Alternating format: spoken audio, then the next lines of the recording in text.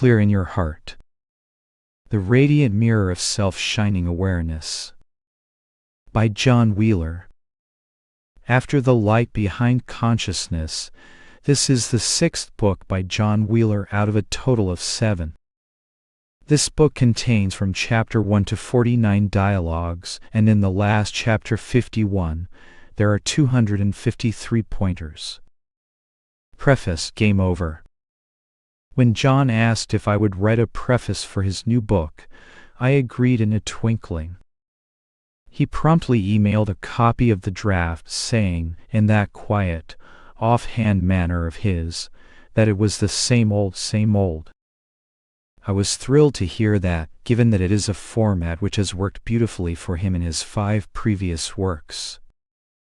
In addition to its familiar layout, the book's focus is blessedly the same. Our natural state and the ease with which it can be overlooked, not to mention the ease with which it can be recognized.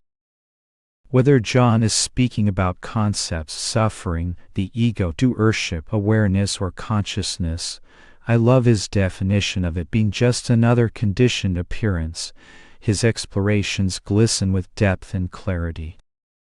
His books, like those of Sailor Bob Adamson, John's teacher, and Nisargadatta Maharaj, Bob's teacher, can be picked up again and again with no loss of captivation and richness. Also, John's works have been instrumental in getting people to recognize their own non-conceptual reality. Some of the aforementioned now have prominent websites and blogs, and they include Annette Nibley, Charlie Hayes, Randolph Friend, Brian Lake, Mary McGovern, Stephen Wingate, Felipe Oliveira, Roy Townsend, and the writer of this preface himself. A frustrated spiritual seeker for over 20 years, I had tried everything from self-help books and lucid dreaming to Catholicism and transcendental meditation. There were dozens of experiences, a few of which were quite stunning. But none of them led to self-knowledge, which was my primary focus. Then I bought a copy of John's first book, Awakening to the Natural State, which was published in 2004 and is already a non-dual classic. That purchase came about after I happened upon his sterling website while searching for contemporary non-duality writers and teachers in the United States. Though I had been greatly moved by Nisargadatta's books, his translators were not always on the mark and ended up confusing things, including me. But when I came across John's site and book, I was thoroughly impressed by the clearness of his expression. There was just this calm and immediate resonance with both his words and his manner. I didn't come to any sudden understanding on the first perusal of the book. Yet, even after reading it well over a dozen times, each exploration was completely okay. Again, the same old, same old. I emailed John a trio of times with questions, and much to my delight, he always promptly responded. And each reply was just as detailed and accessible as the previous one. There was absolutely no hint of impatience or weariness on John's part. The weeks went by, but I still didn't find the answer. Then on one spring evening in 2007, with John's now tattered book in hand, I came across the following sentence on page 135. It is all about seeing what is fully present right now. Suddenly, I was completely paused by that statement. There was no me doing the pausing. There was just this simultaneous halting of all mental activity and a tremendous expansion of my ordinary, everyday awareness, though in reality, its limitlessness was already there. Felt knowingness seemed to inundate every millimeter of the living room. My body, along with my books, bookcase, computer, and television, were now objects with which I had little or no personal connection. There it was, my natural, non-conceptual state in all of its peace and simplicity. I had no words to detail it, which was quite a quandary for someone who primarily considers himself a writer. But the words gradually began to form. What was transparently before me and as me was, at once, sheer, hushed, beginningless, and so perfectly evident. And as I articulated later in a 2009 web article, there was a vastness all around. I waited nearly a week before emailing John. I wanted to be sure about this, though I knew by then that this was the genuine thing. And John confirmed it. Buddha called self-realization the end of suffering. A pertinent description that. For though I had recognized my natural state, there was still some lingering identification with thoughts and feelings. Unless one is completely clear about one being awareness itself, a subtle subject-object duality remains. It was as if I had awakened when there actually was no me. This happened to John as well. There was this tiny clarification needed, one that required neither time nor stabilization. Because John had written so eloquently about how Bob Adamson had pointed this final truth out to him, I was able to perceive it in short order. And that was that. The me and its games were over. Your great good fortune is that there are pointers and declarations here that harbor the same clarity and power as the one that gave me pause in John's first book. Indeed, this work is bursting with them. In a dialogue entitled How Do I Recognize What Is Prior to Consciousness? John keenly notes, the point is not to think this out. Pause the conceptualizing and get the immediate sense of the undeniable awake and aware presence itself. As for the pointers, you have everything you need. You are what you are. All the ideas and experiences come up in natural presence awareness, and you are that fully and completely right now. And witness this instructive gem. Consciousness is the first manifestation or experience in duality. You are aware of being conscious, correct? Parse that out very carefully. You are aware of being conscious. Therefore, you are that which is aware of the coming and going of consciousness. A careful pondering of these words is all you need to recognize your own living reality. Because John speaks totally from the source, his same old is ever vital and ever new. Indeed, what King Dinaka uttered about his newly discovered awareness in the Ashtavakra Gita can precisely be said about the book you are holding at this very moment. Oh, how wonderful it is! Rodney Stevens, Columbia, South Carolina. Chapter 1. Consciousness, Presence, and Your True Nature. Question. What I seem to find is that in this space between thoughts, all there is a generalized sense of awareness. But, when one looks a little closer at that or feels one's way into it, there is somewhere in the midst of it all, at least this is how it feels, a sort of coarse sense of a me, that feels more like a presence, a sort of observer if you like, that is untouched by the things of which it is aware. But, this center is clearly not the David Williams that I always took it for. In fact, it does not seem to have any qualities at all apart from this sense of being there at the core. It does require attention to notice it, though. Does any of this make any sense? John, this impersonal sense of being, presence, or knowingness is the space in which thoughts and all else appear and disappear. It is also often spoken of as consciousness or the witness. It is not a me as such, meaning a limited, isolated person or entity. It is impersonal consciousness. At the level of appearances, this essential conscious presence is what you are. In a sense, you could call it the real or essential you. Keep in mind that the presence of consciousness is not a conceptual I with its sense of limitations, problems, doubts, and personal suffering.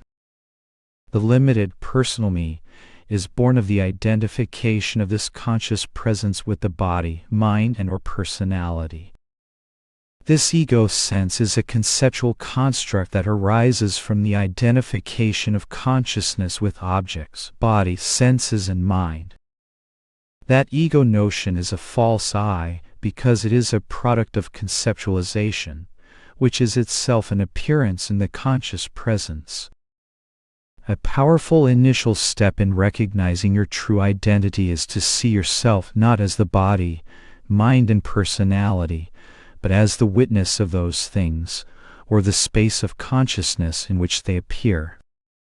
When you look finely into this, you will see that consciousness or the witness is relative. That is to say, it is an appearance also, a transient experience. Consciousness is not always present. It comes and goes in what I would call non-conceptual awareness, or the space that is prior to consciousness. You as non-conceptual awareness are aware of the fact of being conscious or being present. You are the basic space or pure awareness in which consciousness comes and goes. This sounds more complicated than it actually is because we are only talking about your natural state or fundamental being as it presently is.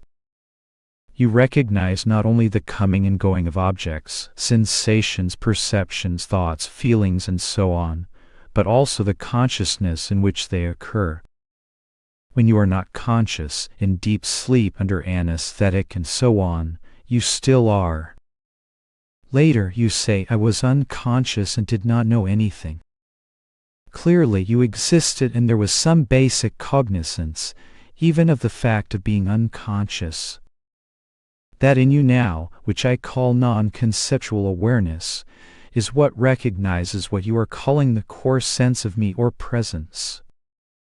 Keep in mind that that experience itself is being recognized by something, which is what you really are in the deepest sense. It is like looking into a microscope. Anything you can see in this limited field of vision is not you. What people often miss is that consciousness or presence is still an experience in the microscope. It is like the artificial light within the microscope that is illuminating the objects seen in it. That is why this sense of consciousness or presence still retains a subtle objective quality or sense of limitation. Pure non-conceptual awareness is utterly outside of duality, has no qualities and no me sense at all. It cannot be grasped or experienced by the mind. It is simply what you are prior to any experience or conceptualization. You are aware of objects, but you are also aware of being conscious. The state of being conscious will certainly pass, so it cannot be your most essential core reality. When consciousness goes, you remain as what you are and always have been. This is non-dual awareness that is not even aware of itself as an object, as there is no second thing present there of which to be aware.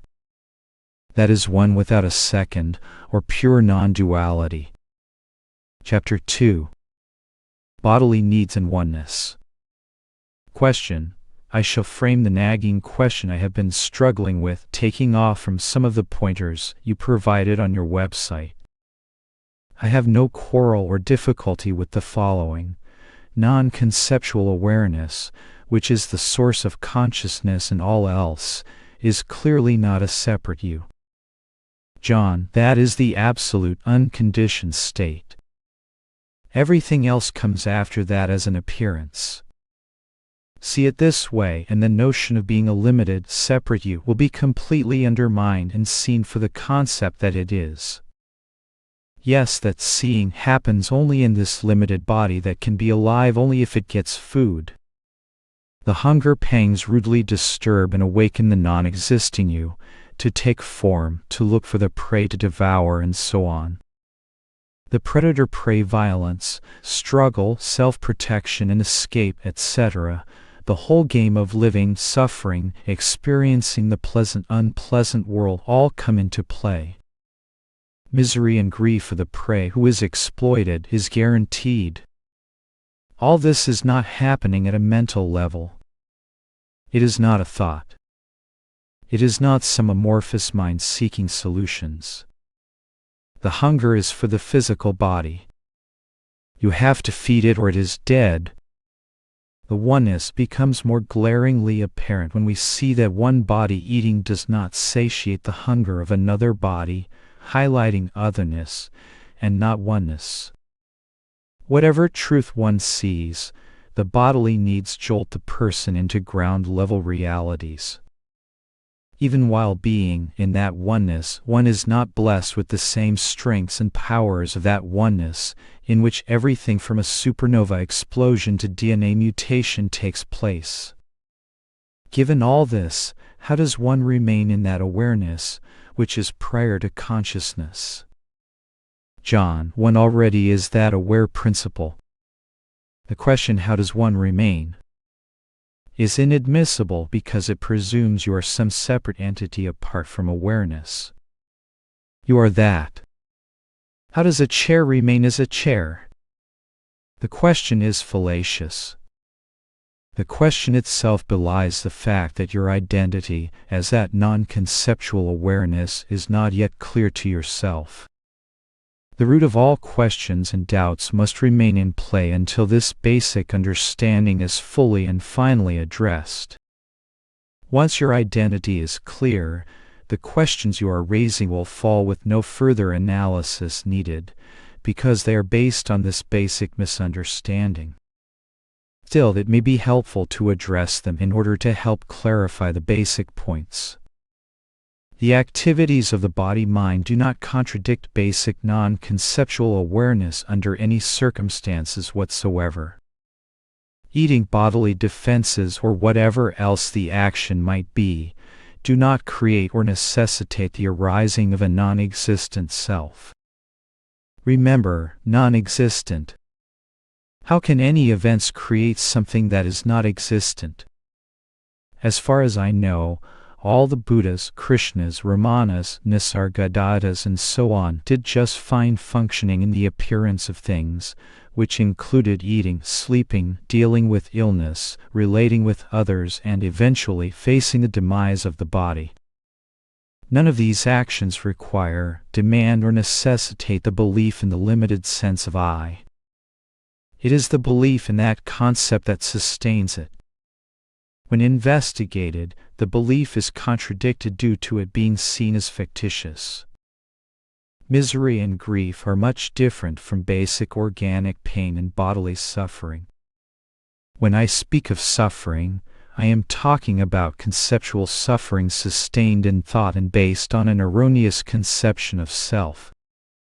When that is taken care of, it is finished regardless of whatever apparently good or bad experiences the body-mind may go through.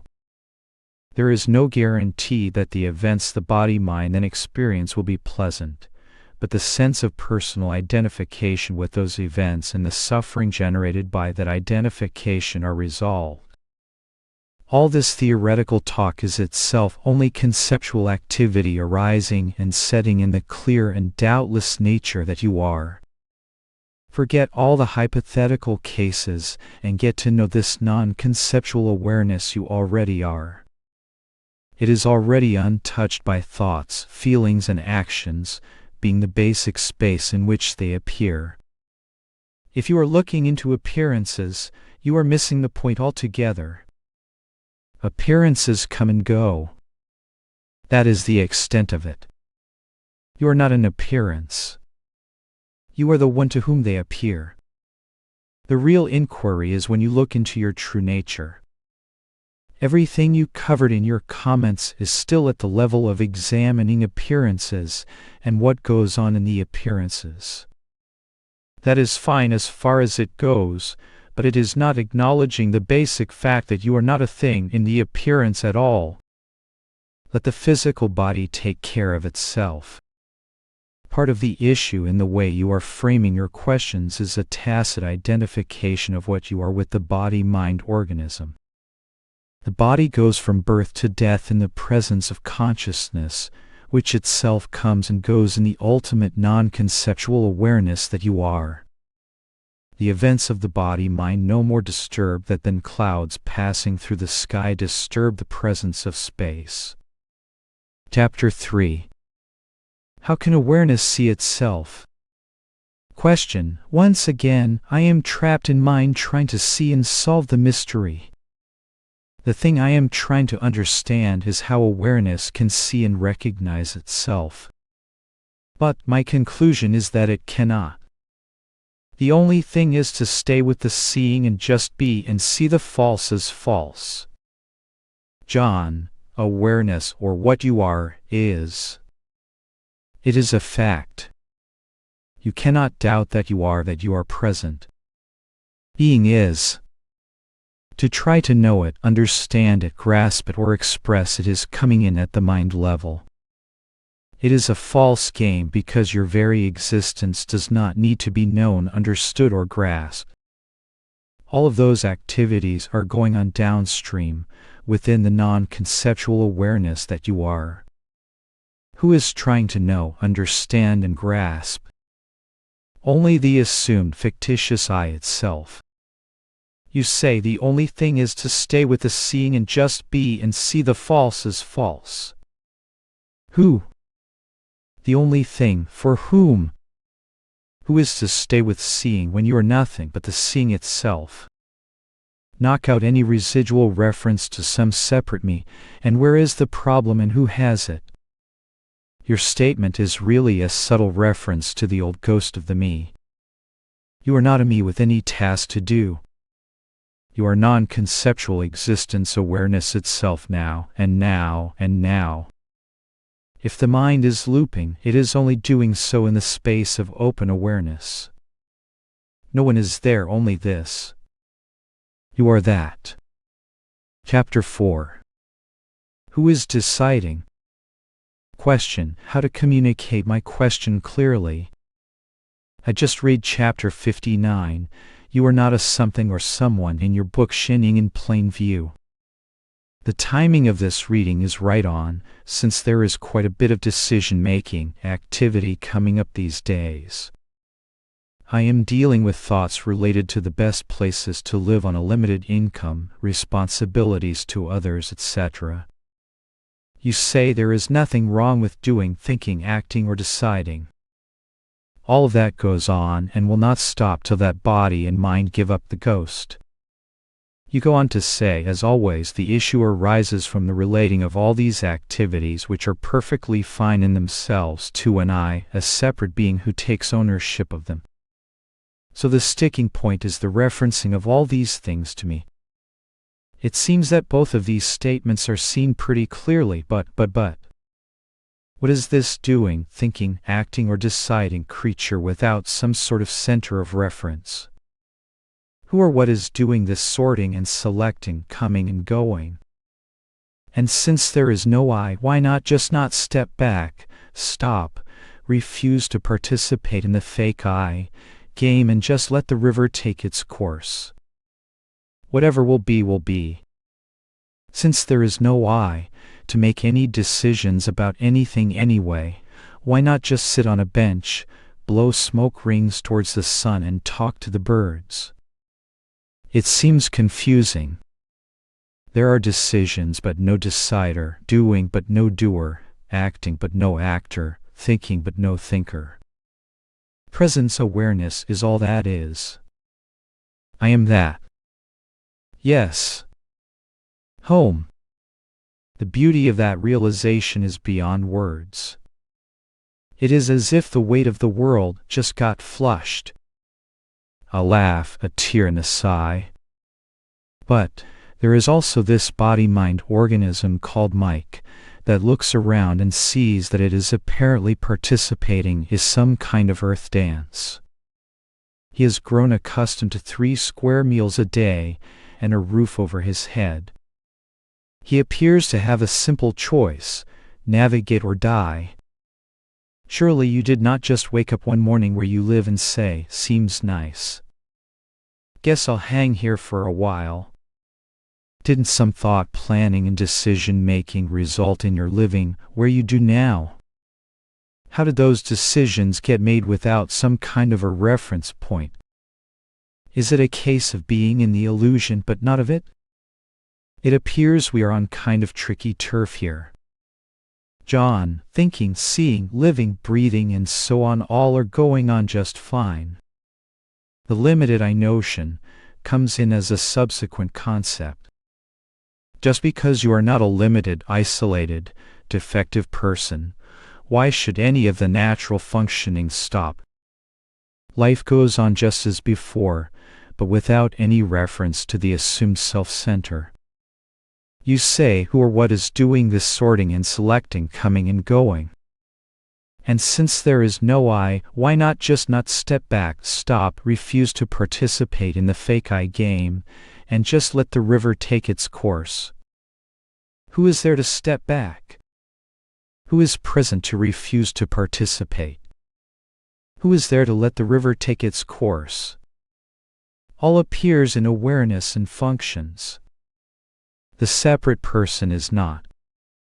Your question implies that without a self-concept, no functioning is possible. That is not true. Which self-center is beating your heart? None. When you say, why not just step back? You are bringing in a tacit reference to an entity with the capacity to do that. There is no one there to step back or refuse to play the game. The fake I game, as you call it, is a fake game. When seen, it is all over.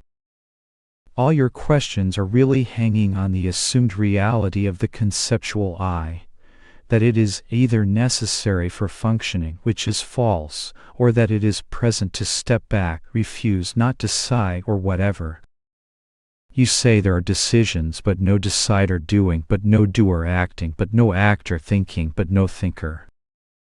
This is it exactly. All these things are going on and will continue to do so. There is just no I doing any of it. This is a description of your own experience even now. Seeing is happening. Thinking is happening. Later the mind comes in and posits an I doing those things, but that I is only a concept. The I concept cannot see, think, or do anything. Are you beating your heart or growing your hair? Yet there is no problem with any of that functioning. It is the same with thoughts also. It is an illusion to think there is a you manufacturing thought. Do you know what the next thought is going to be before it appears? No. Then how can you say you created it? You cannot. And yet, it happens just fine. You ask, why not just sit on a bench, blow smoke rings towards the sun and talk to the birds? Yes, if there is any entity present to do that. If it happens, it will happen, if not, not. Planning, deciding, and functional activity do not imply or require a separate self-concept. In fact, things flow better without that erroneous notion mucking up the works. You say, how did those decisions get made without some kind of a reference point? That is just it. It is a reference point, not who you are. Until people look into this, they are apt to confuse a reference point, which is a conceptual construct, with their actual identity. With the basic identity clear, you can use the reference point if necessary, but not be used by it. In all of this, have you left your true being at any time? Chapter 5. How can an illusion persist? Question. It seems that there is a bit of a hide-and-seek game being played out these days. As always, events appear to happen. Sometimes an I response is triggered and sometimes not. But, even when the knee-jerk I appears, frequently the I is seen to be empty and dissolves. But it seems that the I habit or illusion can be both very subtle and persistent. It is a master of disguise that does not want to completely surrender without a fight. Realization of or at one meant with the presence awareness that I am, words to try to describe it fall so short, is often in the foreground of awareness. then it seems that sooner or later I trip over a lingering misidentification that temporarily seems to block contact with the light that I am. Then there is the frustration of being back in the land of searching and questioning, until some slippery aspect of the I, illusion, is seen and is then gone. Is there a roto-rooter device that will clean the drain once and for all? John, these are all concepts floating in undeniable aware presence. All thoughts and appearances manifest in awareness. Nothing blocks that at any time. You say the I is seen and dissolves. This is still granting too much reality to the I. The I is the presumed separate self standing separate and apart from reality. Did you ever find such a beast? The roto-rooter device is simply making a penetrating search for the I entity and finding once and for all that there is no such thing. We only believe in something if we think it is there. Practically speaking, all these thoughts are just pure imagination and utterly useless because, have you actually left the presence of awareness, your natural state? Yes or no?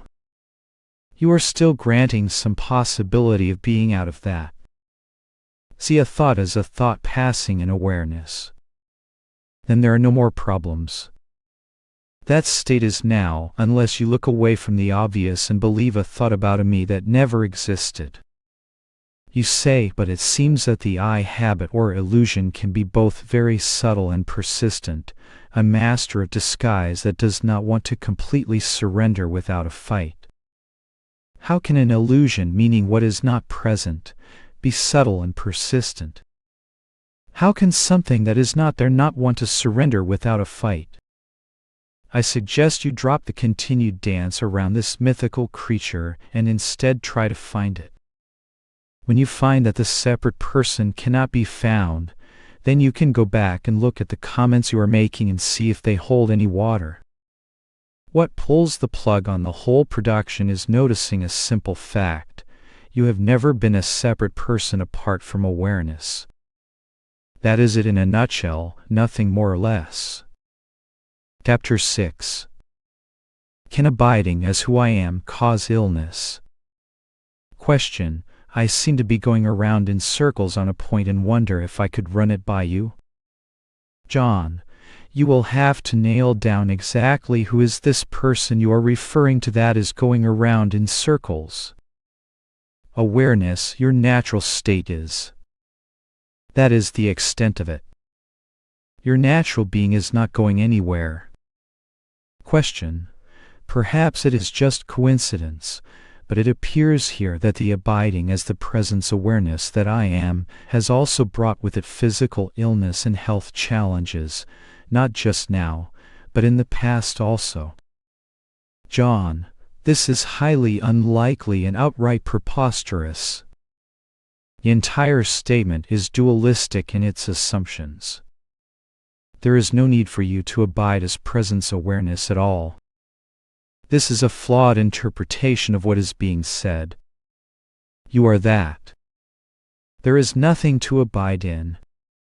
If you conceive of this as some state or special focus, you may be getting all wrapped up in needless concepts and stressing out the mind unnecessarily.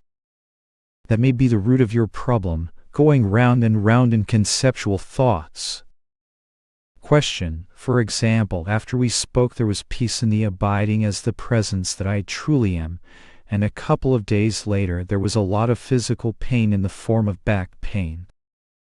John: what makes you assume a causal relationship here? You are still framing this very dualistically. There is no abiding as presence. I am not sure who would be doing such a thing. Question: this has persisted and resulted in all kinds of mental turmoil and, in a sense, pulled me right out of that abiding as the natural state. Although I do know in real terms this is not possible. John: well, be consistent with your own understanding. It is not possible. Full stop. Again, the belief in the me entity is driving the concepts here. Question. Please forgive my terminology. It is very dualistic, I know. But this is the only way I can really explain what is happening at the moment. John, there is a lot of focusing on the content. Tell me about you. How is simple being and its aware nature doing in all of this? And have you left that or become anything other than that? What appears to be happening is that the root me concept is thriving and generating a lot of additional conceptualizing, which is being given quite a bit of attention and belief. What is happening is the very definition of suffering. Question. Well, this physical pain has catapulted me back into the Eckhart Tolle teachings, which I have really enjoyed for many years. There seems to be a renewed vigor in immersing myself in Eckhart Tolle's teachings and books. This at times brings about a sense of profound peace and depth within me, which I have to admit is very satisfying. John, for a time. There are many interesting teachings available, no doubt, but they all too often tend to leave you back in a dualistic position. Why is the supreme reality beyond time, space, life and death, which is what you are, looking for teachings at this point? The reason is that the me concept is being assumed to be who you are. Question. It seems to me teachings like those I have been looking into are about bringing presence into day-to-day living, if that is possible. Whereas the non-duality pointers are about recognizing and abiding as the presence you are and letting life flow from that. John, the teaching you mention leaves the concepts of the seeker, the absolute, and the world intact. Who would ever find anything but a temporary reprieve from suffering in such terms? The root is not being addressed at all. I am not advocating non-duality. I am only pointing out simple facts. Question. Despite the recognition that some teachings in a sense can solidify the sense of an individual, they seem to provide relief from the pain. John, only temporarily, just like other self-help methods. They work for a time then run dry. That is why you were not satisfied with those teachings before. If you are not convinced, then give them another spin just to be sure. By the way, be sure you are not dealing with an actual physical or psychological issue. Self-knowledge is not necessarily a replacement for relative health support when called for. Question. Abiding as the realization of the presence awareness seems frightening and somewhat chaotic. John, this is because you are not fully understanding the basic point, and you are trying to appropriate the pointers from the position of being a separate person. Presence awareness is not to be realized or abided as, which are entirely dualistic notions based on the assumed reality of the separate self. Question. The more I think about it, the more I have been going around in circles on this for quite some time. If you have any thoughts on this, I would be very interested to hear them. John, you are simply looping around and around in conceptual thought and stressing yourself out. That, I would venture, is the source of your difficulties. To see your true nature as presence awareness, or whatever you want to call it, brings no pain, suffering, or stress whatsoever. Stress, suffering, is generated in the mind and based on the assumed reality of the I notion. That generates other thoughts of and about that I, and the mind loops endlessly in such concepts. Even the attempts to understand the basic points are then run through the perspective of the imaginary me, and that conceptual activity itself becomes just more suffering. Then the mind runs around looking for antidotes and teachings to fix the problem instead of seeing the real cause. Chapter 7. Knowing who you are and who you are not. Question. I have been into the spiritual search, primarily non-duality, for well over 30 years. I had one main non-duality teacher, Jean Klein, who passed away 10 years ago. I have read numerous books and practiced self-inquiry ever since first hearing about it. John, our backgrounds are very similar. I also practiced self-inquiry for many years but was not satisfied. Certainly this seeking, suffering and doubt were not resolved, which is what eventually motivated me to talk to Bob Adamson, who had his doubts resolved with Nisargadatta Maharaj. Then everything directly fell into place. Looking back, my conception of self-inquiry was flawed. The basic issue is a misunderstanding of our identity. The so-called self-inquiry is supposed to help resolve that. Usually, through a misunderstanding, the mistaken concepts of who and what we are carried into the self-inquiry and render it impotent. The notion of practicing self-inquiry, which I know well from years of trying that, is already flawed and belies certain assumptions that are part and parcel of the problem. This boils down to the notion that I am a separate someone apart from reality. This is the fundamental notion or concept driving all of the doubts, suffering, and seeking. The end game, so to speak, is clarifying your real identity, coupled with a penetrating understanding of the falsity of the I concept. That is why I always talk of these two key points. If either of those recognitions are not present, it is impossible for the sense of seeking, or dissatisfaction as you call it, to end. Basically, the false identity is still being believed at some level. Even the notion that we are practicing self-inquiry is a concession or admission to the belief in the separate self. Reality needs no practice. Whatever word you use to point to what is ultimately real, being, awareness, self, and so on, that is already established and does not need to be achieved. Who or what is practicing, attaining, or achieving? Only the assumed person who feels apart from reality. But that conceptual entity cannot attain anything because it is a false assumption. It is basically non-existent. This is the catch. The notion of the person, which is an assumed real presence or entity, is taken as true. It is taken to be what we are. Any movement within that conceptual framework is destined to fail because it is based on a false premise. The real inquiry is a straight look at the reality of that concept. The net result to be aimed for, so to speak, is the ending of the belief in our identity as that concept. Because suffering is ultimately belief in self-centered concepts of the me, the ending of the belief in the me is the ending of the root cause of such suffering. Self-inquiry is not a practice per se. If it is conceived as such, it is bound to be ineffective. Who would practice it? It is more in the nature of a deep understanding of the nature of the problem.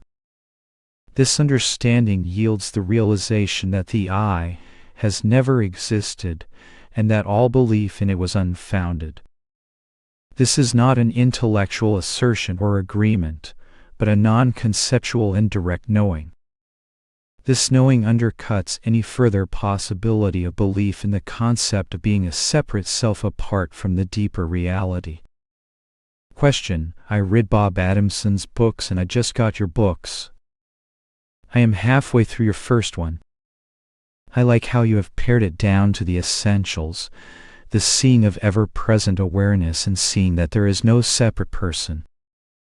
John, these are the basic points. They are more than enough to end the search conclusively. Question: I have one question at the moment. In a way, it would be true to say that I do not really have any questions at all. I often feel like I get it, and could even explain it all fairly well, maybe even as well as some of the teachers out on the satsang circuit. John, the only issue is, do you know beyond any doubt whatsoever what you are? Also, is there any tendency to believe in yourself as a separate self apart from reality? If either of these points is not clear, the suffering and doubts will go on, no matter what else is understood, and how clearly the pointers are expressed or understood at a verbal level. Question: but it is equally true to say that I feel that I do not get it at all because there is a subtle, sometimes not so subtle, dissatisfaction with the fact that awareness seems to come and go. I tell myself that awareness has been here all along, that I just have not been noticing it lately, for the last few seconds, minutes, hours, or days. Yet it feels like there is some self-deception involved here, that the ego is just trying to reassure itself that everything is okay. John, I see two problems here. The word awareness is just a pointer to your innate being or true nature. The assertion that that comes and goes cannot just be agreed with or disagreed with at a mental level. This is taking things too superficially. I would say go back to basics and be very clear about what you are. Forget the labels and spiritual concepts. You obviously are. You exist at some fundamental level. That cannot be denied. What is it that you are? You need to pin this down. You cannot just give it a label such as awareness and assume this is knowing who you are. You are not a word or label. You need to dig in and be very clear as to what you are. Are you a thought? An experience? A perception? A person? A thing?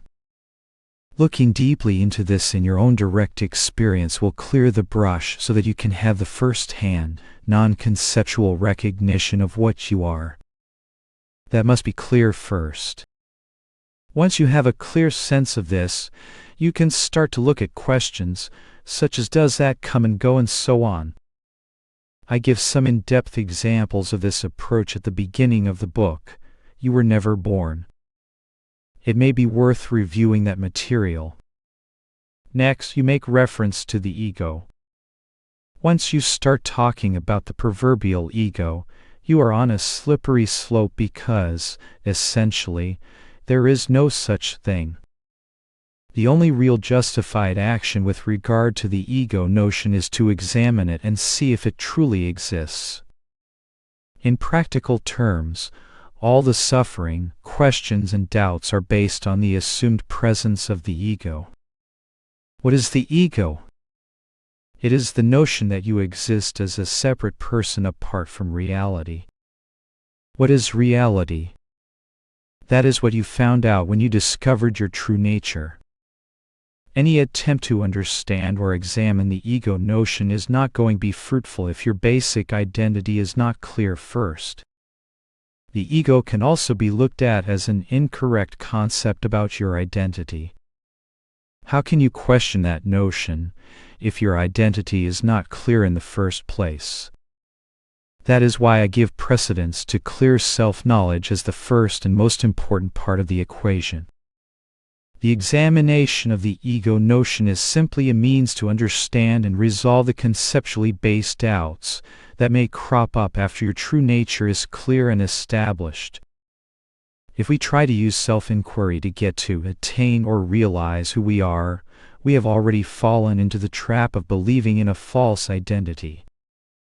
The real self is already present. It may not be clearly known, or we may be in doubt about what that is. If so, then the clarification of who we are is needed. Question: the energy behind all of my long-time seeking, reading, and self-inquiry seems to be driven by a desire to reach a final understanding, to get it over with.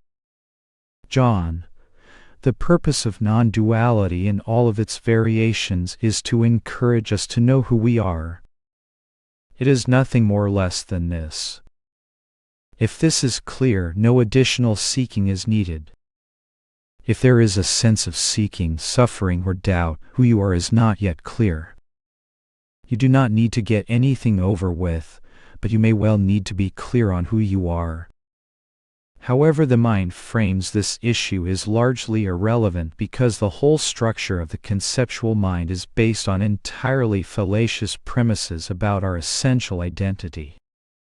To put it simply, either we know ourselves or we do not. If not, we need to resolve this. Question. So many people have said there is such a final understanding, for example you, Bob, Nisargadaita, Ramana, Jane Klein, that I believe it must be true. John. To talk of final understanding plays into the ego's concept of a future state when I will get something I do not have. It is all misconceived. You do not need a final understanding because you are already one with the reality. The real question is who needs or wants that. It can only be the one who conceives of himself as separate and apart from reality, in other words, the ego notion. So, seeing that the whole issue is based on the assumed presence of that entity, the real response is to verify if it is real or not. This is the essence of self-inquiry, which is really the examination of the nature of the I concept. Where is this presumed separate self? The very question you raise is predicated on the assumption of the separate self. If you look for it, the ego, and cannot find it, how can you believe in it? Then how can the questions that depend on it be taken seriously? They cannot. Therefore the suffering ends conclusively. As a concession, final understanding may be conceived as the ending of the possibility of belief in the separate self-concept. The direct investigation of this notion does end the possibility of believing in an entity which was only assumed to be present. It is not a final understanding as an achievement for an entity, but the loss of a belief in an erroneous concept that was only assumed as present. Question. I also encounter statements like, enlightenment is a myth, you are already there, there is nothing to achieve, the ordinary awareness that you are experiencing right now is it. These statements seem to be arguing against a sudden final insight or realization. John. No realization is needed because you are already what you are seeking. If this is not clear, then you need to verify this. In other words, understand who you are. Nothing is gained, of course, because you already are what you are. But, if you are being misled by an erroneous concept, you are living under false pretenses. That needs to be addressed. The clarification of what you already are certainly can happen. That is what this is about. And in that seeing, the belief in the false identity falls away. Hence, the seeking, suffering, and doubt is resolved. Absolutely nothing is attained, but the false and needless concepts are contradicted. Question. I guess I need to accept or somehow deal with the fact that dissatisfaction arises, followed by awareness, followed by dissatisfaction or other appearances, and not concern myself with getting it all resolved. Perhaps I just need to keep telling myself, stop seeking, this is it. John. No. This is wrong. It indicates that the false identity is still being given belief. Who and what are you talking about? It is clear from your statements that the basic issue of who you are is not yet clear. It is not a problem because there is nothing difficult about it at all. But you are granting a lot of reality to these concepts which are arising from a false notion of a separate, limited self. Quit following all the thoughts and find the nature of the one who is having them. Question. Is there really an end to all of this? Or when people like you say I reached the end of my spiritual search, do they simply mean they gave up and accepted their situation? John. Absolutely not. They looked and found beyond any doubt who they are and uprooted once and for all the core concept driving all the conceptual bondage. If this were not possible, why talk about this stuff? Question.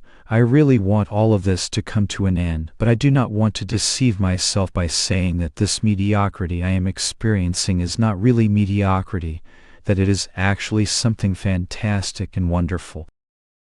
John, I suggest dropping all these half-examined notions. You need to know who you are and expose the cause of suffering. Both are possible and easily done with a bit of clear understanding. Chapter 8. Simple, ordinary awareness. Question. The sense of knowing that I am alive, that I am aware, and that I am present is prior to any object that comes and goes in this field of knowing, thoughts, feelings, the world, my body. What is remarkable about this is how effortless the knowing is. It is just my simple, ordinary awareness. I have had this treasure my whole life. After years of struggle, being what I am is the most natural thing in the world. This defines the meaning of the word relief for me. Question. How is that knowing presence that I am not the same as the awareness that cognizes the coming and going of presence prior to consciousness? Is this a matter of presence and awareness being localized in a human body? John, there are different ways to look at this. One would be simply to drop all thoughts and realize that you are present with or without the question, and that what you are is perfectly whole and complete as is. What is wrong if you are not thinking about it? Then full stop. You can also notice that what you are is that presence of awareness that knows the coming and going of consciousness. Keep in mind that consciousness in this context is the state of relative consciousness, of knowing that you are present and conscious. Sometimes the state of being conscious is present, in other words, waking, and sometimes it is dormant, in other words, sleep, unconsciousness, before birth, after death. But still all of that is taking place in a greater context, which is the basis upon which consciousness comes and goes. That is the absolute, ultimate, or prior to consciousness state, for lack of a better word. It is sometimes called the stateless state. That is what you are in the most profound sense. It is the everyday, or ordinary, sense of awareness that is entirely self-evident, non-conceptual, and free of the dualism of subject and object. Without the arising of the relative sense of being conscious, which is largely dependent on the presence of the body as a matrix or vehicle for consciousness to manifest, you do not know that you are. Without that presence of consciousness, you have no sense, feeling, or knowledge of your existence. For example, you did not have a sense of being present and conscious before you were born or in the state of dreamless sleep. That is why it is said that the Absolute is awareness that is not aware of itself, or being that does not know that it is. Nor is there any need to be aware of it, since it is the non-dual state with no relative consciousness or any entity present who would need to know it. It is only after consciousness dawns, and the concept of a separate entity appears in conceptual thought, that questions of knowing or attaining the Absolute come into the picture. The Absolute, which is really your own natural condition, is not some state that you attain in the future when the mind is still or consciousness disappears. It is the basis of present experiencing and knowing, even now. Chapter 9. How can we know what is before consciousness? Question. If consciousness appears in non-dual awareness and does not know itself, how are we ever aware of it? We perceive the world through consciousness. If who we are is before consciousness, have not we made it impossible to know? It seems that we are taking on faith that without a body it exists, because without a body we cannot know it exists. John, awareness and your nature as that are self-evident. This cannot, and need not, be known or proved in terms of subject-object knowledge. Keep in mind that all the pointers to what is ultimately real are simply descriptions of you, what you presently are. You are present now and aware of the fact of being conscious. This is self-evident. You cannot grasp yourself or your innate being as something out there.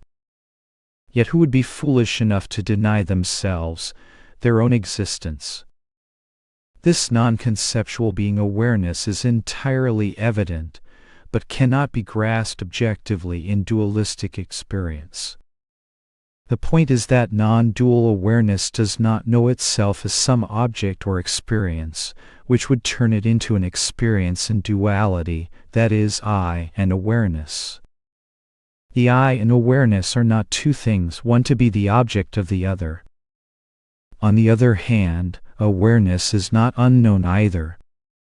Your presumption is that it is currently unknown and must be known somehow. This is wrong. Awareness cannot be known objectively because it is not an object, but neither can it be unknown, for the same reason. It is the very presence enlivening and making possible all-knowing. It is you, your natural state. Chapter 10. How can I go beyond the I am sense? Question: how can I go beyond the I am sense in practice? John: who is going to go beyond? This is still talk in relation to the notion of a person. You are still giving credit to that. All the questions come from that. Who is this I that needs to understand, go beyond the I am, and so on? Your nature is that which is prior to consciousness. It already is that. You are getting misdirected by granting reality to the individuality. You are not a person in need of something in the future. You are reality itself. Why is reality asking for understanding and applications? Do not ask, how do I? Instead, see what you already are. How can I give guidance or methods to an I that is a total fiction? I see you as the supreme reality itself. The notion that you are not that needs to go. See that all your questions are in relation to a person that never existed. Chapter 11. Looking at the subtle presence of suffering. Question: I would like to give you a little bit of background. I worked for several years with a teacher whom I found to be very clear. I did not do especially well with the teachings, but when I was with this teacher, I could hear beyond the words, and that was enough. The longing to know freedom was so intense through those years that there were times when I was nearly brought to my knees. I twice began working through a long series of exercises on mindfulness with my teacher, but dropped them because they simply did not speak to me. I asked him if I could begin working on the exercises a third time, and he said I should give up my efforts in that direction and wait until a particular retreat that was coming up at which he would introduce the non-dual teachings. He said he felt they would resonate with me better than mindfulness. That turned out to be an understatement. But understanding did not come immediately. My sense is that because of the continuing combination of non-dual teachings with mindfulness, there would be glimpses, and then the mind would return to making an intense effort. About 2 years ago, my teacher conducted a teacher training in which non-duality was emphasized. There was a point during that training at which the seeking fell away effortlessly, like a tiny, tiny puff of air. It was very funny to see it happen like that after those years of a longing so intense that it seemed unbearable. I laughed at how simple and obvious it was. I did not make a decision not to meditate anymore, but meditation simply no longer happened. I arranged to sit at one more retreat, but could see absolutely clearly a few minutes into it that there was no reason to sit at a retreat of any kind. Everything is available here now. Nothing is required. A little over a year ago, I began leading a group, the stated purpose of which is the examination of reality from the perspective of non-duality. It is a wonderful group. I sent my teacher some of my talks, and while he was encouraging in some ways, he was for the first time critical in others. He felt that encouraging immediate direct seeing was irresponsible, that it is necessary to first build bridges through practice and contemplation. He suggested I was engaging in spiritual bypassing by not continuing to meditate and practice. His comments were insistent, and we finally agreed formally to give up the teacher-student relationship. Since then he has been respectful and accepting of the way I present the understanding that has arisen, but it was a painful transition.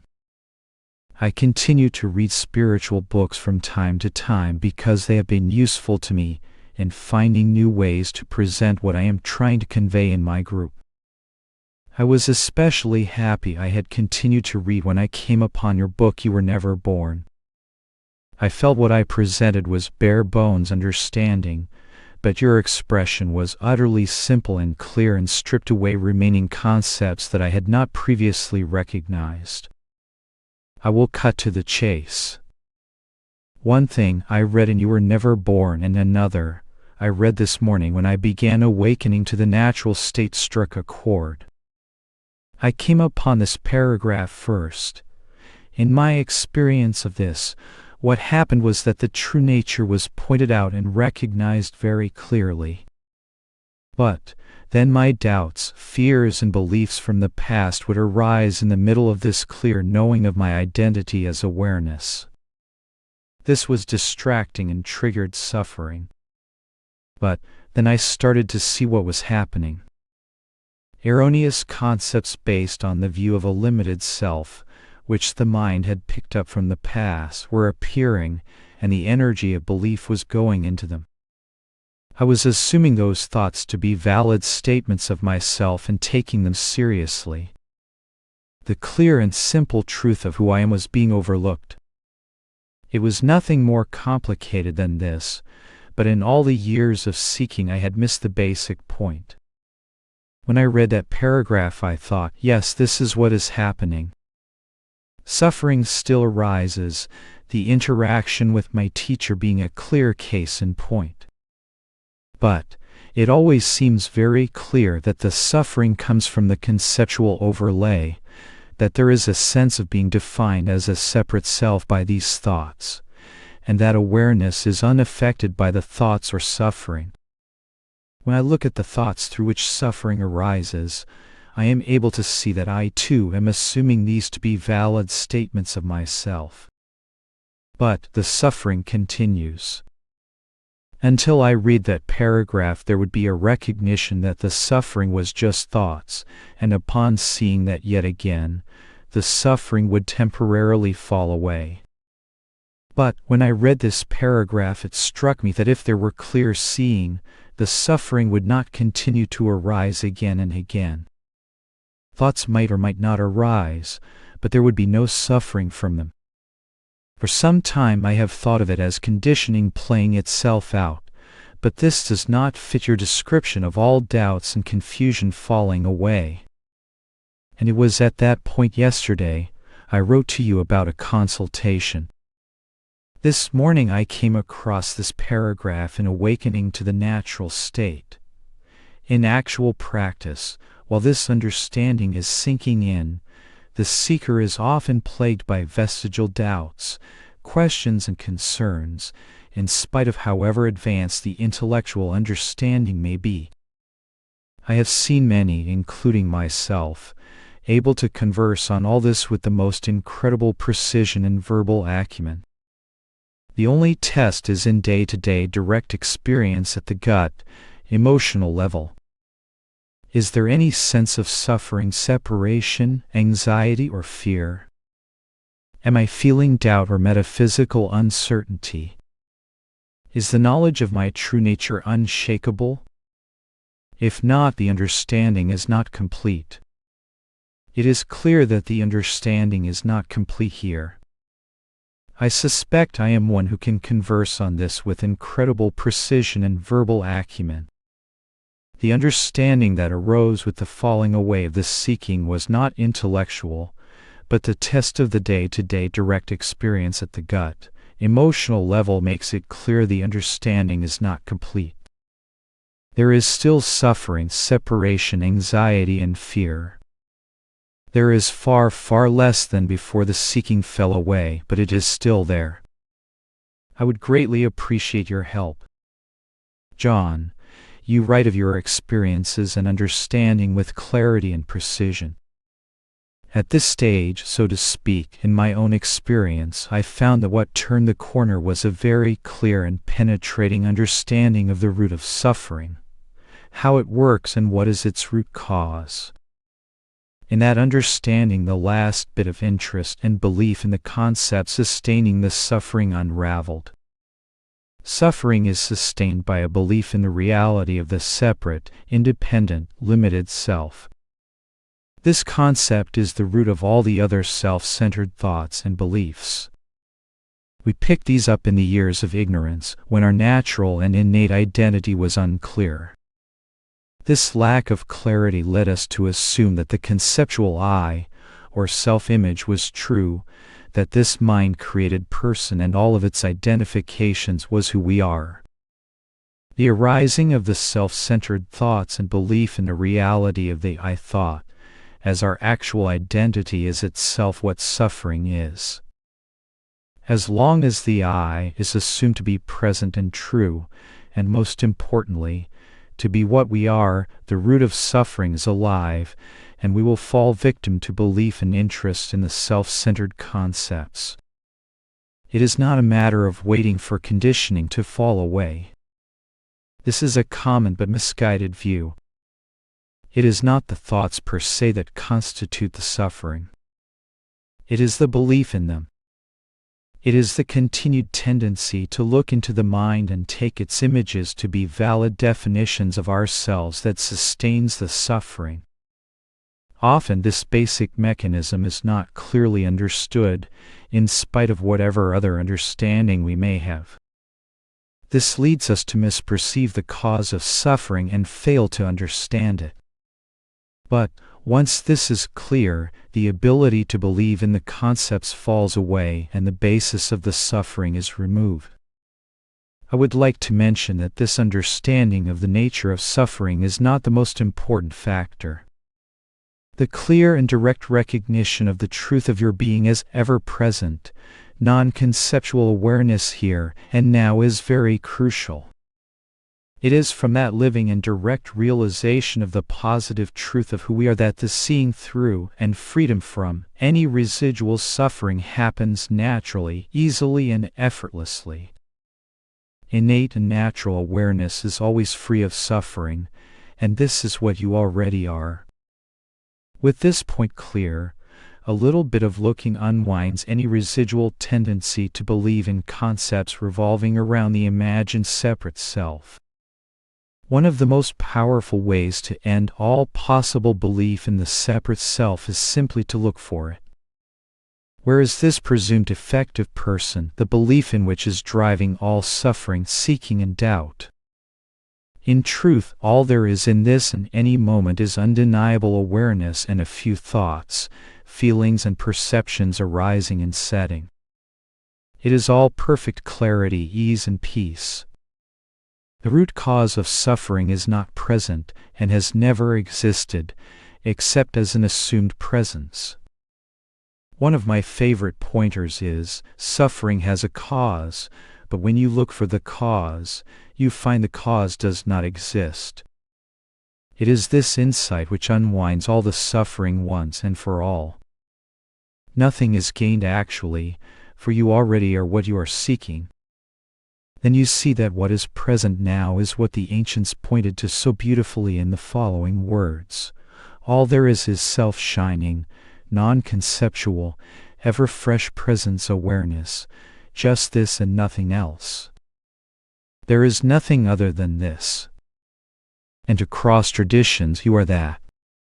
Here and now this non-conceptual awareness is all there is, and it is what you are.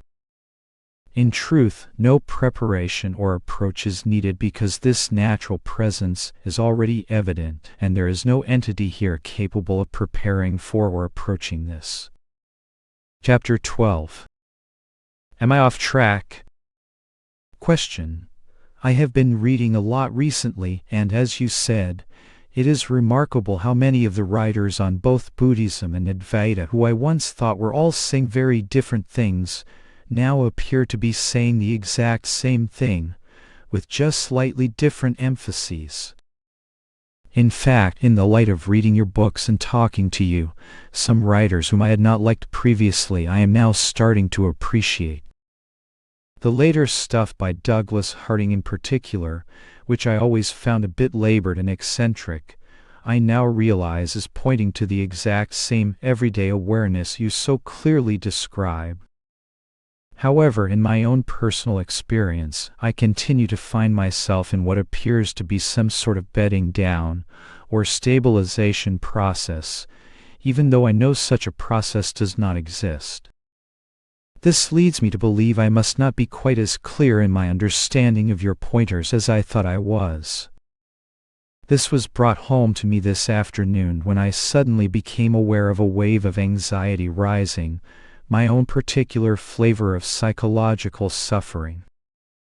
As it did, I switched into that sense of simply seeing it, the anxiety, as another object among many arising in awareness and therefore not identifying with it. But the anxiety kept building. As it did, I suddenly got the feeling I was trying to engage in what felt like an awful lot of mind stuff and trying to head it off at the pass. Thoughts fighting thoughts, as you once put it. As this happened, I became aware of something else. This massive panic coming from a much deeper, but more subtly ingrained sense of a self that was terrified of the anxiety, was trying to apply the everyday awareness to fight it off. This recognition immediately expanded the sense of that everyday awareness to include this terrified self as another object arising in awareness. Suddenly there was so much more space and much less panic. Does this all sound horribly off track to you? I would be fascinated to hear your thoughts. My apologies for banging on in such self-absorbed detail. John, do not turn this into a test or get yourself back in the game as a person who is not quite there or whatever. Appearances come and go in awareness. You are that awareness. Everything arises from and falls back into awareness. Nothing is separate from the essence of things. In all of your experiences, did you stop being? Did the fact of awareness depart? Did you ever become other than that simple and clear being awareness? Always keep that at the forefront of consideration. If your basic nature did not depart, then no major issue has arisen. All that may happen is a bit of focus goes into the mind at times. In other words, the mechanism of suffering plays out a bit. Before even getting into looking into that, I would like to stress keeping a sense of the fact of your being and its aware nature. What is all that experiencing arising in any way? You will find that in looking in this way, no loss of your true self has occurred. Then you can see that all that happens is that some thoughts, feelings, or perceptions arise in this clear awareness that you are.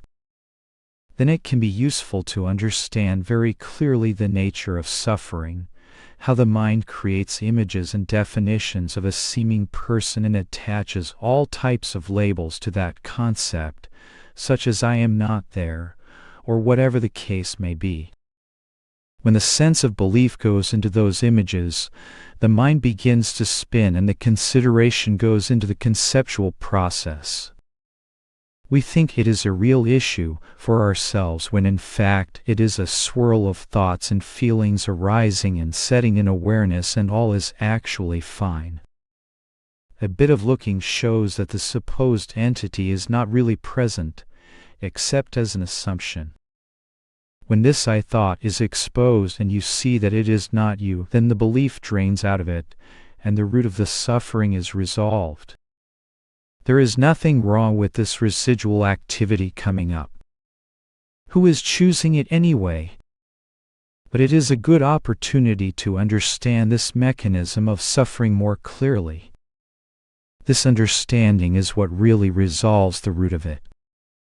It is not an attainment, because in fact you are already free and beyond the appearances as the one to whom they appear.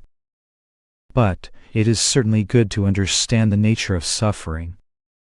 Why put up with needless suffering when it can be resolved with a bit of understanding? You say I must not be quite as clear in my understanding of your pointers as I thought I was. Who? Do not let this flurry of thoughts be an excuse to introduce a fictitious I into the mix. You are ever and always that aware presence itself. No I separation from that has actually happened. Chapter 13. I do not have the blissed out feeling. Question. I basically get that I am awareness, and that in this all-encompassing awareness there are myriad manifestations. However, I do not have the blissed out feeling that I have heard goes along with this sort of understanding. In general, I am very happy, have fun a lot, and am positive and loving. But I have heard of bliss and unconditional love, and I cannot say I have that experience. I am okay with this. I am not striving to find bliss by any means, but I am curious about it. Could you respond to how this feeling or presence of love, maybe even bliss, relates to living as awareness? For example, you signed your letter Love, John, and I would be hard-pressed to do that, since love is not so present for me as I am typing this. John, to be brief, if it is not present right now, it is not the eternal and ever-present natural state. The bliss and love states are simply ideas. But you and your nature are not ideas. They are present facts. I would say drop all the spiritual concepts and get to know yourself. You are present and aware. That is what you are.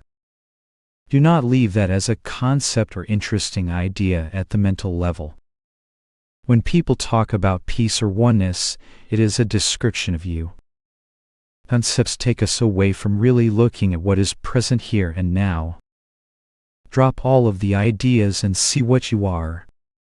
Be willing to explore and get familiar with this nature that you are. We overlook what is present because we are used to looking for sensations, states, experiences, and concepts. But you are not any of those things. What is being pointed to is not a feeling, state, or experience, which is why we tend to miss it. Pause all thought and just be.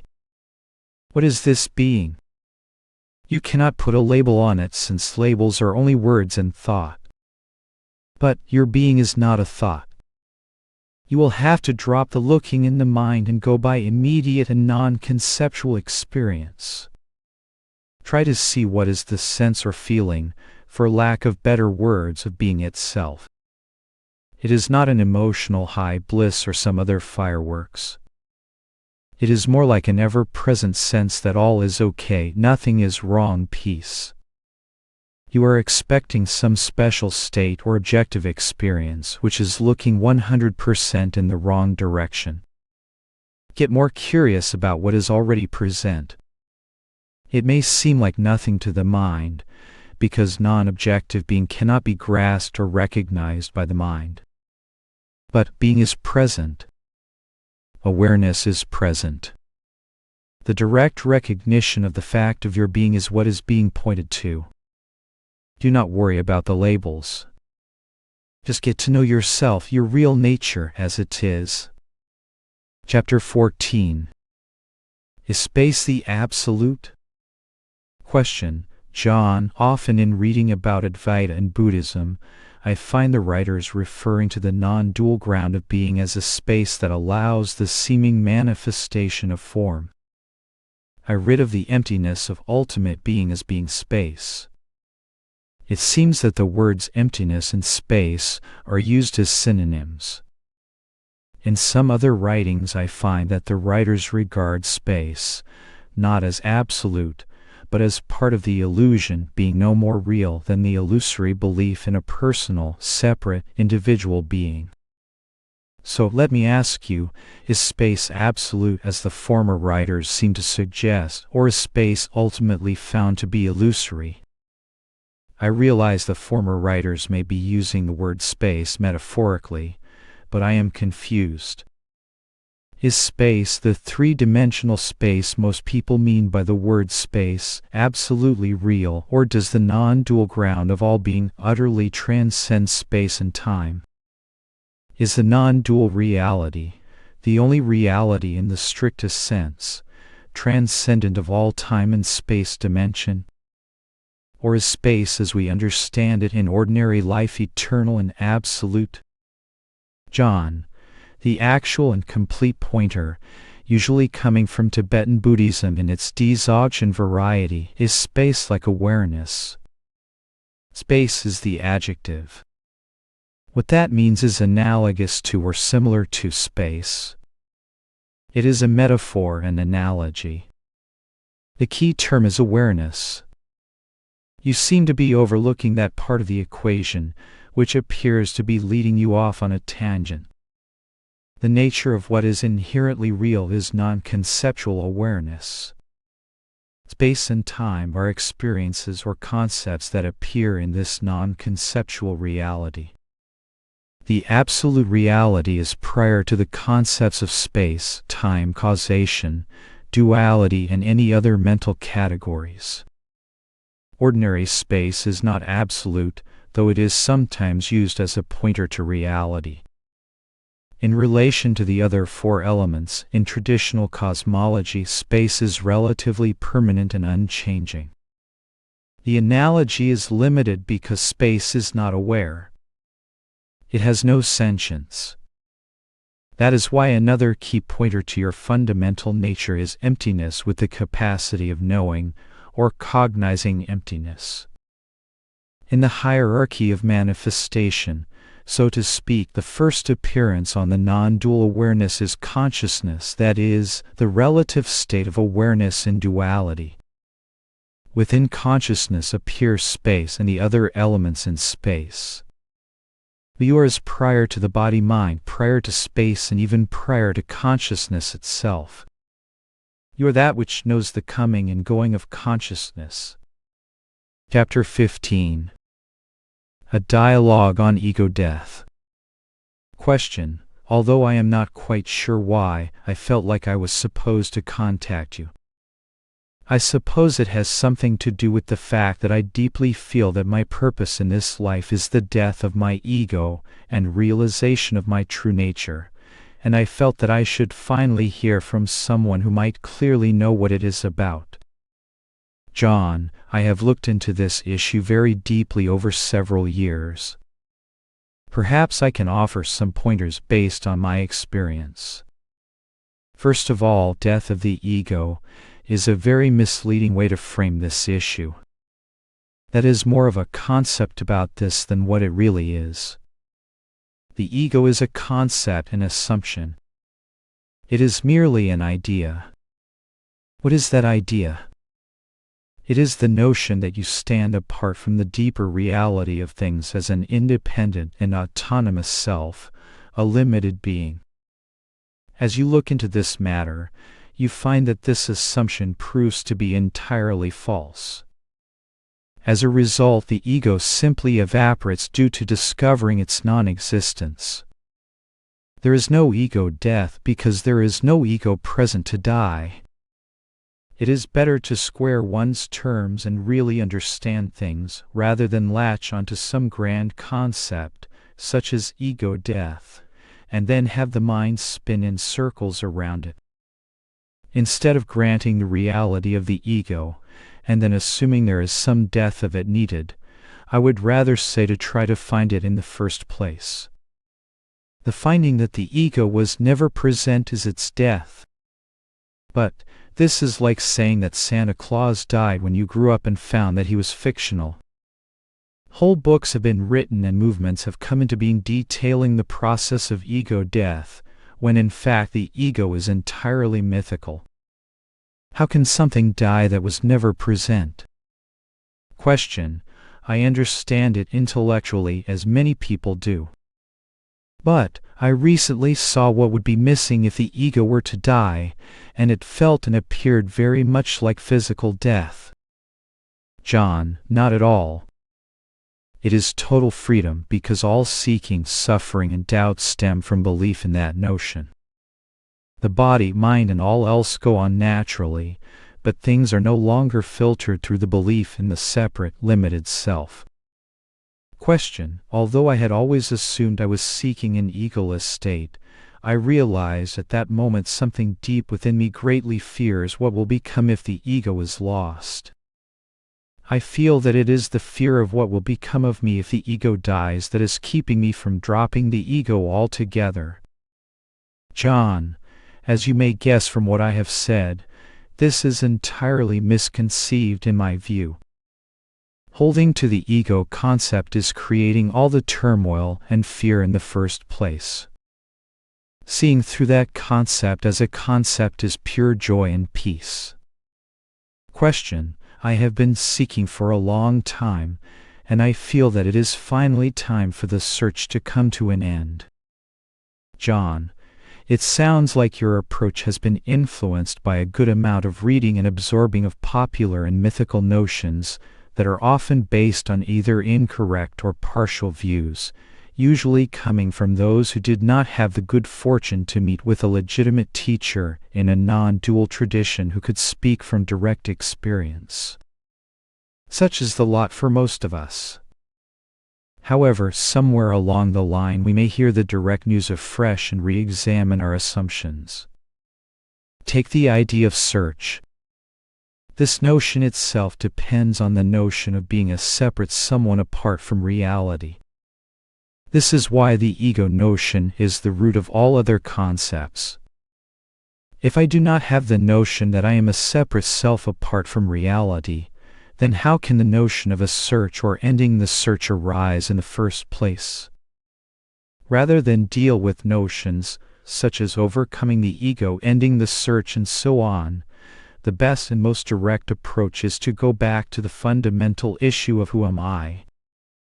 In that, the basic misconception is tackled head-on. The ego, which never existed except as an assumption, is seen for what it is, an erroneous concept with no substance. Belief in that notion withers because it has no justification. Naturally, all the other notions that are spawned by that belief must die on the vine. What remains, which is also here and now, is the natural, concept-free state, which some have pointed to as being awareness peace. That pointer is an attempt to describe your inherent and natural being. But you are not the pointer. You are what is being pointed to. Chapter 16. It is not even not this, not this. Question. I have been studying non-duality for 7 years. I know I am nothing, that there is no me, no self, no individual. My reason for contacting you is that my mind is not at peace, even though I accept and understand the teachings and feel them to be true. That is to say, they make sense to me. My mind is never satisfied, never at peace. I resisted this stuff for a long time and held on to old beliefs, concepts, and thoughts. I assumed that when I finally accepted that I am not this, the search would be over and the mind would relax. What am I still not getting or understanding? John, the not this approach is helpful to clear the brush, but the ultimate aim is to know what you are. You cannot expect to get to the bottom of this by mere negation alone. You can say I am not this or this, but still remain in some doubt on your identity. Do you have a sense of what you are as opposed to what you are not? Take the case of a thirsty man. He can say that water is not a stone, a patch of earth, the sky, sunlight, and so on. All of this is very clear, but still he may not have found a single drop of water and be as thirsty as ever. The real purpose of negation is to arrive at self-knowledge. So the question could be put, have you realized your true nature in all of its fullness and clarity? After all, you are not a mere void or negation, are you? If your real nature is not clear, the search will go on in spite of whatever other knowledge you have. A thirsty man will continue in his thirst even after negating everything that is not water, until he finds actual water. More important than negation is positive knowledge of your true nature. Even though that is not an object and cannot be captured in words, it still is and can be known or experienced directly. Chapter 17. Who or what decides? Question. I read somewhere that once one begins to explore non-duality, one's head is in the tiger's mouth. Never has a saying rung so true. I understand that awareness is the space for thoughts and everything else. I understand that even me is a concept. These are things that I have read and they make sense. One can rest in the present moment and thoughts dissolve. I get that. One could say thoughts are kind of like rocks that a kid is throwing through space. They go by. One just needs to remember not to go chasing after those rocks. I can see through the thought problem. I can see through the me concept. But what about physical reality? As I was reading and jotting down notes this morning, I realized also that I can do things in the world. For example, I can pick up a pen for no reason. This idea kind of blew the whole realization I was talking about. If thoughts come and go beyond our control, how can I at the same time have a will to do something? Again, I pick up a pen. This was not a random, uncontrollable thought. I decided to do it. And though an illusion, the activity became real in the physical universe. This makes me different from a tree or an animal. A tree can grow towards the light, but it cannot decide to make a leaf fall. A cat cannot decide to put on a hat. A star cannot decide to shoot off a flare. My point is, if this body is just an expression of consciousness and consciousness is just aware and I is just a concept, then how can I decide to pick up a pen or decide to write to you? I cannot decide to be born, but I can have thoughts that become actions, that have an effect on the universe, if ever so slightly. So it seems there is more to reality than awareness observing. I can do things for no reason. Is this I that can express itself with art and music just the blob in my head called a brain? Or is it awareness using my brain to learn to play guitar to write a pretty song in order to amuse itself? We cannot stop thoughts, but I can control them to some degree. I am deciding now for no reason to think of a pink elephant. I do not think a cat or dog can do that. Who or what decided to think of the pink elephant? Who or what decided to send you an email? Who or what decided to seek enlightenment or learn to play the guitar? These things are beyond survival needs and technically unnecessary. If consciousness is just observing, then there must be something else acting, something extraordinary that can do these things that trees and animals cannot do. John, if I is a concept, then why go back into the concept that I am thinking, doing, deciding, etc.? Isn't that bringing in something that was seen as purely a concept? Certainly doing, thinking, acting, etc. go on in the appearance of things. What of it? You're positing the conceptual I as the initiator of that activity is the error. If you look closely at thoughts moment by moment, you will see that the thoughts are not generated by the conceptual I at all. You actually do not create the next thought. It appears and the mind steps in and erroneously interprets that the thought was generated by the phantom entity called I.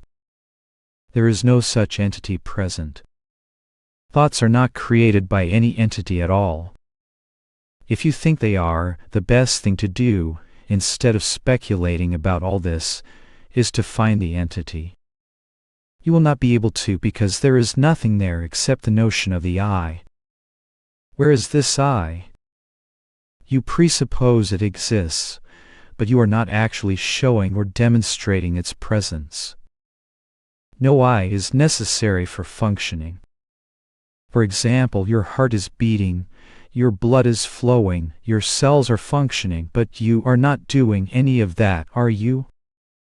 So, thoughts, feelings, and perceptions are happening. Why is an I needed? Even if you posit such a ghost in the machine, the onus is on you to find it and prove its existence. In truth, all this is marginally relevant because the real issue is, what are you? Are you a concept or are you the one aware of the concept? The whole universe arises and sets spontaneously in awareness and has no separate existence apart from awareness. This awareness is not some aloof principle, but the very life, energy, substance, and reality supporting and informing the appearances. Keep in mind that everything goes on quite well in the appearance of things. There is the appearance of thoughts, decisions, choices, will, etc. What you discover is that the separate I is a concept, a construct of language. You say regarding a thought, I decided to do it. This is the crux of the issue. Set aside the thought and try to pin down the I itself. What and where is it? Can you actually find such an entity, or is it only posited? I think you will see in short order that you cannot actually find such a thing in direct experience. If you cannot find it, how can such a thing, which is not really present, be doing anything? This will clarify what is meant by the statements that there are thoughts, but no thinker of them, deeds, but no doer of them, etc. Question: my blood flows, my heart beats. I do not do any of that. It just happens. Yes. That even happens while I sleep, so that is easy to see. But the pen will not pick itself up while I am asleep. That seems different to me. Thoughts but no thinker. I get it, I think. Deeds but no doer. Ouch. Even if I look and find no entity who just typed this email, should I liken reality to a dream? If I look at it that way, then I can apply these things to the physical world. Your conviction on these matters motivates me to keep looking. John, you keep going back to an entity even though you have not actually found one. Who is beating the heart, breathing, digesting the food, keeping the planets in orbit, blowing the wind, shining the sun? Do you actually create the next thought? Where does it come from and who creates it? Yes, a thought may appear and initiate an action. Of course. This is not being disputed. Like I said, the onus is on you to find the I that did it. Did you? A thought appears. Did you create it? Did you, on direct evidence, know what the thought would be before it appeared? If you are controlling the thoughts, why would you ever choose an unhappy thought? All suffering is thought created. If you are controlling thought, you should be able instantly to abolish all suffering and unwanted thoughts. Can you? If not, this really weakens the claim that you are running the show. Like I said, this is not that relevant, however. Thoughts, feelings, perceptions, and actions all come up and pass through. Where is the problem with any of it? Make sure that you understand two things: who you are and what is the nature and cause of suffering. In this understanding, all the seeking, suffering, and doubts are resolved. Chapter 18. Suffering, thought or sensation. Question: my indisputable observation is that suffering is not experienced as thought, but as sensation. John, It depends on what you mean by the words. I do not think this is indisputable at all. In fact, there is no suffering at all, ever, in pure sensation, at least as I am defining the term suffering. Suffering is the mental conflict added onto the sensation based on the concept of a separate I. The suffering is born and is sustained purely in conceptual thought. Sensation, even painful sensation, contains no psychological suffering. That is why Buddha could overcome suffering, even though the body was still subject to all the normal effects of disease, old age, and death. Question: I had hoped to find some consensual validation for my observation. Don: why? What is the motive here? The only real issue is clarifying your identity, that is, who are you? Looking for validation of insights is looking in the wrong direction. Your being does not need to be validated. It is an indisputable fact, to use your words. All else is provisional and conceptual knowledge. To be clear on the particular point you bring up, my view is 100% contrary to your observation. But that is just my view. Question: your unfaltering message has been that the emphasis just needs to shift to the awareness in which it all arises. John: yes and no. It is just a pointing to the fact of the presence of awareness. Content comes and goes, but you as the aware presence remain. This is just the fact of things. No shifting is involved. Question: maybe understanding the mechanics of the whole thing is just another thought binding the organism in its pattern of dis-ease. John: maybe not. Who knows? The main point of this is to know yourself, to clarify your identity. My advice is to drop all other questions and go for that one. Question: maybe anything that needs understanding will be better seen once the shift in understanding is made. John: what shift of understanding? This is mere guesswork based on some popular pseudo-spiritual concepts. Forget shifts and nebulous understandings. Basically, either we know ourselves or not. Get down to the core matter. Do you know your identity? All other issues are taken care of when this is clear. Chapter 19. The understanding seems unshakable, but... Question: it has been about 9 days since we spoke on the phone, and all is still going very well here. I feel solid in the understanding of what I am and what I am not, and it seems pretty unshakable. John: just confirm, is the fact of your being and its aware nature doubtful?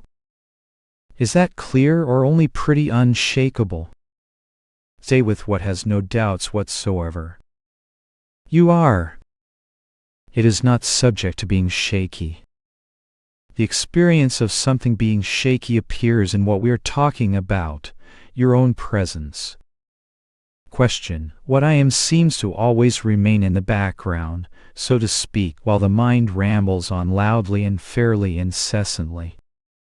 It does not pull me back into negativity for the most part, and if it does, it is generally very short-lived.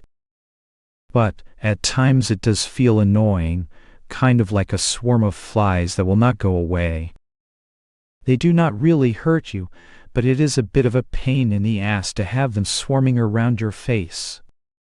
John: this is all well and good, but make sure you understand the nature of the negativity, what it is made of, and most importantly, the relationship of what you are to all of this. Then you will see that the presence or absence of thoughts makes no difference to what you are. Even the sense of annoyance and the entity who appears to be annoyed are only additional concepts. These concepts are, in fact, no more capable of bothering you than passing clouds affect the sky. Even the concern about the thoughts is showing too much interest in them. It is looking in wrong direction. Keep in focus what you are, You are nothing objective. Nothing can disturb no thing. Even the annoyance is coming from taking oneself to be what one is not. The mind does not pull you back into negativity. We need to be honest and see that the interest and attention goes to mind out of sheer fascination with the content, because we feel it may say something relevant about who we are. The mind as such has no binding power at all. Question: the pullback into negativity seems to come mostly in the form of feelings that seem to spontaneously arise without provocation. The negativity or discomfort seems to remain until I fully acknowledge and accept that it is there, at which time it then generally moves through rather quickly. John, this is a decent half step. But there is still a bit of unclarity and a lack of full understanding in what you are saying. Do not settle for trying to perform some technique to get free of suffering. It is better to fully understand it, and also fully understand yourself. Then there is no more interest in either getting rid of or retaining thoughts. In truth, they have no substance or power and make no impact on your being at all. The interest in them is still coming from the sense of reality and identity being put on them. Why not look at yourself instead and see that your being is ever present and ever free of the mind? Remember, this is not about manipulating mind content. This is about finding ever-present freedom, completely independent of what is happening in the mind. Question: I do feel a pull towards a deeper immersion as or a deeper experiencing of this that I am in essence, if that makes sense. John, this is entirely conceptual. If you pick up this thought, you may go searching for imagined deepenings for years, until you see the falsity of the concept. Thy thought, the imaginary self, is fully present in this type of notion. Only a separate I imagines deepening experiences, immersions and what not. Who? Deepening into what? Non-duality means you are the reality, one without a second. Such concepts are based on duality, pure and simple. Question: the feeling is that I barely know what this presence awareness is. Perhaps even though I know this to be what I really am, I do not yet know it with absolute and complete confidence. Or perhaps this knowing naturally deepens over time as the thoughts based on the illusory self fall away. John, another concept. Thy notion is dominating the field here. You are chasing thoughts based on the I, that is only conceptual. You do not need to know presence awareness. You are that. Pause the concepts, and it is here in all of its glory and simplicity now. Question: I know that I cannot know it in a mind-based sort of way, but after reading Nisargadatta's writings and your writings and looking to my own recent past experiencing of this incredible love that is inside of me, I find that this seems to yearn to express itself. John, pause all this conceptualizing and just be what you are. It is not an experience. There is no me present. Even the word love is only a pointer. Presence awareness is expressing itself now, as the entire universe, including your body and mind. Let it do its thing without jumping in as some imagined I in the mix.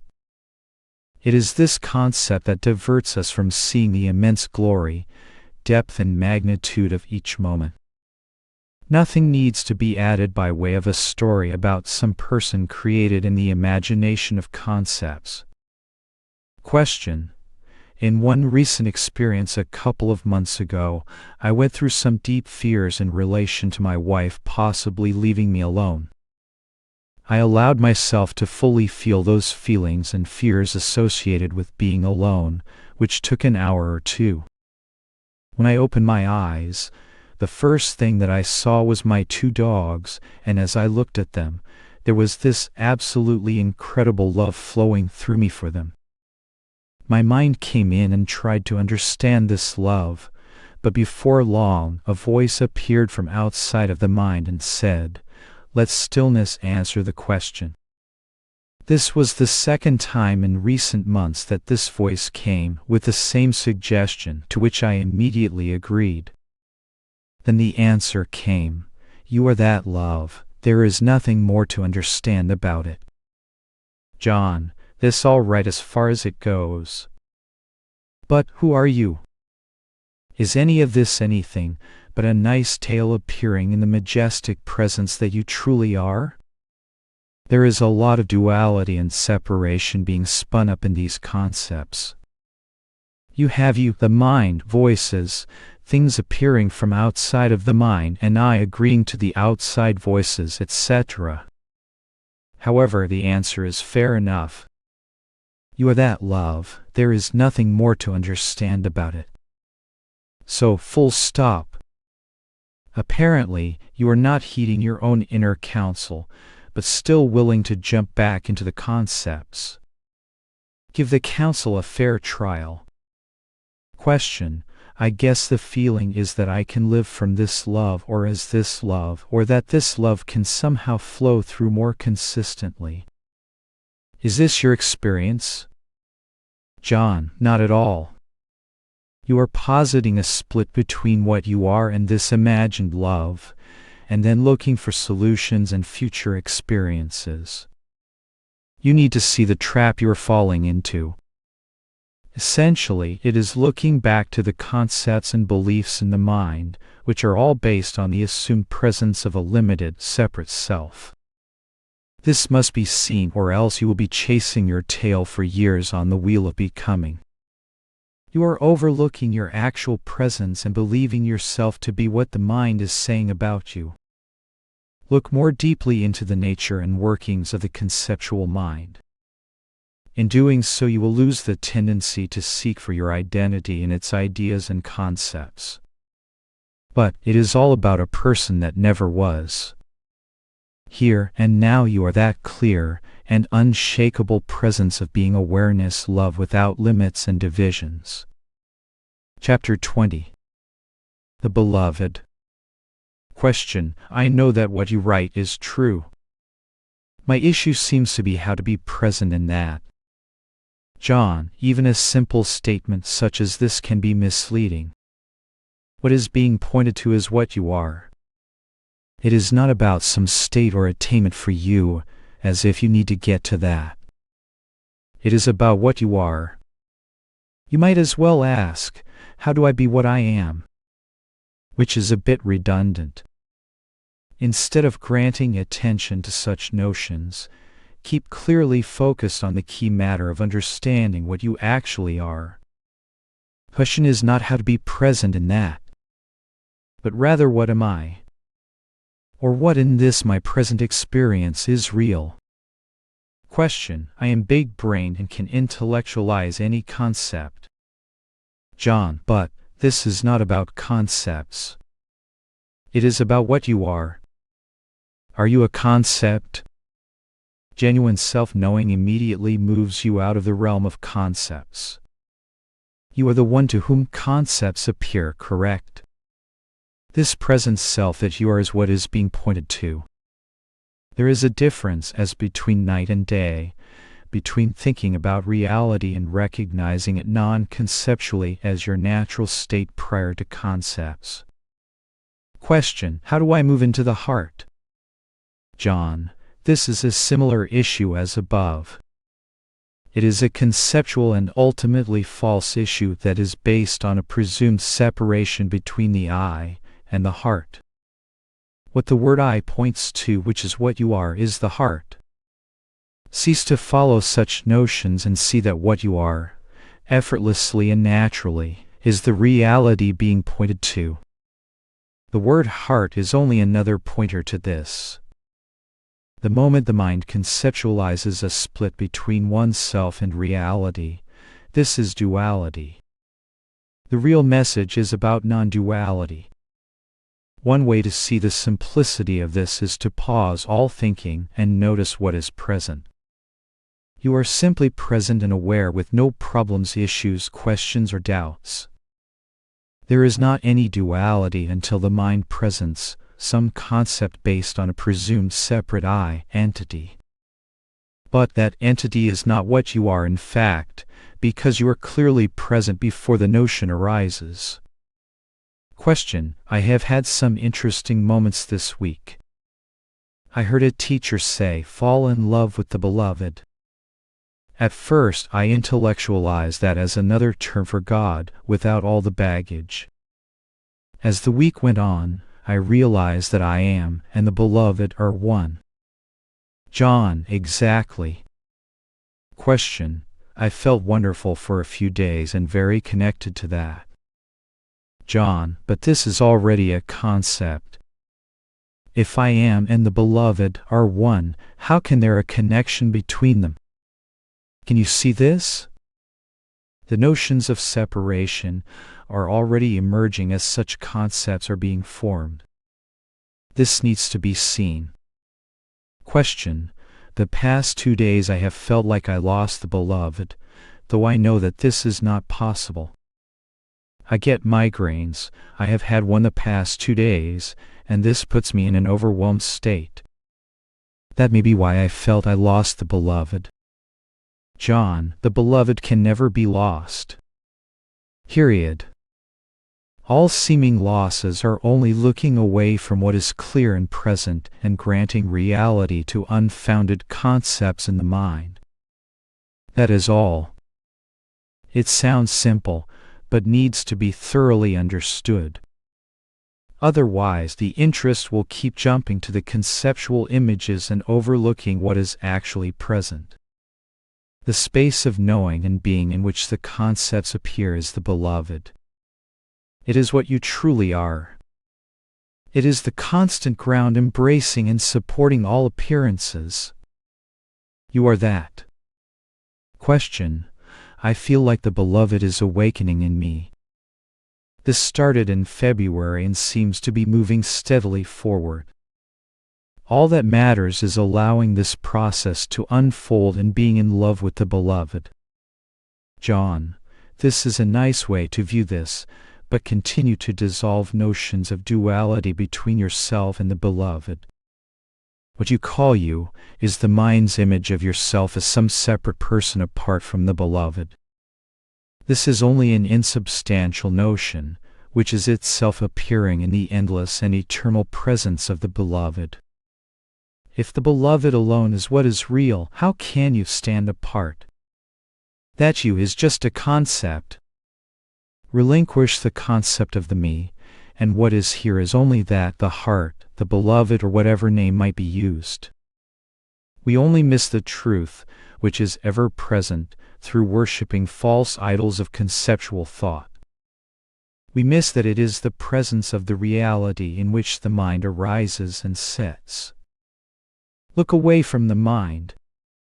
In looking away from the mind, the conceptual sense of self dissolves, leaving the limitless radiance of the ever-present truth, in which there is no separation between what you are and that which you are calling the beloved. Chapter 21. Be clear on what you mean by suffering. Question: there has been the experience of the absence of a me, but the body-mind is suffering. John: you need to be clear on what you mean by suffering. If you mean aches and pains in the body and minor stresses and emotions playing through as part of everyday life and the appearance of things, that is par for the course. But if you are talking about seeking, suffering, doubts, worries, fears, self-centered psychological states that are being focused on, nursed and perpetuated, and a sense of things in the body-mind happening to a personal sense of self, well, that is what I am talking about as suffering. I am not talking about an experience of an absence of me. I am talking about a clear, penetrating, and unshakable understanding of your true nature in all of its fullness and clarity. Question: all the talk of acceptance only makes it worse because I can only wonder who is there to accept or not accept. John, I have never ever talked about acceptance. This is some half-baked spiritual platitude. If you try to get into the "there is no one here" view on things before your true nature is really clear, it ends up being an intellectual assertion. Remember, the point of all this is to know and realize your true nature. You did not mention this aspect anywhere in your statements. Until that is clear, all the pointers are only at a conceptual level, which is at the same level at which the suffering is being generated. So there is no real resolution. It is just one set of ideas being addressed to another set of ideas. As you can see, no real peace is forthcoming. Why? Because you still do not know who you are. Question: acceptance happens or not? There is no me to do or bring about anything. John, this is a total cop-out. It is also a complete misunderstanding of non-duality. Of course there is no me, but doing still happens, investigation happens, understanding happens, freedom from unnecessary suffering happens. You wrote to me, correct? I am answering you, correct? If your logic was correct, you would not have been able to write to me. Do not settle for these half-baked slogans. They are clearly ineffectual. Question: there is a knowing that this is not me suffering, but the mind longs for peace even though no one is identifying it as his mind. John, this is fine as far as it goes, but it is really not getting to the essence of things at all. You cannot assert some non-duality phrase and equate that with knowing who you are. As I said, the point is to know who you are. If that is not clear, then any amount of insights and catchphrases are really not going to cut it. The lack of clear self-knowledge usually translates as the pointers being misunderstood, which is what is happening for you. The first step is to get clear on what you are. You should know what your true nature is, what its characteristics are, and precisely what this is in your present direct experience. If that is not clear, then all the so-called knowledge about other topics will be at a theoretical, conceptual level. Once you know who you are, then the pointers will be seen in true perspective. Even granting that your vision is clear and you see fully that the body-mind is not you, that would still leave you missing the most important factor: clear knowledge of your true nature. The fact that you are sensing a seeming division between yourself and peace shows that the I thought is still being given belief. The me notion is still dominating the field to some extent. I would suggest a positive inquiry into the truth of your nature. You know you are. That much is certain. But exactly what you are needs to be brought into view. Your own experience shows that the mental assertion that no one is here is not sufficient to end the seeking, suffering, and doubts. Chapter 22. Consciousness is not what you are. Question: thank you for maintaining a wonderful website. I am wondering if I could ask a few questions. I have had some deep insights about non-duality. I understand the fleeting nature of thoughts, feelings, emotions, etc. It is very clear that all of that stuff comes and goes. There are great varieties of experience, and it is fundamental to human experience that things go from good to bad to good again. John, in general, yes. But even the evaluation of good and bad is being put onto the experiences based on concepts. What is good or bad is entirely variable and based on the momentary evaluation of the mind. Shakespeare's line is apt: there is nothing good or bad, but thinking makes it so. Question: a lot of the suffering I once experienced is gone. Or it does not last very long. I do not hold on to things in the same way. There is a sense of equanimity in general, although when the pressures of life build up, there are still explosive and unpleasant interpersonal reactions. John, it sounds like the root cause of suffering and doubt is not being fully understood to its complete depth. If the trend of suffering, seeking, and doubt has diminished considerably, this leads us to assume that suffering, seeking, and doubt are causally determined. If so, we may be able to fully expose the root of the entire process and address it directly. Question: more importantly, I still have a lot of nagging doubts that are impossible for me to ignore. John, doubts and questions are a subtle form of suffering. It is a good call to continue to probe into the nature of suffering and doubt. Because suffering and doubts come and go in our experience, they must not be essential to our nature. They arise based on causes and conditions. It is worthwhile to probe into this to develop a comprehensive understanding of suffering. If that is determined, you can resolve suffering by addressing its root cause. Question: what really trips me up is when we talk about the body and the nature of awareness. At the core, I have figured out that I have a strong fear of death. John, ultimately this derives from identifying one's self, that is, one's being, identity, essence, with the body. Of course, the body is impermanent. If the body is taken as a definition of what one is, then the demise of the body is assumed to be the end of one's self. From this arises fear. It is important to see that the fear is not coming from the mere appearance and disappearance of the body, but the association of one's identity with this. The natural and important question that arises is the body what I am? If it turns out to be yes, then the fear is justified. If it turns out that the body is not my essence, then the fear would be unjustified, being based on a wrong assumption. As you can see, this is a vital issue that needs to be threshed out. Question: there are a lot of physical fears that arise, but it basically comes down to the fact that I am constantly aware and afraid of the physical uncertainty of existence. John, this is what I was just saying. The fear is not coming from the body and its fate, but rather from the assumption of identity with it. That assumption may or may not be warranted, but it needs to be investigated before we settle for a final answer. Question: what confuses me is that it seems as though awareness requires a physical body as a vehicle.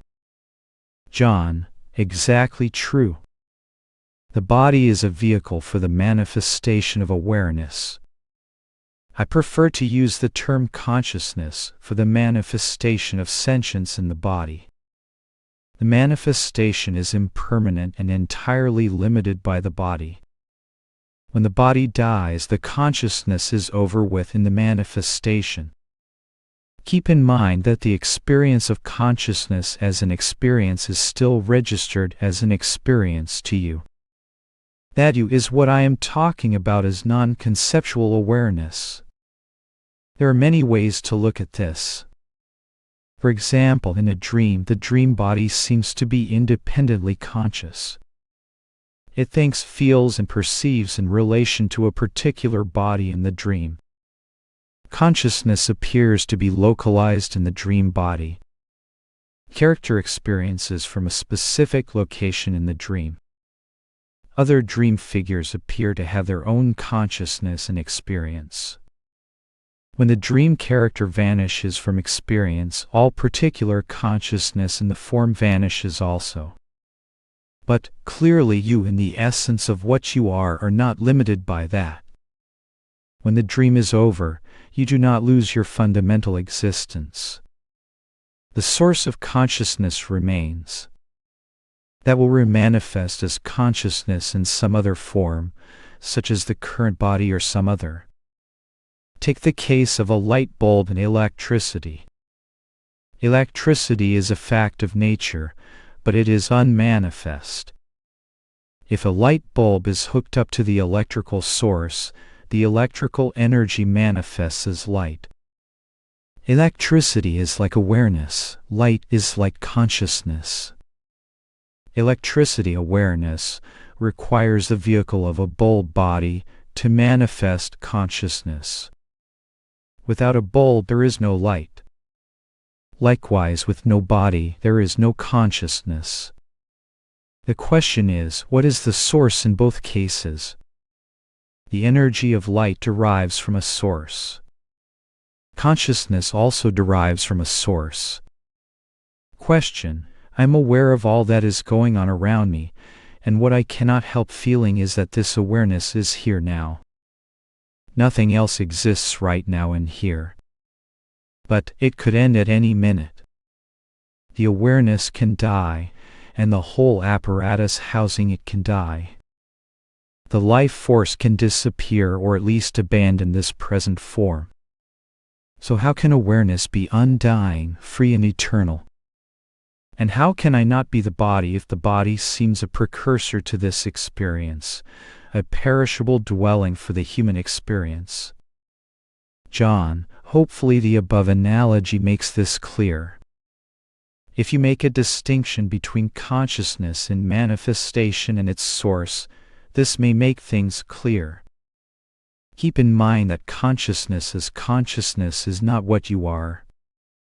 Consciousness is still an experience that appears to you like all other experiences. As odd as it may sound, you are aware of being conscious as you are of any other experience. Question: there seems to exist a focal point of awareness, maybe not a person made of words and images named Dawn, but a physical focal point nonetheless of experience. It is sitting in this chair and not on the other side of the room. Light and sound flow into this focal point. And this focal point, although constantly evolving, is finite and mortal. Experience is concentrated at a junction point where this experience is processed. I may not be able to find it, but neither have I ever seen my brain, although it exists. John, consciousness has a locus. Awareness does not.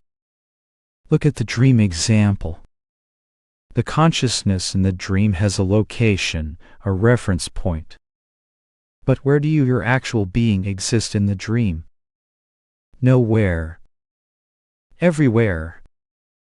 It is at an entirely different level, and in fact, not even in the dream at all. The entire dream is taking place in the space of your being, so to speak. The dream character can neither see this nor understand it, but you can, because what you are is not in the dream. The confusion comes in from identifying one's being with the appearance in the dream and or the consciousness manifesting, temporarily, in the dream appearance. Question: you once wrote, first there came clear and doubtless recognition of my identity as non-conceptual awareness. This is already attained and never lost. But how can that never be lost? At any moment the light can go out. When someone dies, that is it. The light is gone. We could say the awareness is ever present and prior to the mind, but only so long as the vulnerable body is there. It is like a candle that lights the room. Sure, the room depends on the light, but how frail the candlelight. John, the manifestation of consciousness is entirely impermanent. But even that is not what I am. As Nisargadatta Maharaj was fond of saying, you are prior to consciousness.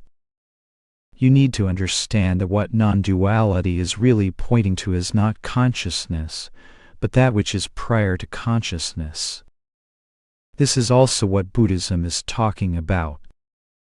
In that path, the consciousness in the body is, correctly, viewed as a material, conditioned phenomenon and not the I. But what is the real I, or you, if it is beyond, prior to, or transcendent of consciousness? That is the question. Question: there is also the issue of a shared common reality. What is being experienced here certainly has a perspective, a vantage point. How do we account for the unique perspective of a body-mind organism? Are we talking about the world as a projection, the brain in a vat dreaming the whole thing? Or is there a shared reality, the world, into which we all individually look with our varying experiences? Are there 5 billion human versions of the world? John, yes, this is all true within the domain of consciousness as manifested within individual body-minds. Question. There have been stretches of time where thinking about this stuff has stopped and there was no doubt, but only a deep peace. John, this is a major clue. The answer is not in the mind. Why? Because your own being is the answer, and what you are is not in the mind at all. Question. But then these unresolved questions about dying, our fleeting nature and the contradictions between a non-dual world and an ultimate subjectivity solipsism, keep recurring. There is an insecurity that I have not resolved those issues once and for all. And that nags at me as unfinished business. John, only when you are thinking about it. Pause the mind and there is perfect clarity and peace. In truth, the root of the issue is looking for reality and identity in the mind. It is really another case of misidentification, taking your nature to be in or dependent upon the mind. The resolution is, as usual, to clarify your fundamental nature. Chapter 23. How? Question. My mind keeps asking how. How do I let go of the illusion and be? John, the question how is misplaced. It is a conceptual position built on, as usual, the misunderstanding of what you actually are. Our mind, based on misunderstanding, assumes we are a separate person, the ego or separate self, apart from reality. In this framework, that is, taking the assumption as true, the mind wonders about the necessary path, means, goal, etc. The question, how do I let go of the illusion and be, is a classic example of this and contains the whole problem and solution. Notice several points about this question. 1. The question itself is created and sustained by thought. Without the thought, is there a problem? 2.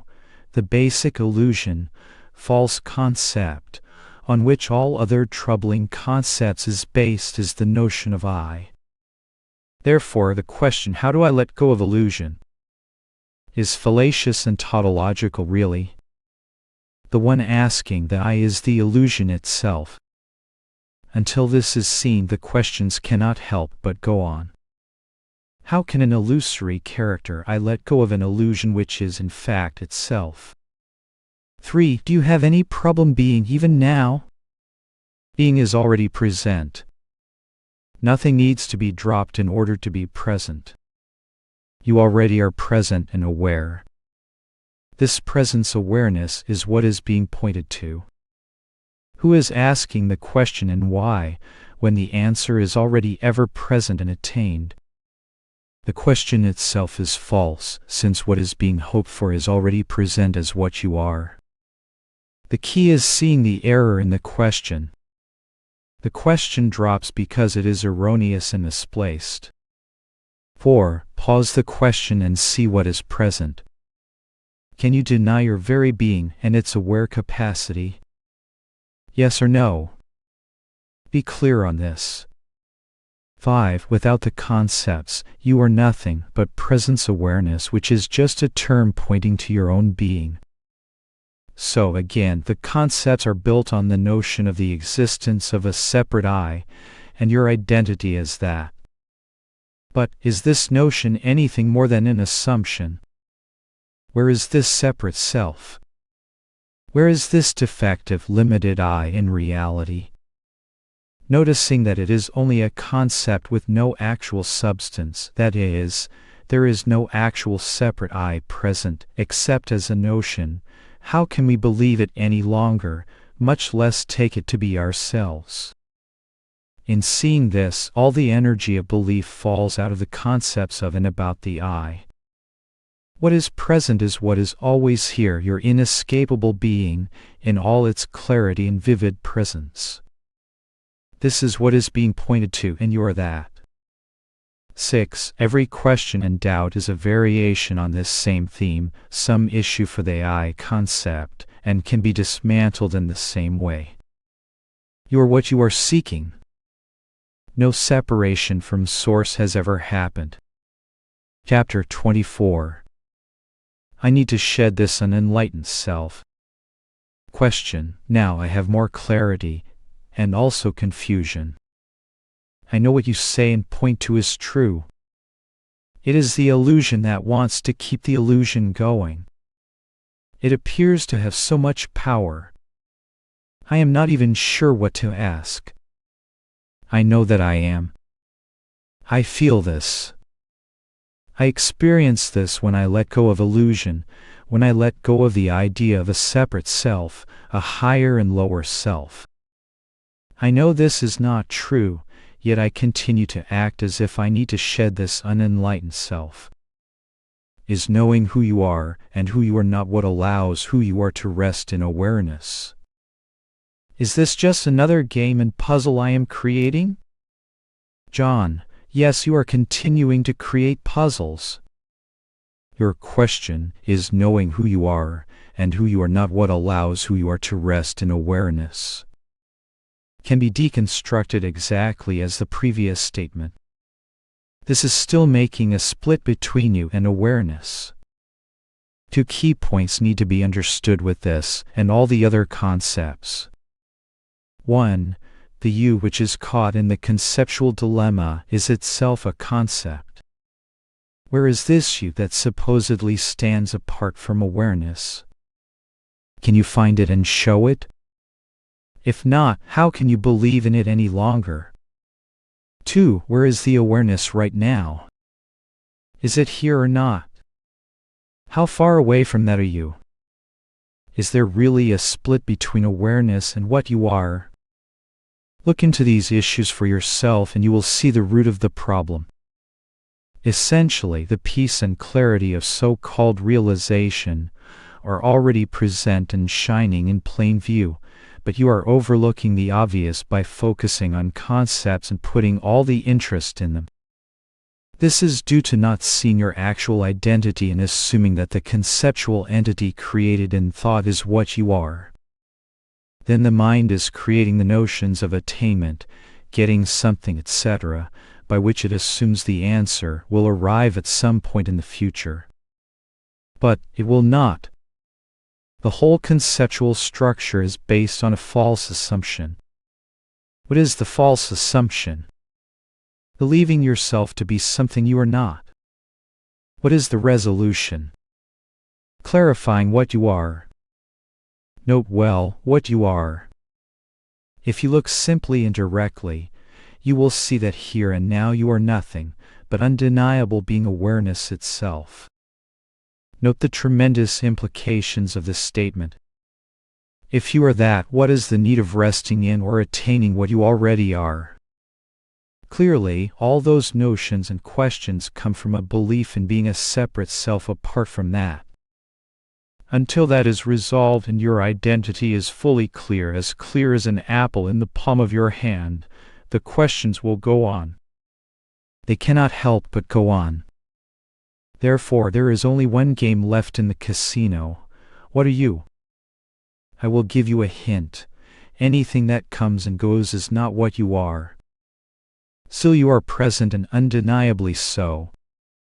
What is this presence that is with you right now, that is not an experience that comes and goes?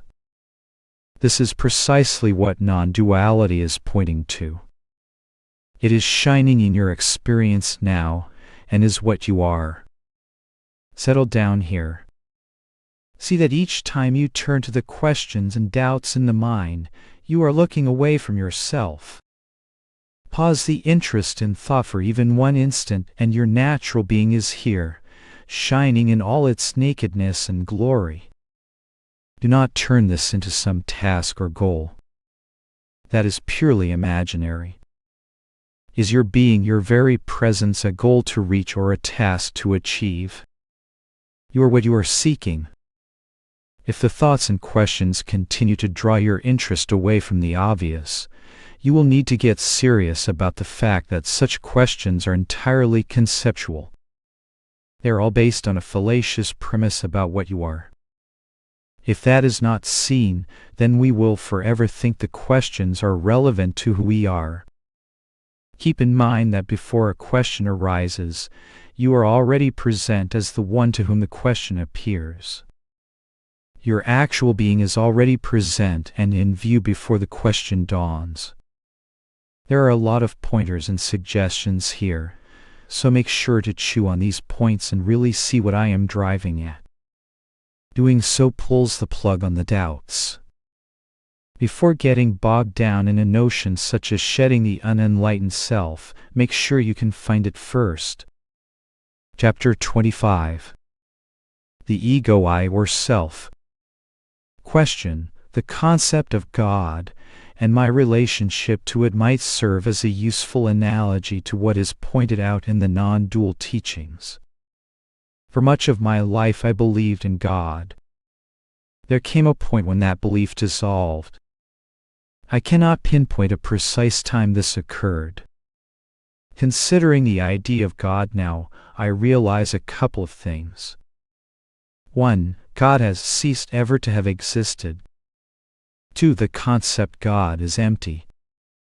It points to nothing. There is truly nothing to which it refers. Is this a useful analogy? Could the same be said of the ego I or self? When you say it is not there, do you mean it in the same way? That it is simply and literally not there, just as God is not there, just as fairies are not there? Struggle with that because in other teachings you see this presented differently. For example, I have read that the I lacks inherent existence, but does exist contingently. That seems to be saying something other than what the non-dual teachings say. Or are these two ways of saying the same thing? If the I is simply not there at all, is this one concept truly the only thing propping up the illusion of separateness?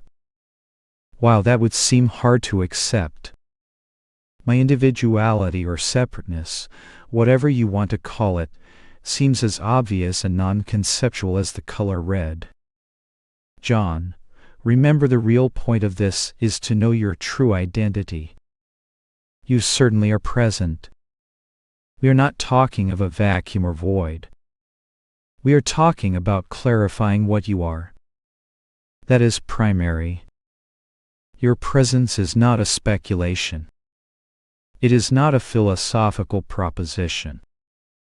Regarding the I, it all depends on what your premise and point of view is on the concept. I, as a concept, is merely one thought among others. Since what you are is not a thought, you are clearly not that I thought. That is certain. If by I you are referring to yourself as the factors, separately or together, of the body-mind complex, none of them are I myself. If none of them are me, then where is this elusive entity? Other than the body-mind complex, there is no other thing present in fact, objectively speaking. From this perspective, the I is not, that is, not present at all. If you want to identify the constituents of the body-mind as I and mine, then you need to go back and do your basic homework. I do not want to spend too much time rehashing the point that what is perceived to appear and disappear cannot be what I am. How could it be so when such things are seen to disappear while I do not? If all of the objective appearances are discarded as not I, then what would be left that could be a candidate for the I? This is where the point is then made that the I, as some real objective entity, is entirely absent. As I mentioned, even the notion I is only a thought. That too is not what you are. If this is not convincing enough, then try to find out and demonstrate that which you are prepared to call I myself. Which thought, feeling, perception, or sensation will you be prepared to lay hold of as your very self? Point is that none of them will do. You are left with the insight that nothing perceivable or conceivable can be what you are. Still, you are present. That is where this turns to a positive recognition of what you are as opposed to a discarding of what you are not. To discard the elements of the body-mind as not me is only a means to discover what you are in truth. When everything perceivable and conceivable is set aside as not me, what remains is what this is really about. Chapter 26. What will stop the suffering? Question. It has been about a week and a half since I talked to you on the phone. I know it is an illusion, but I seem to float in and out of clarity. I know there is just presence awareness. I know my mind creates a separate I that causes suffering. What is the piece that I am missing that will stop the suffering? I am so tired of suffering. Can you help? Thanks for your time. John, it is not so useful simply to say it is an illusion, I know this, I know that, etc. That is fine at a conceptual level. It is not a bad thing, but clearly is not the essential understanding of things. See a basic point very directly. There is no coming and going from what you are. Be very clear on what I am pointing to when I say you. I am talking about your existence, your being itself. You may call it being, awareness, your presence or natural state. Let this emerge in all its undeniable presence and clarity.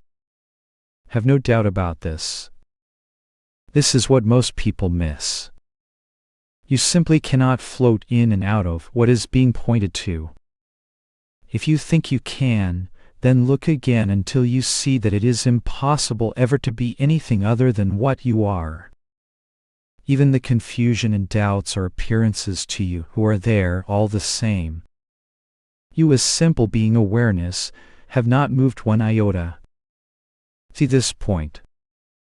Now as far as suffering goes, what is happening?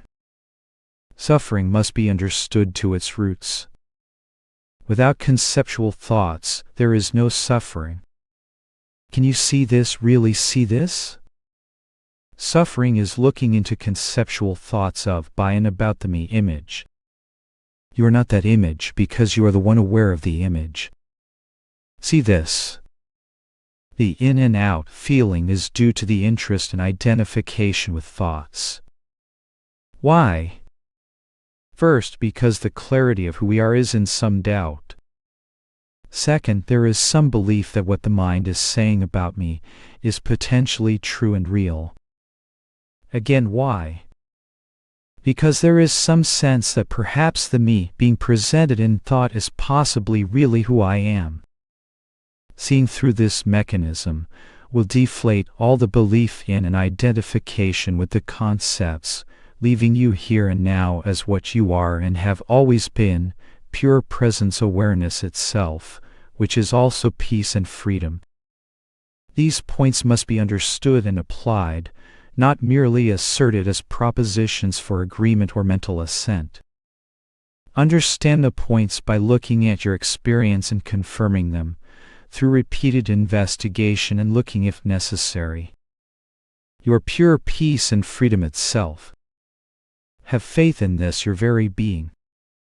Non-dual traditions tell us that there is a reality, the nature of which is ever-present being awareness, peace, and you are that.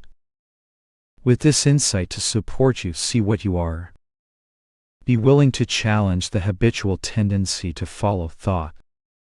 Instead, see what you are here and now prior to thought. Chapter 27. Seeing what you are. Keep in mind that the desire to overcome the problem of suffering can easily slip into a feeling that there is something wrong with us, something yet to attain in the future, etc. Then we are left right where we started, with the feeling of being a limited self with something wrong and hoping for a time in the future when I will be okay. There is a subtle trap in this view, which is the notion that I am a limited I who needs something more in order to be whole and complete. Note that all of these views and assumptions are created and sustained by the mind. And there is a basic assumption hidden in the thoughts. It is useful to step back from that line of thinking for a moment and come back to look clearly to see what you actually are. This is counterintuitive, because the mind wants to hold on to the viewpoint of something being wrong and work on fixing things. The intention is good, but the approach is faulty. The problem is that the point of view is based on and sustains the root erroneous concept generating the problem in the first place, the I thought. The real issue is not to ferret out the I in hopes of gaining freedom. The issue is really to see what you are. What is this obvious and evident presence of your being that is here right now in all of its openness and availability? You are. The mind appears as an experience. It comes and goes before you. It may create images and pictures of what it thinks you are, but can any of that be you in fact? How can it be when those very thoughts will come and go and leave you exactly as you were before they came? Therefore, what the mind is saying is patently untrue. You are not a thought. The mind and its images do not define you at all. It is the same with all the experiences, feelings, thoughts, images, and appearances. They all arise in the presence of consciousness. You are that presence of consciousness, disregarding for the time being any distinction between awareness and consciousness, which is notional anyhow. Before, during, and after all appearances you remain as the light of pure consciousness and being. That is without limits, without loss, utterly free and untouched. It is intimately connected with all and simultaneously free and unburdened. This positive presence of what you are is the key point to recognize. If this is glossed over, then all the other pointers just become fodder for the intellect to play with. You are the light of consciousness in all thoughts, the presence of love in all feelings, the space of clarity and openness embracing all appearances. This is the grand vision of non-duality. Reality is ever present, being consciousness, love without limits, and you are that. With this clear, we can look at other issues, such as whether or not you are a separate I, standing outside of this reality, and if you can find any such separate one. All of this falls into place very nicely and easily from the position of seeing what you are. It is good to be firm on that basic point. Chapter 28.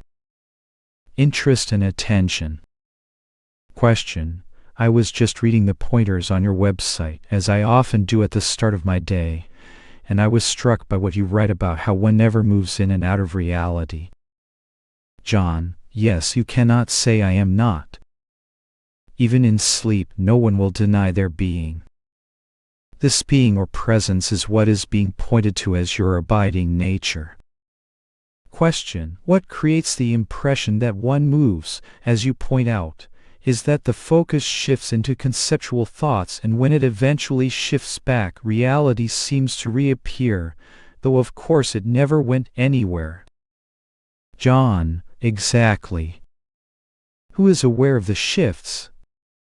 That presence, you, not only exists, but has the capacity to know and register all that appears. The shifting of attention does not alter that in the least. Question. My question is, what is this focus? What is this ability to pay attention to different things? It seems so crucial to this whole process, at least in terms of what is experienced on the relative level. What makes it switch from one object to another? John. At a practical level, it is just interest. At that level, we are talking more about psychology than self-knowledge. Awareness or being as such is not focusing or shifting. In terms of self-identity, the focus tends to go to whatever we are assuming provides reality, identity, and happiness. When this shifts to objects or concepts, the attention is out of harmony with basic reality because such appearances are not your abiding identity or reality. Lasting happiness cannot be found in objects or appearances divorced from your actual being. Lack of clear self-knowledge causes us to look for our identity in the I image created in thought, together with any other concepts that are associated with that identity.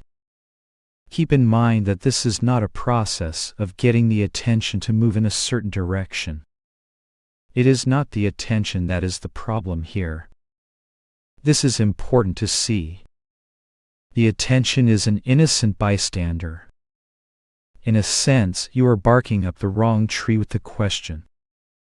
The attention naturally gravitates toward whatever we conceive to be ourself.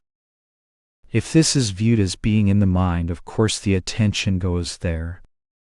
But our real self is not there. This experience gives the experience of looking away from, or not recognizing, our ever-present nature. But as you have noted, nothing is actually missing in fact. Our true being has not gone anywhere, and it is not dependent on the focus of attention. The resolution of the seeming difficulty is a very clear and emphatic knowing of one's identity, which is always prior to the mind. On the flip side of this, it is very helpful to clearly understand that the I concept and its associated notions are not who we are. Without these basic points being clear, the interest, attention, and sense of reality tend to wander in and among the concepts of mind, such that we are distracted from the clear truth of who we really are. Question: my suffering seems to be so much a function of attention becoming absorbed by conceptual thinking. This gives birth to the sense of a separate I, and sends everything spinning away. John, this is getting the cart before the horse. It is putting the effect before the cause. Conceptual thinking, as I define it, that is, erroneous notions of the self, springs from and depends on the I notion. It is the lack of clarity about who we are that allows the mind to conceive the notion of being a separate I. This is the root notion to which the other self-referring concepts relate, such as I am not enlightened, I am stuck, I do not understand, I am not good enough, etc. The I is the central and common thought. The lack of clarity about who I am allows this notion of I to be believed as my identity. That belief is the driver of the interest. The interest flows through that I thought, so to speak, and onward to the other concepts and images the mind has added to the root I notion. If you notice, you can see that thoughts that do not relate to the me image rarely attract interest or attention. This is a confirmation that the I is the cause of the fixation on concepts. However you look at it, the cause of focus on thought, aside from purely practical causes, is seeking for our reality, identity, and happiness in the mind due to overlooking our actual being. You are not a thought. The image of I in the mind is not, and has never been, your actual self. The key is to confirm and doubly confirm your true nature. With that clear, the issues of attention and interest in the mind naturally resolve. If you turn this into an issue of trying to manipulate the attention as a means to reach freedom, you will likely find it a false enterprise. Let the attention wander naturally and freely, unaltered, unmodified, uncorrected. Know yourself as the ever-present space of being and knowing in which it moves. Does the sky care which way the wind blows? Chapter 29. It is a matter of understanding who you are. Question: I have been reading your latest book, You Were Never Born. A couple of questions come up. I have been at this search for about 10 years and ended up really screwing myself. I thought there was somewhere to go and, especially, some place in which to disappear. Such was my great escape plan. John, it is very easy to miss the key points when merely reading about this. The problem is that we bring our own sense of identity and pet concepts into the reading. We tend to interpret what we read in terms of those preconceptions. It is like trying to get out of a self-enclosed bubble that we do not even realize we are in. Question. The first question pertains to time. No time is needed to realize the truth, and yet if you do not see it, you do not see it. John, just about everything you are saying here I see as completely false. No offense intended. But, essentially the whole discussion is framed in assumptions that are purely conceptual, time, realization as an event, and the me concept.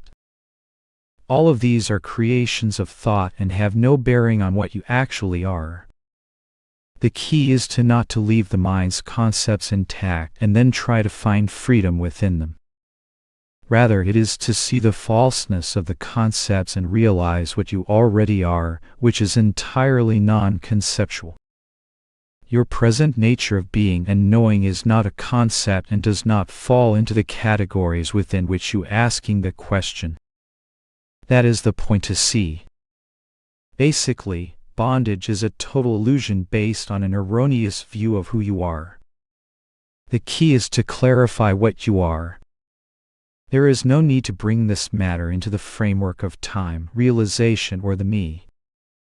In fact, to do so will be a sure means of not seeing what is present, because you will be looking at the issue through the filter of concepts rather than by seeing what is really true. Question. In the case of Nisargadatta Maharaj, after seeing his guru, it still took him 3 years to attain whatever it is he attained. So my question is, what were the 3 years for if access to the truth is as simple and direct as you claim it to be, and which I do not dispute? John, it is best to drop all the secondary topics and focus on what he says he understood. Since we can only know about it at second hand, this is hard to do by reading. For example, it was much better for me to talk to Bob Adamson in person rather than try to figure out whatever it was that happened to Nisargadatta. That would be mere guesswork at this point. Basically, what anyone does who looks into this is clarify their identity and discard any false concepts about it. Since that is the gist of it, it is better to focus on this clarification than speculate about the experiences of others. Question. Related to this first question regarding Nisargadatta, is it possible to see the truth regarding my true nature and to continue to identify with the body-mind as being self? In other words, does identification with the body-mind simply disappear upon realization, or is there a process of consciously choosing to no longer identify with it? It seems that some effort is required for the change of identity to be fully integrated. John, no, it is not about choosing anything. It is about understanding what you are, but also what you are not. They go together. It is really a matter of understanding. We are living under a false notion or set of notions about who and what we are. This needs to be corrected through a direct understanding.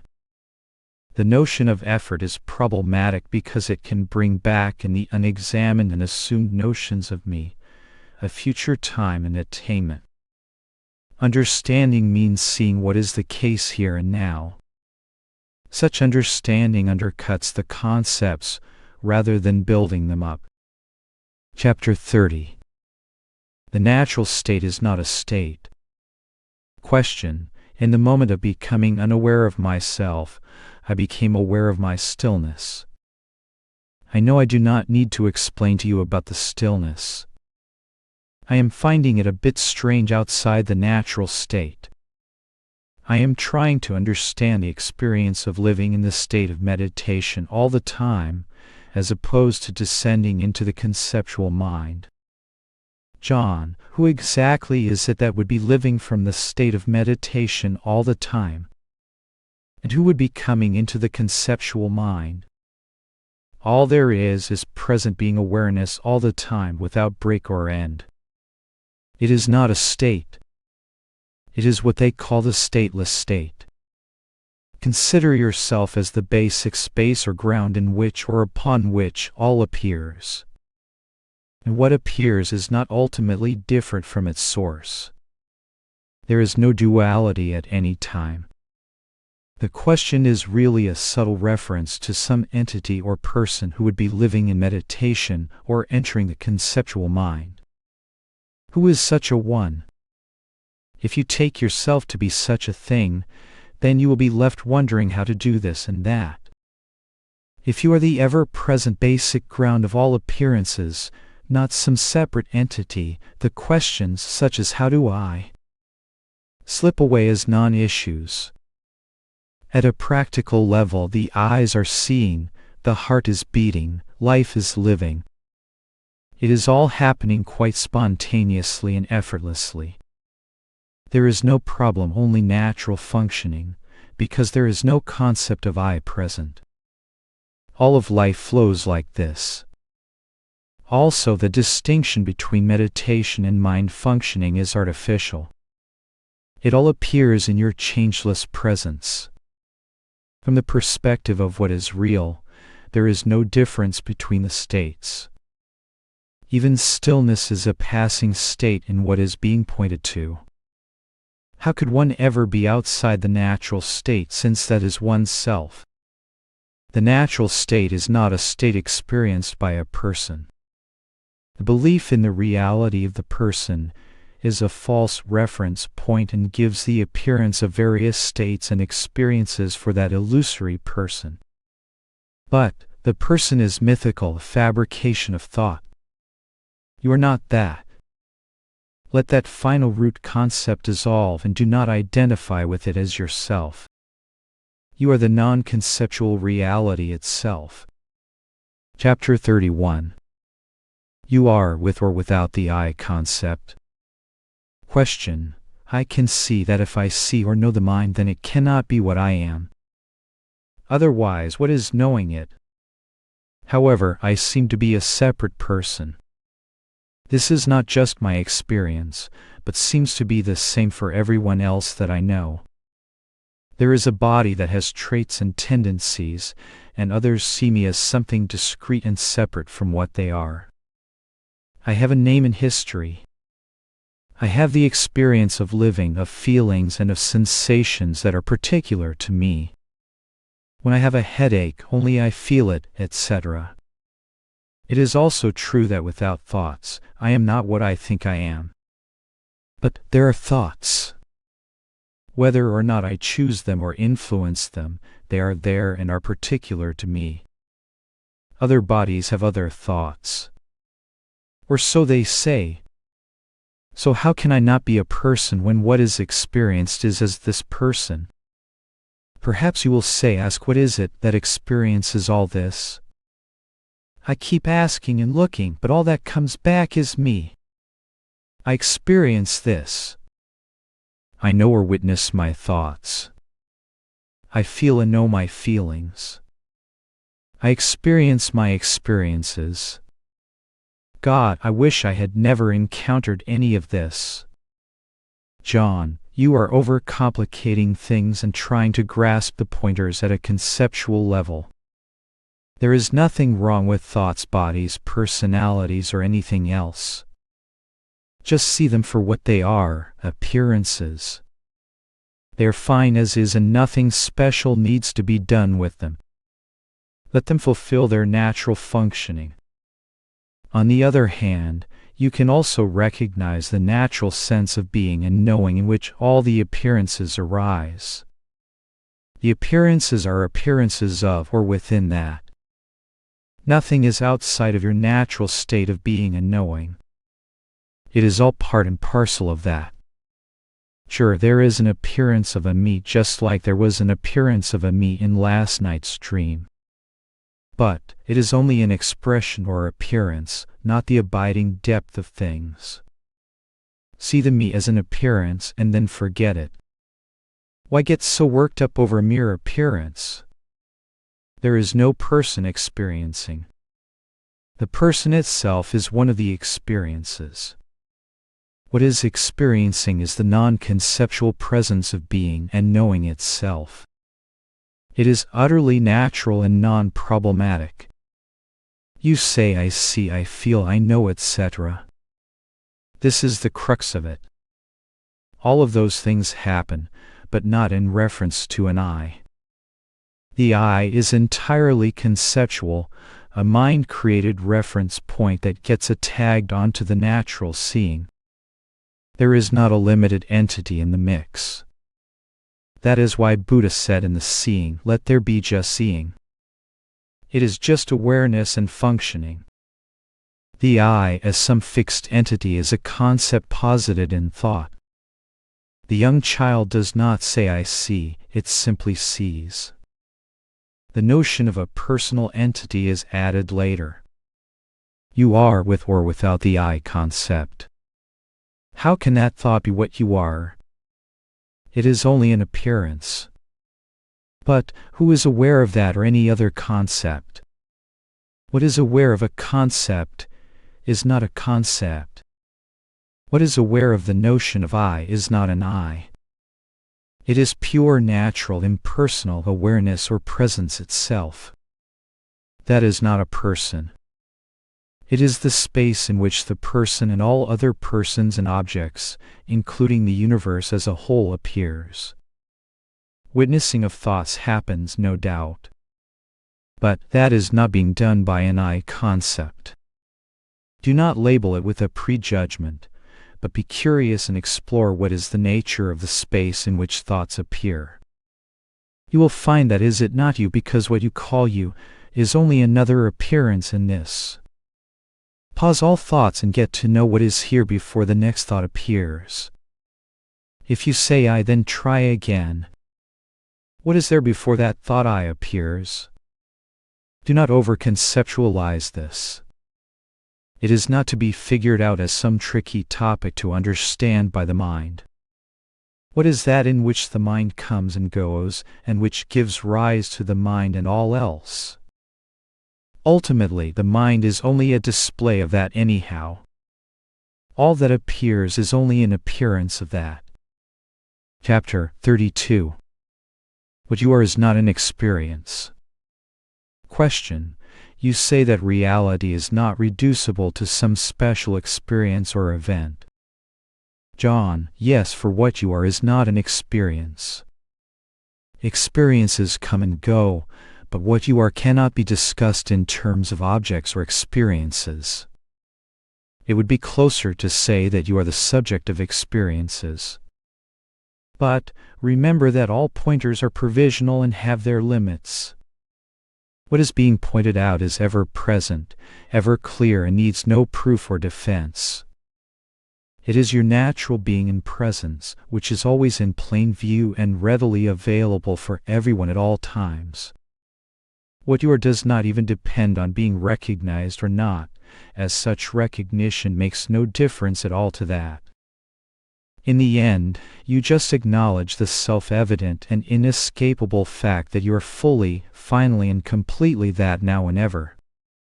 The mind just settles down in the recognition that what you have been seeking is what you are, have been, and always will be.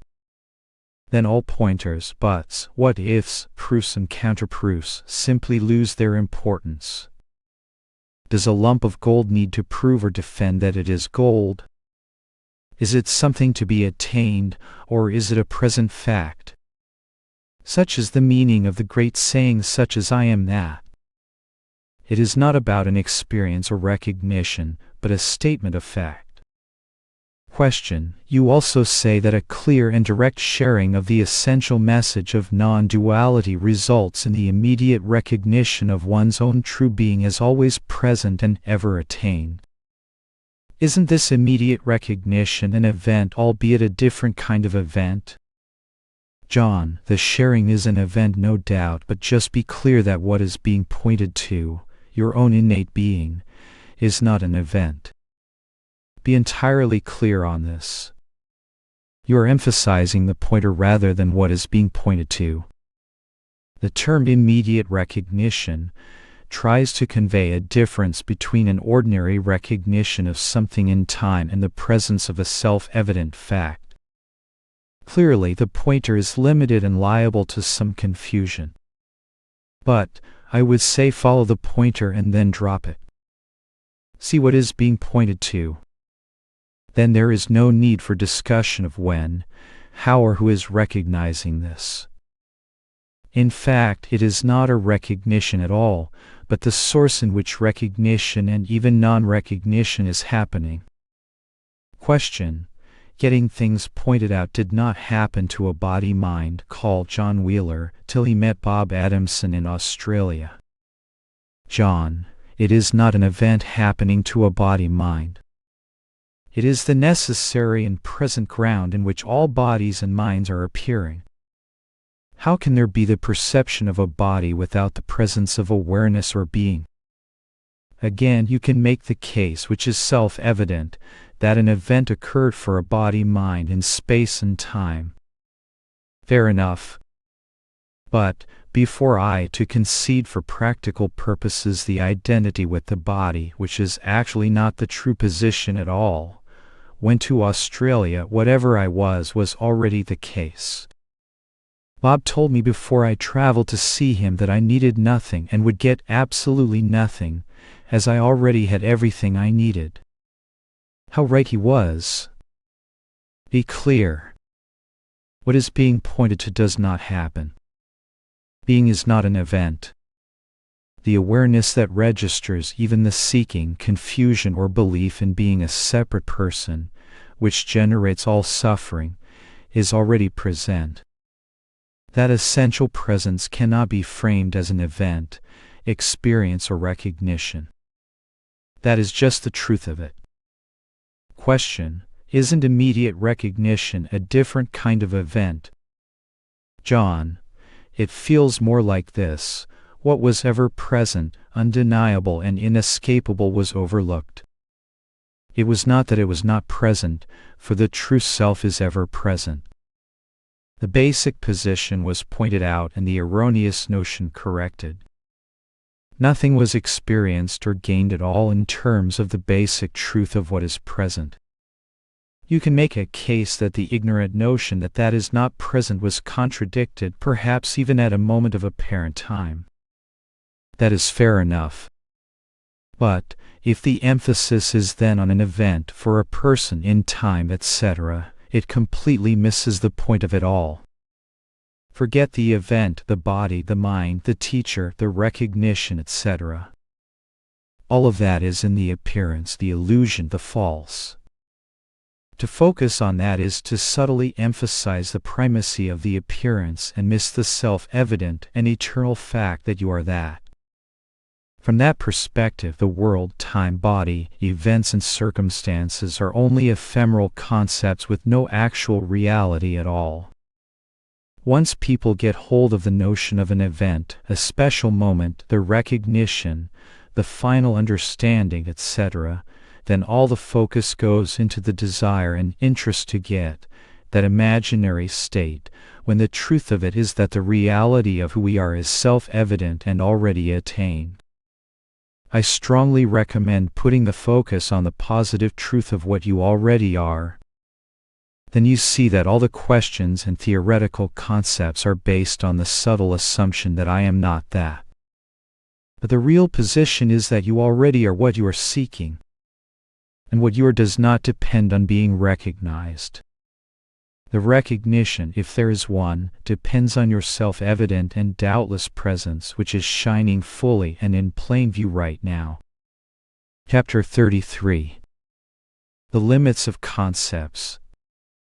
Question: I was analyzing the existence of a separate I. I understand that I am not the body nor the mind. After those, the most real thing I have is that deep sense of existence that I am. That I cannot disprove. But I do not understand why that I am is not individual. Nor can I figure out if it is eternal or mortal. Can you explain it a bit? Thank you very much for your kindness, and God bless you for what you are doing to end humanity's suffering. John, you bring up some interesting points. Keep in mind that the thoughts individual, eternal, mortal, etc. are notions appearing within the undeniable I am sense. For the purpose of discussion, let us take this I am sense to be what you are. In the end, you will see even this sense is not your essential being. Any notions are clearly not what you are. They only appear at the mental level as thoughts, which arise and set in what you are. Notice that your presence is not a concept, but the space in which concepts appear. The key here is to see the difference between a concept and your own presence. Self-knowledge is about the non-conceptual recognition of your own true nature, not conceptualizing. Notice the difference between recognizing what you are and thinking about philosophical issues. One leads back to your non-conceptual presence, which is not speculative. The other leads you back into the mind. It is only within the mind where you deal with concepts, what-ifs, doubts, etc. For the purposes of what I am pointing to, any questions or responses that focus on parsing the concepts of individual, eternal, mortal, etc., will only have the effect of emphasizing the mind and leading to doubt rather than clear recognition of what you actually are. So let us not go down that blind alley. We can leave it to philosophers. Pause the labeling and analysis of the mind and have a straight look into what you are. You cannot deny yourself. Your being is a fact, not a concept. We know we are dealing with something real, not speculative. The fruit is there for the picking, so to speak. Get to know this undeniable self that you are. That is non-conceptual direct experience. Pointers of no person, eternal, etc., are just pointers to encourage us to look into this. They are not a reason to jump back into the mind. In truth, person, no person, eternal, mortal, etc. themselves are all purely limited concepts and not actually applicable to what you are. Strip away the labels and see what you are.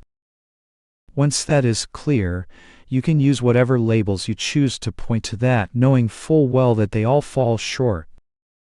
Such are the limits of concepts when dealing with your non-conceptual nature. Chapter 34. Is suffering a necessary habit? Question. Striving, which is suffering, is unnecessary. But it appears to be a habit as long as we live. It is the way the body-mind appears to operate. John. Yes, but there is an implied identification of what we are with the body-mind, which is precisely the point being questioned. Clearly, non-dual traditions point to the end of seeking, suffering, and doubt. Without that, what is the use of the teachings? The notion that these go on just as before would be doubtful, and would only undermine the value of the teaching. If at the end of the pursuit of discovering our true nature, all the suffering and problems continued as before, the whole endeavor would be pointless in my view. Various non-dualistic traditions clearly talk of the discovery of the deathless, birthless, suffering-free, pain-free nature of reality as direct experience and in truth our very nature. Clearly reality, whatever we are in the deepest sense, is completely free of suffering, pain, doubt, fear, worry, etc. We should not overlook these points.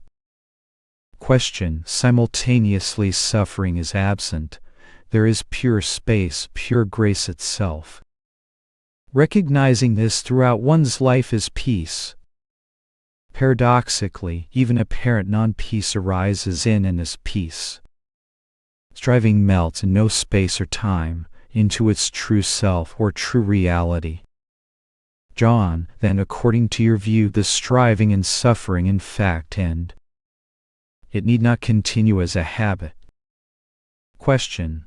I think people interested in non-duality add a layer of apparent suffering when they assume their lives will be pain-free after they see that in truth they arise in and as pure grace. But pain and conflict still come up. Ouch! That happens to me all the time. John, it is helpful to distinguish between pain and unnecessary psychological suffering based on ignorance. Perhaps you are lumping these together. Organic pain and normal bodily and mental sensations continue, but seeking, suffering, and doubt caused by self-ignorance surely must end with the overcoming of that ignorance. Question: why would I pursue any teaching unless it seemed to hold out the promise that I would be on cloud nine all the time? For years I abused alcohol out of that same impulse. Now life hurts, but I live anyway. John, this is a subtle point. Do not use this perspective as an excuse to avoid resolving the unnecessary suffering. There is no need to tolerate what is not needed. You say life hurts, but I live anyway. It depends on how you mean this. Who is this I you are referring to? Is it anything other than the non-existent ego self, which is only a phantom? If so, the statement is pure ignorance. If I refers to our fundamental nature, then how and why should that unconditioned reality experience any pain or suffering whatsoever? My advice is to see the I as what it is, a conceptual phantom with no substance at all. In the collapse of that concept, all the conceptual suffering tied to it vanishes along with it. Then there is no I present to experience life hurts. It is no longer a personal experience. All unnecessary psychological suffering is in fact overcome without the body and its inevitable experiences. Chapter 35. Non-conceptual being has no problems. Question: what you are talking about is the ground of being. Nothing can be said about this. Whatever can be conceptualized in any way whatsoever misses the mark. I am dumbfounded at this juncture. The sense of I am is still a subtle object in the conceptual process. The ground lies behind or beneath any experience, gross or subtle, or any definition at all. John, see the I am for what it is and all is well.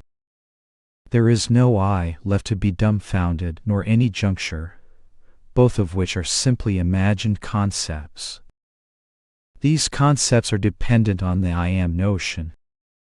Full stop. What is wrong with right now without the concepts? Even the notion of ground is a concept. But you still have not denied your essential presence. Stop. Be as you are. All is well. That non-conceptual being has no problems or worries at all. At this point, you can only suffer by stepping back into the concepts and moving out of the full stop. Remember the phrase which made such an impact on Hui Neng, the sixth patriarch of Chinese Zen Buddhism. Do not alight on any concept whatsoever. That which is present without grasping any concepts is your real nature or true presence itself. It is what you are here and now. Pause between the concepts and be willing to see what this is, instead of immediately jumping back to the mind and trading in your natural state for a concept. Chapter 36. Intellectual versus emotional understanding. Question: I agree that all problems, difficulties, doubts, and suffering presume an entity I who thinks these things are relevant to him. I am very clear that if this point of reference were missing, all of these other consequences would also be absent. I have understood and seen this for years. Where my own experience seems to disagree with you is in your claim that once understood, the belief and sense of reality drains out of the mechanism of the conceptual or imagined bondage once and for all. An intellectual seeing in my case does not seem to drain out the mechanism. This is my difficulty. I am not sure why this is so, but I can hazard a guess. It may be because the sense of self or I is not merely an intellectual construct, as is usually made out to be the case, but also has an emotional component to it. Even if there is an intellectual seeing that all problems are caused by an assumed I, unless the emotions also let go with this seeing, one is still in bondage. In your own case and those of some others, an intellectual seeing may have been enough to set in motion the rapid dissolution of the false assumption. This may not be generally true, however. In a sense, I think writers and teachers of non-duality who provide pointers oversimplify the matter by ignoring this. They have usually practiced for years in some form or another, even though the moment of insight takes only a fraction of a second. Is there something to this? John, your comments indicate that you are still giving belief to the notion of the separate I. Do not create artificial distinctions, such as emotional and intellectual seeing. Why do you even talk of intellectual seeing? This is very artificial. It is just mind stuff, really. Your statements reveal your real position on the matter, which is the belief that some people have seen this and others have not. Can you not see the continued cherishing of and belief in the person concept at work here? If so, has the pointer of no self really been seen through? Dividing it into intellectual and emotional seeing is a smoke screen and diversion. The bald truth is that the mechanism of bondage and belief is still active. Thoughts, feelings, beliefs, and spiritual opinions are still being referenced to a supposed identity. Otherwise, for whom is there any bondage or need for liberation? In a sense, you are right in that the notion of no self has been assented to at a conceptual level. But, in point of fact, the subtle belief in its presence is being maintained. I know this from direct experience, because it was precisely my experience also. I also knew for many years that ego was the cause of all problems and not existent. But, when I actually looked in my experience, the simple truth is that everything was still being referenced to that subtle assumption of the me, my thoughts, my story, my problems, my seeing, my understanding. In spite of whatever the intellect may superficially agree with, the fact is that the ego notion is in total blossom. It can be very subtle and very humorous also. Consider the person who says, "I am enlightened."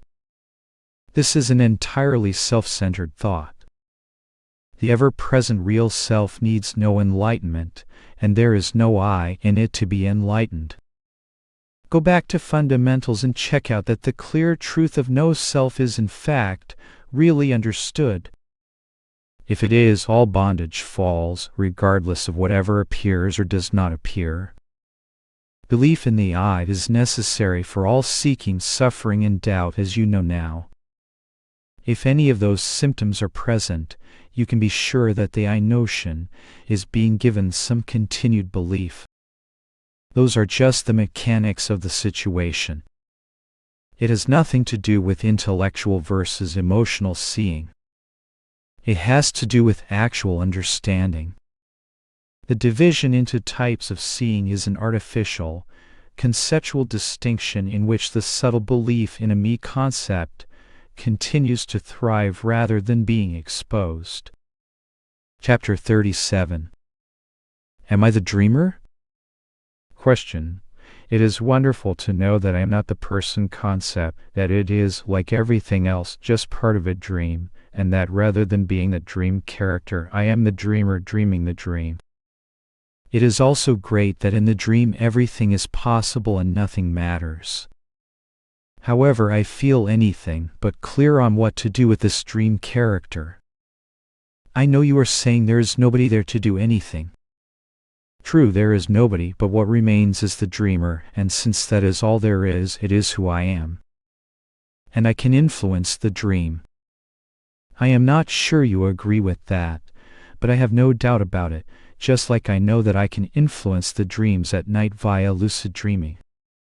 One way to end a lucid dream, for example, is to go to bed and close the eyes of the dream character. Is that what I should make my character do in this waking dream? Or should I meditate or have him try something else to enjoy the dream even more? On the other hand, I know that nothing matters. It sounds like you think that there is something left to do in the dream. Why else would you still be active? I also have a sense that the only thing that remains to do is help those who want to remember the natural state. But, if nothing matters, why bother? The only thing that seems to matter to me in the dream is that I can see my wife suffering through ignorance. I am torn between trying to help her, which seems to be rather painful most of the time, and leaving her so that I do not have to see it anymore. I am serious. If this were a lucid dream, I would have left a long time ago. It is just another dream character, and there is no point in prolonging the drama when the next adventure is just a thought away. Is or is not the lucid daydream any different once I can get myself to not worry about other dream characters? Thanks in advance for your replies. You are a good dream character. John, you are missing the point of all this. It has nothing to do with dreams, dreamers, what to do, what not to do, etc. Doing happens. That is not the issue at all.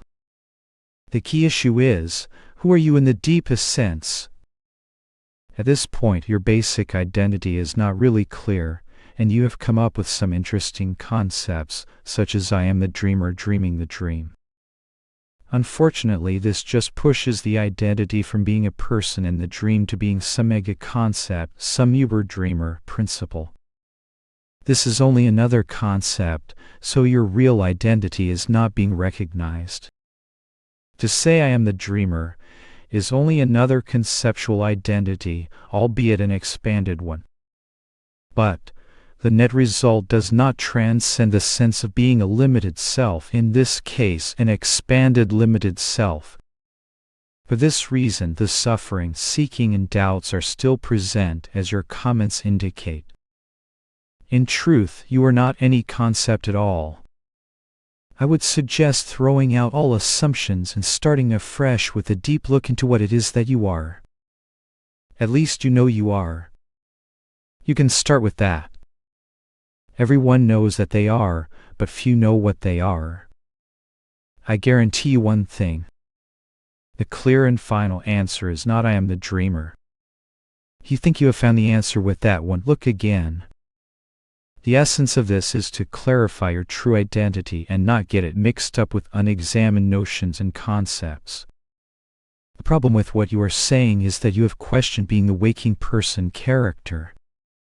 But you have only expanded the I sense to the concept of being the dreamer, which is really no progress at all. It is like a prisoner changing his clothes and claiming freedom. No chance. Anyway, I think you get the point. Return to the question, who and what am I?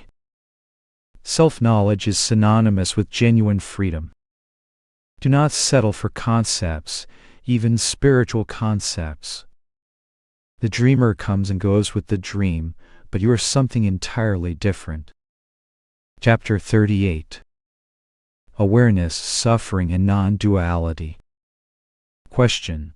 It is easy now to see that awareness is prior to everything else and that it is our true nature.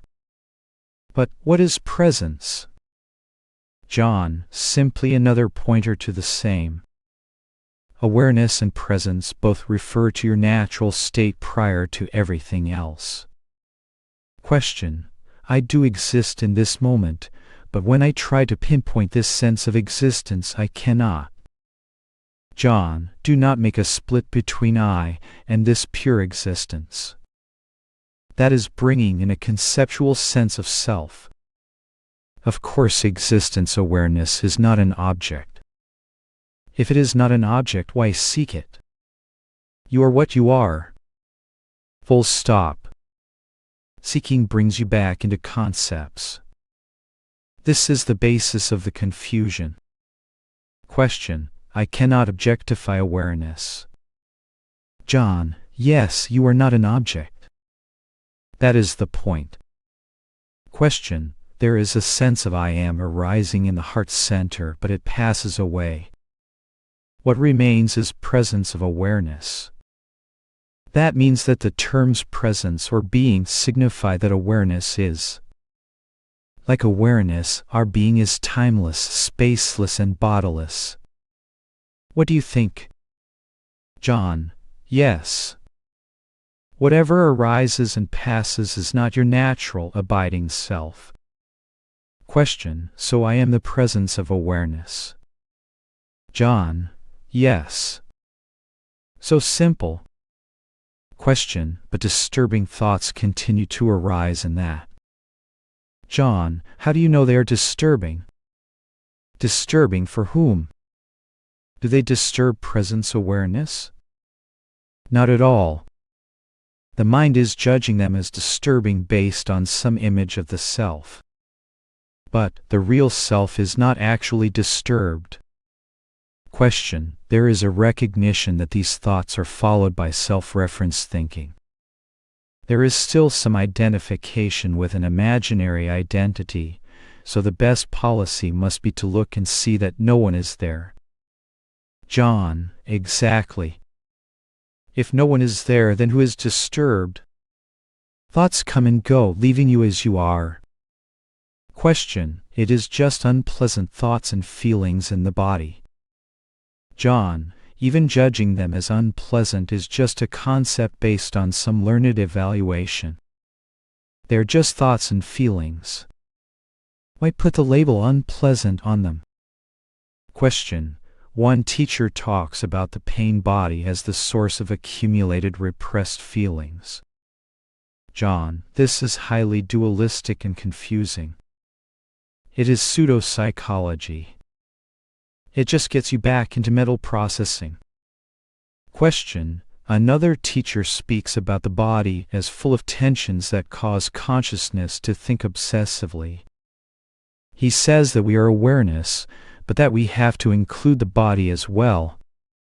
By being aware of the body, it starts to relax into awareness. John: this is dualistic therapy work. The body is naturally included in awareness.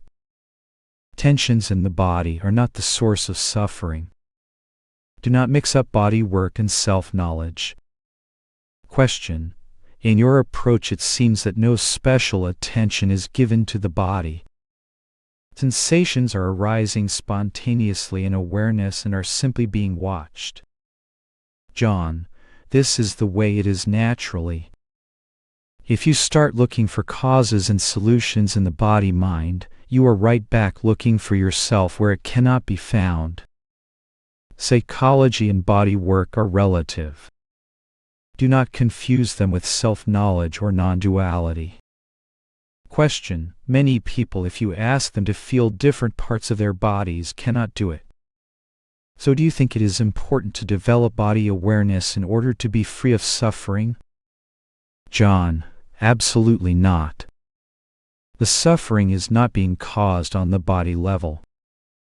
It is caused by views and concepts of who we are. Question: the last 2 months have been the most clear time I remember in the last 30 years of seeking. Your books are so helpful. Thank you. John: one last question is arising. The mind is still creating separation from others. Awareness experiences duality. Is it non-duality when the mind stops creating me and mine versus you and yours? Non-duality is not a future state dependent on your mind. Non-duality is the ever-present natural state in which the mind and all else appear. You are that reality. All that appears is only a manifestation of that one primal awareness. You are not separate from that, nor are the appearances. that is ever-present non-duality. It is not in the future. It is the natural and present state. Question: the awareness here is like Ramana's. But I presume that the body-mind is not as pure as was his. He was peaceful. Here the neurotic mind is still in business. John: you do not really know what Ramana was like. It is all fantasy based on reading. Let the mind be. Does the sky care about the clouds and say the clouds are me? Even the interest and fascination with the body-mind is showing some identification with them. Let them be, and they will take care of themselves naturally. Believing your identity to be the mind causes it to be neurotic. Abide as what you are, and the mind will come to its natural balance. Also, do not believe any teachers without applying some careful judgment. Being a teacher does not guarantee being clear on this stuff. Chapter 39. Who is supposed to understand this? Question: I'm reading You Were Never Born, and I think that sometimes I understand what you are talking about. But it really is a bit confusing. John: your natural being, presence, or awareness is evident. It only becomes confusing when you try to think about it. Why? Because what you are is prior to thought and cannot be grasped by means of a word or concept, which is how the mind operates. Pause the thought, and your own presence is clear and evident. That is all. Question: who is it that is supposed to understand all this? Is it me, this individual person or mind, this basically non-existent object in awareness? Who else is there to understand? Anyway, since presence awareness does not write books, it seems that somehow you must have gotten the understanding. John: there is no need to tie the mind up in knots trying to pin this down. Awareness is self-evident and easily known, even now. Not by a someone. The someone idea is a concept. Again, what you are is prior to concepts. The person comes afterwards as an appearance in awareness. Awareness is prior to the notion of the I. Hearing is happening, no one is hearing. Later we say I hear, but that I thought is not present in the hearing, only in the subsequent labeling. All experience is I-less or impersonal. Question: you once said that awareness is not aware of itself. Does this mean that our true self is also basically non-existent? John: not at all. Are you denying your own self? That is impossible. However, what you are cannot be seen as a thing apart, because you cannot become an object to yourself. All the problems come from trying to conceive of your being as something objective which it is not. Question: then all there really is a seeing or experiencing by no one. If our true self is really a no self, more of an absence than a presence, then maybe that is why we have a tendency to overlook it. John: exactly true. You are, no doubt. But being is not a thing, which is why we overlook it and identify with an object. Question: and this natural state, this seeing or awareness, is it really always there, shining in plain view? Yes, I can see that logically awareness must always have been present, but you also say that love, joy, peace, and happiness are other terms for being in awareness, and I most certainly have not noticed much of that. John: settle in with the awareness presence, and whatever its characteristics are naturally become evident. That is already present but overlooked. Just as being and awareness are ever present, but often not acknowledged, so is the non-suffering and unchanging freedom of your ever-present true nature. Chapter 40. The issue of evil. Question: what do you think about the notion of evil? John: good and evil are relative, human conceptions. One person's good is another person's evil. The standards vary from person to person, culture to culture, and even over time for this same individual. Looking outward at relative acts and trying to categorize them according to some absolute standard of morality is bound to fail. In the highest truth, all that is non-conceptual being awareness itself, nothing else. What appears is only that, an appearance. In other words, it is only an appearance of that one abiding source. From that level there is no further discussion, as the whole appearance is conceptual, including any evaluations or judgments about it. There are no self, no others, no appearances, no actions, no standards or conventions whatsoever. At a relative level, granting the reality of appearances, things function based on apparent causes and conditions. Sentient beings act, think and function based on biology, conditioning and circumstances.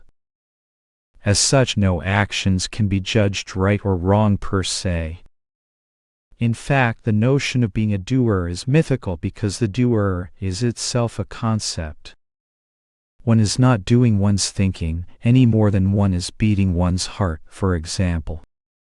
However, again granting the reality of appearances, it is important to see that people do things largely motivated by their views and assumptions about themselves and the nature of reality.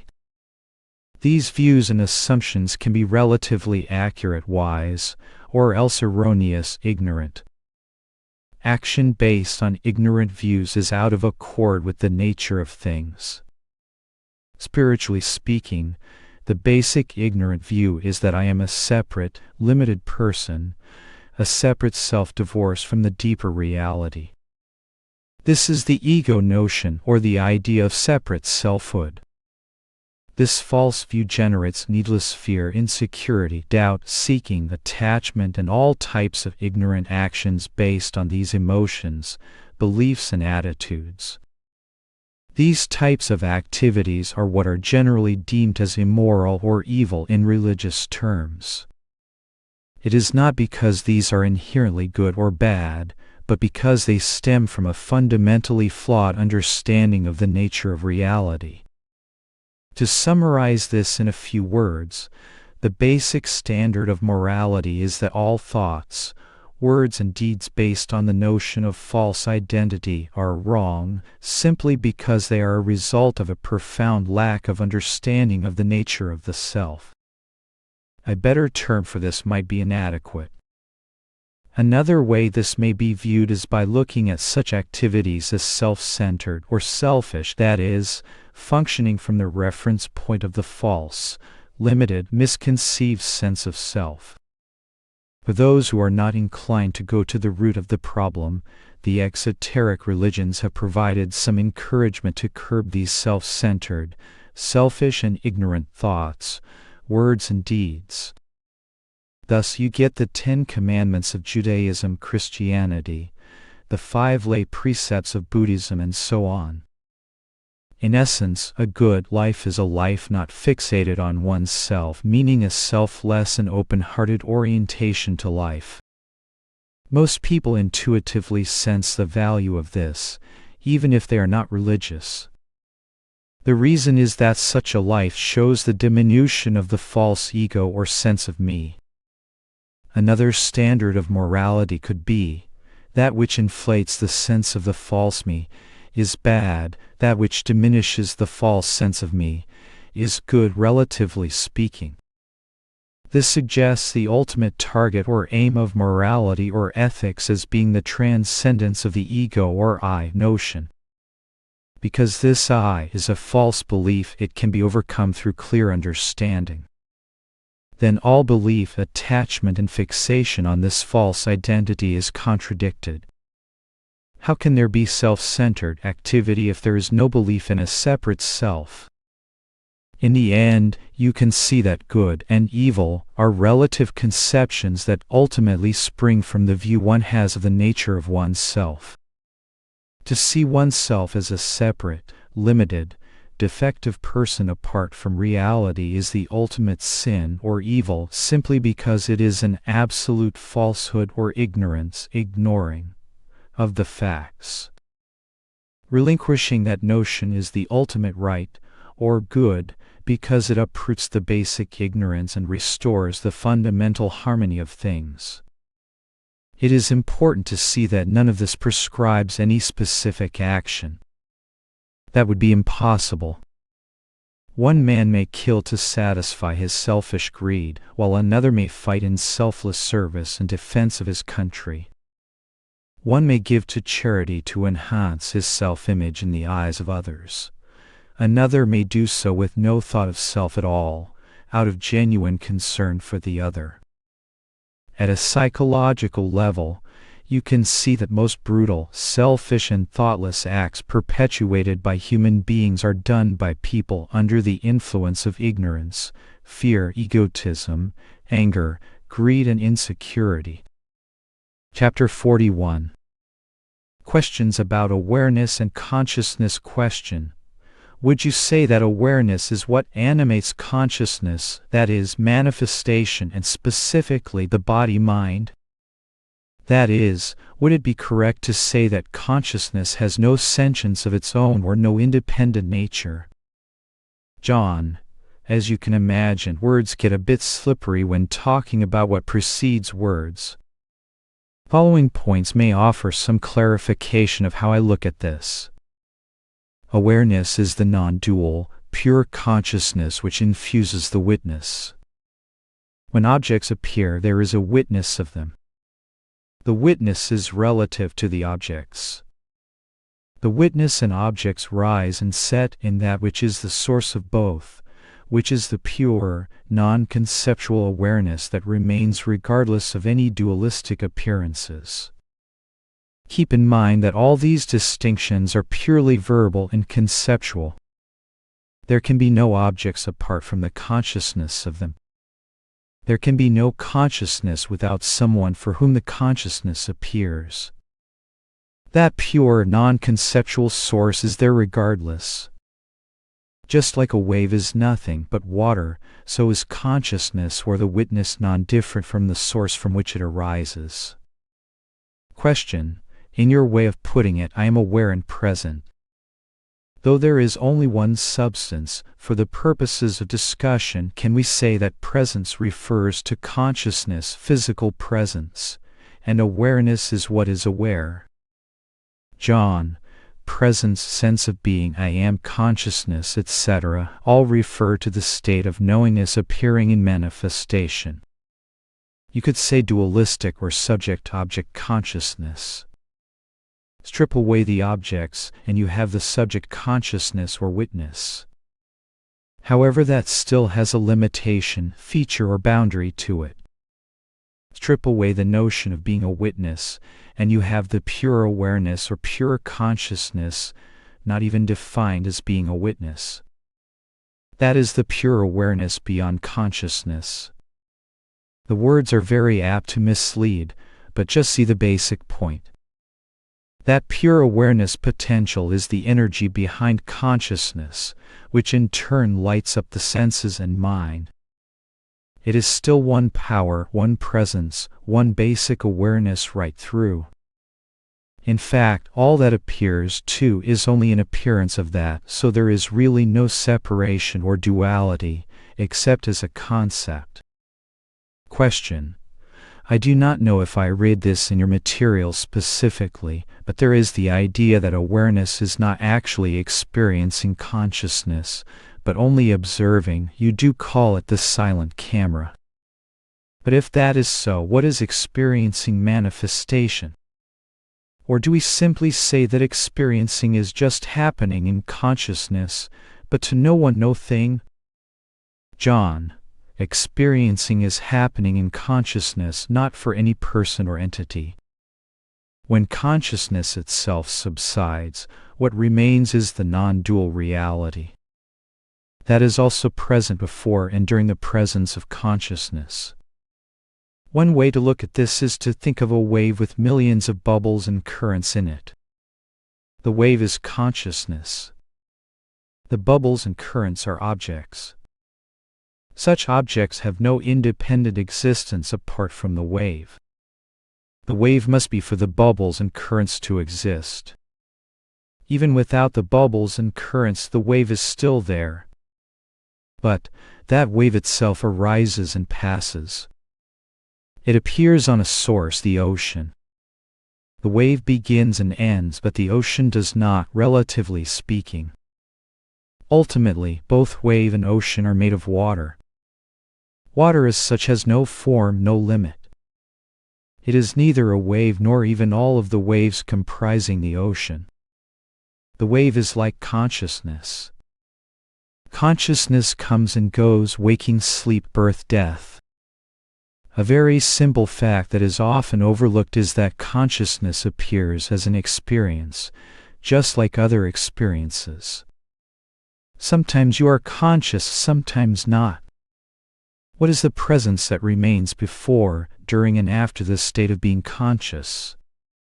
That is the pure, unconditioned awareness for which consciousness, the witness or the subject, also appears. Both the objects and the subject appear in a prior reality, which is beyond dualistic consciousness. That is your true state, or the true state being impersonal.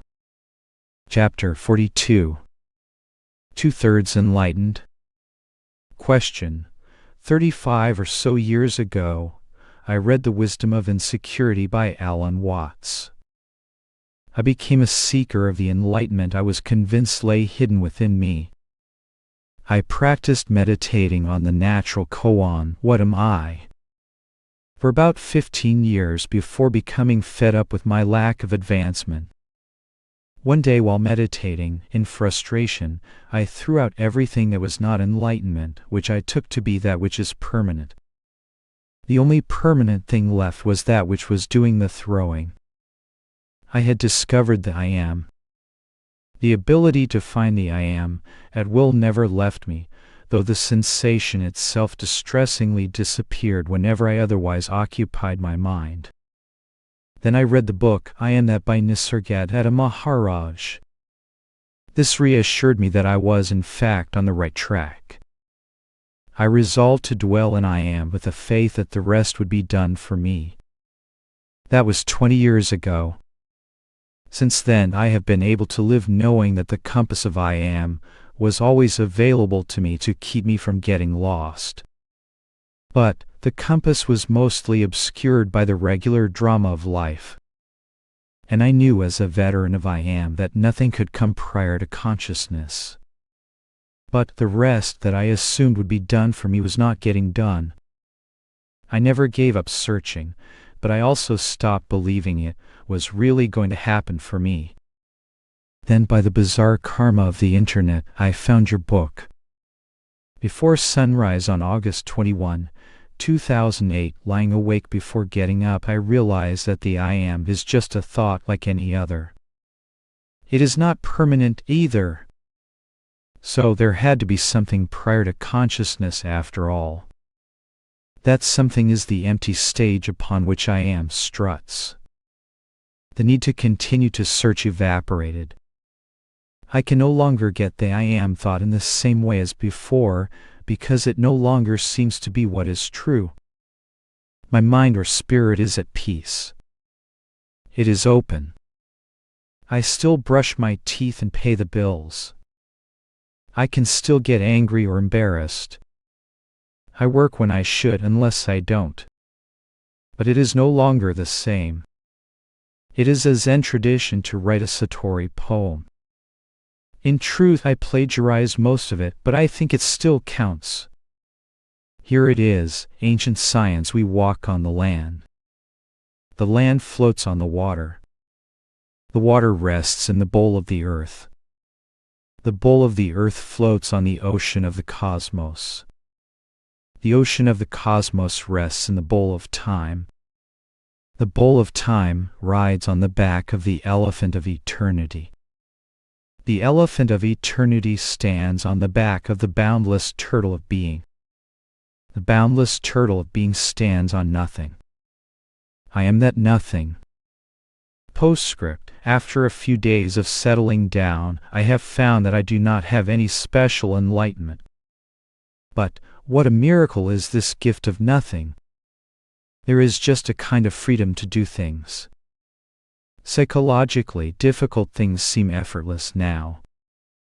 The ability to concentrate on what needs to be done is significantly stronger since I do not have to worry anymore about what does not have to be done.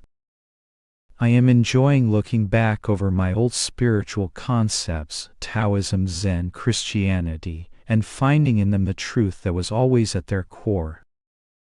I probably reek of the stink of Zen, but I presume it will pass as my mind accustoms itself to the regime change. In other words, there is nobody in charge. Postscript. I am puzzled that nothing seems to have really changed. I am not a better person than before. I do not have any penetrating insight into the consciousness of others, any experience of the body dropping away, or any of the other merit badges of enlightenment. I still know that I am is only a vivid dream on the amazing blue screen. But, in rereading Nisargadatta's Prior to Consciousness, I suspect I have missed something vital. Of course, there is nowhere else to look. Please pardon the arrogance of all the above. Do you have a special tip for this bonehead? John, the point to all this is simple. All simply appears and disappears in consciousness. This consciousness is sometimes called the witness or the I am. But as all good Buddhists know, consciousness itself is impermanent. It is just another empty and conditioned appearance. So far, so good. If the consciousness or I am itself comes and goes, then what am I in the most fundamental sense? I must be that in which consciousness appears and disappears.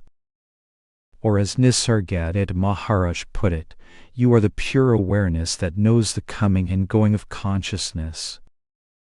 That is the unconditioned, unmanifest, uncreated, unborn, prior to consciousness reality from which consciousness appears and into which it sets.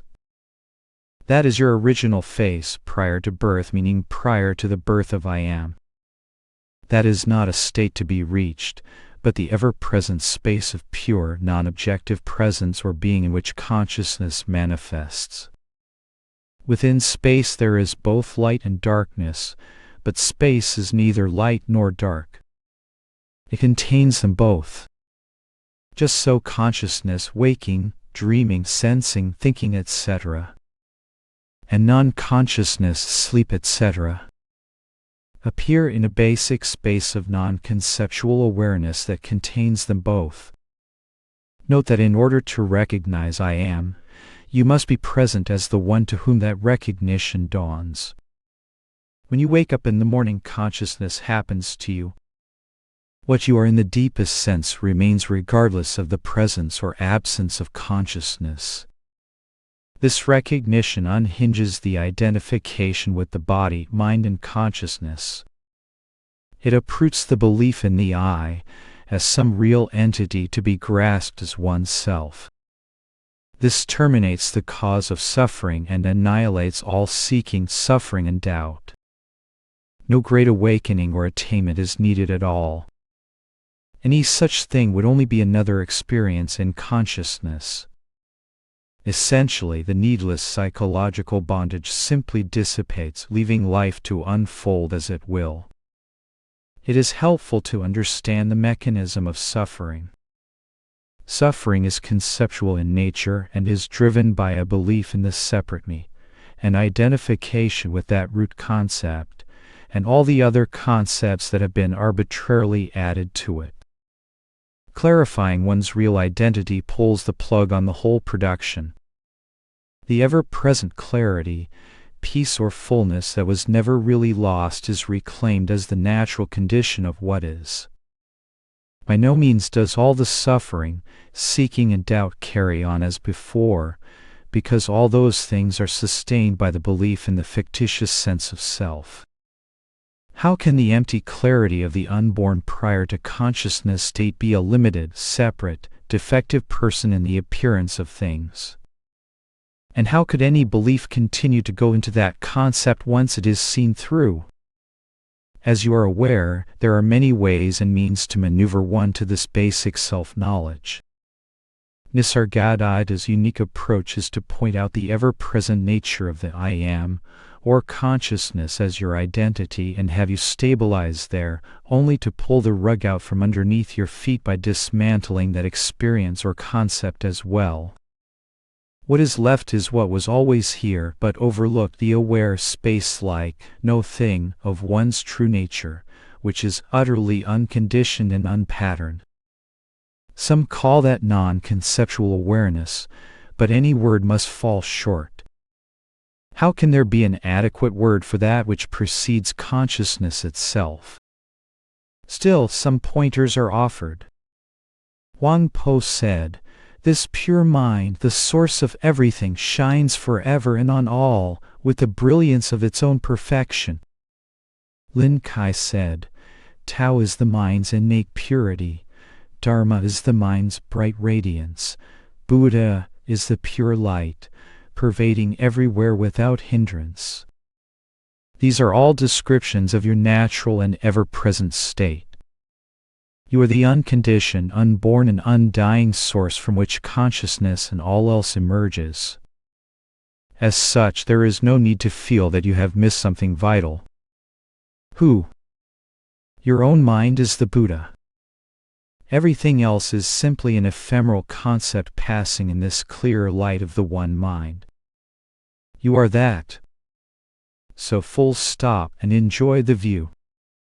Question: Thank you so much for your penetrating answer. If I judge by my behavior, which is more certain than feelings, I have stopped needing to seek. I do not believe in the suffering that is arising, but I do have some doubt. So let us call it a 2/3 breakthrough. John, my doubt is not a question of the truth of my realization, but only its depth or completeness. I think this needs to go into the crock-pot of daily life to burn for a while. For now, I am going to follow your final pointer. Enjoy the view. A 2/3 break through for whom? Your realization? Hogwash. Dispense with all these erroneous notions, which are no doubt holdovers from the stink of Zen days. It is these very concepts that are the trouble at this point. Without grasping such notions, what is wrong with your present true nature? One's own mind being the Buddha is not good enough. Your that does not equal being 2/3 of that. The hang-up is only giving some continued belief to the presence of a separate someone, the assumed self-idea. Who is even present to be 2/3 realized or whatever? If there is no I, then who needs to or can be realized? The talk of realization is only a carrot for the ignorant. The wise drop all notions of bondage and liberation. As the Diamond Sutra says, develop a mind which alights on no concept whatsoever. Without alighting on any notions at all, the clear, vivid presence of the true nature stands revealed in all its immediacy and glory, now. Doubts are only thoughts appearing in this ever-fresh, non-conceptual awareness. Doubts make a subtle reference to the me whom they are about. Look for the me and you will find it entirely absent. All there is this ever-fresh, non-conceptual awareness, here and now and ever. Question: Wow! Brutal. And right on target. My first impulse was to compose something that would earn your approval. That would hurt me and insult you. So I spent much of today chewing. My mind has been conditioned by many years of enlightenment stories. It has a firm model of how it should work. Reality not matching the model naturally raises doubts. It should not surprise me that my mind, having lost its firm footing, is in a panic to regain its equilibrium. There are many doubts frantically rushing this way and that. They are just thoughts, as you say. Also, I have held to the identity of being a seeker for a long time. Without the doubt, this seeker has no more noble work to do. Meanwhile, all 3/3 of my life are rolling forth out of nothing. It is not my accomplishment, not my responsibility, not my problem. What to do with it? Anything, it seems. No effort, no virtue required, no scorecard, no nobility. I will just have to wave the doubts through. Perhaps they will tire after a while. Thank you for the sledgehammer. Ouch, in a good way. John, I was not meaning to be harsh, only challenging a few notions. Your being is perfect, whole and complete as is. The notion of some grand enlightenment is only that, a notion. Remember, Buddha said, by complete unexcelled enlightenment I attain nothing. This is literal truth. We have read this kind of thing, of course, but usually fail to see that these are literal statements. It is very important to see that statements like I am 2/3 realized or I am working on my realization are nothing more than a conceptual fantasy for an entity, the assumed self, for whom this concept applies. That notion thrives by the continued treasuring of such notions. Who precisely is it who is 2/3 realized? Who is working on the realization? One of the key points of all this is that the self is completely mythical. This conceptual mechanism needs to be thoroughly exposed, because in truth this is what keeps the suffering, seeking and doubt and spin. Instead of following such thoughts and granting them any reality, it is better to turn them around and look right at the supposed person to whom the concept applies. Where is this entity? A little bit of looking shows it is nothing more than a vaporous assumption. There is no self present at all. If we think there is, we need to really look and confirm its absence. Without this, the root of suffering is simply not being addressed. If you look at a statement such as I am 2/3 realized, what it really means is that I am some being who is not yet whole and complete, in other words, a separate self. This is a complete contradiction to the basic message of non-duality. Your nature is the Buddha. Toss aside all concepts. One very important point to realize is that there is no enlightenment in the future because time is, strictly speaking, a mental concept. How can there be freedom in an imaginary place called the future? Drop the whole framework. Look into your present nature and see what this is now. You need not attain what you are, but it is necessary to be clear on what you are. What you are, even now, is not a body, mind, personality, I concept, or anything else that is perceivable or conceivable. This vivid, undeniable presence of empty, non-conceptual awareness that remains must be what you are right now. Therefore, drop all concepts, including, and perhaps most importantly, all spiritual concepts. That is why Buddha said that the Dharma must ultimately be discarded. It is the proverbial raft that must be left behind when the other shore is reached. The other shore is your undeniable true self. The key now is to let go all self-defining concepts. This is the state in which the mind alights on no concept whatsoever. That mind which alights on no concepts is your fundamental nature, not as a future attainment, but as a present fact. Without any grasping for concepts, what is revealed here and now as the natural condition is this radiant, empty, knowing presence of the non-conceptual true nature that you are. As one of the Zen masters said somewhere, it is a pure, silent joy. You are this. So, full stop. Notice that any turning back to thought brings you no closer to being what you already are. My sword swipes were not aimed at you. They were only to sever any lingering tendency to grasp onto any conceptual positions at all. What you are is not a concept and needs no further attainment. Hear this message directly and deeply. You are already what you have been seeking. Once you have reached this, any movement from here only takes you away from the natural state and apparently back into the concepts. These are only based on the presence of a phantom self-entity that has never been present in the first place. Chapter 43. You are life itself, not an aloof witness. Question. I have been a spiritual seeker for a long time and have been reading a lot about non-duality. My understanding now is that in the present moment I see everything as an illusion on the background of the unknown.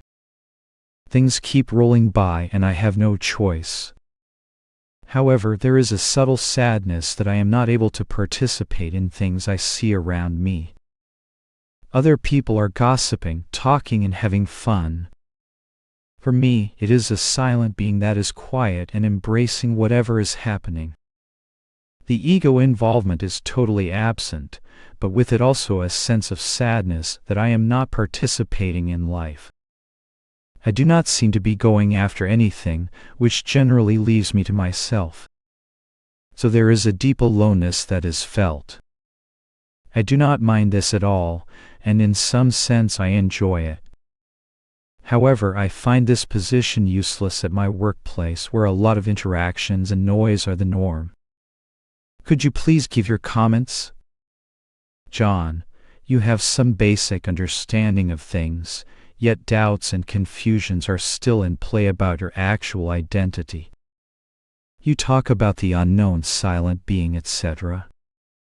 But the real point is, do you know your true nature as it really is? Your comments go on to reference a sense of me or I am sad, I am not going after anything, I am not participating, I have no choice, etc. This is still giving a reality to the ego notion and your identity as that presumed person. Therefore, it is not fully accurate to say the ego involvement is totally absent. My sense is that, even though there is some intuition about silent being, etc., your true nature is not as precise and clear as it could be. Thus the doubts and confusion continue. The lingering tendency to associate the doubts, feelings, and actions with a sense of I means that the I thought is still being given some reality. Go back to the basic points. Who and what are you? What is the nature of this undeniable self that you are? This is first and foremost and must be completely clear. The tendency to associate experiences with the reference point of a separate me needs to be examined.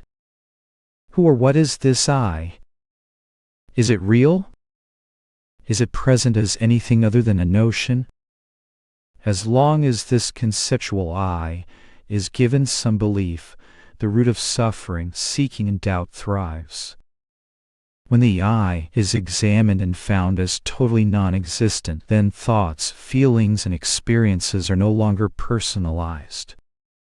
The natural state of your true being simply stands as it is, unveiled. This natural self that you are is by no means a silent, aloof, or distant witness that is disconnected from life and events. That is a pointer that may be used at some point, but needs to be discarded eventually, like all concepts.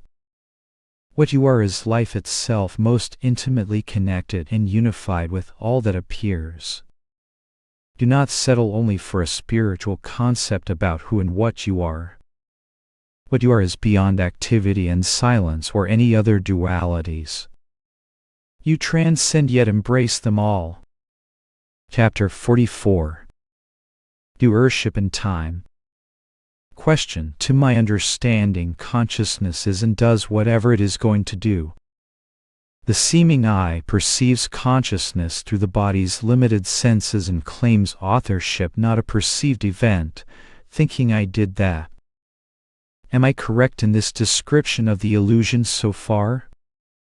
John. Yes, the seeming I is the point.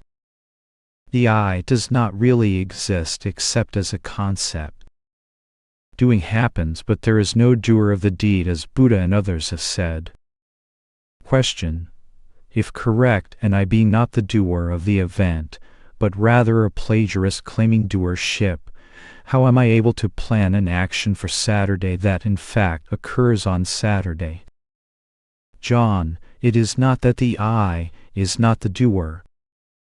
It is that the I is only a concept and ultimately not present. There is no I to be a doer or non-doer. You are making the mistake of bringing back the concept into the equation. If there is no I, how can you say, how am I able to plan? Can you see the mix-up? You are negating the I concept, but then referring to it again. This is the problem. Leave the I concept off the table. Seeing is happening, thinking is happening, decisions are happening, planning is happening. It is all going on quite naturally and effortlessly, without any need for an I concept. It is that simple. Question: I understand the words, at least, that there is no future and all is now, but I do not understand it enough to make sense of this seeming fact that planned events can actually occur later. John, time, like all else, is an appearance in consciousness. Time appears, but did you ever leave the now? Time itself is a mental concept, but so is everything that appears. The main issue is to see the I itself as a concept, a construct of thought. Like time or any other appearance, it may have some relative merit in the appearance of things. But what you are is not an appearance. Your real being is the I-less, timeless, ever-present radiance of non-conceptual being awareness, completely evident and inescapable. Chapter 45. Awareness, Waking and Dream. Question: I can be aware of presence awareness, or my natural self devoid of the me character in the waking state whenever there are no thoughts going on. But it is not possible in the dream state. In the dream state I am completely identified with the dream and nothing else, even though that registering consciousness is present. What is that non-complaining registering in dream state? Is that also the same presence awareness? It just registers without complaining or judging like I experience in the waking state. But it is not aware that it is sleeping and dreaming. I do not know that I am sleeping or dreaming. In the waking state, I know that I am dreaming. I consider this waking state to be another dream. Also, in dreamless sleep I am not aware of the presence awareness either. But there is that bliss, no doubt. I do not even know I exist. I am not aware that I am sleeping in deep sleep. John, you are overcomplicating this by introducing a you concept into the equation. Your natural being is present and aware here and now. It is not that there is some you and then this other thing, being or awareness. Even the notion that I am aware of it is only a concept appearing in what you are. The I is purely a concept. It is clear that you are present in waking, dream and sleep. There is no doubt or problem with that. That is signed, sealed and delivered. There is no change in that, no problem in that. It is not something of which you become aware. That is entirely conceptual and based on conceiving yourself as something apart from your being. The whole problem is conceptual and delusive because it is granting some separation from the non-conceptual being awareness. You are not a separate someone to be aware of being at some times and not others. You are the pure being itself. This being or awareness has no need to become aware of awareness. You are the awareness itself. It is that clear, rock-solid presence here right now that cannot be denied or contradicted. You cannot say I am not. So full stop in this moment. notice that there is no problem with the fact of your being. The problem is only sustained by returning to the mind and its conceptual frameworks.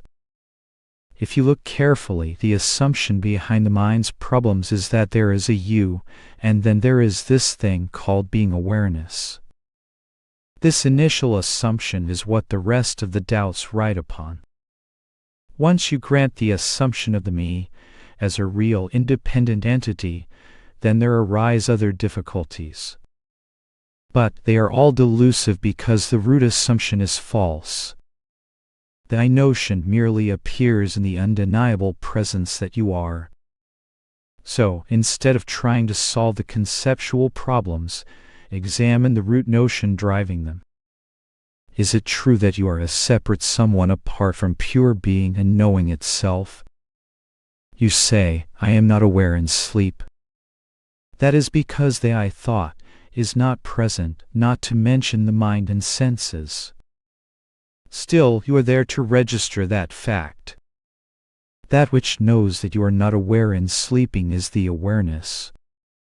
It is not a personal, dualistic experience and cannot be grasped by the mind at all, because there is no mind or sense of I in that state. Still, you cannot deny your being in sleep. After all, you are there to have a sound sleep. In truth, waking, dream, and deep sleep all rotate within the constant presence of non-conceptual awareness. You are that. Chapter 46. Two Presences. Question: I have found your last book almost by chance after having spent the last 3 years inquiring into the question Who am I, as suggested by Ramana Maharshi. Your book resonated fully, to the point that the question dropped almost instantly. John: yes, there is something here that remains regardless of a question or lack of a question. In other words, whether thought appears or not, you are present. Your own being and the knowing of all that comes and goes cannot be denied. This is what is being pointed out as your actual self. Question: what is left now is not easy to put into words, but I will try. I hope you might comment or evaluate.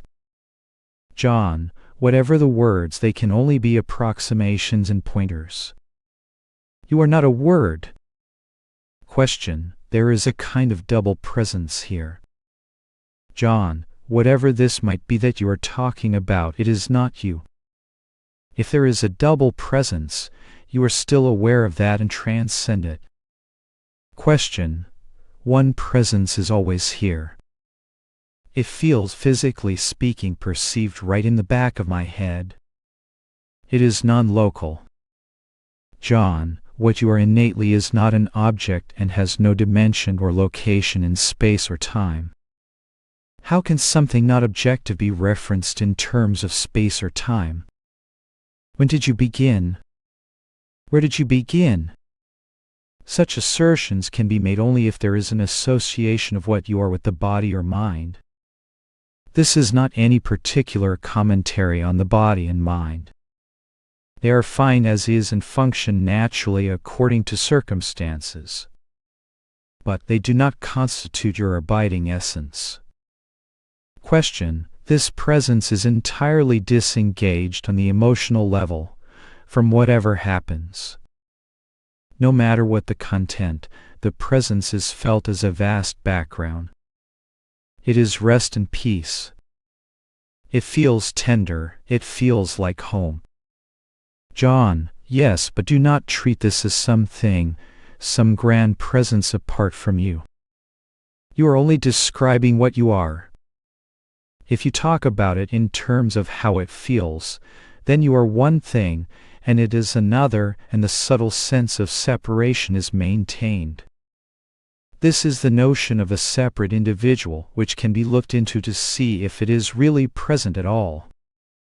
Question: this presence I am speaking of is here, though only if I disengage myself from external activities. The impression is that that is totally lost in the so-called activities. John: here is where you go astray. I who? Is your own presence, your own consciousness nature only there when some mythical entity does or does not do something? How could that be? Broaden the view and re-examine the perspective. Being is. Being is present and aware. You are this. It is what all appears within. No activities alter this primordial fact of experience. If you take the separate I notion as real, then it may give the false impression that what is real comes and goes. But realize that the assumption is false. You are not an I apart from reality, but are the real itself. Question: when that is lost, there is again someone doing things, acting out his persona in the very common way as everyone else. John: so it seems. Did you ever find the someone? Have a look. Seeing is happening, not someone seeing. Just seeing. It is all a manifestation of consciousness which cannot be there without you. So you can see nothing is ever wrong. You have never left your being. Only the false notion of the me appeared and was assumed as true. However, even that me notion arises and passes in the knowing being of your actual nature. Question: I suppose I am saying these things out of habit from the times when I used the repetition of who am I as a means to get back inside myself. I feel it is not enough just to do nothing and remain absorbed in the pure presence awareness. John: this is not about an I getting absorbed in presence awareness, but finding this undeniable presence awareness to be your natural and ever-present state. Again, the trouble comes from introducing the separate I notion into things. Question: I feel lost in this sense of non-doing, as if something else should be done. John: this only applies if there is someone present to do or not do. Again, the I thought. See that you are not this thought, but the pure awareness itself. You have never been anything apart from this. Question: I know this is only mind stuff. Everything is already perfect as it is, but it is not lived yet. John: by whom? Again, the I notion. All these concepts are always dependent on that assumption. Question: your work seems to me of immense value. John: all I am doing is pointing to your ever-present natural state. See it and you see everything that I know. There is no you or me there, only pure being awareness. You are that, only that. Chapter 47. Ending the Search. Question: I have been studying Buddhism for some time now and am stuck. Through readings I have come to know many concepts and ideas about the self, but I feel like all of that is useless. I do not understand the point of reading books or practicing, as I feel that all of that is just in the mind. In order for suffering to dissolve, I must go beyond the mind. Everything I say and do when discussing this topic also points to the idea that I am searching for something, when in fact I know that it is this very searching for the end of suffering that will make it impossible to be free from it. Even with this knowledge, though, I find it difficult to end the search. Any words of wisdom? You say in order for suffering to dissolve I must go beyond the mind. This contains the whole issue in a nutshell, both the problem and the solution. The statement implies you are an entity, a self or I, at the level of the mind. This is a basic summary of the root cause of all suffering. The cause proposed in this statement does not hit on the clear and direct solution. Why? Because it keeps the conceptual I and the identification with it in play. It also assumes this I will find its freedom when it goes beyond the mind. This is an exercise in futility because the I concept, the assumption of being a separate self, is a product of the mind. It is like the pot saying it will go beyond the clay of which it is made. John, you need to re-examine the fundamentals and identify the flaw in the assumptions.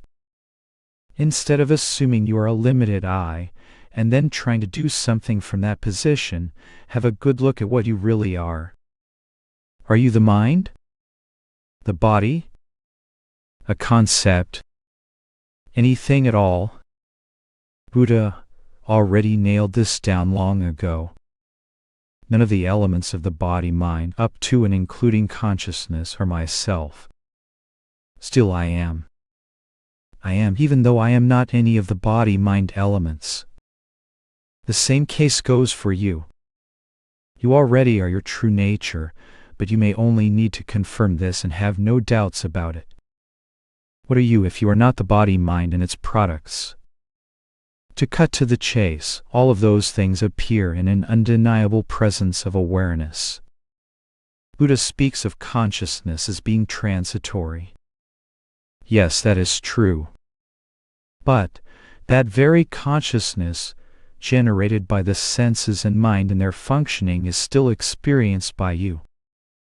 This you is what I call non-conceptual awareness itself. This is what you are. This is what all the sages and traditions are pointing to, each in their own way, you. What you presently are. Non-conceptual awareness is inherently free of the body-mind and all appearances and duality. A good analogy is the sun shining in the sky.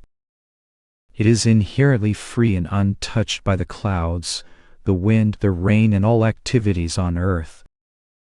It does not have to attain this status because this is its nature. Similarly, your nature is simply what it is, present and aware. In some traditions, this is called space-like awareness, cognizing emptiness, the clear light, empty awareness, and so on. Keep in mind that these are pointers to your present nature, not to a state to be attained. You're this right now. The real solution to any conceptual problem is to make sure your real identity is clear. The real question is not so much how do I, but what am I? Our only apparent bondage is taking ourselves to be something we are not, a separate, limited self in the appearance of things. The solution is having a look to see what we are and always have been. Many pointers are used to point to this and many more can be created, but basically it is what you are prior to any concepts. I call it pure non-conceptual awareness or being. It is so simple, evident, and clear that we tend to dismiss it and overlook what is being pointed to. Chapter 48. How do I recognize what is prior to consciousness? Question. If consciousness is an experience, then what do you call the cognizing of consciousness? Isn't that awareness or consciousness of consciousness? How does this even get cognized since consciousness is needed to be there for it to happen? This is really hard. I have no consciousness of the state prior to consciousness, which is logical as consciousness has not arisen yet. Yet you state there is a me that exists prior to the arising of consciousness. How do I recognize this prior state, and is it even possible, given that I need to be conscious to recognize, be conscious of, it, whereas you say consciousness occurs to it? John, all that is perceivable or conceivable is an appearance in consciousness. That is fairly straightforward. Basically, only if you are conscious is there any other experience. Consciousness itself is a state. You are not conscious in any ordinary sense in deep sleep or while sedated. Consciousness itself is an appearance to or in what you are. Sometimes you are conscious, sometimes you are not. Let us drop consciousness as variable factor also. What this is pointing to is the you part of it. Know one thing for sure. You are already whatever you are. There is no doubt about that. It gets hard to talk about that prior to consciousness nature due to the limits of words. All you can really do is point. A lot of the pointers are negations, timeless, spaceless, formless, unborn, unconditioned. These pointers are useful because they have no content. Now when it comes to the issue of consciousness, there is a consciousness of objects, but there is also an awareness of the fact of being conscious. This is a subtle point. When you become conscious of being conscious, you are taking your stand in the source from which conscious emerges. To be conscious of consciousness, you must have some stand beyond it. I sometimes bring in the term non-conceptual awareness as a, hopefully, clarifying pointer. Or I sometimes say that you are aware of the coming and going of consciousness. The language makes it sound complicated. These are ways, approximate ways, to attempt to point to the real nature of what you are. It is not strictly necessary to parse all this out to the nth degree because clearly all of this is purely at the level of language. Just see that what you are is that undeniable presence beyond any of the mind's concepts, even the concepts of I am. Before that notion of me appears, you are there as the one to whom it appears. The point is not to think this out, which would put the accent back on the concepts, but full stop. Pause the conceptualizing and get the immediate sense of the undeniable awake and aware presence itself. Chapter 49. What do I do now? Question: I never in my wildest dreams imagined what could happen from listening to you. What do I do now? Self-inquiry. I admit that I was terrified when it happened. I guess it was like dying, although how can I say that unless I have lived through the act of dying? It is like I have spent 38 years climbing a tall structure one floor at a time. I am on floor 90 now, and suddenly I see there is no structure. There is no building, no spars, no girders, nothing at all. How did I get here? What is keeping me up, and what comes next if there is nothing to climb? It also became clear that your talking was orthogonal to this, like it was not causally related. I felt like you could have spoken in Greek for all that it mattered. What was happening was not precipitated by your words, but something else, like an undercurrent. The words were leaves floating on the river, and the river was seen to be the thing happening, not the leaves' words. It is like a moth to a flame. I feel like it will kill me somehow, but I still go for it. My questions about the lack of consciousness in deep sleep became meaningless. It is not even like I had an answer. The question itself was gone and became less relevant than a speck of dust. All questions were gone, annihilated. I do want to keep at this. I do not think there is a choice in this matter. I feel like it is an inevitability. What do I do now? Will I still be interested in playing guitar? That was my whole life until this point. Do you think I should practice self-inquiry? I am really at a loss in terms of what comes next. John, the mind may come up with all types of interpretations and commentary about what next.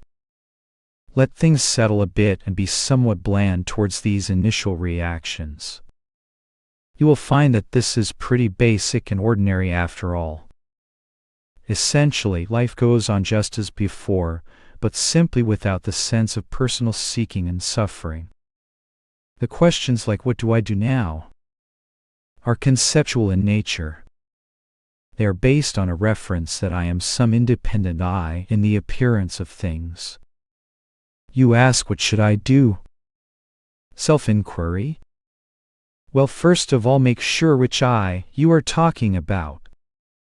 Notice that all these notions make reference to oneself as some separate independent I. But this is the notion that has been exposed. This is not what you are at all. So who is asking? Who is doing? See through the concept. What do you do when you are already what you are seeking? In terms of everyday life, things come up to do or not do based on circumstances. Do what needs to be done naturally in the moment without bringing in the I-focused labeling. Life goes on quite naturally, even effortlessly. Thy notion is a concept. See the concept as a concept, and life finds its expression through you. There may be a lot of activity and engagement. It makes no difference to your natural state. This understanding removes the needless conceptual bondage. It is no ban on activities or natural interests. One still needs to eat, sleep, and follow one's natural interests and activities. Why not? There is nothing wrong with any of it. It is no longer in reference to the fictitious, limited reference point of a defective me. Life flows from the position that there is nothing wrong with you any longer. This does not render life's activities meaningless by any means. They still have whatever practical meaning they have at the level of appearances. A judgment such as things are meaningless is a mental concept added on by the mind. The events are neither meaningful nor meaningless in and of themselves. They appear to have whatever practical use they may have. Nothing of use, value, or meaning is lost.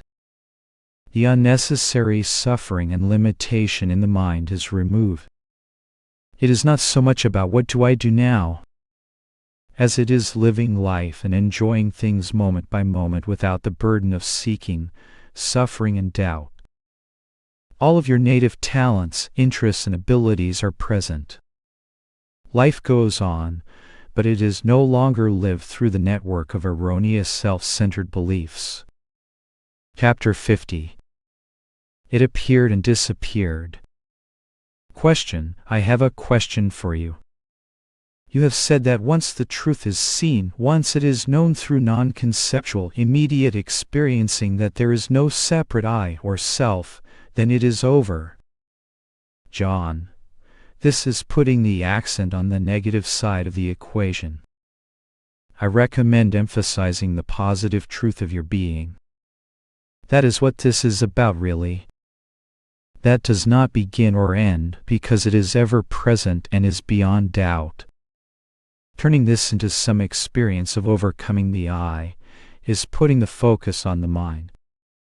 That is turning this into another attainment, so it is back in duality. Look at and speak of the positive truth of what you are. Then the other pointers have their proper place in the picture. They are secondary points emphasizing your ever-present, natural, and doubtless freedom, not yesterday or tomorrow, but now.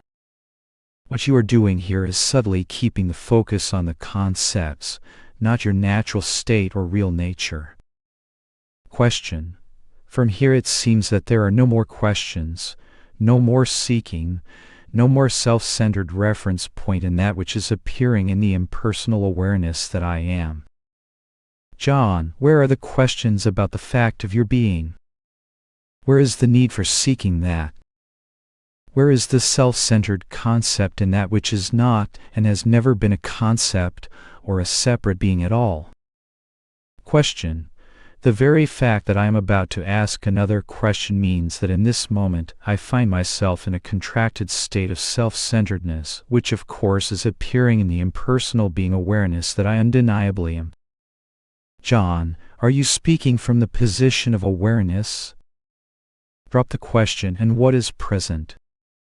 See that the interest in the question is still putting the accent on the mind and overlooking the innate, ever free and doubtless being or knowing. Question: before I ask the question, let me give you some background. John, here follows an interesting tale spun up in the bright, clear presence of the immaculate spacious awareness itself. How many thoughts or experiences can you have without your aware presence? Full stop, in the immediate recognition that everything you are seeking for is here right now. We are not interested in thoughts and concepts, but the immediacy of non-conceptual presence awareness that cannot be denied in this moment. Question: a number of years ago there was a spontaneous and unexpected dropping of the sense of a separate self. This can only be said in retrospect based on what has been read, heard, and remembered since that time. This experiencing of pure presence, pure awareness lasted for about a month. John: what? Your being and your awareness only lasted a month? Pure awareness is not an experience and cannot be experienced. It is timelessly.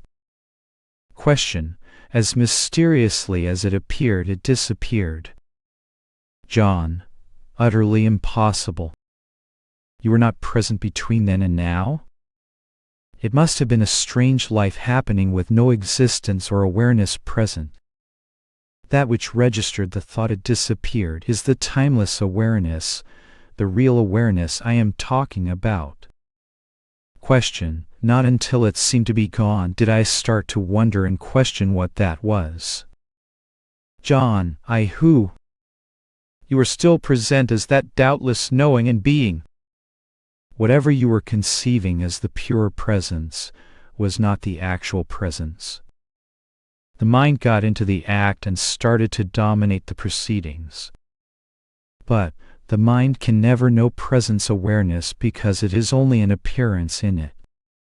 Question: there have been several other such experiences since then, equally unexpected, equally spontaneous, equally unforgettable, although lasting for no more than a day.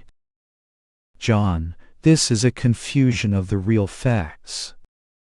How can unconditioned being and knowing go anywhere? Did you actually disappear at any time based on direct experience, not what the mind was saying? Question: it is completely clear that there was absolutely nothing that I did or could do to make any of that happen. John: awareness does not happen. It is timeless and always present as the necessary and inescapable ground of all things which happen or are experienced. Course, nothing you did played a part because the you is only a concept. Happening was happening as always. Question: after the experience happened, the sense of a separate self reappeared to try to analyze what just happened. John: the separate self is a non-existent phantom. At best, it is a dead thought construct. I am not sure how a phantom or dead image can do anything. Question: what has been seen in retrospect is that during the experiences there was no one to question what was happening. Only when the sense of self was back were there questions. John: exactly. But where is this self actually? The assumption of the I appeared, one among other concepts. But did an actual separate self come into existence? In other words, did you actually become anything other than the being knowing presence at all? Question: now I understand that an experience is merely an appearance arising in awareness and that I am not the appearances, in this case the experiences. But instead I am the impersonal awareness in which appearances or experiences arise. This is clear. John: fair enough. But it is not I which is the awareness. Awareness is. I is a notion. Drop the I, which is only a thought anyhow. I am just underscoring the caution not to turn this into some attainment for the I entity. For the record, experiencing is only the awareness itself. Each experience is only a pure moment, so to speak, of presence, without any notion of subject or object. Question: what was apparent from those experiences is that the sense of a separate self spontaneously vanished, and all that remained was this impersonal, impartial awareness of whatever was happening or unfolding with no boundaries, no constraints. John: This is exactly how it is every moment. Why? Because the separation from the source has never happened. Question: clearly nothing was lacking. There was no one to lack anything. Everything was perfect exactly as it was. What was so utterly ordinary was extraordinary in its ordinariness, and what had been seen so many times before seemed as though it was being seen or experienced for the very first time. John, this subtly turns it into an experience for someone in time. See this false concept. There is no I. It never happened. Life is an unfolding in the awareness. Seeing this now is the end of the game. Question: there was no ownership of or identity with anything including a body or mind, that is, there was no one to own or identify with anything. John, who is there present to do anything? Question: amazingly, everything carried on as normal actions, conversations, and so on, but there was no sense of anyone doing any of it. John, how could there be without any sense of a separate I? This is the normal, natural, and ever-present way it is even now. Question: my description of those experiences does not even begin to capture what was actually happening. Now for my real question. John, only if there is a my will there be a question. Question: why does the sense of imaginary self, which clearly only exists in thought and arises in the very awareness that I am, keep coming back? John, how can something non-existent come back? It is only an idea. If you are willing to play the game of believing in something that is not there, what can one say to that? The practical answer is that you are still giving some bit of belief to the notion. See, the imaginary self is not present, and how can such a thought bind, even if it appears? Question: why the fascination with the imaginary self or its imagined existence? John, lack of confidence in being what we are causes us to look for identity in concepts. Be clear on the positive truth of what you are. You are not a concept. Know this for certain. Question: having asked the questions, it now seems ridiculous to ask why. What comes to mind is why not? John, why not see what is going on and be done with the whole production, now? Question: I am not really sure what my question is, except to say that there continues to be a real fascination with the conceptual, and that too is an appearance arising in being awareness. John, it comes from looking for reality, identity, and happiness in concepts due to doubt about who and what we are. That is why it is better to focus on your real nature at this point. Do not just glimpse it, but see it, taste it, enjoy it in all its fullness. You are the timeless, unconditioned, ever-present non-dual reality here and now. Question: you say the answer lies in immediate non-conceptual recognition of being awareness. John, there is never a question or doubt about that even now. The doubt only comes from looking away from the doubtless. This is not a recognition for someone, but only the straight-out seeing that this is what is present. Question: there is a strong resonance with this pointer, as long as it is not conceptualized. John, awareness can never be a concept. The word awareness is not the awareness. Who is present to conceptualize if awareness is all there is? Question: sooner or later, though, the fascination with trying to figure this out appears in awareness, and the apparent suffering, also arising in awareness, ensues because it is always an endless pursuit, a bottomless pit resulting in frustration and agitation. John, now you are seeing it. That is the beginning of the end. You will never find water in a mirage, nor will you find your real nature in the mind. Seeing this, really seeing it, the game is up. Question: There appears to be no argument here when you say the answer is not in the mind, or you cannot find or understand what you are. You can only be what you are. I am saying it, but you need to see it and know it beyond any doubt, not just resonate with it and agree with it. Stay with the positive truth of your being. Non-duality means there is reality and you are that. The interest in the mind's concepts is only from overlooking that point. See how you do with this. See what, John, I am saying, and the basis for all doubts is annihilated at the root. Follow-up question. Thank you for the clarity of your response. While everything you wrote makes perfect sense, these pointers have really stuck. I was very amused by the truth of your statement in response to my saying that the experiencing of pure presence awareness lasted for only a month. The absurdity of erroneous thinking is hilarious when the truth is pointed out. Thank you. John, you have all the basics you need at this point. Question. Yes, I do have all the basics. In probing the doubtless, there has been much clarity about my real nature. Again, there is much gratitude for your shared insight and clarity. John, it is nice to see you digging into this stuff and working through it for yourself. In doing this, the seeing becomes your own seeing, your own knowing, your own being. That is all it takes, simply a little bit of honest looking at the facts. You cannot escape the fundamentals of who and what you are if you are interested to look. You are doing this, and the confirmation is your own direct understanding of being what you are. If you are what you are seeking and the separation from Source never happened, then the basis of all seeking, suffering, and doubt is undermined.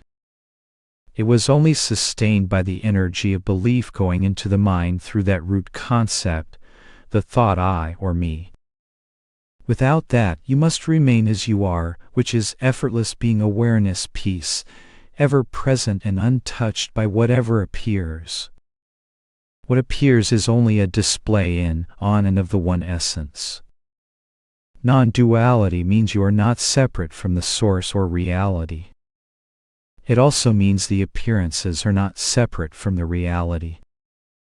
All there is self-shining, ever-present, non-conceptual presence awareness, just this and nothing else. There is nothing other than this. That is a quote from one of the traditions, and it is a good one. Question. Thank you for your extraordinarily clear yet simple pointers. There is a clear seeing that presence awareness, existence or beingness, has never been found and lost.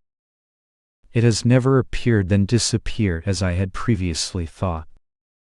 Being awareness is the only constant that is always present, so only that can be my real nature. Instead, what appears and disappears, comes and goes as self-centered thinking. Therefore, the elusive separate self appearing only in thought clearly cannot be my real nature. Otherwise, when self-centered thoughts are not present, beingness or existence would also not be present, which of course is simply not so.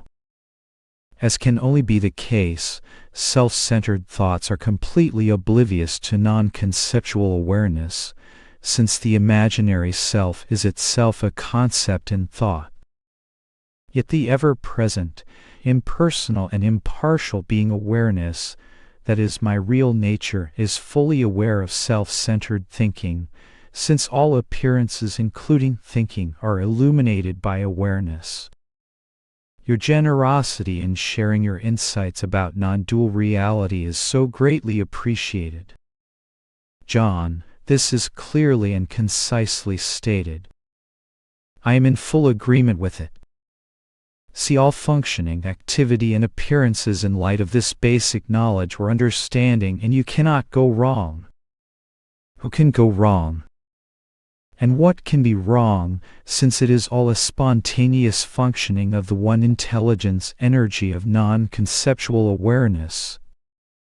And what is all appearance if not an appearance of that? Natural abidance as that which alone is the fruit of this inquiry. In that the inquiry resolves itself like a river merging into the sea. Who is to inquire and into what when you are that? Chapter 51, 253 pointers. First pointer. Deconstruction, negation, or transcendence of appearances is worthwhile at some stage as a stepping stone. But after everything is deconstructed, what remains? There is some positive essence left. Otherwise, it is pure nihilism. What is the deconstruction happening within? What is left after the deconstruction? Only innate natural presence awareness. It is emptiness that is full to the brim with the light of non-conceptual awareness. When you have deconstructed everything objective, you have not negated the empty presence cognizing everything. That is what you are innately. That is the whole point, to recognize your true innate condition. The deconstruction is still at a mental level, for it is the mind doing all that. Innate non-conceptual awareness is present before, during, and after all conceptualizing. Before the next thought appears, that presence of clear apparent non-objective awareness is radiating or shining. If we miss that, we miss everything. Pause. Next pointer. One approach to self-inquiry is investigating the I thought. The point is that all suffering is self-referencing conceptualization that depends on the notion of a separate I. When you look for that presumed I, you find no defective person present, but only immediate non-conceptual awareness itself. That is not attained by the inquiry, as it is ever present. The ever-present, non-conceptual awareness is recognized naturally as a preliminary step, so to speak. The inquiry into the I resolves the root of needless suffering by understanding that its basis is non-existent or unfounded. It is not a technique to attain realization or arrive at reality, for you are that already with or without any inquiry. Pause. Next pointer. Before the next thought appears, you are present and aware. And that non-conceptual presence awareness is what you are, here and now. Anything else is an appearance in this. The separate I is a fiction because there is no separate I standing apart from this innate awareness. If the I concept, which is the basis of all subsequent self-centered conceptualizing, suffering, is really fictitious, then the root of all suffering, seeking and questioning is cut. This leaves you effortlessly and naturally as what you are, open, spacious, clear being awareness, peace, completely untouched by any appearances. All appearances are only appearances of this. That is non-duality. There is no separation anywhere, anytime. Pause. Next pointer.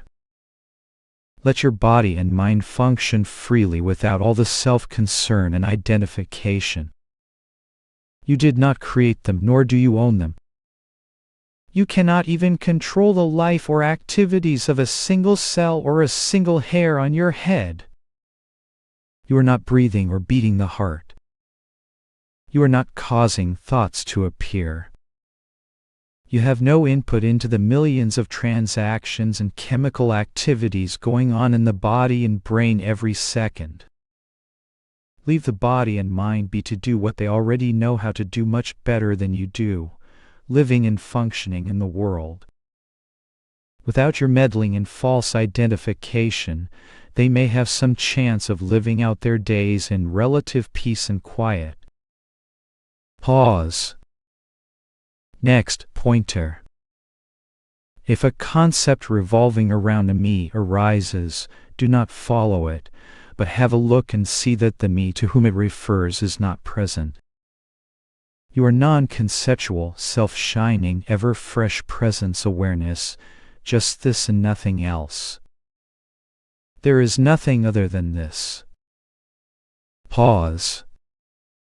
Next, pointer. Consciousness emerges from the non-dual awareness. It is a mere flickering image and appearance. And yet the whole universe appears in that. Behind consciousness lies the immense infinity of the Absolute, the dark source, utterly beyond conception, because it is non-dual.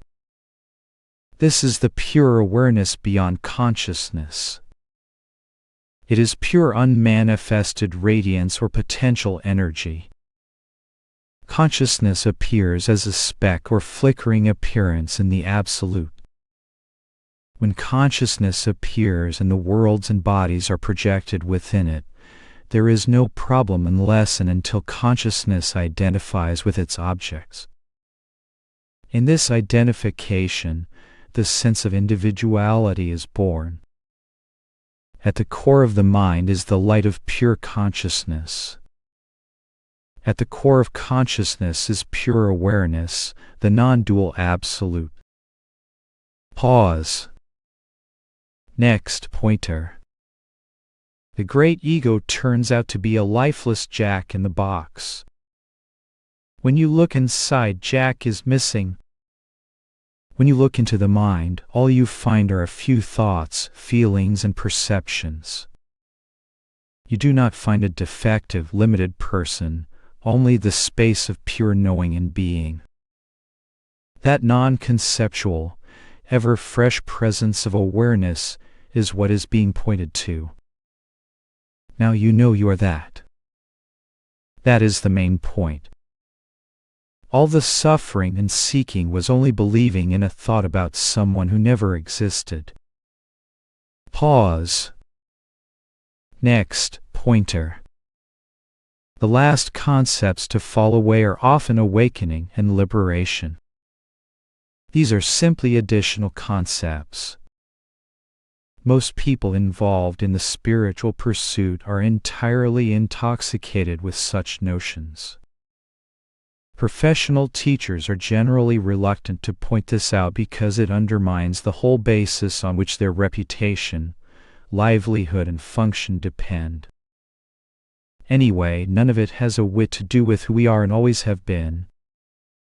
No awakening is needed to be what you are. Pause. Next, pointer. Whatever you do, do not turn this into a practice or attainment and leave the concept of the me alive. You are not a me apart from reality. You are reality itself. Every other assumption about your identity is an assumed concept. It is the belief in those concepts that is the root of all suffering and problems in life. But you are always beyond and free of all problems. There is no problem with the fact of your being and its aware nature. Pause. Next, pointer. The most amazing fact is being alive. Not much more would happen without that fact. That being alive is a manifestation of your innate existence, whatever that may be named. That is what this is always getting back to. Activities, states, and experiences all happen down the chain and have little relevance to your true nature. There is a tendency to get wrapped up in those things, but they are only appearances subsequent to your own presence. Even that sense of presence or consciousness, which equates with being alive, is a state or appearance on that which does not come and go. That is your true condition, which is prior to consciousness. Pause. Next, pointer.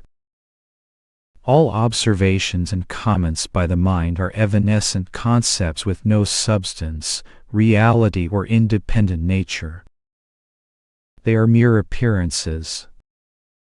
The deeper reality being pointed to is innate, non-conceptual awareness itself. All concepts are being registered in that ever-present wakefulness. The negation of phenomena is only to take the focus off of appearance, so that this innate presence of awareness can be recognized. When the notions of self and other are negated, the positive recognition of your nature of innate, non-conceptual awareness is still necessary. Negation is a mental operation. Non-conceptual awareness lies entirely beyond the grasp of conceptual thought. Pause. Next, pointer. As long as the focus is on a particular teacher, then people are still looking away from themselves. The very definition of being a student or follower is a definition of the limited I notion. At that level, the I assumption is not even being investigated. In order to be a student, I have to first be someone. It is that definition of being a someone that is the root notion that causes us to overlook that what we are seeking is what we already are. It is so simple to see if one is open to just looking into direct experience. If there is any hankering for a special state of awakening, or if there is the concept this is something one will attain in the future, the obviousness of this will be missed, even when it is pointed out nakedly and directly. Pause. Next, pointer. There is no absolute truth in pointers. They are all just words that come up with different people in different contexts. For example, if someone is exclusively identified with appearances only, you can point to the non-objective reality of their fundamental nature, expediently emphasize this as different from the appearances. Or from the position of the source, all appearances are only appearances of that. They are not the fundamental nature as such of that, but in essence or substance they are only expressions of, or from that source. If someone sees only waves and not the ocean, you can point to the water underneath the waves. Later they see the evident fact that the waves are only water. All teachings and pointers are relative and at most provisional. There are no perfect words because words can only point. When the truth of who you are is evident, you do not need to worry about pointers any longer, and they can be dropped. All pointers are in the mind. You are prior to the mind, so how can they ever reveal you as you are? Pause. Next, pointer. You have everything you need. You are what you are. All the ideas and experiences come up in natural presence awareness, whatever pointer might be used, and you are that fully and completely here and now. I do not like to draw things out and lead anyone to believe it is anything more than this. The seeker and anything she feels she might attain or experience are really mythical, as there is no seeker apart from this non-conceptual knowing and being. Awakening paths, stages, gurus, or whatever are simply notions coming and going in the space of being awareness. If you look around within this, you cannot find yourself as some separate person apart from it. So you are that. That is that. If you come or do not come to meetings, or whatever you apparently do or do not do, you cannot be other than what you already are. Time is a present concept arising in awareness itself, so time and anything that would arise in time are imaginary. No truth needs to be transmitted because you are and always were the truth. Even if you think you are not there, where else are you but present and aware? Such notions are laughable. Even if thoughts and emotions come up, they only come up in this that you are. All exits are cut off. All excuses and conditions are baseless. You are what you are, nothing more or less than this. And now you know. How can you be a seeker when you are what is being pointed to? How can you not know yourself when you are yourself? Being and awareness are beyond doubt and undeniable. And that is about it. Pause. Next, pointer. The mind is an appearance in what you are. The real question is, what are you? All the other questions can wait until that fundamental question is resolved. The other questions just lead you into more and more conceptual thought.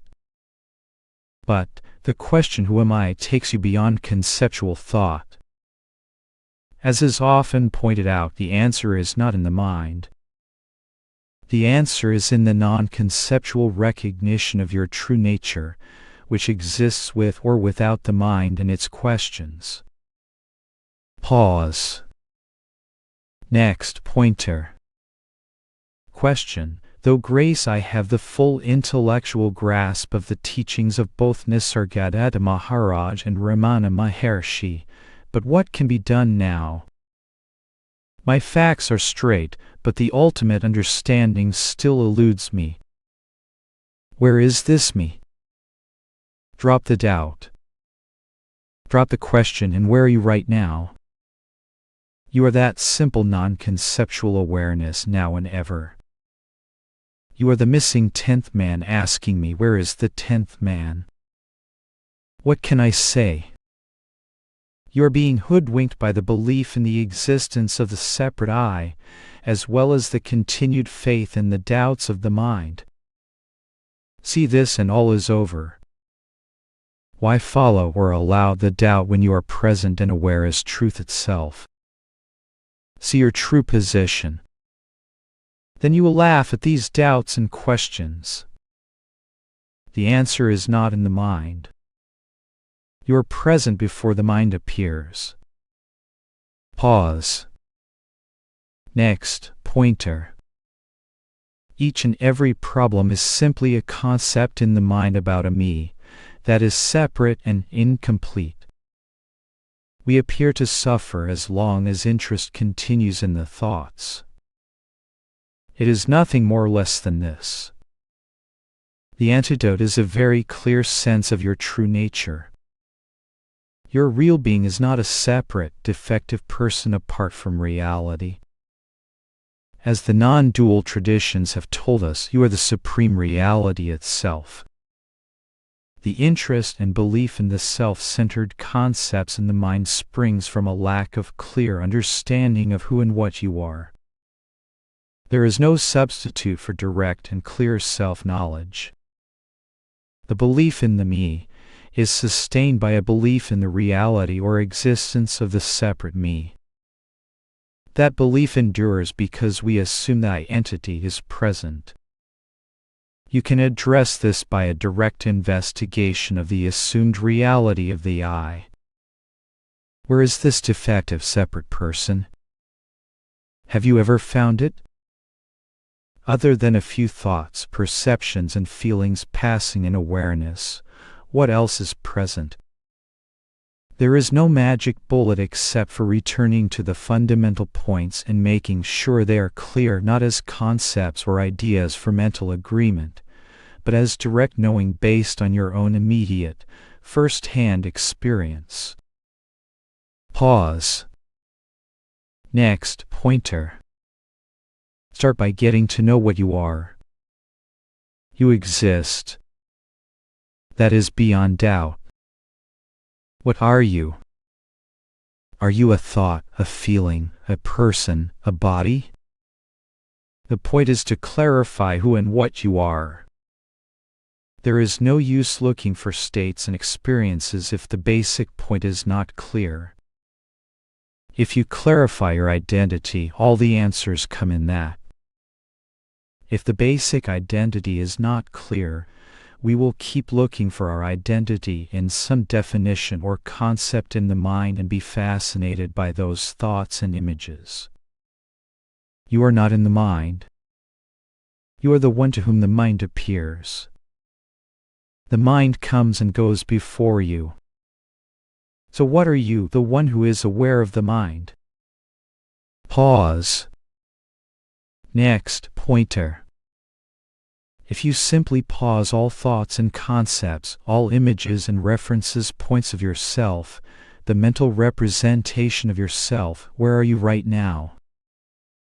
Can you deny your existence? Is that existence inert, or do you find that it is fully alert and cognizant? This alert and undeniable being is what is being pointed to as your real nature. It is not simply consciousness, but that undeniable presence that knows the fact of being conscious. Consciousness itself comes and goes as an experience for you. You are the non-conceptual awareness that knows the coming and going of consciousness. See that this is what you are here and now. Pause. Next, pointer.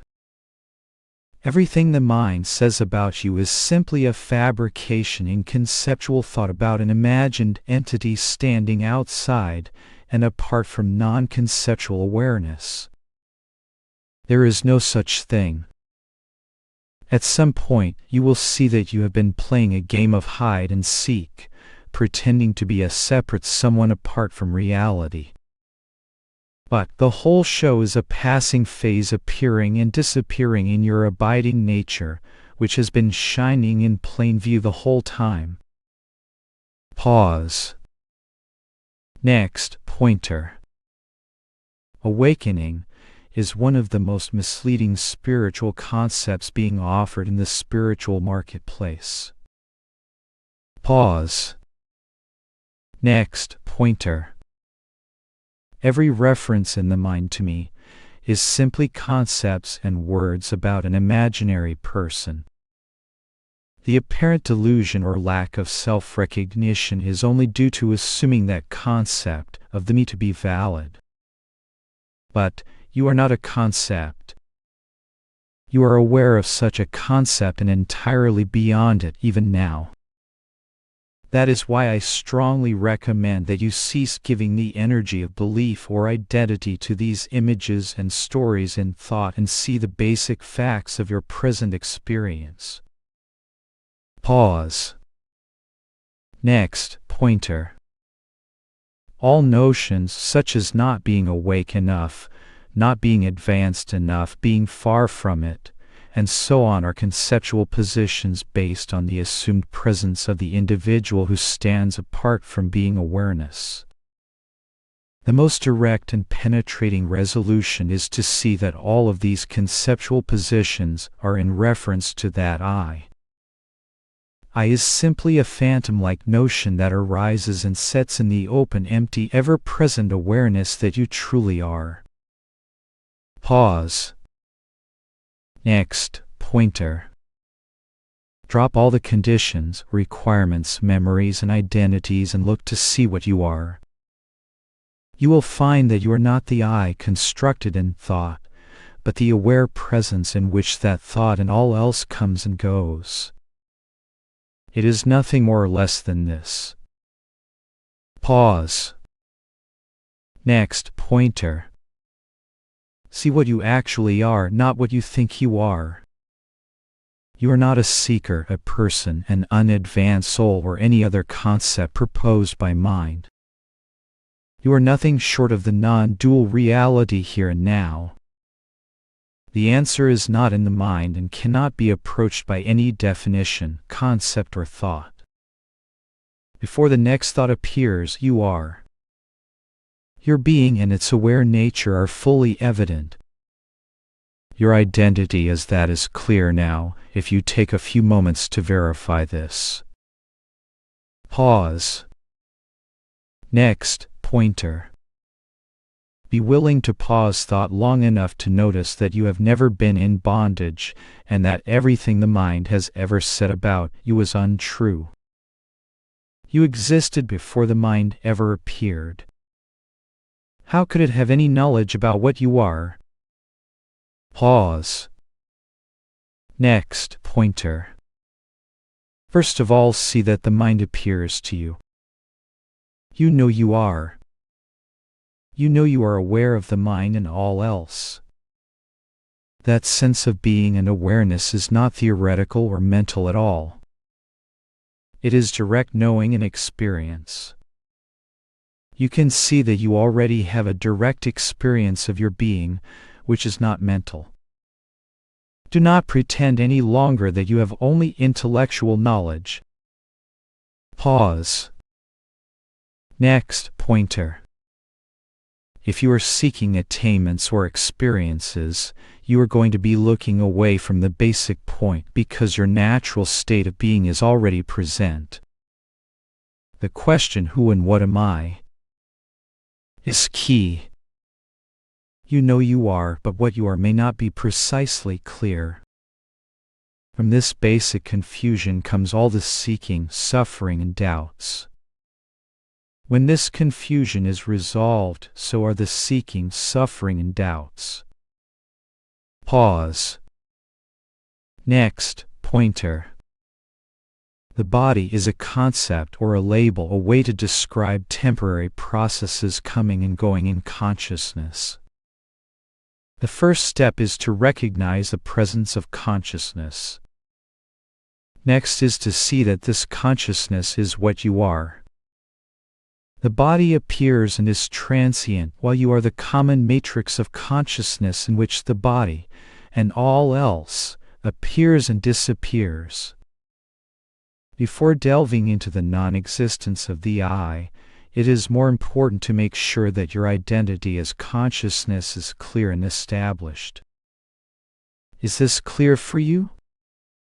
From that platform, other things can be looked at more easily. The two basic points are 1. What you are, and 2. What you are not. The first is most important to settle. With that clear, it naturally becomes apparent what you are not: body, senses, mind, personality, ego, notion, and so on. Pause. Next pointer. Never forget that regardless of what you read or hear or think about, you are free right now and always. All bondage is totally conceptual and imaginary. All that appears comes and goes in that which is ever free and uncompromised. Being awareness, whatever it may be called, is here as free, and you are that. That is the finality. All apparent suffering and bondage is due to overlooking this basic fact. Pause. Next pointer. Sometimes the word bliss is used as a description of our true nature. A blissful experience is more of an expression through the body-mind of the underlying deep unity, peace, and love that you are. Keep in mind that this is all just words. The expression of the changeless being awareness that you are can and will reflect through the body-mind in many ways. But all those expressions are of the source. Often when the turmoil of suffering subsides, the presence of the natural peace seems like an intense, blissful state by contrast. It is like being very hungry. When you first eat, the food tastes incredibly good in contrast to the hunger. Once your hunger is satisfied, the contrast aspect mellows. In terms of bliss and joy, when that is the abiding and natural state, that is, when experience is no longer overlaid with suffering and conceptual problems, it may seem as if it settles into a deep, unshakable peace or fullness. But this is from the perspective of the mind. It is best not to label too much. Just abide in the ever-present truth that you are. You can only know what you are by being what you are. All concepts and descriptions come after the fact. You are always that which is prior to words and thoughts. I always like Nisargadatta Mahara's description of his experience. He said, "It is hard to put into words. All I know is nothing is wrong with me any longer." Pause. Next, pointer. Awareness is a word. That word is a concept. You are prior to words and concepts. What you are cannot be framed in any concept at all. Awareness is just like any other concept that is used to point to what you are, prior to words and labels. Some word is used to point to that. Leave off the words and just be. There is no label for what you are, but you cannot doubt your being. And that being is not inert or void. It is alive, sentient, and crackling with intensity. Pause. Next, pointer. The key issue is to clarify your identity. You need to know who and what you are. It is the basic confusion about our identity that drives the belief in the erroneous sense of self, which in turn becomes the root of all the subsequent identifications that are at the basis of fear and suffering. The real issue is knowing what you are rather than having some realization that no one is here or whatever. You are. That is certain. So what is this that you are? It does not involve any special realizations or anything exotic. That is looking in the wrong direction. The point is seeing and understanding what is already present. Pause. Next, pointer. It is generally more productive to put the emphasis on clarifying the positive truth of what you are. The what I am not becomes clear by default. If we say no one is here, that is fine, but we may still be in some doubt about what we are. What is here, your very being, needs no realization because it is already present. This gets you out of the false game of waiting for some realization to happen. In truth, that is just a concept and misses the real point of things. Pause. Next, pointer. Focus of self-knowledge is not to integrate or resolve relative matters. There are other means to do that. Those can be very appropriate at the level at which they apply. Non-duality addresses the core issue of who we are at the deepest level. Our confusion and suffering in life is ultimately traceable to a basic misconception of our identity. To be unclear about what we are leads to other assumptions and beliefs that augment and perpetuate our sense of separation and suffering. When our basic identity is clear, the root of suffering, seeking, and doubt is resolved, and a fundamental peace and freedom naturally reveals itself. This experience is not dependent on life's events, nor can it be shaken by them. We then have no special task of integrating or resolving experiences. Rather, a natural clarity and freedom informs and permeates everything that manifests in life. Life feels like a tapestry of many colors and shades, including both the light and dark events. All of it can be seen and felt as an expression of the deeper presence of life, which includes all of its many appearances. This brings in a sense of peace and acceptance in the midst of events that previously would have been difficult to manage or bear. Pause. Next, pointer.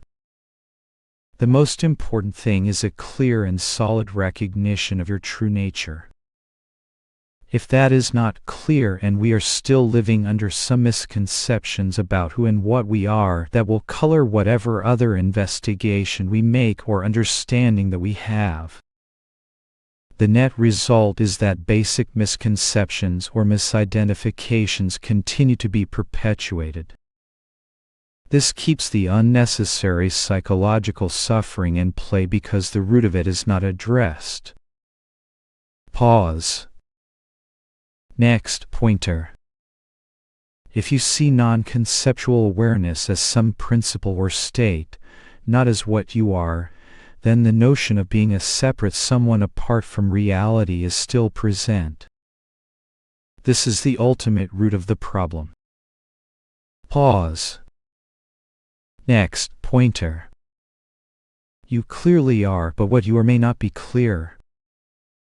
If who and what you are is not clear, all other spiritual endeavors will be clouded by that partial perspective or view of things. Pause. Next, pointer. What you are in the deepest sense has no suffering at all. To know what you are is the end of suffering. Any attempt to rid oneself of suffering without clear self-knowledge will fail, as the root cause of suffering is not being addressed. Suffering is ultimately a product of a false or mistaken sense of self. When this is addressed, the cause of suffering is naturally resolved.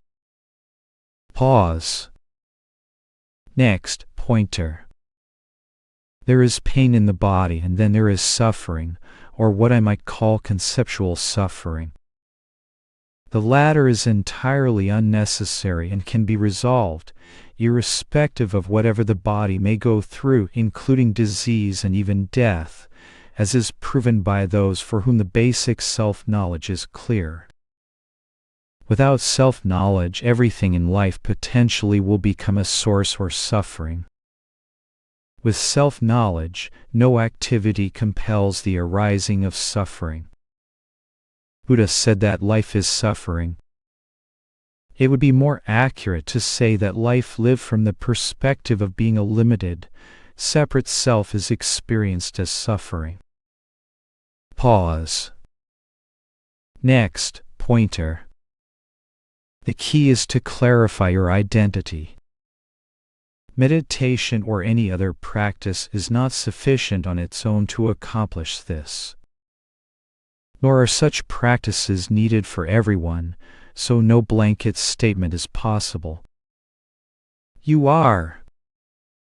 Whatever is to be attained is present as the fact of your present being. You already are what you are seeking, but may not know this clearly at this stage. Do not wait for some future event, but see what you already are. You most certainly exist. Start with that. What is this that you are? That is the real issue. When this is clear, everything is clear. Most people who meditate, practice, pursue enlightenment, or whatever it might be, often lose their way and fail to get around to answering the basic question, who and what am I? Pause. Next, pointer. Sensations are not problematic and cause no limitation, suffering or bondage, until they are interpreted by the conceptual mind rooted in the notion of one's being a limited separate self. To state this very simply and directly, thoughts, feelings, and perceptions simply appear and subside in awareness. There is no bondage, suffering, or personal problem with any of it unless and until the conceptual mind begins labeling and interpreting in reference to an assumed self-center. The belief in the existence of the self-center as one's identity, and by extension, all of the definitions created in the conceptual mind about that self-center, is what drives the perceived sense of limitation. But in reality, you are not that root concept, nor any of the concepts appended to it. What are you? The only abiding and consistent presence throughout all the changing appearances is being itself, which is not only present, but aware. It is also peace, which is another way of saying that in it there is no conceptual limitation, suffering, or bondage at all. The main point in all of this is to come to a clear recognition of one's natural and abiding identity, for the root of all troubles is taking oneself to be something that one is not. No one can deny his or her very being, but until this is deeply examined, the nature of one's being is almost always misconceived. Suffering really boils down to living under a confused and erroneous sense of one's identity. Pause. Next pointer. Thinking about what you are is really just speculation. It is good as far as it goes, but it is best to look at one's direct experience. You can see that thoughts, experiences, feelings, perceptions, and so on come and go and cannot be your abiding and essential nature. Still, you cannot deny your being. You are coming close to the essence of it when you notice that what appears to be present is a dark and empty nothingness, but this evaluation is from the mind's perspective. The mind cannot know your true nature because the mind works with objects and concepts. What you are is neither an object nor a concept. The mind evaluates what you are as some empty nothingness. Be willing to look past this label put on by the mind and continue to explore your real being. You will be delighted to find that the mind's comments are completely off the mark. Keep exploring this and do not be too quick to judge things. Pause. Next pointer. When you reject all that you are not, what remains? What remains is not a nihilistic void or mere absence.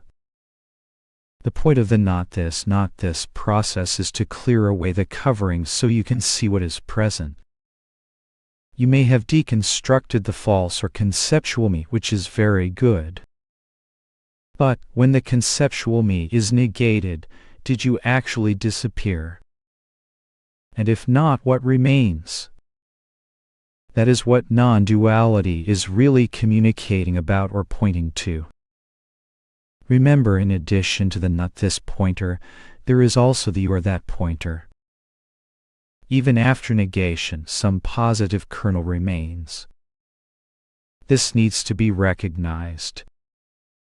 If you only negate the not self and leave it at that, you will end up in nihilism or a void of nothingness. Pause. Next pointer. The sense of seeking itself is a misconception based on a mistaken view of who and what we are. That will resolve itself as you clarify your actual identity. Do not push things out into a future state or attainment. Your being is already fully present and available. The issue is that we overlook the obvious. Pause all the thoughts and conceptualizing about this stuff and have a look to see what you are presently. Your own being is naturally present. You are both present and aware. What we miss is that this fundamental being awareness is what is being pointed to. You will be amused when it dawns that you already are what you are seeking. Pause. Next pointer. From the mind's perspective, awareness is just emptiness. But you will notice that that emptiness is also aware. It is not a lifeless, insentient vacuum. Get to know that space of awareness without labeling it. Once you start getting into notions such as I must not be there yet, that moves you back into conceptual thought and into the imaginary sense of self. In doing that, you turn away from the immediate, non-conceptual recognition of presence awareness. So basically, do not worry about the labels and self-evaluations. Also, keep in mind that this awareness is what you are. Another pointer to presence awareness is simply you. Are you an empty vacuum or void? When the mind attempts to frame this in its words and concepts, it seems to be a dead, empty object. You are not a dead, empty object, are you? Even though no word can capture what is being pointed to, endless words and pointers can be used. All of the scriptures, sutras and words of sages who are talking about this are descriptions of your true nature. That has no limits, no problems, no worries, no suffering. Be willing to get to know your true nature without prejudging things. Pause. Next, pointer. Take whatever steps come up to be done in the appearance. Know that the fundamental essence supporting things, your basic true nature, remains as it is, and it is not lost or compromised. No amount of acting, perceiving, functioning can contradict the truth of who and what you are. With that clear, anything may arise and be done in the appearance. Whatever that may be will resolve itself based on circumstances and conditions. As long as we do not insert ourselves, conceptually, into the situation as a defective, limited entity, all is well. The outcome may or may not match the mind's expectations, but there is nothing wrong with that either. You have not lost your true nature in any case. Pause. Next, pointer. Does your being manifest for periods of time, or is there a natural presence and awareness shining continuously? Start by seeing this clearly and establishing your identity as that undeniable presence of knowing and being. That has no dependence on the concept of some ephemeral entity being present or not. And what is present when there is some entity in mind? What entity is there actually? And does this concept in reality eclipse or diminish the presence of awareness? See this much, and all sense of going in and out of states is finished for good. Make sure this is clear. Pause. Next, pointer. The state of being conscious comes and goes within non-conceptual awareness. Being awake or conscious is not the same as non-conceptual awareness. Consciousness is the first manifestation or experience in duality.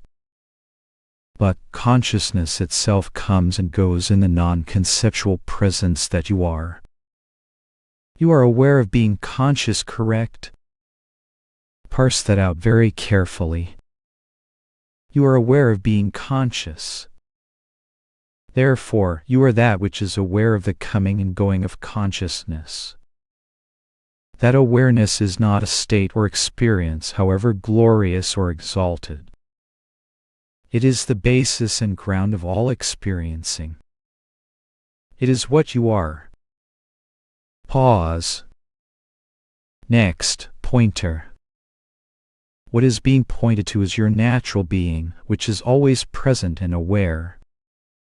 You cannot understand this via the mind. It is what the mind comes and goes within. It is always present, knowing and illuminating the mind. It is present when the mind is not active and present when it is active. It makes absolutely no difference. Have a look and see if what you are is affected by the thoughts. Thoughts come and go in the presence of what you are. It is that simple. The notion that thoughts disturb your natural being is due to thinking that the mind has something to do with this. Look away from the mind and see what is aware of the mind. Pause. Next, pointer. First of all, see, know, and be what you are. It has nothing to do with paying attention, being here, or being aware as some special exercise. Those are all activities initiated by the mind under the assumption that there is some special state which is not present. But your true nature is present. What is this that you are which is present? This part needs to be very clear. You are not a thought, feeling, or perception, since these are just transient appearances. Still, you are. Some pointers used to indicate your natural and abiding state are being or awareness. These are just words. You need to have a look and see for yourself what these words are pointing to. Once this is clear, it is helpful to understand the nature of suffering.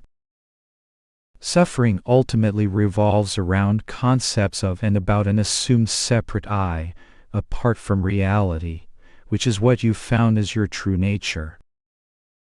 As long as this assumed separate identity is taken as valid, the belief continues to return to the self-centered concepts, which is basically what suffering is.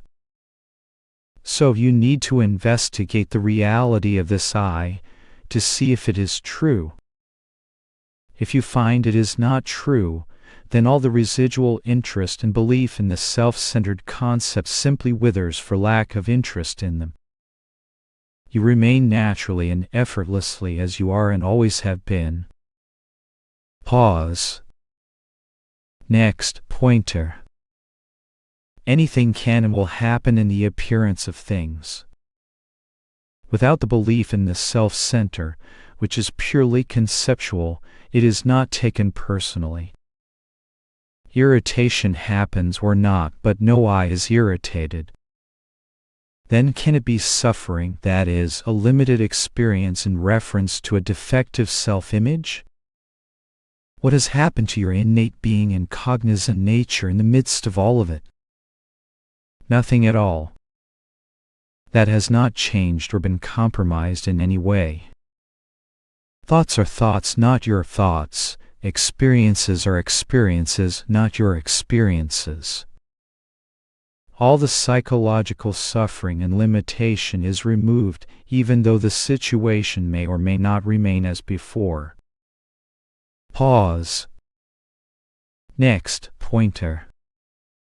The core dilemma in life is living under a false identity or sense of self.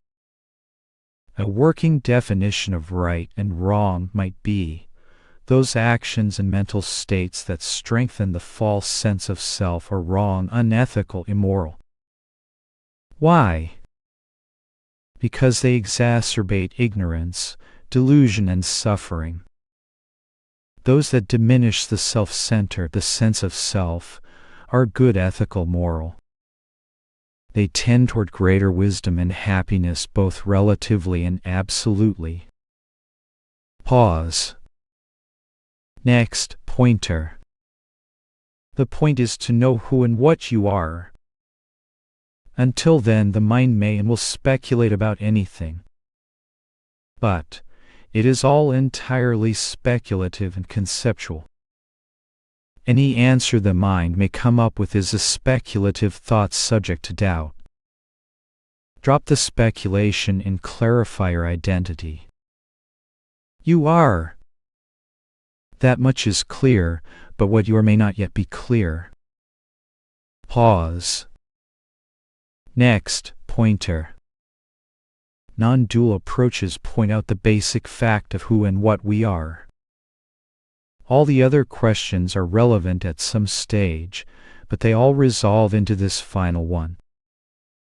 Until this final question is tackled, no other answers can be conclusive.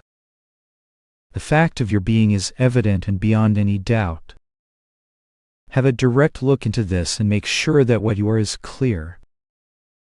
If you keep your investigation directed to the core question, you will find there are few, if any, other issues that remain to be resolved. Pause. Next pointer. What you are cannot be known as an object. But still, your actual presence is not absent. Although what you are cannot be known, neither can you be unknown. Beyond the known and unknown is undeniable being awareness, utterly undisturbed and free of duality. Pause. Next pointer. There are no beings who abide in non-conceptual awareness. That would leave beings intact as separate entities and non-conceptual awareness as some state that those special beings have access to. If you give any reality at all to that notion, the immediate recognition of what is being pointed to would remain overlooked. Non-conceptual awareness is what is present, and all beings are that here and now. In fact, there are no beings, only this. That which is prior to thought is consciousness, presence, or being. But even that is not what is being pointed to. Take away the labels consciousness, presence, or being and see what remains, what is present without the labels. That which is prior to such concepts is what you truly are. That is the non-conceptual awareness that is there even prior to the sense of I am. It has no duality or differentiation, and is the non-dual, absolute state. There are no beings, entities, or concepts present, because even the first notion I am present is not there. That which is there is ever here as your natural and abiding condition. It is actually prior to being and knowing, but the source from which they emerge.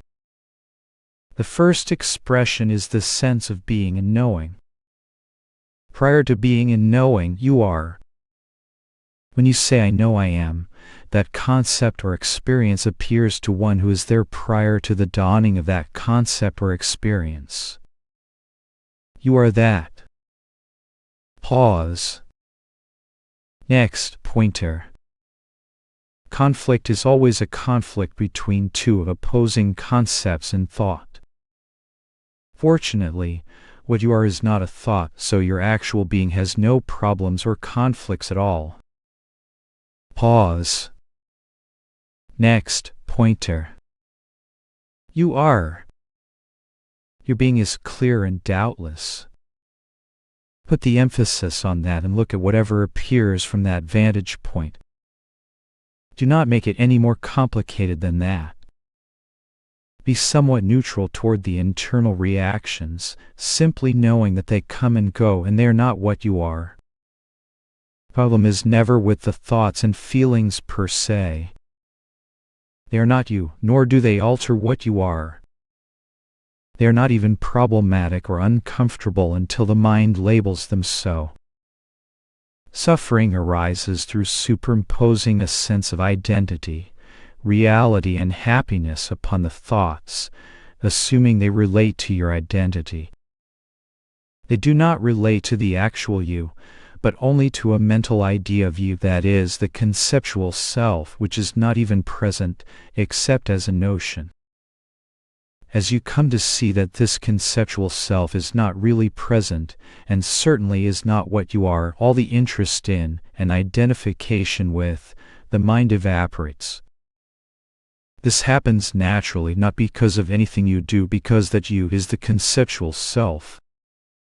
The real you does not need to do anything because it is ever present, free, whole, and complete by nature. Pause. Next, pointer. Do not overanalyze. Just keep with the basic points and let them blossom.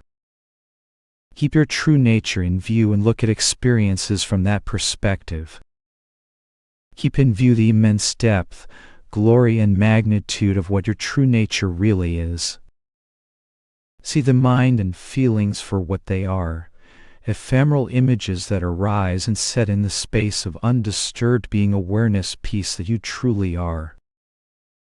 Give them their due at a practical level, but do not take them to represent what you are. In truth, the mind cannot cognize your presence at all. Therefore, everything the mind attempts to say about you is a misplaced concept. Pause. Next, pointer. Watch the mind and its contents come and go. Watch and see how this activity affects your being, and if it does, do not accept any concepts about what you are. You know that you are. Get familiar with the nature of what you are. The identification with the mind comes from a lack of full knowledge and appreciation of what your real nature is. The best approach is to really nail down what you are. The energy of seeking your identity in the mind will naturally settle down as corollary. All the how do I questions and other doubts and worries are really just more mind stuff. What does your real being have to do with these thoughts anyway? To get too involved in them is looking in the wrong direction and putting the focus back on the mind. Return to your being, which is present, solid, and beyond doubt. Pause. Next, pointer. The point of non-duality is to clarify what you are. All the theoretical issues and popular catchphrases are beside the point. They are usually misapplied pointers that are not understood. "There is no one here to do anything" is a complete misunderstanding. It implies that nothing can be done. This is totally wrong. Of course doing happens. The point is not to ascribe the doing to some fictitious sense of self, as if the concept I is actually doing anything. Pause. Next, pointer. The notion of final understanding is totally misconceived. The point is to look at and clarify what you already are. What you are is not a concept. The mind's notion of some final understanding is simply the mind's misrepresentation of what is being communicated. Pause. Next, pointer. Notice that experience is taking place in a greater space, an open and aware presence of knowing and being. What is aware of any experience? Look in this way and feel your way into the understanding that experiences appear to you. They come and go and cannot be you. But to whom do they appear? What is the nature of what remains? This moves you in the direction of getting to know yourself, in other words, genuine self-knowledge. This is where the journey begins and ends. Your real being has always been present, but not recognized for what it truly is. Remember, there is what appears, and then there is you, the one to whom appearances arise. Get to know this, you're abiding in true self. Pause. Next, pointer. Bring things back to a clear and simple focus by keeping in view what you are in relation to the mind and its concepts. Continue to look at what you are as opposed to what the mind says about you. This is the heart of the approach. It naturally resolves any lingering doubts and confusions. Your being is already fully clear and present, in spite of what the concepts assert. Pause. Next, pointer. You can just as well discard such notions as "I do not yet get the fullness of it." This may be what your mind says. That statement is loaded with some hefty concepts such as I, future time, getting something that is not present, or some imagined state of fullness. Direct looking slices right through such notions to show the nature of what you actually are. From there you can see the concepts as they are, totally imaginary. Pause. Next, pointer. Pause all concepts. Realize that you are fully here prior to concepts. That fully present non-conceptual presence is not to be achieved or attained by some imagined person, in some future time. Nor can it be deepened as if it is some experience that can be full or less full. It simply is, and you are that. Look past the notions thrown up by the mind and abide as what you already are. This is the heart of the approach. Get friendly with what is, not what the mind presents as some experience in time to be had by you, as if you needed something other than what you already are. Pause. Next, pointer. Everything returns to this ever-present non-conceptual awareness that is not to be attained because it is what you are. Pause. Next, pointer.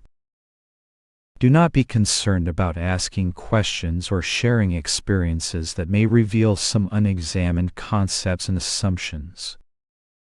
It is good that such notions come out for inspection. Then they can be seen and discarded. Ultimately, you see that all the notions and beliefs that generate suffering relate back to the sense of the separate, or limited I, who apparently stands as a real entity apart from the deeper reality, along with the notion that we are that limited self. Belief in the reality of the separate self, or ego notion, is the root cause of all possible suffering. Expose that, see through that, lose the capacity of belief in the core concept, and all possible suffering is uprooted at the source. All problems are for the I. If the I is not believed to be me because its unreality is recognized, then who or what is left to seek, question, doubt, or worry? What remains is the doubtless non-conceptual awareness that must always be present, because it is what you are. You cannot lose your innate nature. All is settled. Pause. Next, pointer. Does the sky care if clouds, wind, or rain are present? This is not about rearranging the body, mind, or feelings. Leave things unaltered, unmodified, uncorrected. The issue is interest in, or fixation on, the mind content due to looking for reality, identity, and happiness in the mind as some imagined defective being. Most of the conceptual traps of thought revolve around the I sense, such as I want to abide in awareness or some such. Suffering equals belief in thought about the I. The assumed presence of the I drives the mechanism. The real way to ace this is 1 to thresh out what you are, and 2 to really see that the I as some defective entity is not present, does not exist, and has never existed. For example, where is the I who wants to abide in awareness? Where is the I who is not enlightened? Where is the I who has no insight? These are smoke and mirrors, concepts about some entity which has never existed. And where is all the thought activity appearing? In the vast, clear, and entirely free awareness presence that is the reality being pointed to in which you are. Looking back to the mind in any sense, whether it be evaluating the number and quality of thoughts, is still looking at appearances to confirm that things are okay, or that I am okay. Why look to the mind to know how things are when you are not even in the mind? The answer is not in the mind. It is all done already. You are what you are seeking. Nothing is to be gained, achieved, or known, but this self-evident fact of being present and aware. Pause. Next, pointer. Concepts are powerless to change what is. They are all based upon a self that has never, ever been present. Do not look to appearances for confirmation of what is real. Look to your own being, your own abiding presence. Look into what you are and start to consider that. The interest in the mind and appearances just vaporizes, like a ball of cotton approaching the sun. Pause. Next, pointer. The mind and body are mere specks of dust appearing against the face of the infinite sun of non-conceptual awareness. That in which the mind appears is entirely beyond all limits. Pause. Next, pointer. There is awareness and then there is what you think about it. It is crucial to see the difference between these two. The mind can think and speculate all at once about things, but this does not alter the fact of awareness. In point of fact, all experiences, including the body, mind, and universe, come and go in awareness. Set aside all speculation about awareness and know awareness as it is, free of concepts. It is not your awareness which implies that you and awareness are two things. Are you something other than that which is aware? Once you see that you are that which is aware, then the sense of duality crumbles. Pause.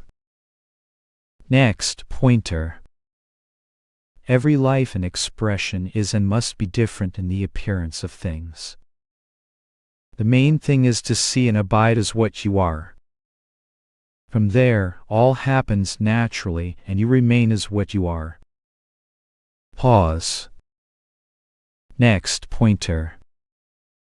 As far as nagging thought patterns, the key is to see your real identity in relationship to them. Thought patterns are simply energy arising and setting in the open presence of non-conceptual awareness, like clouds blowing through the empty sky. They may be acted on or not. No mark is made upon the sky itself. It is not to deny or judge the thoughts, but only to see them as they are. The nagging part comes from the assumed relationship of the thoughts to the sense of me. But it turns out that the me they are in reference to is the conceptual sense of self spun up in thoughts, not the actual truth of what you are. All the bondage hinges on the presumed separate I, and the relationship of all the self-centered thoughts to that conceptual entity, which is assumed to be what we are.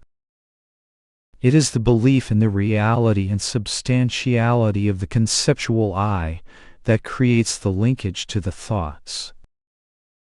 By investigating the reality of the I, you find the I to be only an assumed presence, an assumed reality posited in the conceptual mind.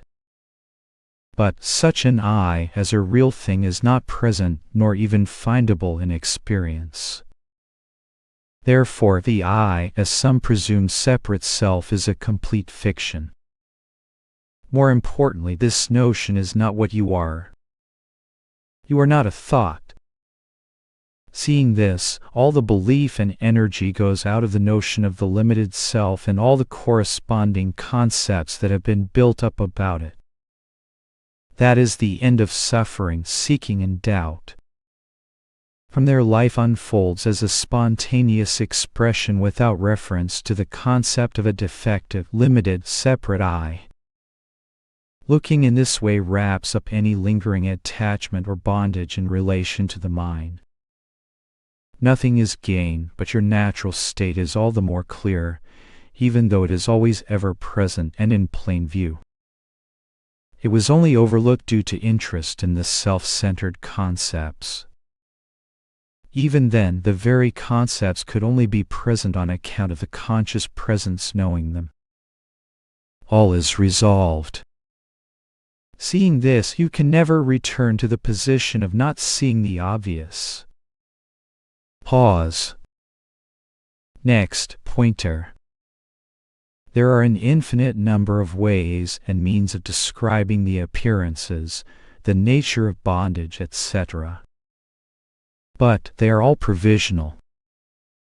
Unfortunately, such descriptions tend to keep the focus on the appearances and rarely enable us to get to the root of things. It is better to focus on the root of the issue, which is clearing up your identity. Pause. Next, pointer. The so-called ego is only an assumption, a false concept. It is not a thing in itself to be talked about as something really present, to be overcome, to be gradually whittled away or whatever. All of these notions continue to grant reality to the concept, as if it were present. In fact, they actually sustain belief in it. Self-knowledge has nothing to do with gradually abandoning egoic structures. Egoic structures are phantoms built on and sustained by a core assumption that the separate self is even present. Dissolving egoic structures is actually a self-centered egoic activity. Pause. Next, pointer. The notion that one will diminish or shrink the ego as a means to freedom is a serious miscalculation. If there were a person at all, it could be diminished, but this is all still taking place at the mind level in time and by someone who is presumably in the picture as a person. There is no person present except as an assumption. Pause. Next, pointer. Body is a theory for explaining the presence of suffering. Unfortunately, it is taken as a factual presence, and then the program is to dissolve it and overcome the ego. This is not workable as a complete solution to the matter, not by a long shot. Can you see that the pain body is itself a concept, a notion created in the mind? And likewise are the ego and its supposed structures. To take such concepts as realities keeps the mind looping in self-created concepts. The bottom line is that the imagined freedom is projected into a future time when and if the overcoming of the impediments is, we hope, going to happen. Usually the interest in self-knowledge gets traded in favor of more and more psychological work, deepening growth, dissolving structures, awakenings, or what have you. It misses the essential point that what you are is complete freedom here and now, and that no separate I has ever existed, except as an imaginary concept. All the so-called structures based on that concept are also imaginary. Pause. Next, pointer. You say, do I believe that I am the mind? That is not quite the issue, although close. The mind is not the issue.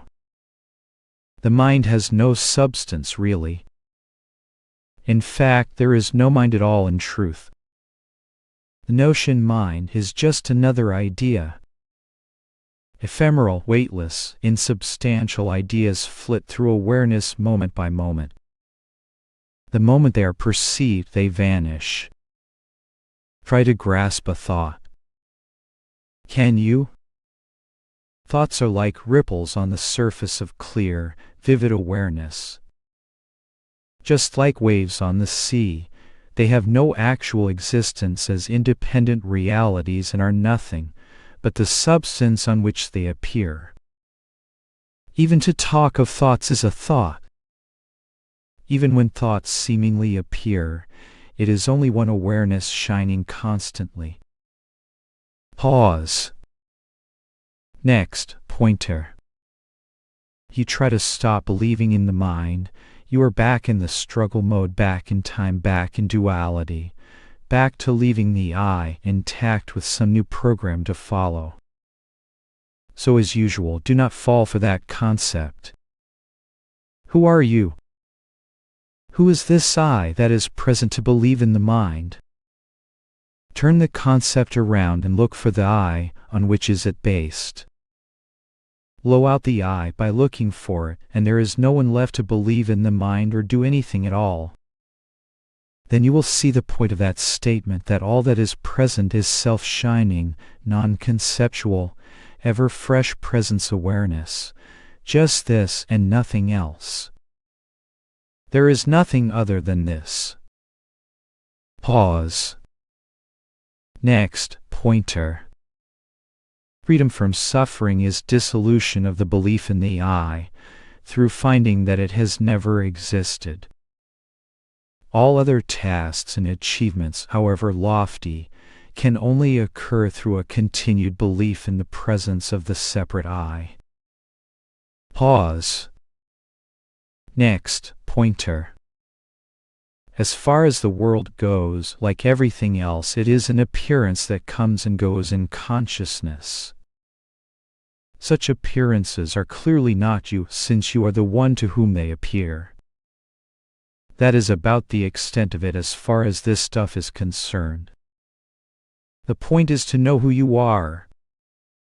Once you see that the appearance is not what is being pointed to, then the interest can fall away from that. It is fine for what it is. As Nisargadatta Maharaj used to say, live your life with full zest and enthusiasm and play your part.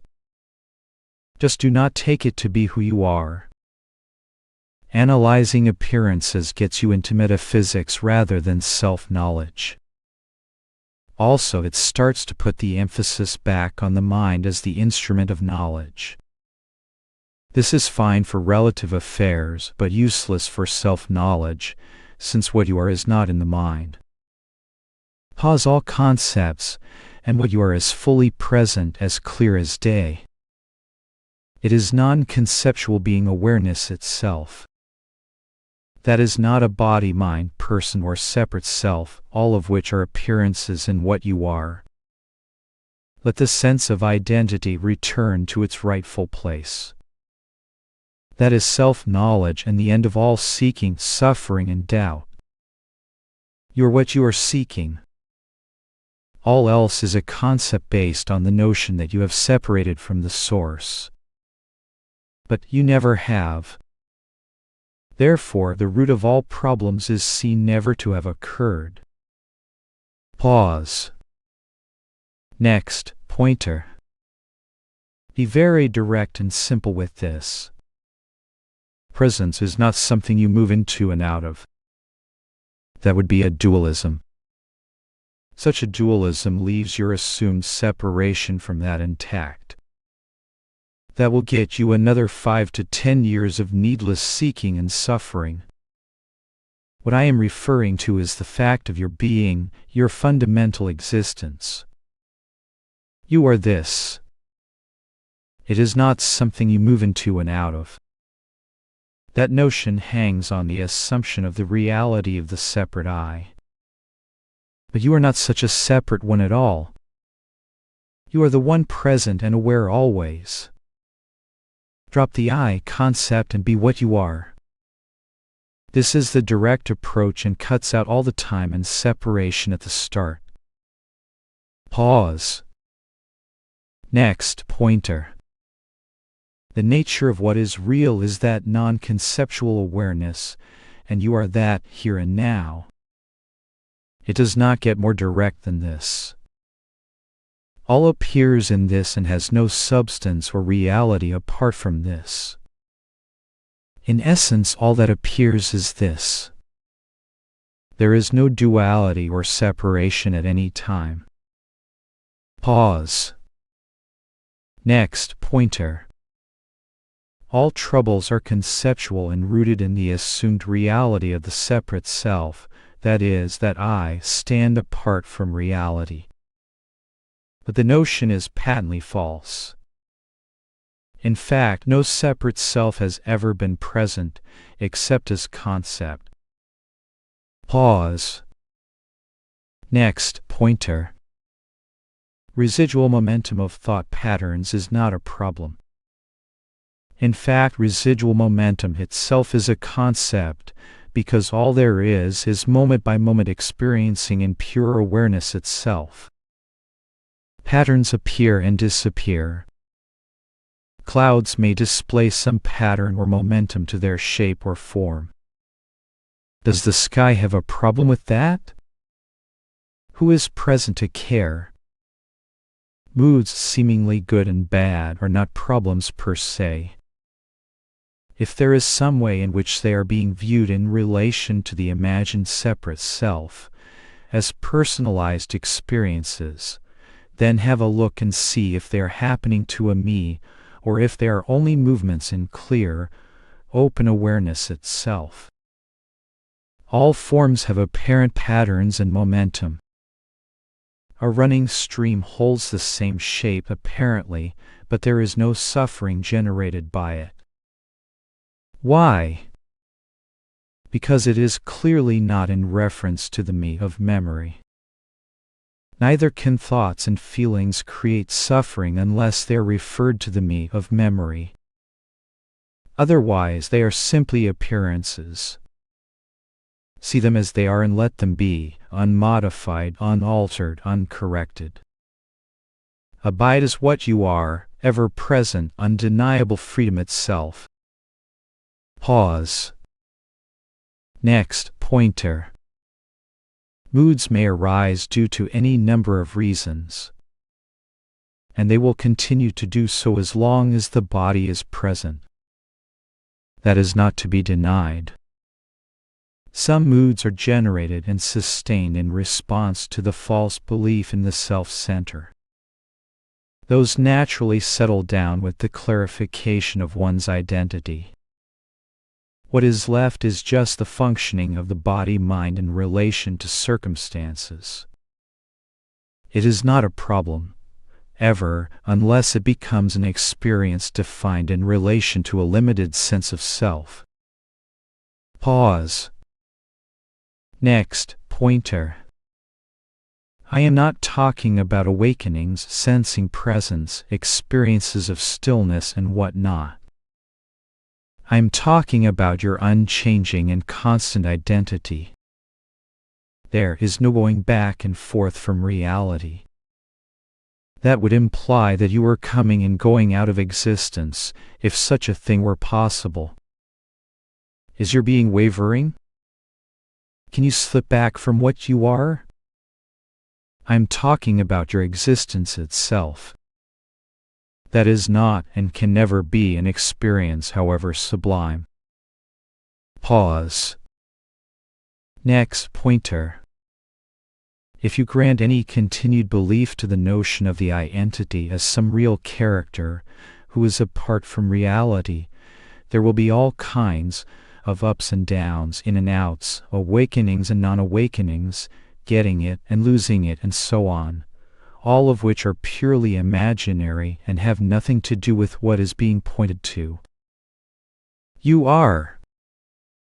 Keep the consideration there, not in all types of fanciful notions. Pause. Next, pointer. Even to point to your true nature as consciousness has its limits. It is really only a pointer, a less misleading concept, so to speak. Understand that consciousness itself, which is the basis of all experiencing, is also transient. It too is an appearance. But this does not mean that it can or should be dispensed with as a useless pointer. Consciousness is an appearance, but it is a necessary appearance for all other experiencing. Without consciousness there can be no experiencing. That is why in the world of appearances it is the highest principle. And it is helpful to see it as such. Once this is clear, it is possible to see that consciousness also appears and disappears before you as an experience. Then you are in a position to probe into what is your ultimate identity, which is the source from which consciousness arises and sets. Pause. Next, pointer. Your actual being and its aware nature are not theoretical. They are vivid and present and beyond any doubt whatsoever. Then there is what we think about what we are.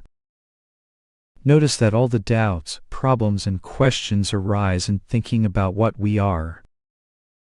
In other words, the problems are created at the mental level in concepts. But there is no question or doubt about your being. The point of all this is to point to the undeniable fact of your own presence, your own being. This is much different than thinking about things.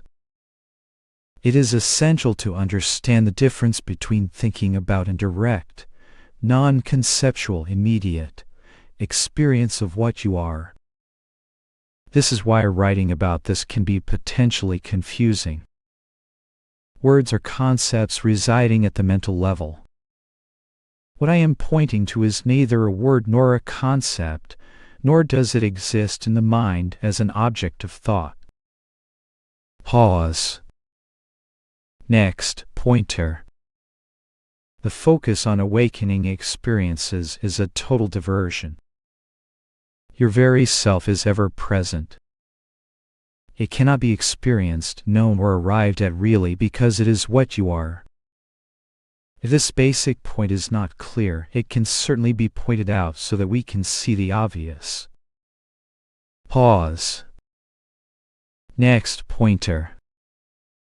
If you are seeking awakening, you are still missing the basic point. Pause. Next pointer. There is no separate one apart from what is being pointed to. If this point is clear, all the notions of awakening experiences, stabilizing, going back and forth, and so forth are exposed for the concepts that they are. The question is always, for whom? Pause. Next pointer. There is no one watching feelings going by. Who would be doing that? Even the witness or watcher notion is only that, a notion. Emotional reaction triggers contraction of what? For whom? We must be very clear to see if there is some subtle belief being given to the notion of the me, as some real presence apart from reality. The emotions and thoughts are practically irrelevant to the issue at hand. Let them be as they are. Leave them as is, unaltered, unmodified, uncorrected. Who is even present to care if emotions are present or are contracted? What is that reference point, and who is making the determination that such experiences are good or not good? Does the sky care if a cloud goes through? Is a contracted cloud any better than a spacious one as far as the sky is concerned? Even in this, there can be a subtle overlooking of the ever-present fact of what is really present. Is the sky looking at the cloud formations to determine whether or not the sky is free? Pause. Next pointer. The only apparent bondage is any residual tendency to be looking at what appears from the position of the limited, non-existent reference point of the pseudo-subject or me. Without belief in that reference point, what is wrong with right now, and who is present to live the teaching, watch the thoughts, get free of contraction or whatever? In fact, spirituality as we know it is over with immediately. If this is not seen in its totality, we are apt to fall back into the awakening, deepening, post-awakening processing model, which still exists in reference to the imagined I. This is, of course, the popular paradigm widely discussed and taught by professional teachers and Dharma experts. I guess they need to have something to talk about and teach. The progressive model can be taught because it is conceptual. Immediate and timeless freedom cannot be taught because it is what is real. At most, it can be pointed to as the listener's immediate experience and understood to be the case. Pause. Next pointer. The question was raised, is there a place you get to where the realization that there is no personal entity doing anything is so clear that you remain consciously aware that there is no personal I? See the catch in the question. Is there a place you get to? The problem here is that the question is still granting the presence of the you entity. If there is no you as a conceptual entity, who is present to get to anything? Thus the answer is both yes and no. When the conceptual self is seen as non-existent and an invalid reference point, the root of suffering is overcome in that seeing. This is because suffering is not just the appearance of thoughts and feelings. It is the belief that they relate to me as a defective, limited person. The origin of suffering lies, as most of the traditions tell us, in the belief in the ego or false self. The real cause, or the cause of the cause, is actually deeper than this. Why is there a belief in a false identity? because we are not clear on what we truly are. That is the key issue to be addressed, not simply trying to lose belief in the I concept. Taken alone, that usually is not sufficient in my experience. But, if we pose this issue as a case of me getting to some future state, then we are leaving the me notion in place, and we miss the point profoundly. But, to speak plainly, suffering and seeking end only by clearly understanding what we are and coming to see that the I as a separate entity is mythical. Pause. Next, pointer. Awareness is and you are that. If you try to think about it, you will have to turn it into a concept. Awareness can never be a concept. Let the concepts go and be what you are. Pause. Next, pointer. You say, I am trying to get this. Forget it. That is a losing battle. Who? And what are you trying to get? You are. Full stop. Pause. Next, pointer. Awareness cannot be thought about except if you turn it into a concept. Then what you are thinking about is no longer it. The word is not the thing. Pause. Next, pointer. In fact, there is no liberation needed. Freedom and liberation are concepts that only apply in reference to an entity who is assumed to be in bondage. Is awareness bound or free? Drop the notion of liberation and be what you are. Pause. Next, pointer. Choice happens in the mind. What you are is prior to choice and to mind. Pause. Next, pointer. You cannot find yourself in the mind or its products. See this and be what you are. Pause. Next, pointer. Best is to see and be what you are. Then there are no states or attainments to deal with. You are. Thoughts come and go to you. You exist and are aware. That is certain. The body, mind, and world appear in your presence. Interests and thoughts comes from not being clear on who we are. The mind may be telling some story about a me or I with some tale of weal or woe. So what are you? Are you some fortunate or defective person? Or are you pure presence awareness itself? See very clearly what you are, and see if this is the limited, separate person that the mind is rattling on about. Pause. Next, pointer. There does not need to be a last question. A last question for whom? Questions can go on forever, but is there anything wrong with what you already are? Pause. Next, pointer. The whole issue is overlooking what you are and assuming yourself to be some image in thought. Can you be an image in thought if you are the one aware of thought? Pause. Next, pointer.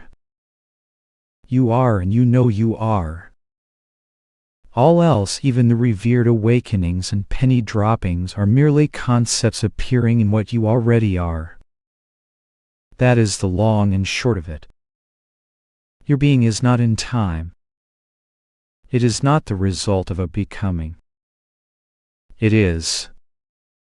And you are that. That is what was always overlooked. Pause. Next, pointer. When talking about our true nature, all the words are limited. But once that is known and acknowledged, you can keep using words. Seeing what you are, the words flow from that. It is not so much that words create separation.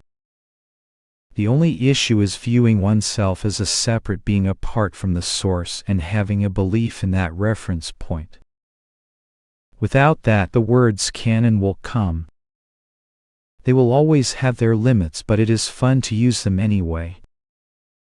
It is like being in love. The words do not fracture or destroy the love, but the words can never really contain the experience either. And you do not have to stop expressing your feelings just because the words are limited. They can contain or convey the perfume of what you know to be true in your heart. Then if there is a resonance in the hearer, there is a mutual recognition of what the words are pointing to. Pause. Next, pointer. Awareness, being, presence, oneness, the natural state is. And you are that. Full stop. All further movement from right here, right now, puts the apparent seeker back into time and looking away from the fact that all is complete presently. Here's the bottom line. Awareness, your natural being, is awake. The I who would want to awaken is a conceptual self that does not exist. Abide with the clear and doubtless knowing that you already are what you are. All duality ends without remainder in this emphatic recognition of what is fully and clearly present. You are what you know, and you know what you are. Now you know. Pause. Next, pointer. One thing I will point out is that questions appear in the mind. Without the mind, you cannot raise any questions. Whether the mind has questions, you are still present as the one knowing the mind. This approach is about self-knowledge, which is knowing and being what you are, not what you think about. It is important to see the difference between what you actually are and thoughts arising in the mind. Are you a thought? If so, which one? This does not make sense. You are the one to whom the mind appears. No amount of thinking will bring you closer to what you already are. That is already here and beyond doubt. Eventually, all the interest returns to this basic fact, the fact of your being. Till then, the mind may have any questions, and it is good to ask them so they can be resolved. Why? Then we stop paying attention to the mind. It is not in order to get answers. It is to drop the interest in the mind. Pause. Next, pointer. Who is seeing? Who is breathing? Who is beating the heart? Who is blowing the wind? Who creates the next thought? Is some concept of an I doing all those things? Any attempt to explain or provide a reason is only a conceptual, provisional answer. Destiny, spontaneity, God's grace, effort, impersonal energy, all are plausible, but all are really only guesses or theories. It is an appearance spontaneously arising, following its own rules. What is the problem with any of it? Pause. Next, pointer. The main question, and the only one worth putting any energy into, is who and what are you? Why waste time trying to explain appearances to the satisfaction of the mind, which is itself only an appearance? The point is to know yourself, because the root of all problems is a misunderstanding of our real nature. Pause. Next, pointer. To believe in myself as a conceptual me, and experience life through that image is suffering, pure and simple. But, is that me image your actual self? Is it anything more than just an idea?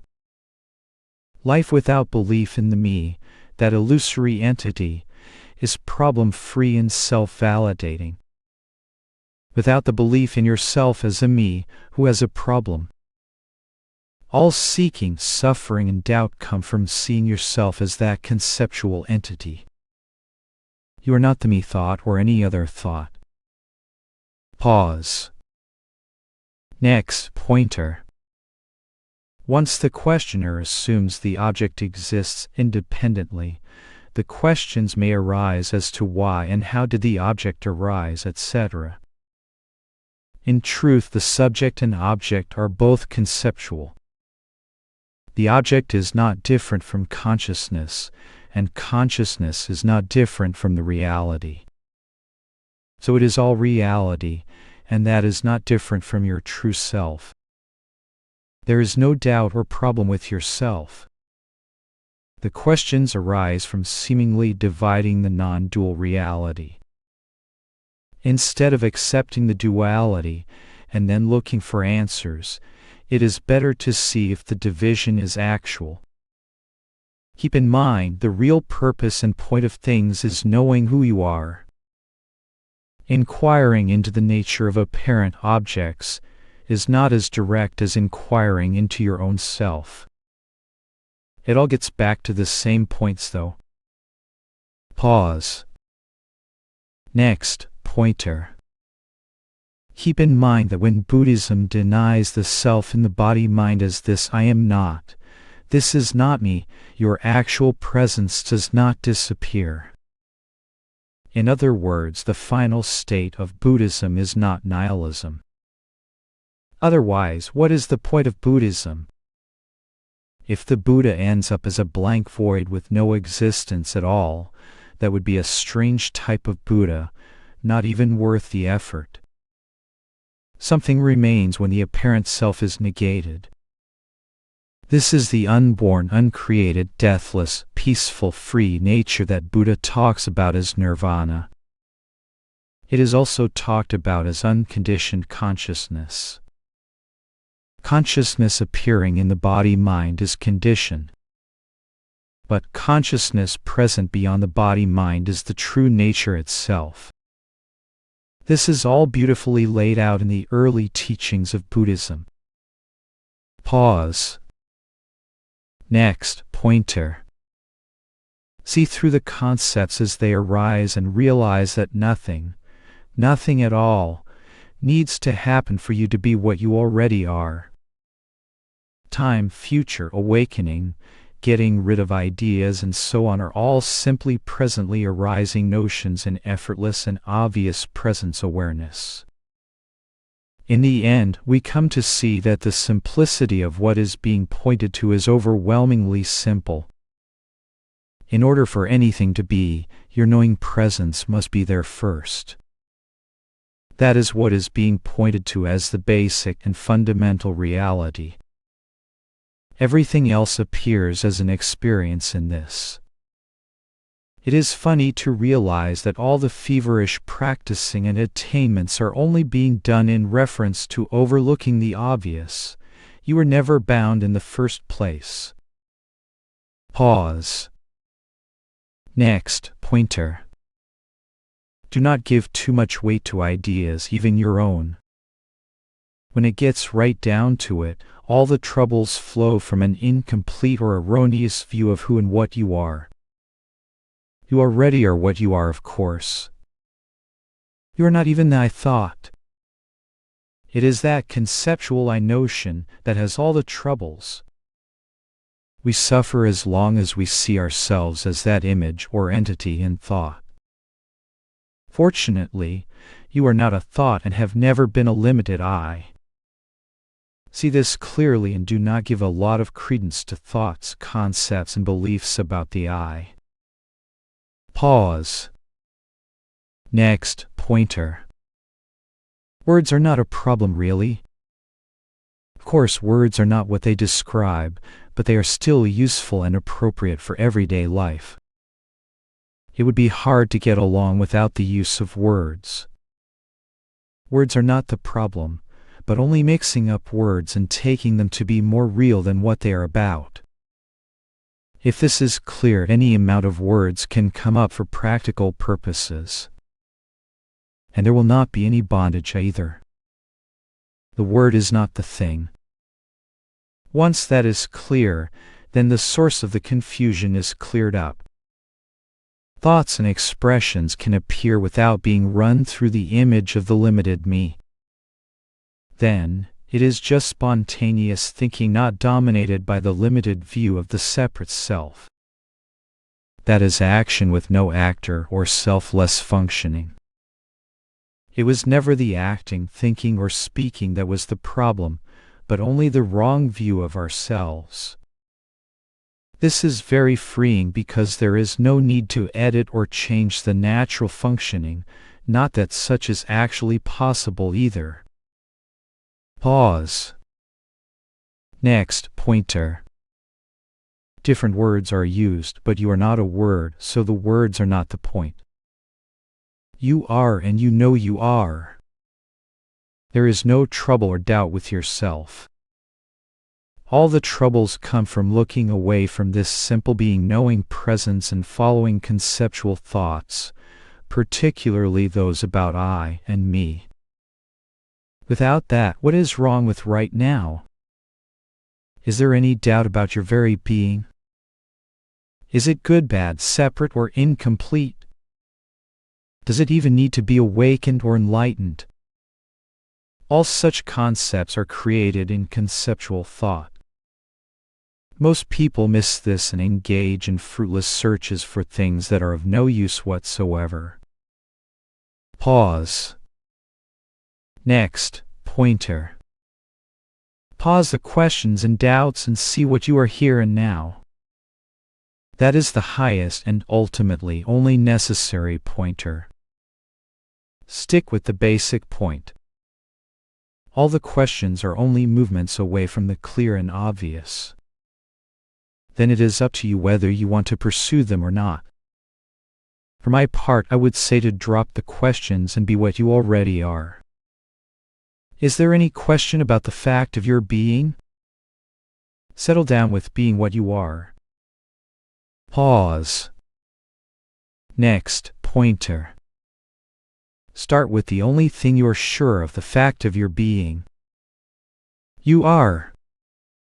There is no doubt whatsoever about your existence or its aware nature. Settle down with that point.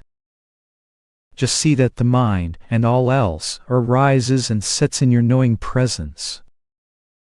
That knowing presence is clear, beyond doubt, and filled with the light of awareness and energy.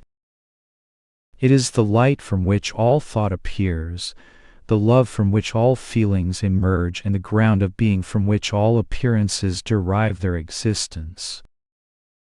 Your real self is profound beyond all words and experiences.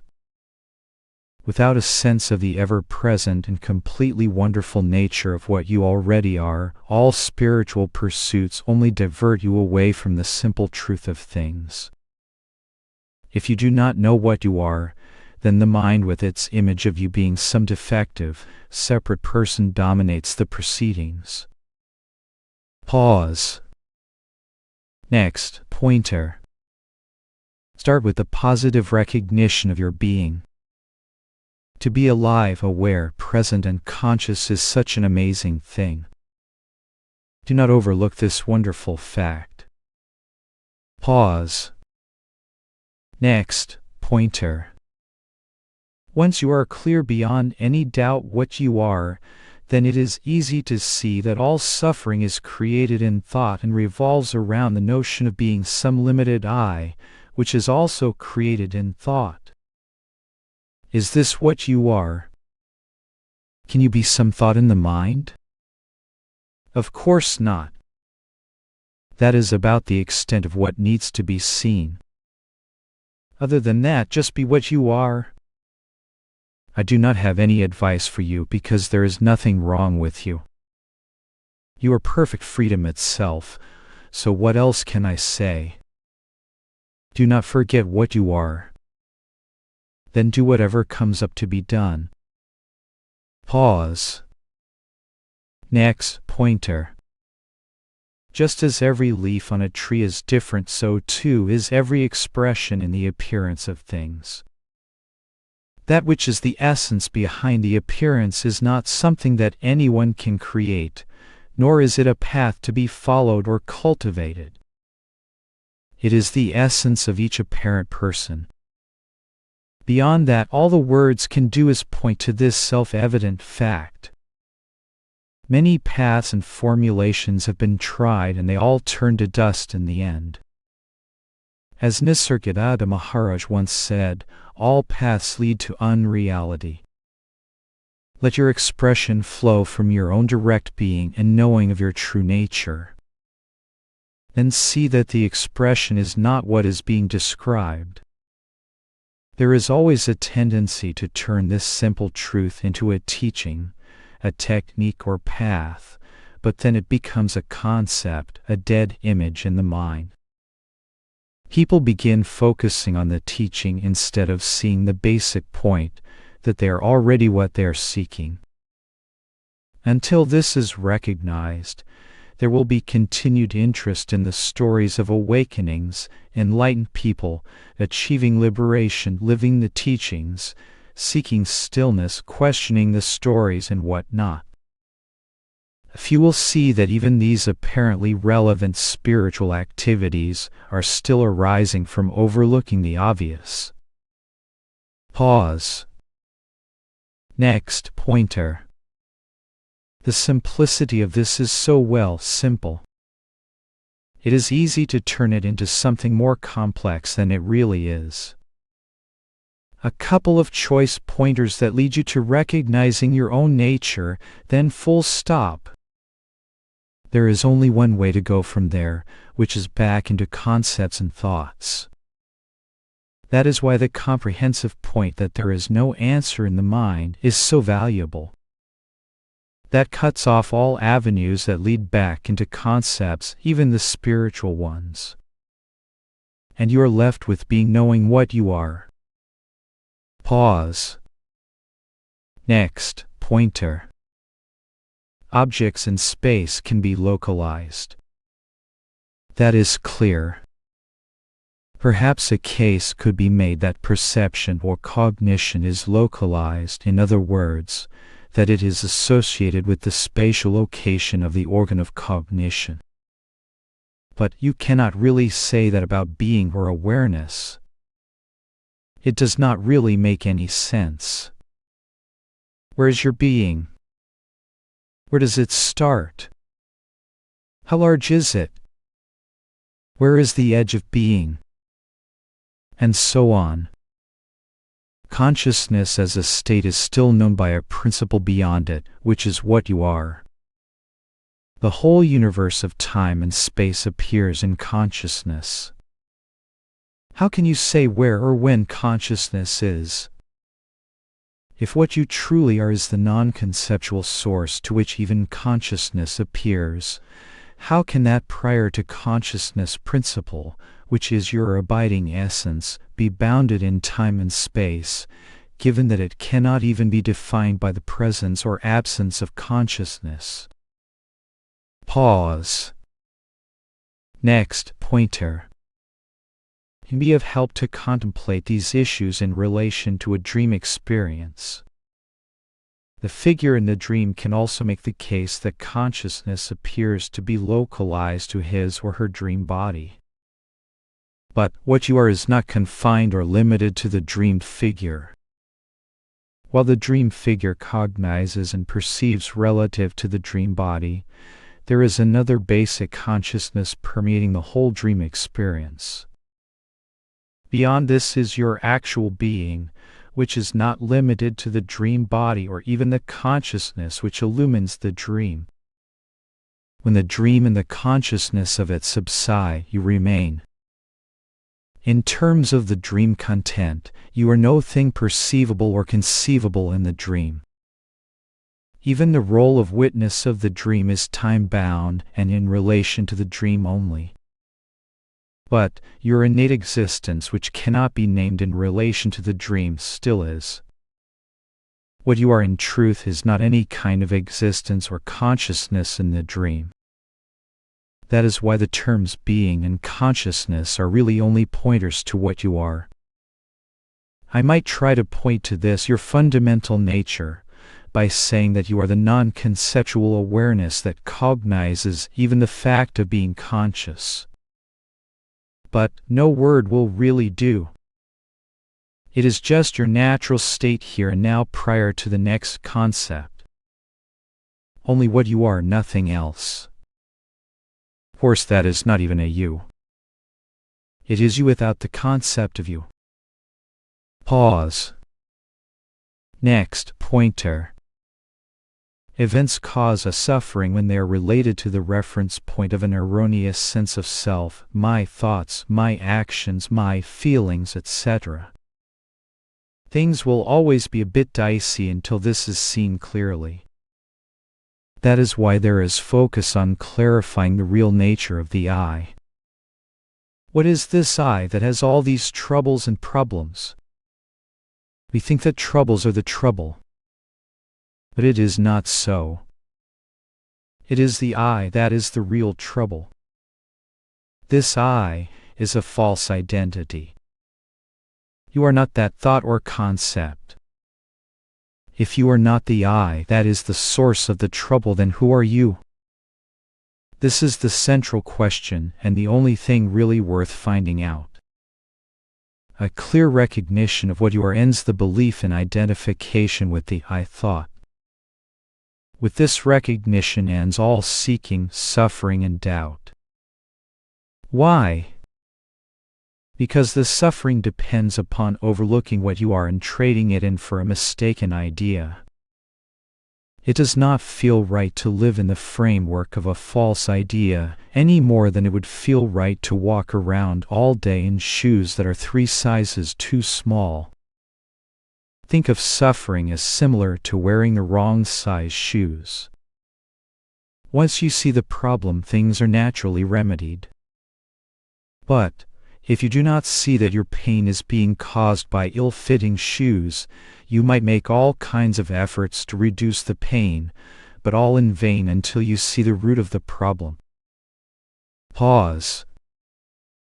Next, pointer. The notion that I am entering in and out of the state of non-conceptual awareness subtly leaves the sense of the me intact. With that sense still in the picture, there is still going to be a point of view of things happening or not happening to me, which keeps us in time, becoming, and all the ups and downs that flow from that position. Non-conceptual awareness or natural being is a present fact, one that is entirely unrelated to any concept about a me or anything else. Pause. Next, pointer. The me comes and goes as a concept upon the necessary principle of natural being and knowing. Being and knowing are impersonal, that is, not related to the me of memory. This is the saving grace. The image comes and goes, but what we truly are simply is the natural and ever-present state. Pause. Next, pointer. The I image can swell or shrink based on how events jibe with its self-centered concepts. Fortunately, you are not that image. The I is something like a balloon filled with air. It is taken to be something substantial, but it is really just a weightless thing with no real substance. To see the I thought for what it really is drains all the identification and belief out of it. You are not the I concept, but the natural presence of being and knowing in which that thought and all other experiences come and go. This is not a matter of entering into or leaving it, for at that level the I, who would do such a thing, is not even present yet. In other words, it has not been conjured up in thought. Non-conceptual awareness, which is your genuine state, has no I-entity in it. The I-image appears, and then we watch the ups and downs of its supposed existence. A bit of looking exposes the I for what it is, merely an ephemeral image coming and going in awareness, certainly not what we truly are. Pause. Next, pointer.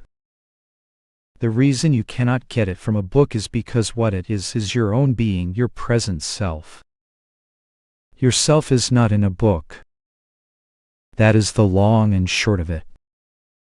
There is no mysterious hocus pocus here. Even the notion of getting it is flawed because you are it. You already are what you are seeking. If that is clear, then the gist of this whole matter is understood. Pause. Next, pointer. Seeing your nature as present awareness may not be enough, so to speak, because if there is any lingering suffering, questions, or doubts, they ought to be resolved. It is not entirely satisfactory to be eternal presence awareness if you are still seeking and suffering. This is addressed by understanding the nature of the suffering as being self-centered conceptualization dependent on the assumed presence of the limited I. As long as this is not understood, the doubts are bound to continue.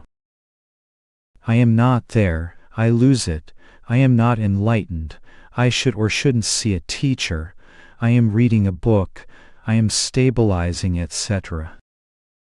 These are all mental concepts of and about the I. That is why the I concept is the root of all suffering.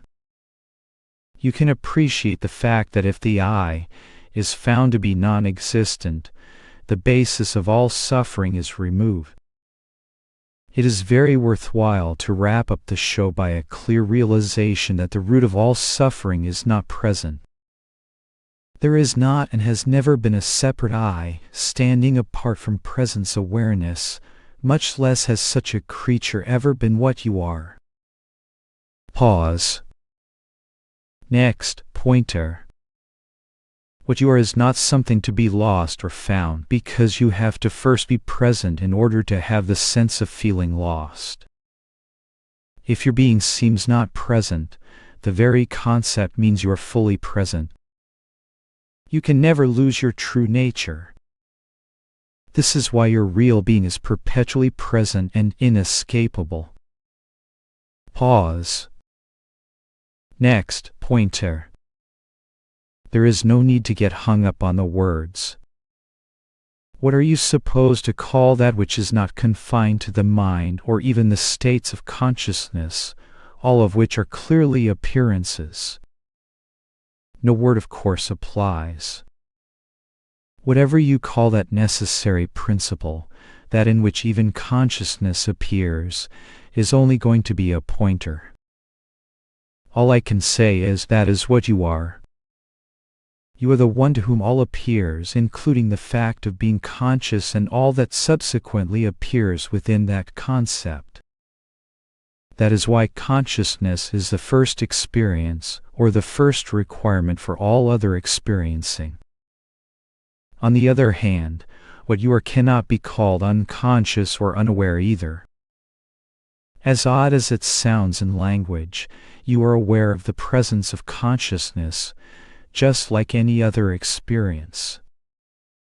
You may call that life. Some call that non-conceptual awareness, or pure being that is beyond being and non-being. Others call it non-duality, your true nature, etc. However you label it, it is simply what you are, your natural existence prior to concepts. Pause. Next, pointer. Who is looking into the pointers, you ask? No one. The question introduces the erroneous notion of self or doer into the mix. The point is that the question who is misplaced or invalid. Awareness is, but there is no who in it. The pointers are used only to show this basic fact. Drop the who questions and just see what is being pointed out here. Pause. Next, pointer. Awareness or being is. That is undeniable. You are that. Any entity apart from this is a fiction. The who is a fabrication or construction in the conceptual mind. You are already present naturally before the question about who is created in thought.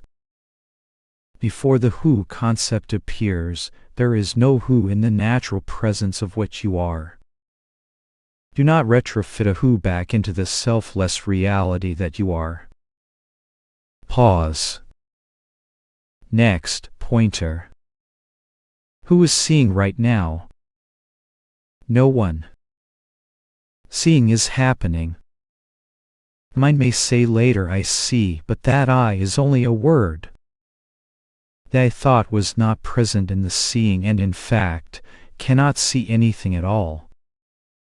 Perceiving, feeling, thinking and acting are already entirely selfless. The I always comes in as an afterthought. See this fact and the entire network of suffering and doubt is annihilated. Who sees this? Do not ask because it is a wrong question. Seeing and doing happen, but no entity has ever seen or done anything. Pause.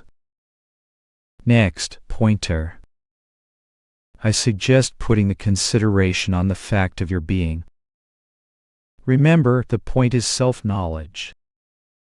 Yourself or being is already present, correct. In all the practicing and such, where is the understanding of what you are? It is being ignored. You are looking entirely away from that fact of what this is about. You are already what you are seeking. No one can deny his or her being. That being is what this is about. Have a look and get to know this ever-present, undeniable true nature that is here already. You are not practicing to be. What does practicing have to do with self-knowledge? Nothing. Drop the concept. You are much freer and happier without it. Pause. Next, pointer. Self-knowledge is so simple we overlook it. Your being or true self is naturally present and also happens to be aware. This natural presence of being and knowing is effortlessly shining here and now and through all experiencing, and you already are this. Pause. Next, pointer. Do you know that you already are the ever-existent self-shining, naturally free reality? Reality has no problems and this is what you are. Get to know what you are. Make sure this is clear. Pause. Next, pointer. My advice is to know without any doubt what you are. That is always first and foremost and all that this is about in the end. All trouble comes from being unclear on one's natural identity. All seeking, suffering and doubt spring from overlooking what one is and putting the energy of belief or sense of identity onto an image in the mind and taking it to be oneself. If there is some unresolved sense of seeking, suffering or doubt, then simply understand the nature and origin of suffering. What is such suffering except concepts of and about some image of a supposed deficient person that I am taking as myself? That is all suffering is. All questions and problems are only concepts appearing in the mind about some assumed person who is not yet there, does not quite see it, has fallen back into suffering, or whatever it might be. None of these notions have a whit to do with your innate presence of being and knowing, which shines radiantly free and clear, even in the midst of the doubts and questions. Look at the doubts like this and they will evaporate. The thoughts are just arising and setting in the pure, available, open clarity of this present moment that cannot be denied and which you already are. That is the end of it, the end of the search, the doubts, the questions and so on. You are already what you are seeking. All the problems are for the entity created in thought, the assumed self, person or defective being. All the thoughts are for and about me as a conceptual representation in thought.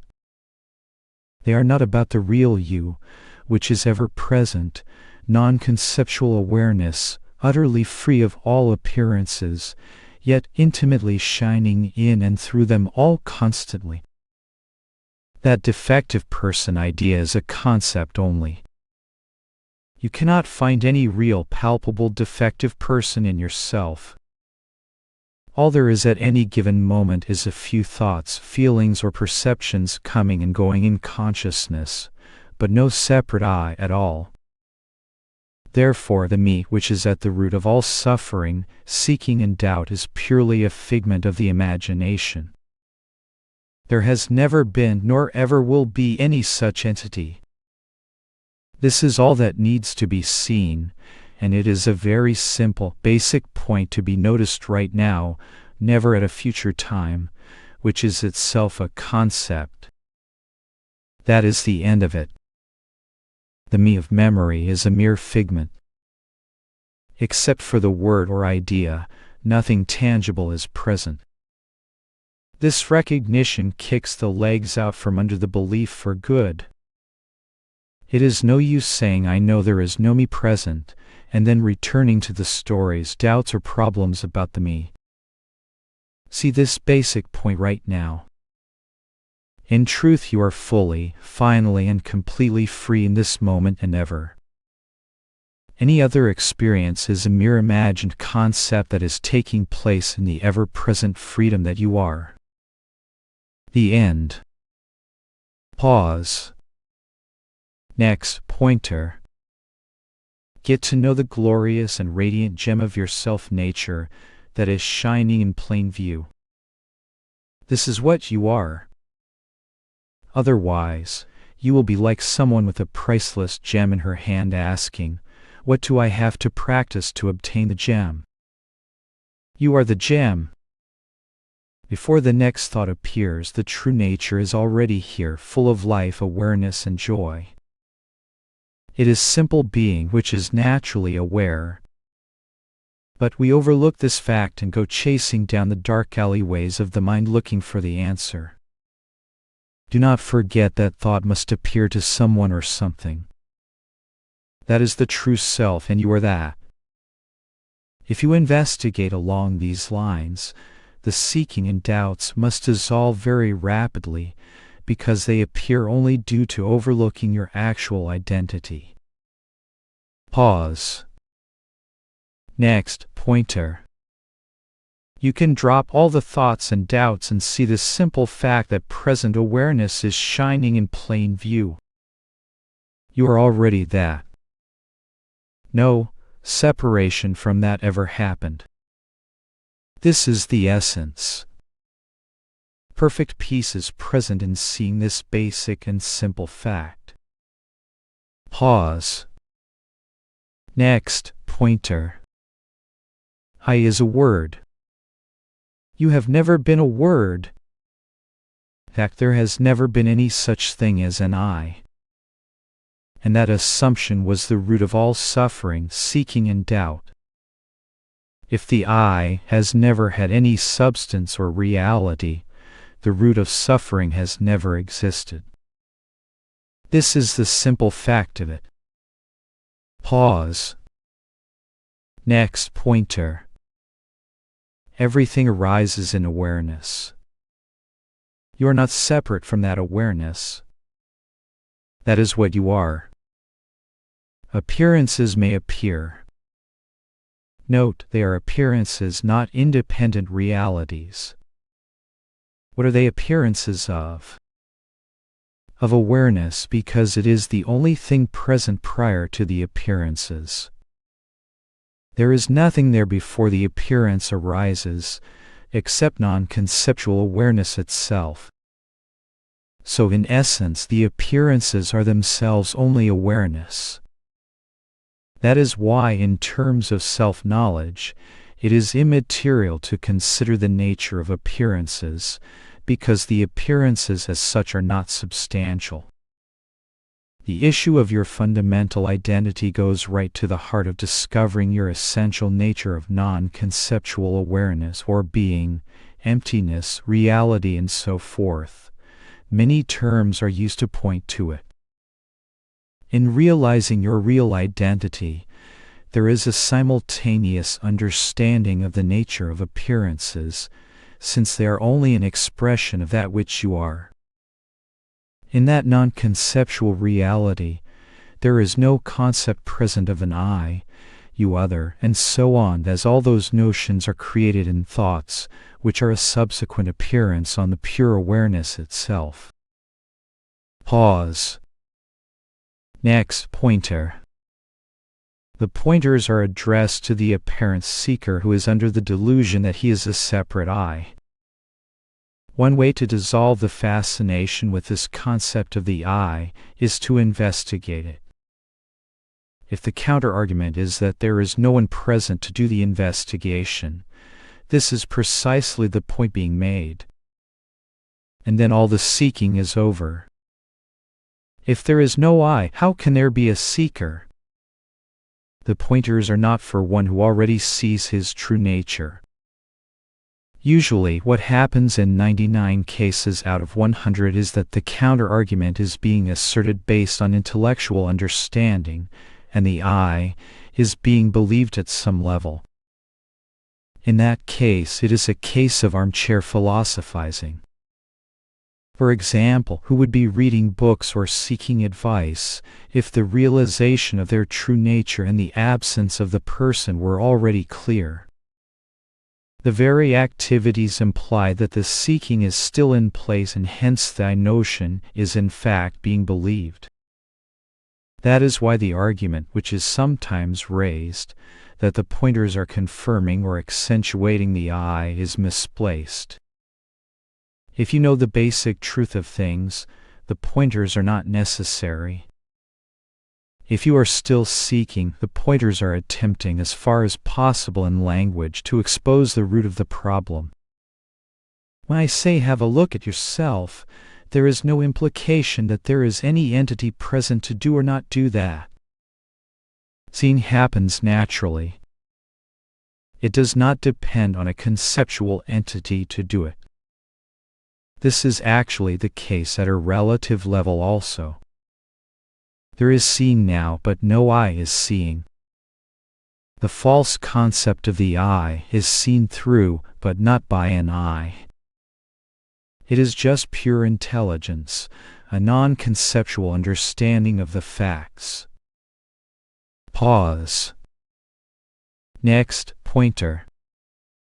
A pointer is given to look away from thoughts to see the ever-present awareness being love.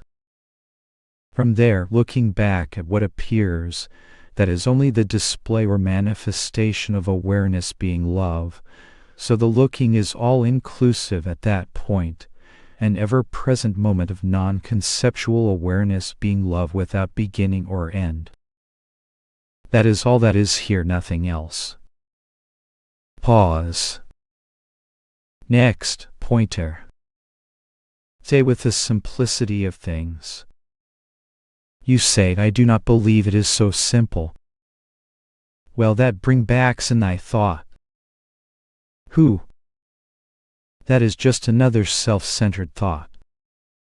Have a look and see what this I is. Is it anything other than ever-present natural awareness itself? And is this thought anything other than an imaginary reference point? It may be useful for communication, but it is not a real entity. You say I am present as the idea of Jim, or as Crazy Jim or Sage Jim. Again, a false reference point. You are not an idea. You are that non-conceptual presence for whom the idea appears. If you take yourself as an idea, the imagined I is back in the game. Each of these examples is a concept about an imaginary I. You are not any of these reference points. In all of this thinking, have you moved away from your naturally present and aware being? Do not trade your essence for a passing thought. Use thoughts, but do not be used by them. Pause. Next, pointer. Bodies are born and die. That is evident. In this process, the universe and whatever is supporting it do not vanish. In questions about the death of the body, there is usually a subtle identification of your essence with the body. If this is the case, then you are finished along with the demise of the body. But are you the body? If so, which one? The child, youth, man, or dream figure A, B, or C? Consciousness and manifestation can arise in an infinite number of bodies. Yet the coming and going of the bodies does not end the continued manifestation of consciousness. Keep in mind that what I am pointing to as your real nature is not even confined to the manifest consciousness. If consciousness and manifestation clearly survives its vehicles, what about that which is the source of consciousness? Before consciousness dawns, you are present as the one to whom it dawns. Anyway, a key point is examining the assumed identification of one's essence with the body. Pause. Next, pointer. This is not about getting the mind to surrender to the self. Why put another condition on things? What is wrong with your natural and undeniable true nature? Leave the body and mind to resolve themselves at a practical level.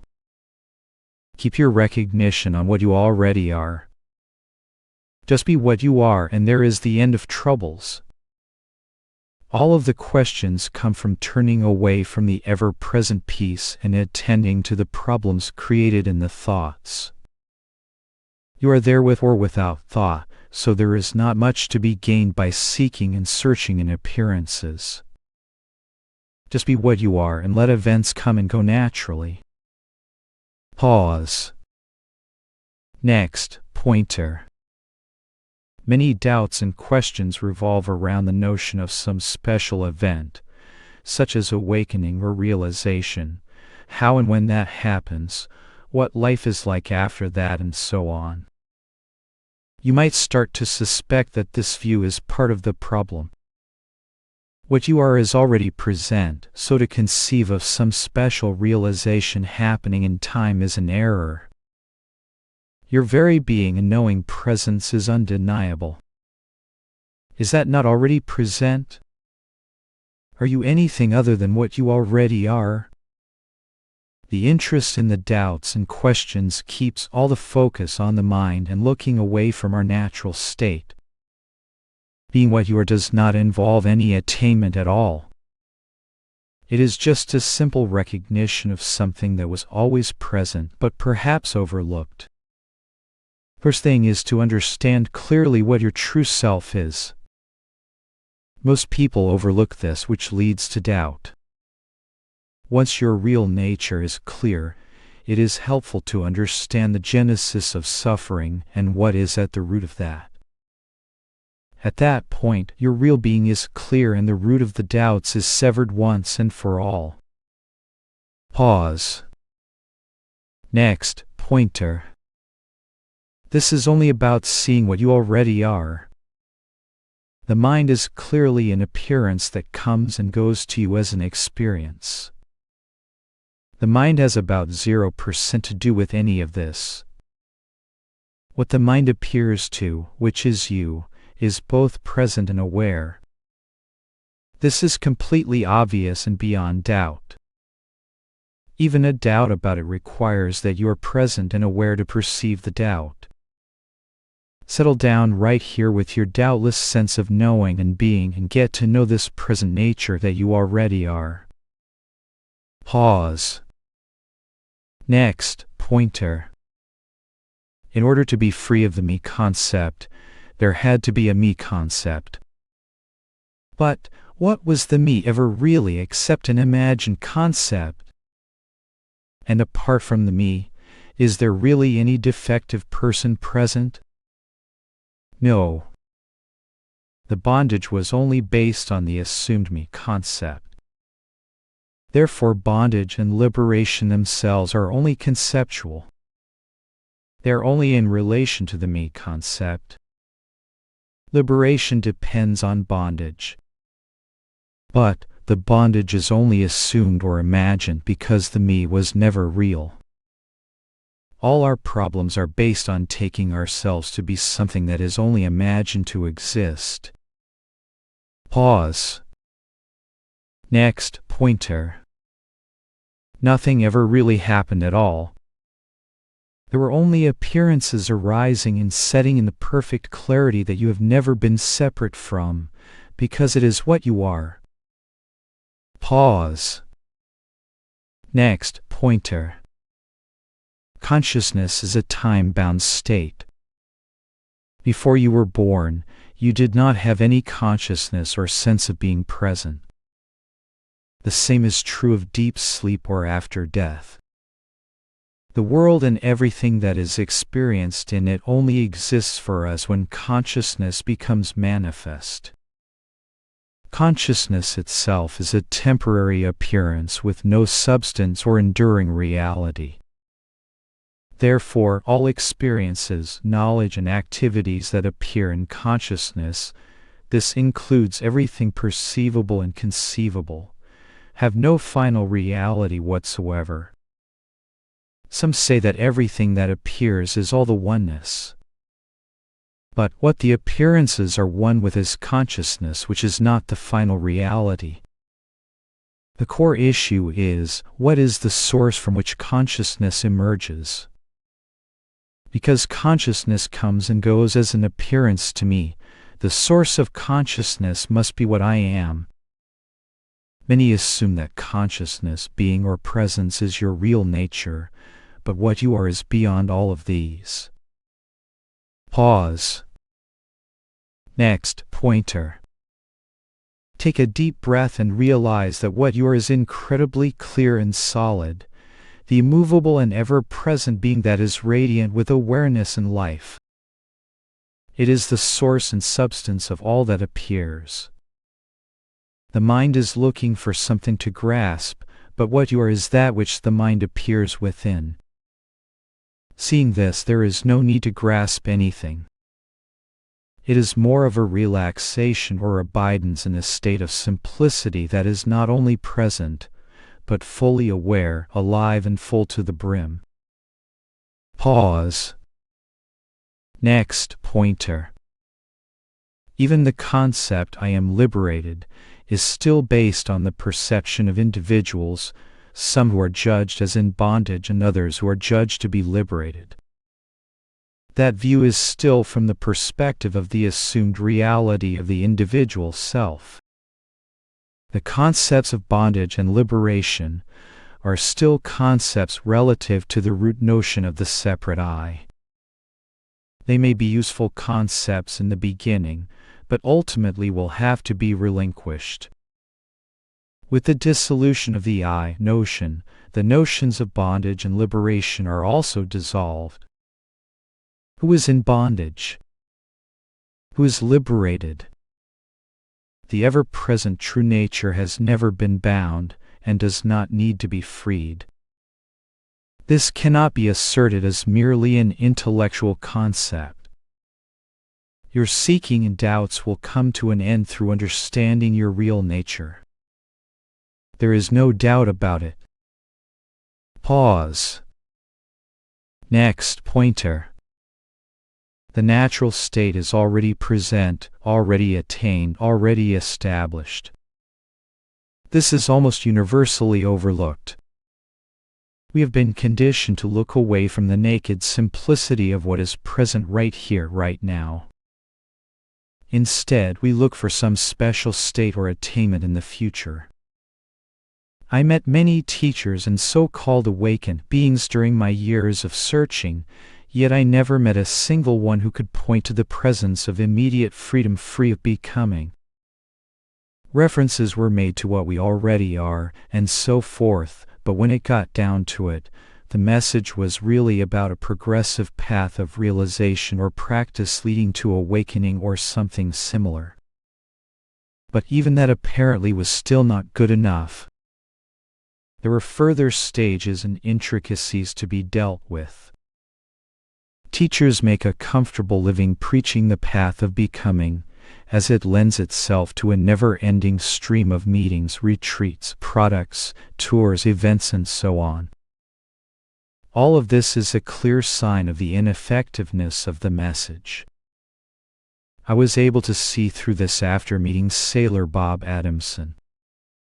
He was the first one I met who pointed to the presence of immediate freedom and refused to compromise the pointing with a message of duality or becoming. Instead of "you are free, but," the message was consistently "you are free, full stop." Such a direct approach is very rare and almost completely absent in the current spiritual culture, in which the emphasis is almost always on a progressive path, a special attainment, or the special status of the teacher. Pause. Next pointer. Once you get it in your mind to pursue enlightenment or awakening as some special attainment, you have already taken a wrong turn. Why? Because the very notion of some special event is dependent on several false concepts. First is the notion that you are a being in need of awakening in the first place. This is a clear contradiction of the basic tenet of non-duality, which is you are that being absolute reality itself. Why would the absolute reality need to awaken when it already is the absolute reality? Second is the notion that reality lies in the future, not the present. This overlooks the fact that time itself is purely a mental concept. How could reality reside in a concept? Third is the notion that reality is reducible to some special experience or event. Clearly, experiences and events come and go and cannot bear any relation to what the non-dual traditions point to as the ever-present, changeless reality. So those who preach a doctrine of a special awakening are only peddling false concepts to the unwary. A clear and direct sharing of the essential message of non-duality results in the immediate recognition of one's own true being as always present and ever attained. Dualistic spiritual approaches tend to stress either the so-called prerequisites to self-understanding or some assumed post-awakening development. These approaches invariably leave one either practicing endlessly in hopes of awakening someday, or else attempting to deepen some imagined awakening experience. Either way, one is left with a view of being incomplete, rather than standing firmly with the recognition I am that. Pause. Next pointer. The key is just to see that the I notion is a construct, a concept. It appears within the reality of what you actually are, which is non-conceptual awareness itself. Actions arise spontaneously in this. The I is only tagged on later. In truth, there is no I present, either to do or not to do. You say, I keep the dream going, when it might be better to just do absolutely nothing, which should end the dream world. This is still in reference to an I that is there to do all this. Let that notion go too. Just be natural and let activity flow according to circumstances. Do not believe that a concept is doing it or not doing it. Pause. Next pointer. To see the world as appearing in the space of your being does turn the tables on how the uncritical mind may have viewed things. But this is in fact the natural and normal state, looked at on its own terms. You are no thing in particular within appearances. At the same time, all appearances arise and set in the space of your knowing being. Pause. Next pointer. People express the feeling of being lost in a fog, but that which recognizes the fog is the ever-present clear seeing. It is that simple. Pause. Next pointer. Any teaching needs to be examined critically and the results verified against one's own direct experience. Keep in mind that what is being pointed to, your natural state, is not a teaching at all.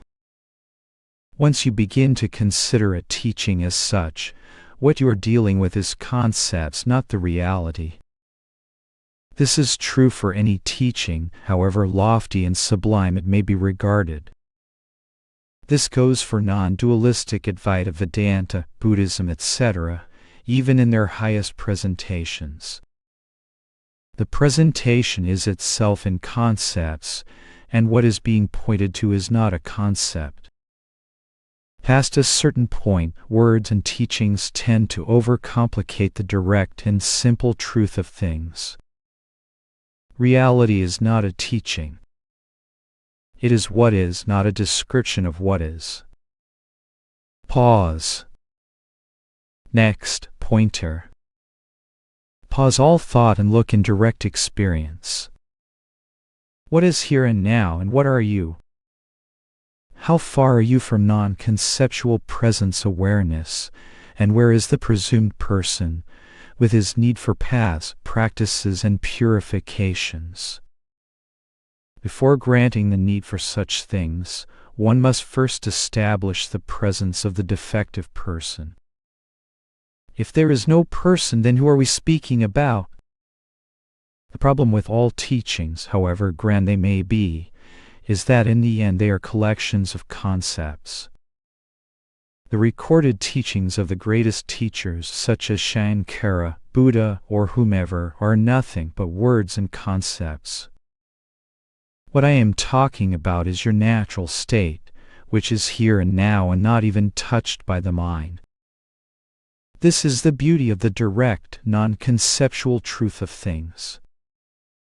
All the questions and problems are constructions in thought, for and about an imaginary entity whom we cannot even establish as present. That is the hitch with approaches that are dualistic and unfold in time or through a process of becoming. These are often incorrectly labeled as Advaita or non-duality, when in fact they are far from it.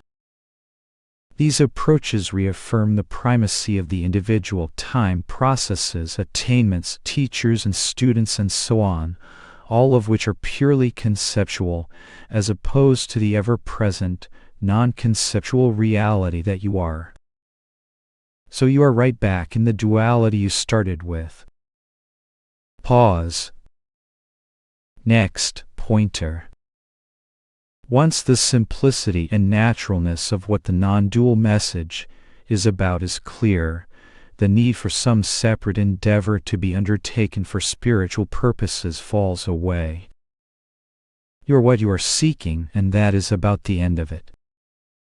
From here life unfolds as it will. There is not much more to add, as any more talk does not enhance this natural state. It is simply life without the trouble, strain and strife that was based on the belief in being a limited self. All is well. Pause. Next pointer. The point of all this is to know yourself. Is your being and its true nature clear at this point? All the questions and problems arise from this being unclear. Rather than deal with questions on a piecemeal basis, go right to the root issue. Who and what are you? You know you are. That cannot be denied. But what is the nature of this that you are? Tackle that first, and all the rest will stand clarified by that. Until that point, even if questions are addressed, there is no real end to them. But when you know what your true nature is, the doubts are over with. I would suggest dropping all other pursuits, spiritually speaking, and settling in with that basic question. Pause. Next pointer.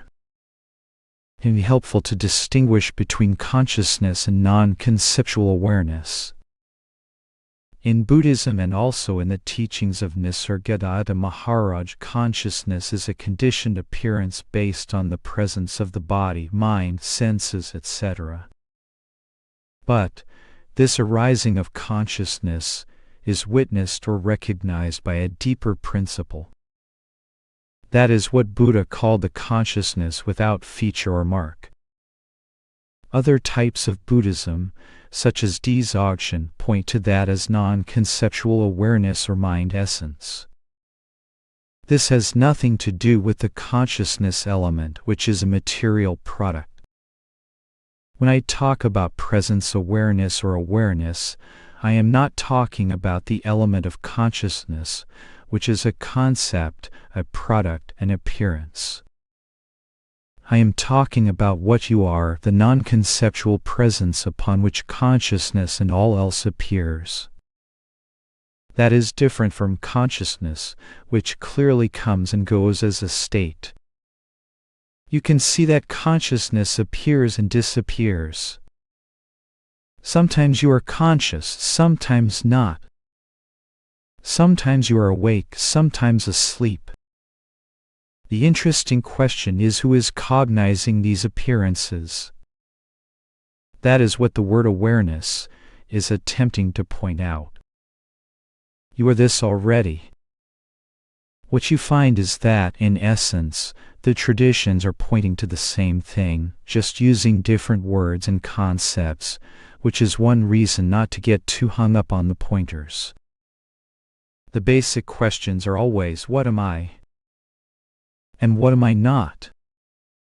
Pause. Next, pointer. Ultimately, anything that appears, be it a thought, concept, feeling, sensation, or perception, is reducible to an object in consciousness. What appears to you and is clearly recognized to come and go, leaving you intact, cannot be the abiding essence of what you are. The point here is only to highlight the fact of your non-conceptual, non-objective nature. It is not to create some metaphysical split between objects and the consciousness in which they appear, because in truth the objects cannot appear separate or apart from consciousness. This is evident once consciousness is known for what it is. A better way to talk about objects is as expressions or appearances of consciousness. But, just like the wave as such is not the water, neither can you say it is a separate entity apart from water. But, if you miss the water and only see the transient wave, you miss the abiding reality. Ultimately, you come to see that even consciousness you are not, as consciousness itself appears in what you are. The same type of seeing applies here also. Consciousness itself has no independent existence apart from you, as you are the one who recognizes the fact of being consciousness. But that recognition is not constant either. To whom is that recognition? That is what you are, here and now and ever. Any word used to describe that is clearly insufficient. It is probably best to leave it unnamed. Some call it your true nature, some call it reality, some call it pure being, some call it cognizing emptiness, some call it what is, some call it non-conceptual awareness. It is that which is present now before the next thought or appearance arises, even the concept I am.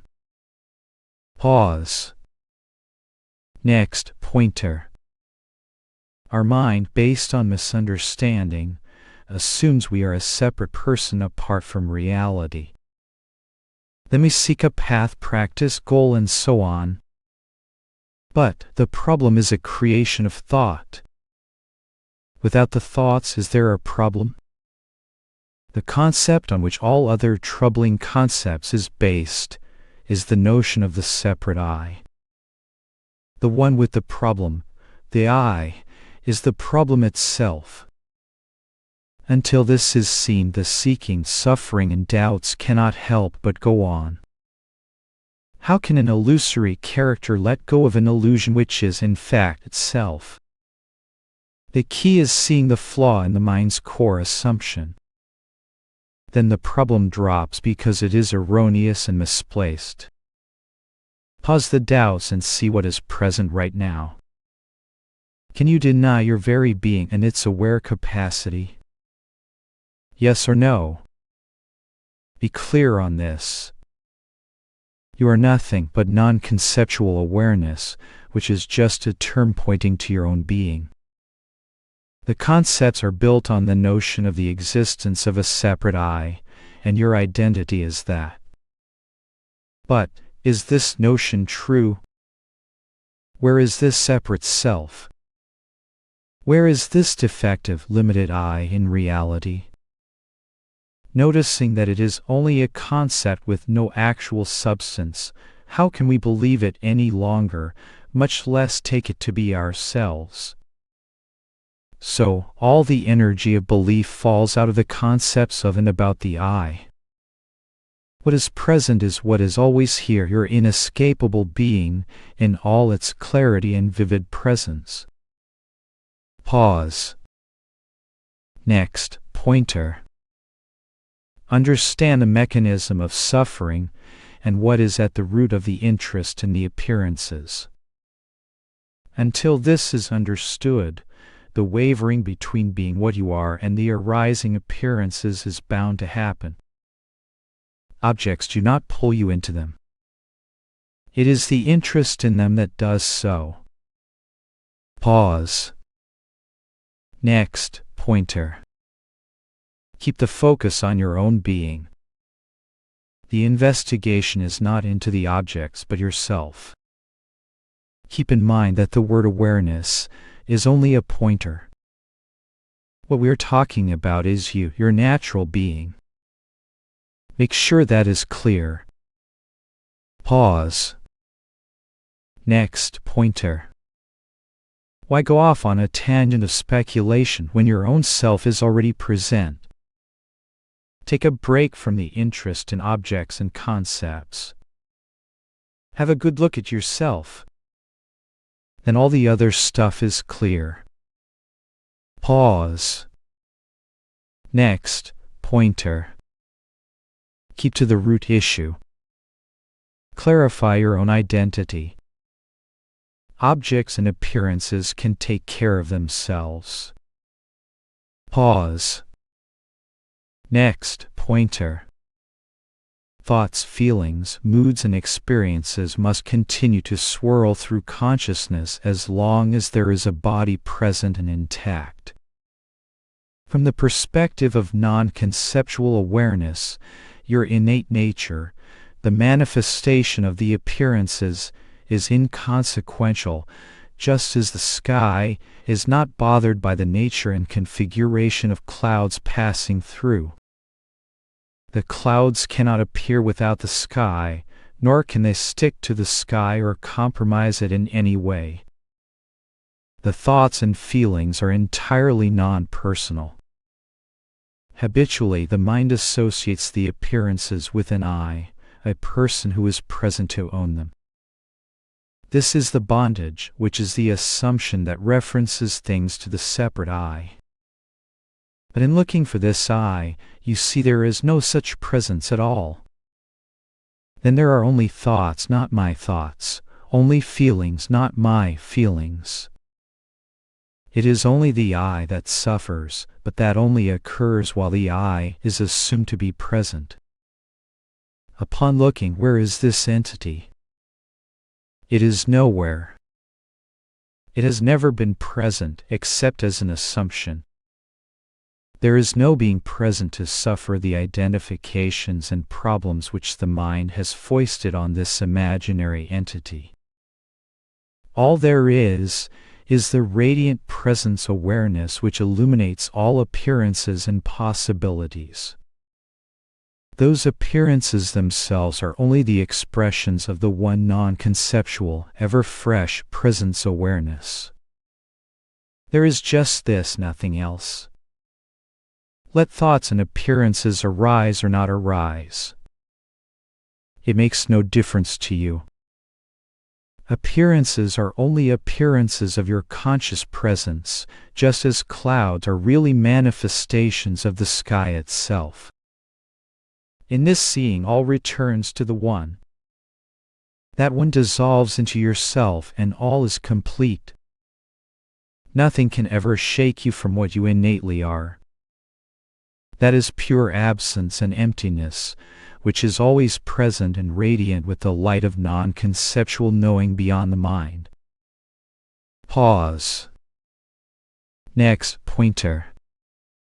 I recommend getting back to basics with this stuff. Do you know what your true nature is? You obviously exist. Is it clear what you are?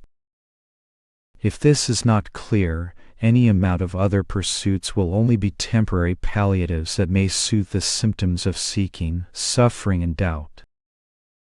But, since the resolution is only temporary, those things will return again.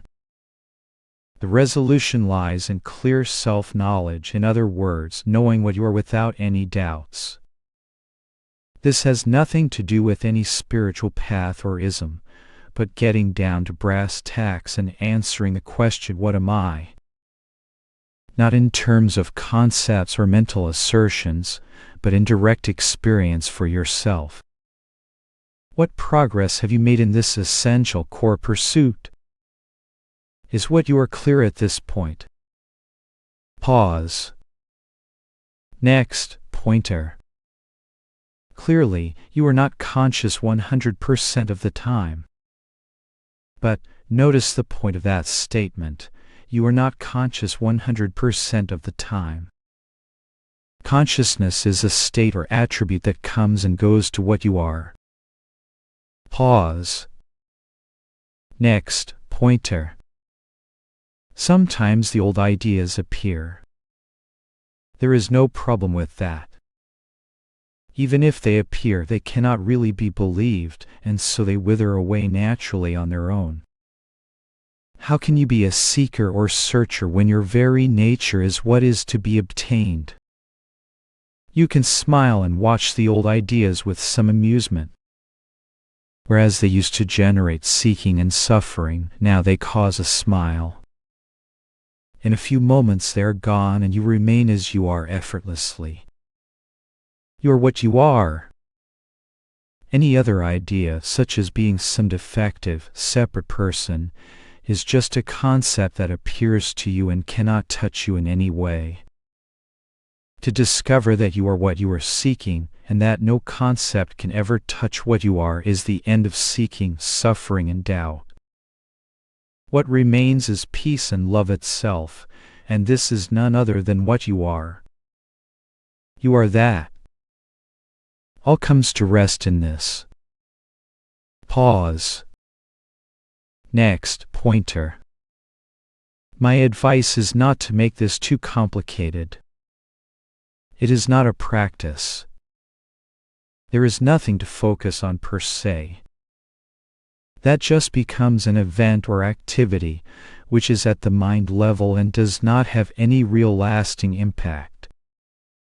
Pause. Next, pointer. When you close your eyes, you still are.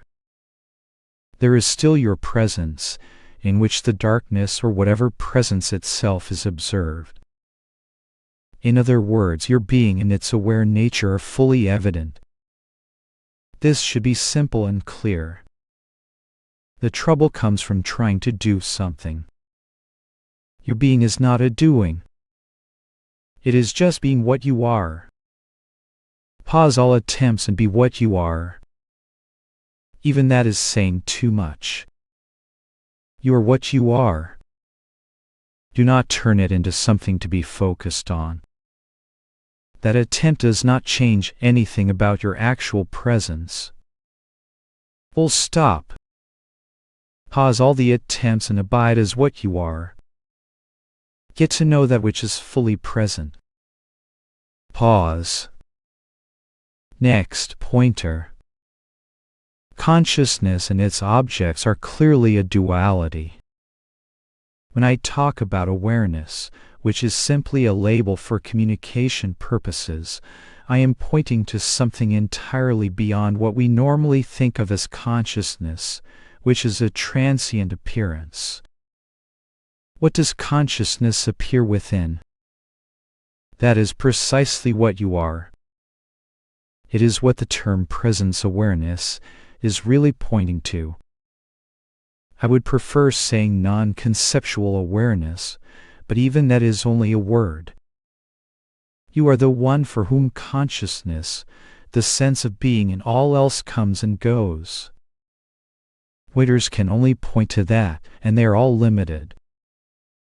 In truth, what you are has nothing to do with being, consciousness, awareness, presence, or any other concept. All those words appear to you. The consciousness that cognizes those words itself appears to you. The presence that is there to be present to those words appears to you. Do not look for yourself in consciousness, presence, or any other thing, however subtle it may be. All dualities are appearances only. Even consciousness is a duality, knower known. There is a deeper reality which encompasses both and is the source of both.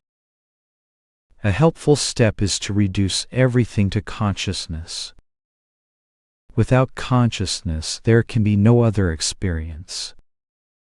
In the realm of appearances, consciousness is the highest or fundamental reality. That is the I am, the sense of being or knowingness. But then you will see that this root experience itself appears, and it is in fact the primal appearance, the beginning of duality. In truth, you are not that I am presence. You are the source or ground from which the sense of being, presence, or consciousness emerges. In that which is your fundamental nature, there is no duality, no other, no sense of consciousness, presence, or being. Call it anything, but any concept or word is wrong or misleading. I can point to that as the non-conceptual, non-dual pure awareness from which the sense I am appears. Once that sense of I am appears, everything apparently other is imagined within that appearance or concept. First recognize that I am the source of the manifestation. Then see that what you are, even now, is that from which the I am arises and into which it merges. It is prior to the sense of consciousness or sense of being. A lot of people are coming up to the sense of being, presence, consciousness, or I am, and thinking this is the experience of non-duality. But it is still in duality in time, in manifestation. That is why they can speak of the experience of presence, which is a clear duality.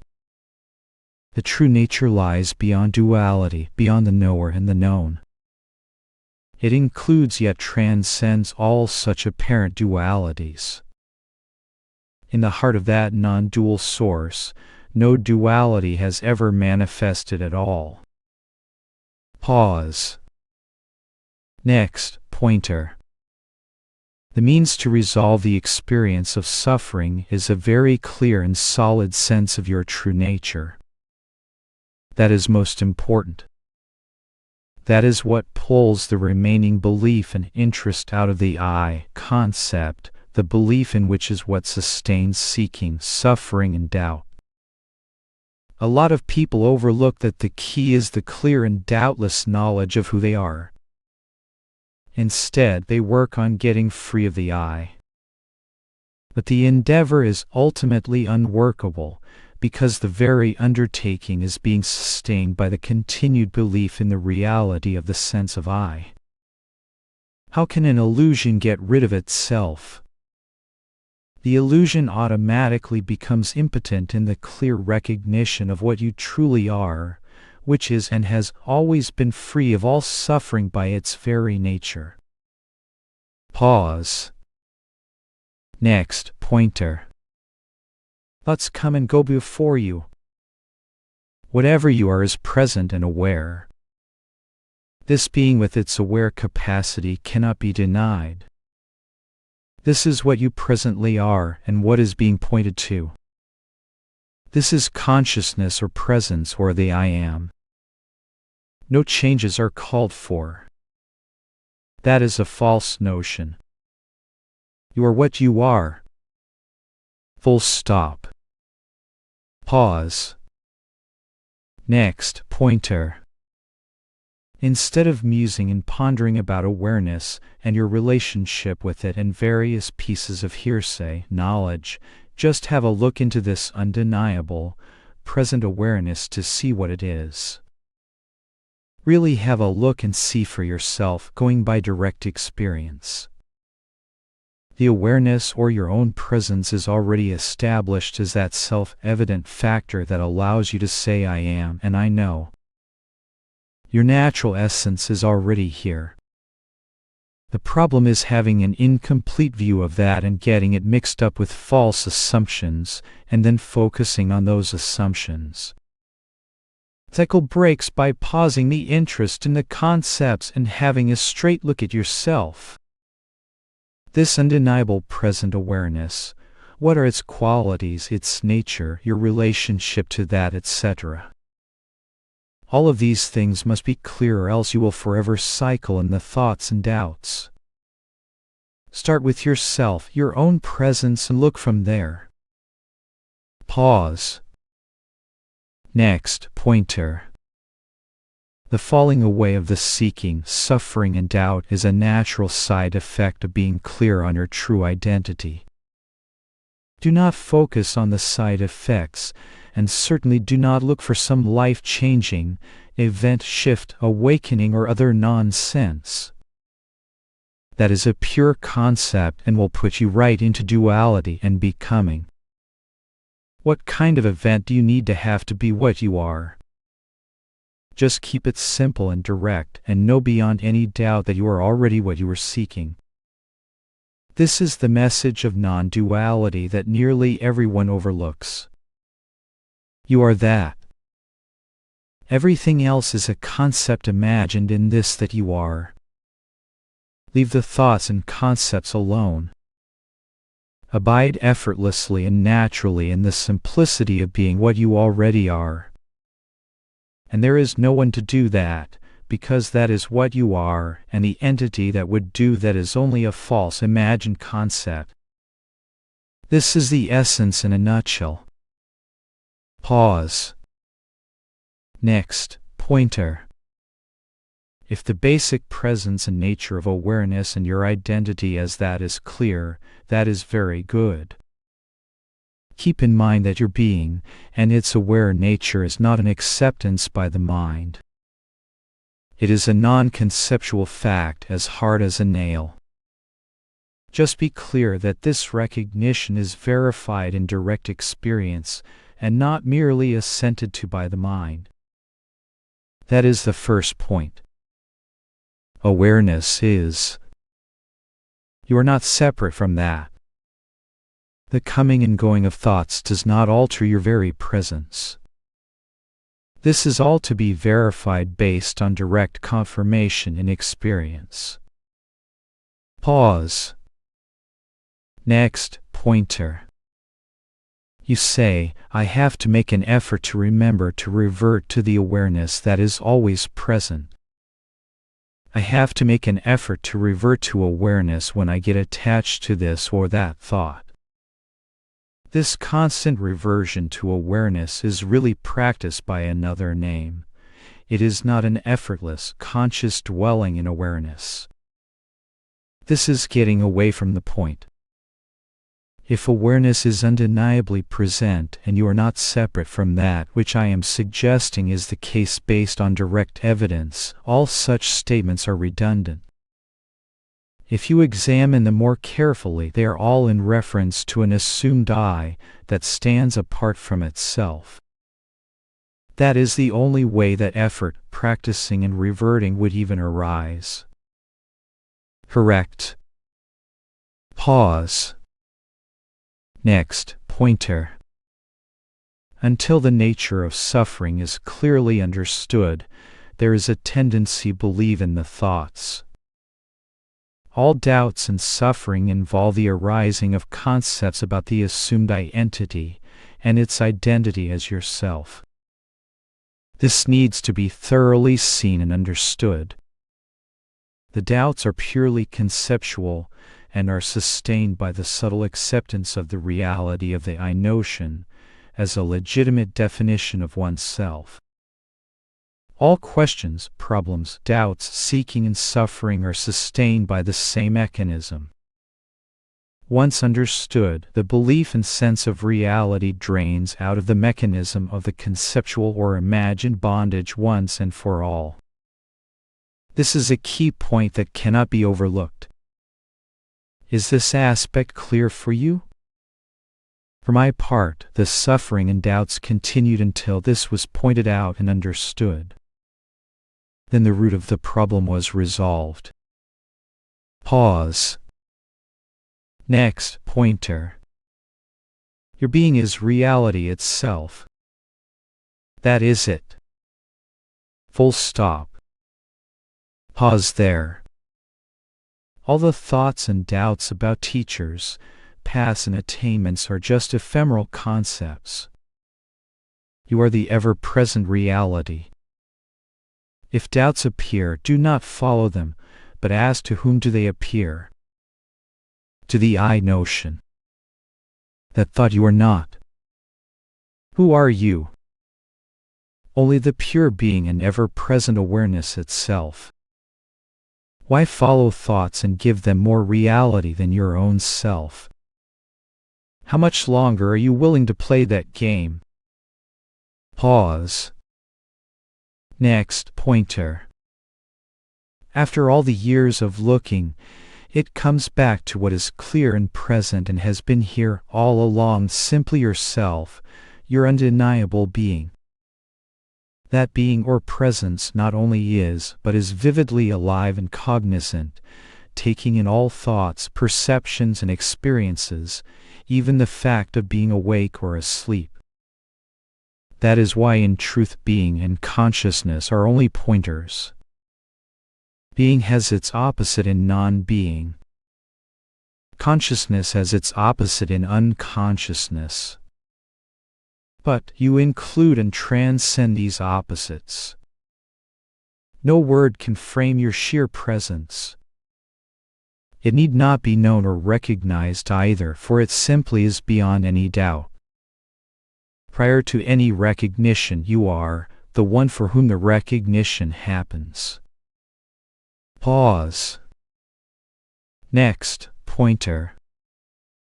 The whole essence of this is a deep looking in direct experience to see what is the nature of what is already present, but has been overlooked and unappreciated. Pause. Next, pointer.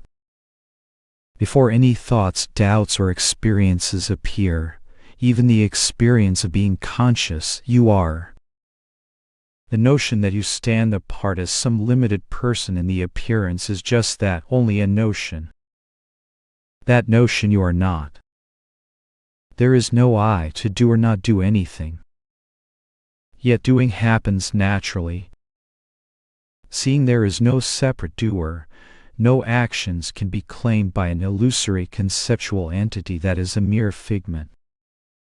There is no entity present to be enlightened or unenlightened. You are what you are and what you always have been. Point to that using any pointer you wish, but no pointer, however sublime, is anything but a signpost. It is never the undeniable, sheer reality presence of your own being prior to concepts and experiences. Breathing happens. Seeing happens. Doing happens. It is a spontaneous shining forth of consciousness, expressing itself in and as the appearance of things. Pause. Next, pointer. Sharing of the pointers happens naturally. If it is I am sharing, then the impact is diminished because there is no I to do such a thing. If it is I less sharing, sharing without the sense of I, then it is a spontaneous outflowing of the heart, simply to delight in and share the good news of what is nearest and dearest. You cannot tell a flower to bloom or not. It is all the organic, natural manifestation of things.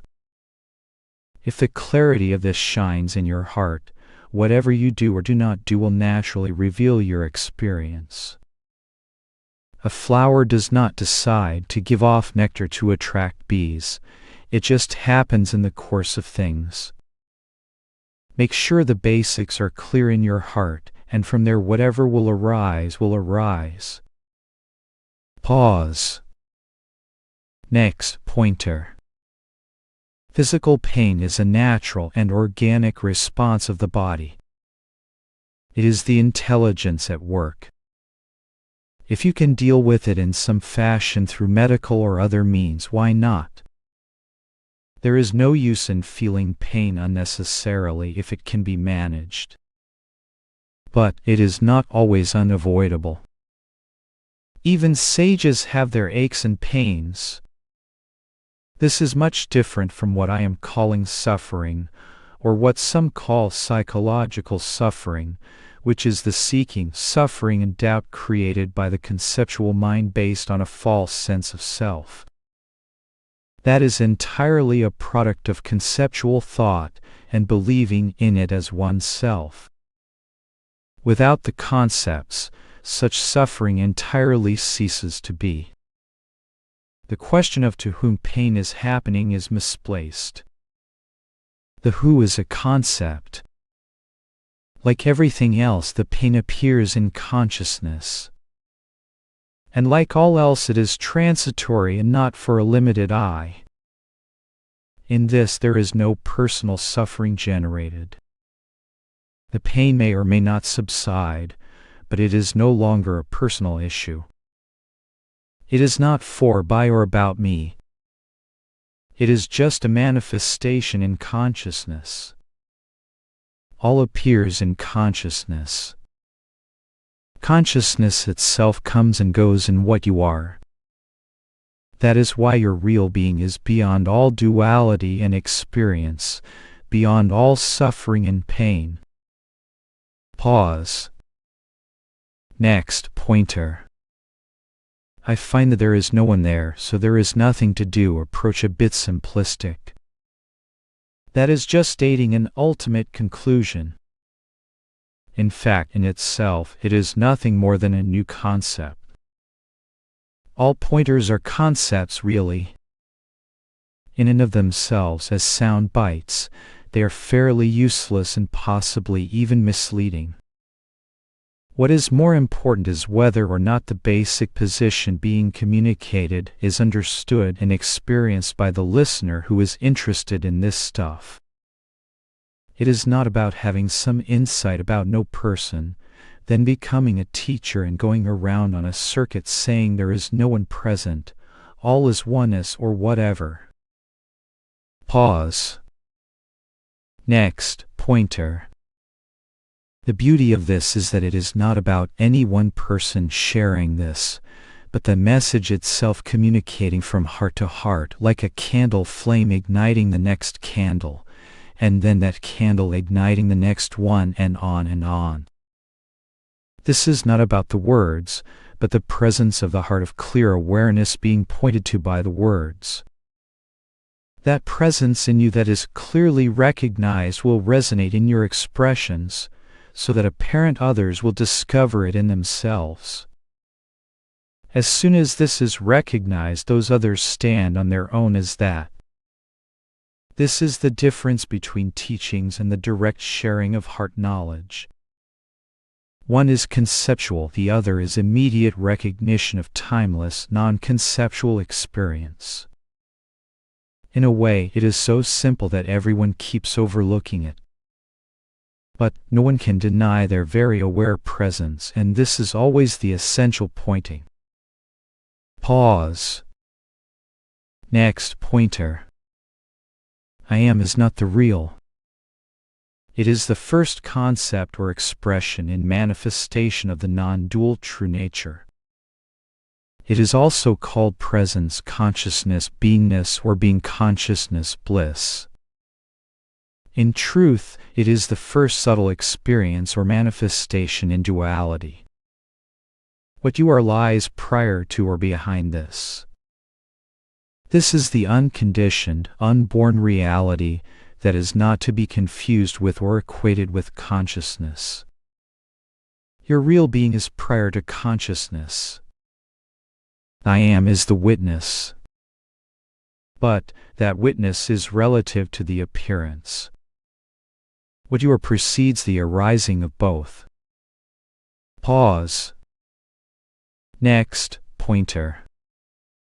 Even when the basic sense of who you are starts to become clear, the nature and cause of suffering needs to be addressed. This is the other stuff that appears in the clarity and presence and gives the feeling of losing it. Once that is understood, the sting is removed and there is no more getting and losing anything. Pause. Next, pointer. You are aware of the coming and going of consciousness. Sometimes the state of being conscious is present, waking, and sometimes it is dormant, sleep, unconsciousness. But still, all of that is taking place in a greater context, which is the space in which consciousness comes and goes. That is the absolute ultimate or prior to consciousness state, for lack of a better word. It is sometimes called the stateless state. It is the basic, inescapable presence of awareness, which is entirely self-evident, non-conceptual and free of the dualism of subject and object. Without the arising of the relative sense of being conscious, which is dependent on the presence of the body to become manifest, you do not know that you are. Without that presence of consciousness, you have no sense, feeling, or knowledge of your existence. That is why it is said that the Absolute is awareness that is not aware of itself, or being that does not know that it is. It is only after consciousness dawns, and the concept of a separate entity appears that questions of knowing or attaining the Absolute arise. The Absolute, which is really your own natural condition, is not a state to be attained in the future when the mind is still or consciousness disappears. It is the basis of experiencing and knowing even now. Pause. Next, pointer. You say, it seems like the best way to deepen understanding at this point is to merely go on existing. Even this is a concept. Deepen for whom? How can you go on existing when your nature is existence itself? The notions are still a concession to the sense of a person in need of such things. There is no deepening of what you are. If you must think of progress, view it as the relinquishing of all erroneous concepts. Your nature is full and complete as is. All bondage and confusion is caused by concepts of being something other than what you are and granting belief to those notions. Reality or your fundamental identity is not a matter or approach, time or development. That is the beauty of it. It is not becoming, but being what you are. Pause. Next, pointer. The nature of who we are is perpetually interesting as a subject of inquiry. There are many ways to approach this. As I see it, self-consciousness, the sense of knowing that I am, is itself a subtle experience and, in fact, the primary concept. Just note a simple point. In order to recognize you are, there is someone present to be recognized. That presence does not depend on being recognized. You are there regardless. Non-dual awareness or pure being is entirely beyond the scope of dualistic consciousness and has no need or interest to know itself. Given that it is one without a second, it cannot be known objectively. That is where the phrase awareness unaware of itself comes in. Ultimately, awareness cannot know itself as a thing apart. Yet it is. It is sometimes called self-shining or sometimes self-knowing. Eventually the words must fall back and the attempts to grasp this subjectively entirely relax, for the very instruments being used are only those within the plane of dualistic consciousness. So, full stop. In that pause of the attempt to get, know, apprehend, or recognize, is a vivid, clear, and undeniable radiance of awareness presence. It hits you, so to speak, in a very palpable and tangible self-recognition that is entirely independent of the mind or even consciousness. Pause. Next, pointer. One way I like to point to this is by asking, are you aware of being conscious? That which recognizes this basic fact is the prior to consciousness presence. Consciousness as a state will pass, but your abiding being, call it what you will not. That fundamental presence cannot properly be characterized as being or consciousness. Words are going to fall short, but perhaps it can be pointed to as the source from which being and non-being emerge, from which consciousness and non-consciousness, when conceived as states, emerge. The famous being awareness piece is not the absolute reality, but only the last milestone, so to speak, where you can look at it as the first emanation or expression of the non-dual reality. Prior to the experience of being awareness piece, you are already there as the one to whom that subtle recognition occurs. This is the source of the I amness. You can also see why everything else arises after the I am appears and subsides with its disappearance. But we do not have to make the I am vanish because the source is present regardless of the presence or absence of that primary concept or experience. Some talk about the destruction of the I thought, but the so-called destruction is only seeing the I thought as non-separate from its source. If the I thought arises and sets, what does it arise and set within, and can it be anything other than its source or substance? This brings it all back home. Source is all there is. All thoughts, experiences, objects, states, including the I am or basic consciousness, are only that. And you are that because all there is that. Pause. Next, pointer. No one can deny his or her own presence, and that presence is what this is about. You are that. What else could you be other than what you already are? A bit of looking reveals this simple clarity, and the false assumptions are seen through naturally. There is only a natural abiding as what you are. No attainment, awakening, or deepening is called for, as you simply are what you are. Such notions are empty because they all imply a separation from your real being, and there is no separation at any time. Pause. Next, pointer. Start with the fact of your own being. Is that a concept or hypothesis? Have a good look right into that, to understand the nature of what is present. Books are of little help in this. You have to look for yourself. Start with something verifiable and tangible as a self-evident fact, your own presence. That should keep you out of the clouds and speculations. See how you do with this. Pause. Next, pointer. In the end, the true nature or your real being is already present as what you are. It needs no work or attainment because you cannot doubt your own being. And that being is what is being pointed to. Once this basic fact is appreciated, it is something of an inside joke, no doubt. Pause. Next pointer.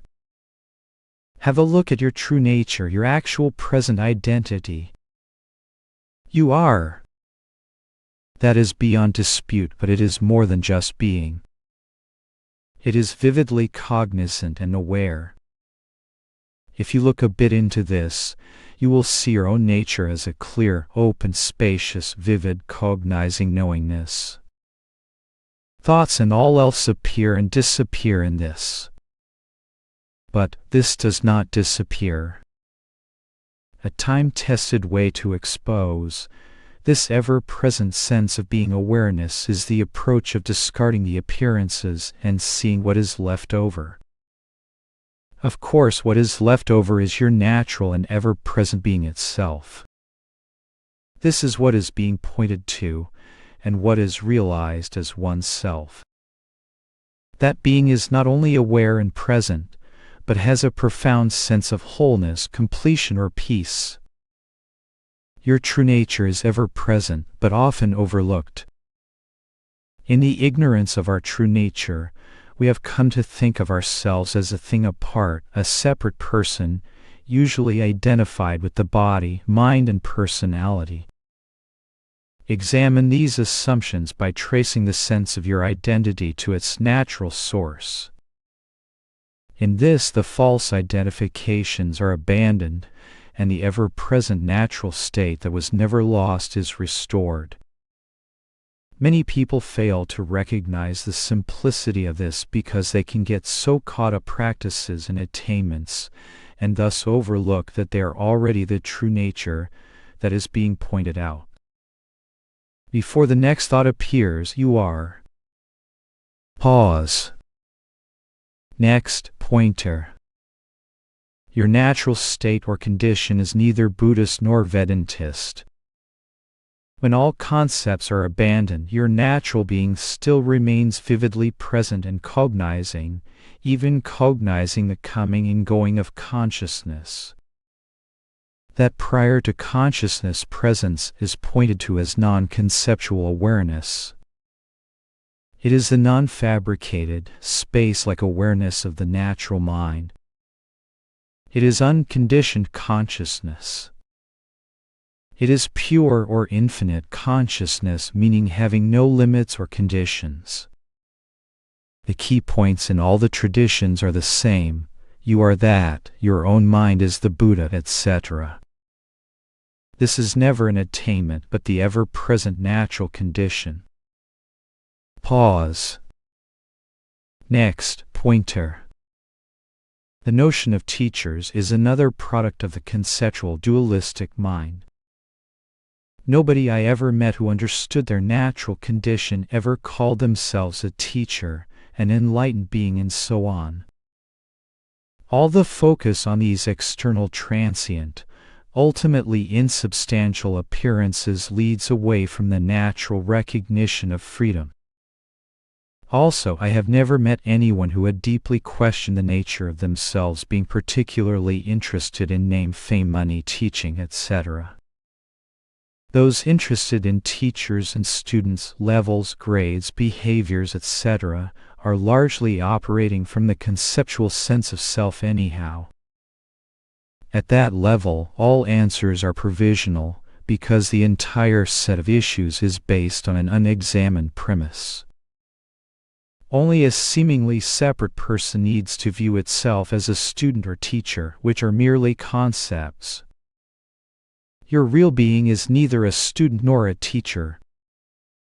You can see how everything refers back to the I concept. The best approach is just to grasp this basic point and see what you really are. All doubts and troubles fall with the resolution of that, so there is really nothing else worth doing if you want to get to the bottom of things. Pause. Next pointer. Your natural being has its own characteristics. It is It is cognizant. It is vivid and clear. It has no suffering, no doubt, no problems. It is the source from which the mind and all else arises and into which it sets. As such, it is the source and substance of all that appears. It is not a cold, aloof, impersonal presence by any means. I would rather call it warm, living, intimate, rich and full beyond measure. There is the temporary peace based on momentary experiences, but there is the deep and profound peace of the unconditioned, natural awareness itself. In biblical terms, this is referred to as the peace that passes all understanding. There is peace as a state, and then there is unconditioned peace that is inherent in your real nature. The fixation on the dualistic mind keeps us looking away from recognizing all of the beauty, richness, and depth of the natural state of our real being.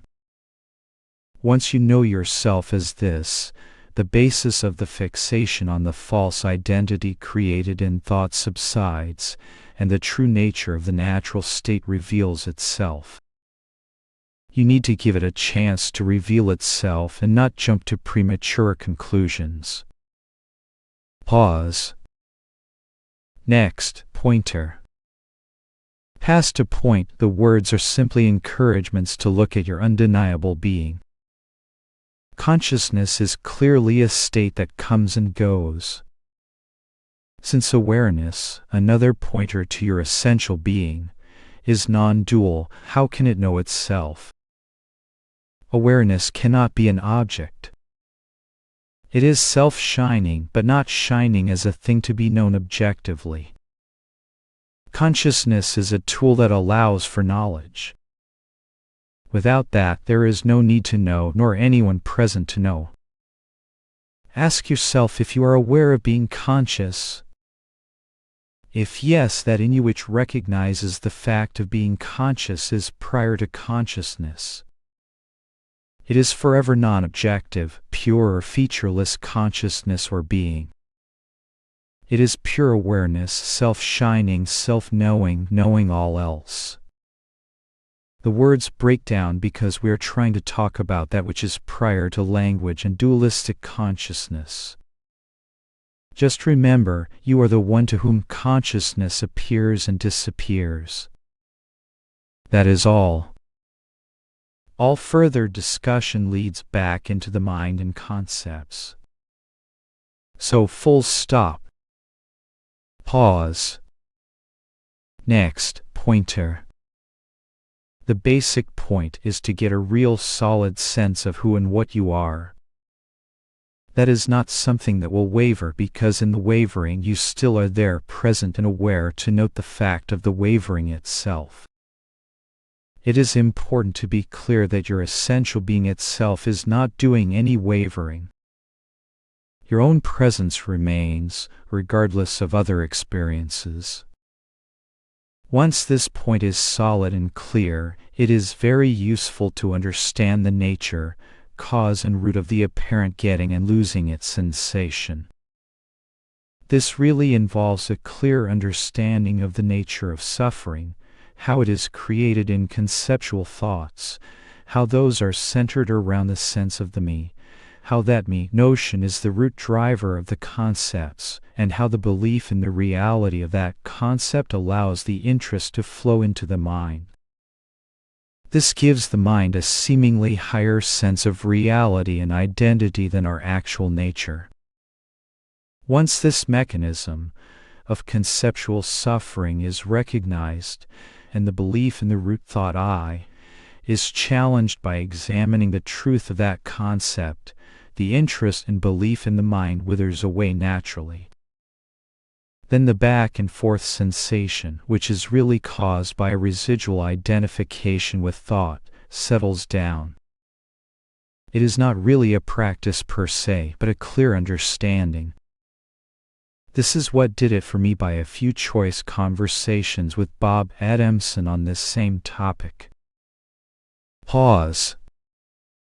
Next, pointer. Knowing and no knowing appear and disappear before you. In other words, you are aware of the coming and going of consciousness. Consciousness and being are only pointers to what is ultimately true, which is your real nature. The first to emerge is the sense of being and knowing. Then everything else appears and disappears in that. You are that to whom the sense of being and knowing arises. Everything in consciousness is transitory and is merely a temporary appearance. Even consciousness, which is the macro concept or experience necessary for all other experiencing, comes and goes. As you may note, you are not conscious in deep sleep. Still, you are there.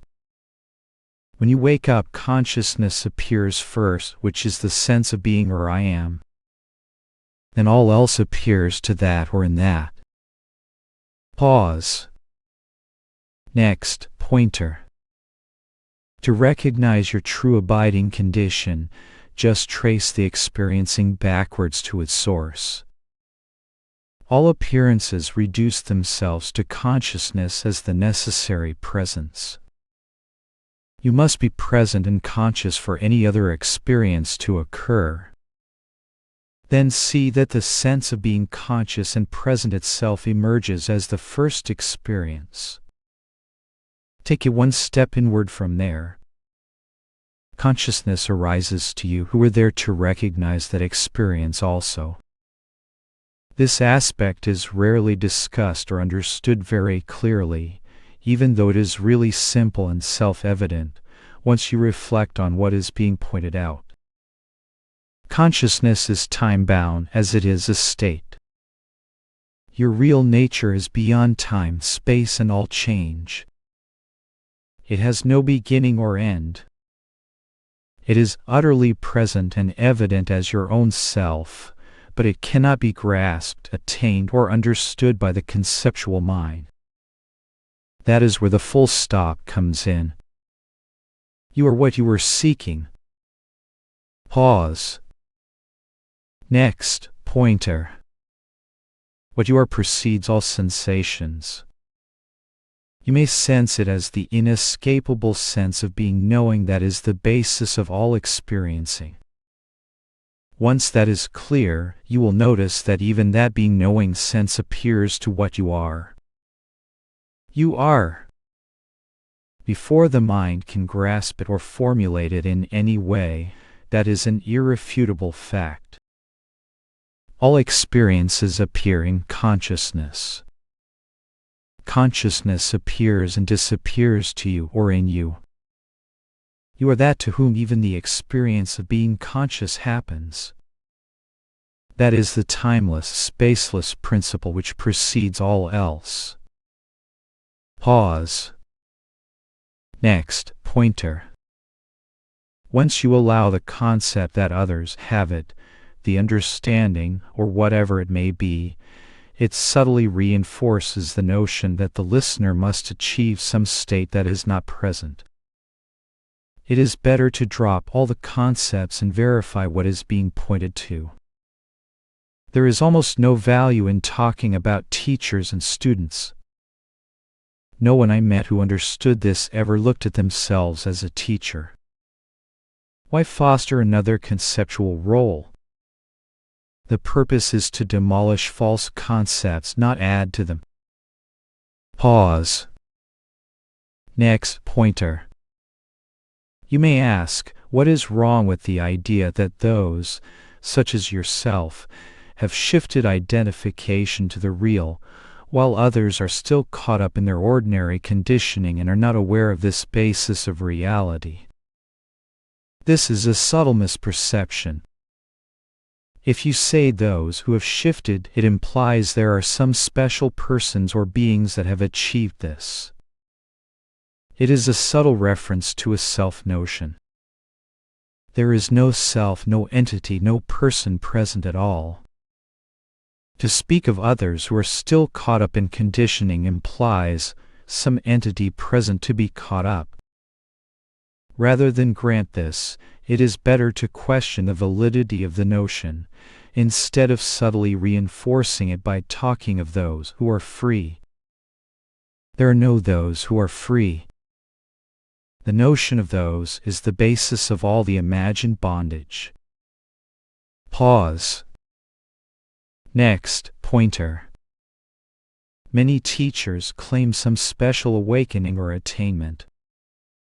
A bit of looking shows that the vast majority of people coming under the influence of that perspective are hoping to gain freedom in the future via some special experience, rather than noticing that they have never been bound in the first place. Pause. Next, pointer. Whatever you do, do not make this too mental or cerebral. The point is that before thought appears, you are. That you are is both present and aware. This is a fact, not a concept. The consciousness aspect of that sometimes manifests waking dreaming, and sometimes becomes unmanifest sleep unconsciousness. Those states come and go to what you are. To describe what you are as being, or consciousness, is only a pointer and not entirely accurate. In truth, what you are cannot be qualified by either of those attributes. Pause. Next, pointer. There are endless words to point to your true nature. Do not get hung up on words. Before words appear, you are there, the one who is aware of the words. You are present, or in other words, you exist. What you are is more than just present, it is aware. You are present and aware. These are just a couple of pointers to get you looking in the right direction. Do not focus on the words, or you will go right back into the mind and the questions and doubts. Is there any doubt about your own existence? No. Drop the words and thoughts and get to know your real presence. You will come up with your own words and pointers for that if you care to try to talk about it. The pointers are infinite, so if you get into parsing them too much, you will get lost in the concepts and miss the non-conceptual knowing of your inescapable true self. Pause. Next, pointer. The relinquishment of belief in the self-centered concept really knocks the wind out of the sails of seeking, suffering, and doubt. With the basics of this clear, you see a marked reduction in these experiences, because they are driven by the belief in and identity with that concept. When the concept of the separate me is seen through by recognizing what you really are, there is not going to be the focus on it any longer. Not only is the false self-center no longer believed, but the self-centered thoughts and concepts, which are what suffering really is, are also no longer believed or grasped as true. Hence, there is naturally a huge reduction in the psychological turmoil generated in the mind. There is a marked freshness, ease, lack of worry and personal problems. Life flows without fixation or attachment to events and outcomes. There are still actions, decisions, choices, and preferences, but they are no longer related to a defective sense of a me, whose very being seems to be riding on the outcome of all these things. Old habits and reactions of the mind may arise, but they do not have the same force and are no longer believed with the same conviction. Since they are not believed, they arise and pass. They generally fade naturally over time due to lack of interest or identification with them. There is no longer much concern or interest in the old thoughts and patterns, even if they do arise, because even this material is no longer related to a personal owner, that is, they are not your thoughts to worry about. Even the concern about it would only be from the position of someone to be concerned, and there is no longer such a reference point. This natural state is not cold, aloof, or unfeeling at all. This ever-present substratum of the presence of life has a richness, depth, and savor that really cannot be expressed in words, except perhaps in poetry. Your true nature is the reality itself, the source and substance of things, the essence of life, intelligence, love, the matrix of all appearances. I am not much of a poet, but hopefully this gives some idea. Pause. Next pointer. There is a difference between studying spiritual concepts and actually clarifying who you are. You cannot really do the latter by reading books, no matter how apparently good they are. Once you realize that your actual nature is not a word or thought, you can drop the words and thoughts and really look deeply into what this present self is. Words such as awareness, consciousness, being, emptiness, or what have you are apt to become more distracting than helpful at that point, because the words are clearly at the conceptual level, and what you are looking into, namely yourself, is not a concept. That is why the Upanishads say that words and thoughts turn back. If you are trying to parse out the various spiritual concepts used as pointers, you will miss what is being pointed to. That is the downside of books and pointers in general. They are apt to keep the mind in spin. Still, once this is pointed out, it is pretty easy to see for yourself. Pause. Next pointer.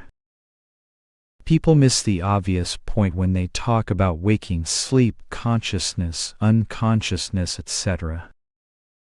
They are aware of all of the states. Otherwise, they would not be able to make all the distinctions. Pause. Next pointer. There is basically normal stress and desire arising in daily life based on valid circumstances. Then there is additional stress and fear based on imagined causes, which is entirely needless. The latter fades out to a large degree with a clear knowledge of your identity. Clarifying your identity is the issue. With this, there is a marked reduction of seeking, suffering, and doubt based on a confusion of your identity. Make sure you know who and what you are. You will find the seeking, suffering, and doubt resolves itself. Pause. Next pointer. No awakening is needed. The natural awareness or being that you are is here and now and naturally awake. The awareness is the only thing that is awake and cognizant. It is clearly present now and always. The person that thinks of awakening is the conceptual I thought. How can a thought awaken?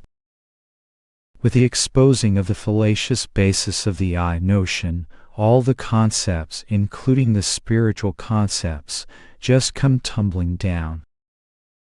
But this, your natural state of being and knowing, remains in all its simplicity and clarity. You are that. What could you be but what you already are? Pause. Next pointer. The old patterns may arise, but you know they all refer to a conceptual me. Concept of old patterns is itself a presently arising concept with no substance. The looking has shown there is no separate me at all. Any attempts to pull the me in are bound to fail because there is no me present to be pulled in. All the appearances themselves are nothing but awareness itself anyhow. There is not much to worry about, because there is no I present and no actual objects with any substance or independent nature. Pause. Next pointer. Who is beating your heart right now? Who creates the next thought? Who brought the sperm and egg together? Who grew your body? Who is digesting the food? Who is generating the thoughts in the brain-mind? Basically, the who is entirely conceptual, an assumption, not a real thing in itself. It is a notion. That notion is doing nothing at all. Pause. Next pointer. All the events and experiences that happened in the past are gone now. Yet you are still present. There is no way your being could possibly equate with things which are no longer present. This gives a strong indication that things which are being perceived even now are not your essential being. In seeing this, you can drop the focus on the body, thoughts, person, etc., as being non-self, because all the analysis is ultimately done from the conceptual level and tends to keep the mind and concepts engaged, which is 180 degrees away from what this is about. You know that all that is perceived and conceived arises in the necessary principle of awareness, without which it could not be cognized. Turn the light of inquiry onto this awareness itself. That is a positive and clear presence in your experience, not a mere speculation or concept. Because that is present and undeniable, you should be able to probe into this and discover more clearly the nature of this already present awareness. Basically, you are looking into your direct experience to understand what is the nature of this awareness and your relationship with it. Once this is solid and clear, you have a much better vantage point from which to view things. Pause. Next pointer. Before the next thought appears, you already are what you are. Leave all the concepts and have a clear sense of what is already naturally present. That does not take any time or effort to reveal itself, since it is shining in plain view.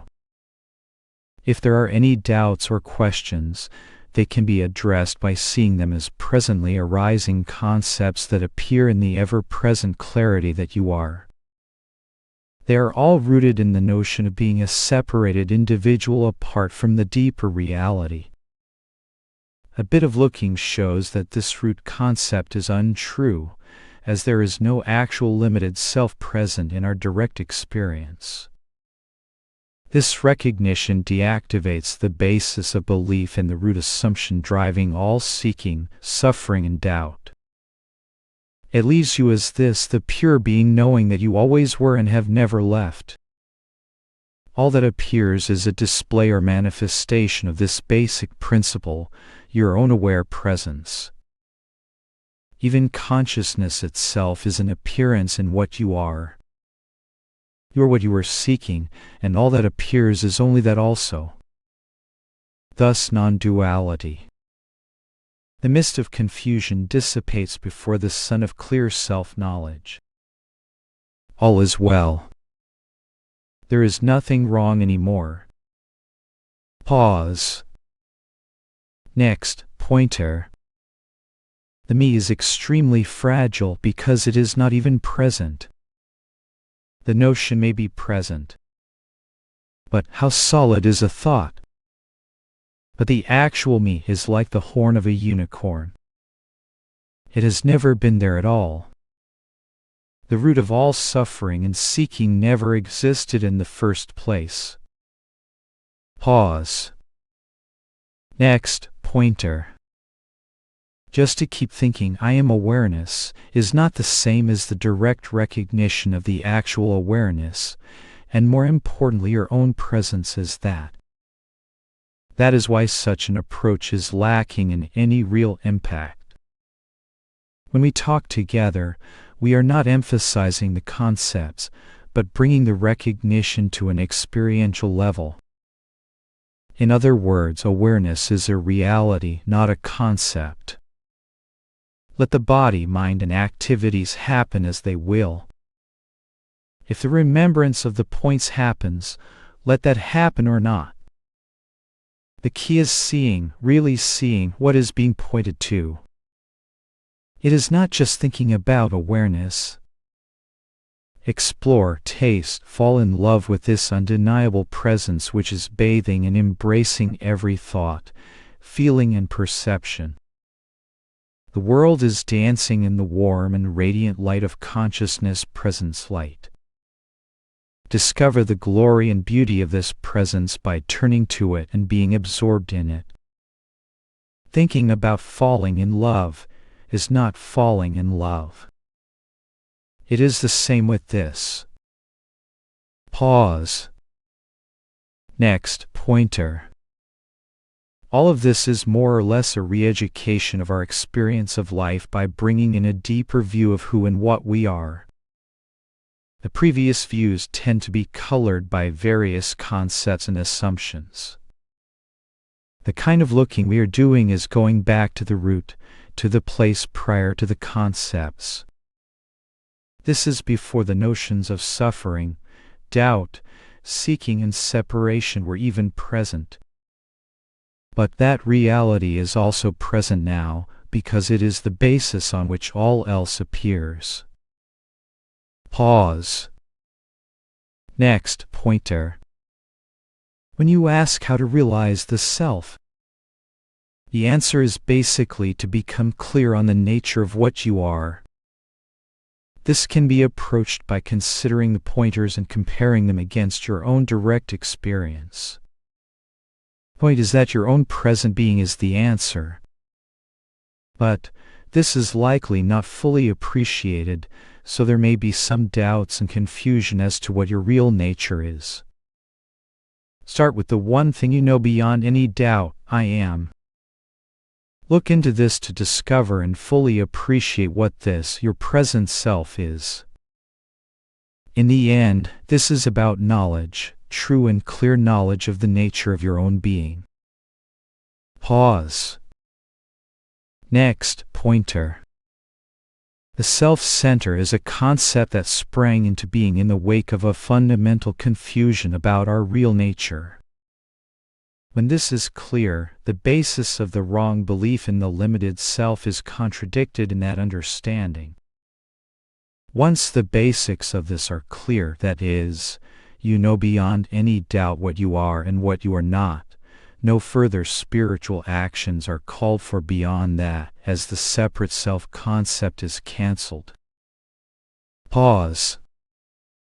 Next, pointer. It is not about doing anything such as keeping I am in mind and all that. The mind hears the points as some program to follow. But the key is to understand what you are. You are. That is a fact. But what you are remains in some doubt until you focus on this investigation and resolve the matter.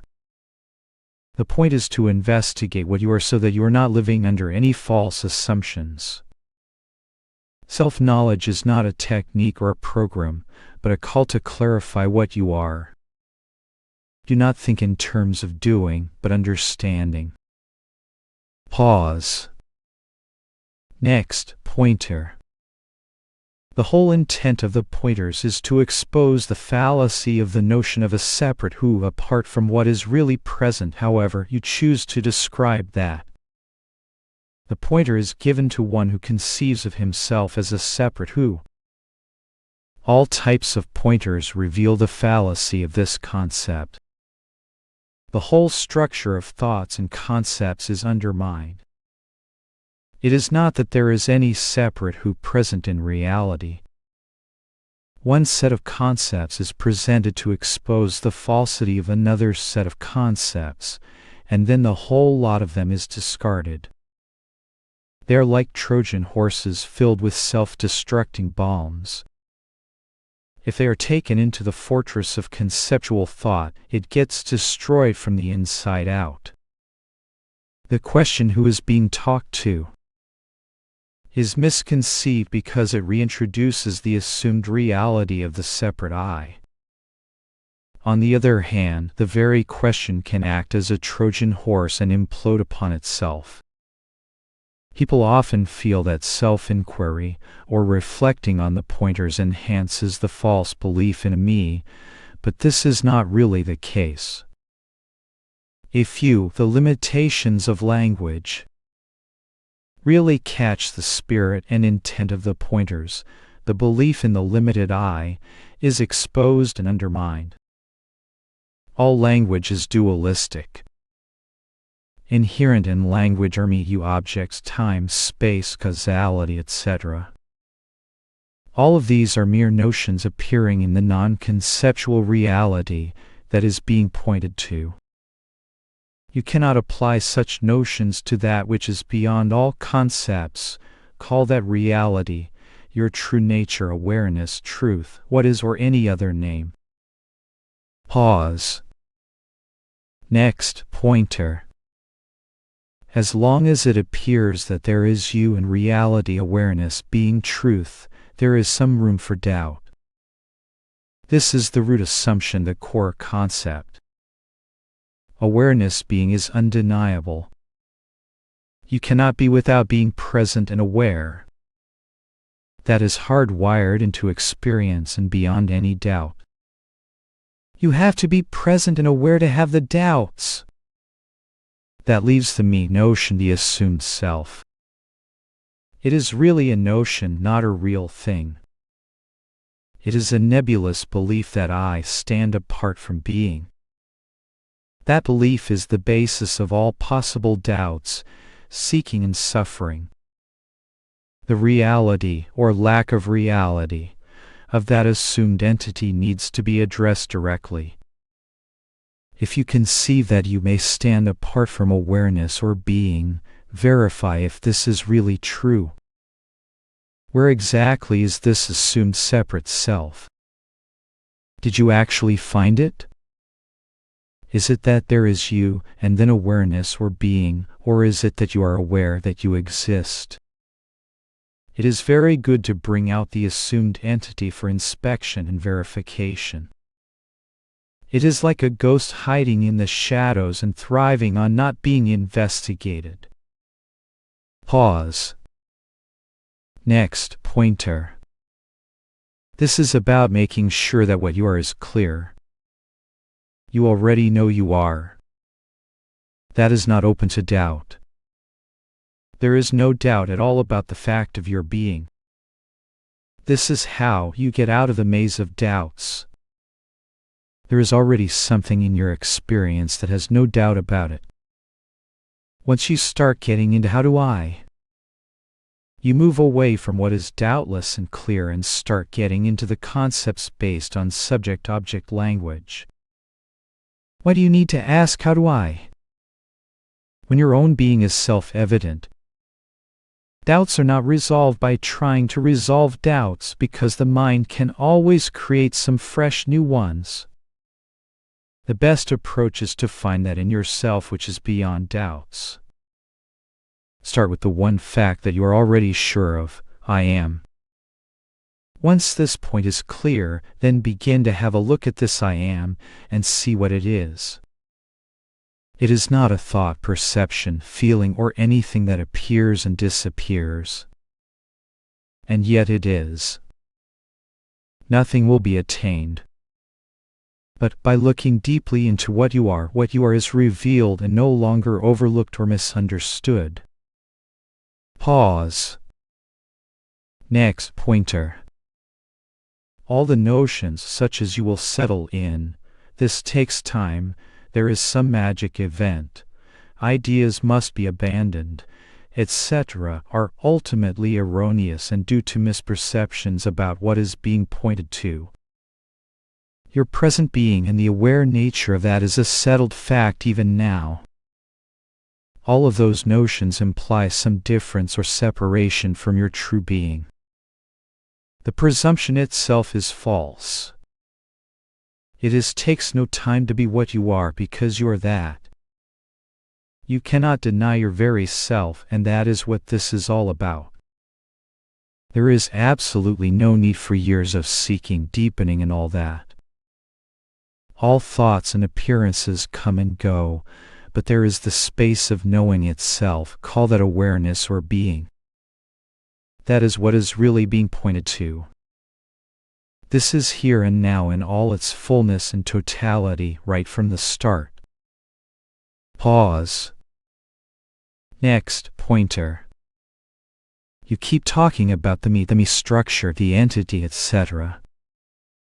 First of all, you need to find it, then we can talk about whether it has volition, etc. It is only a concept. There is no such thing as the me with any substantial reality. Where is this me anyhow? Did you ever find it? Why be so interested in a phantom? Pause. Next, pointer.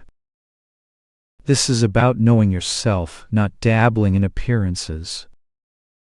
Let the body and mind do whatever it is they do naturally. You did not create the body, the genetic code, the experiences and conditioning that the body-mind received.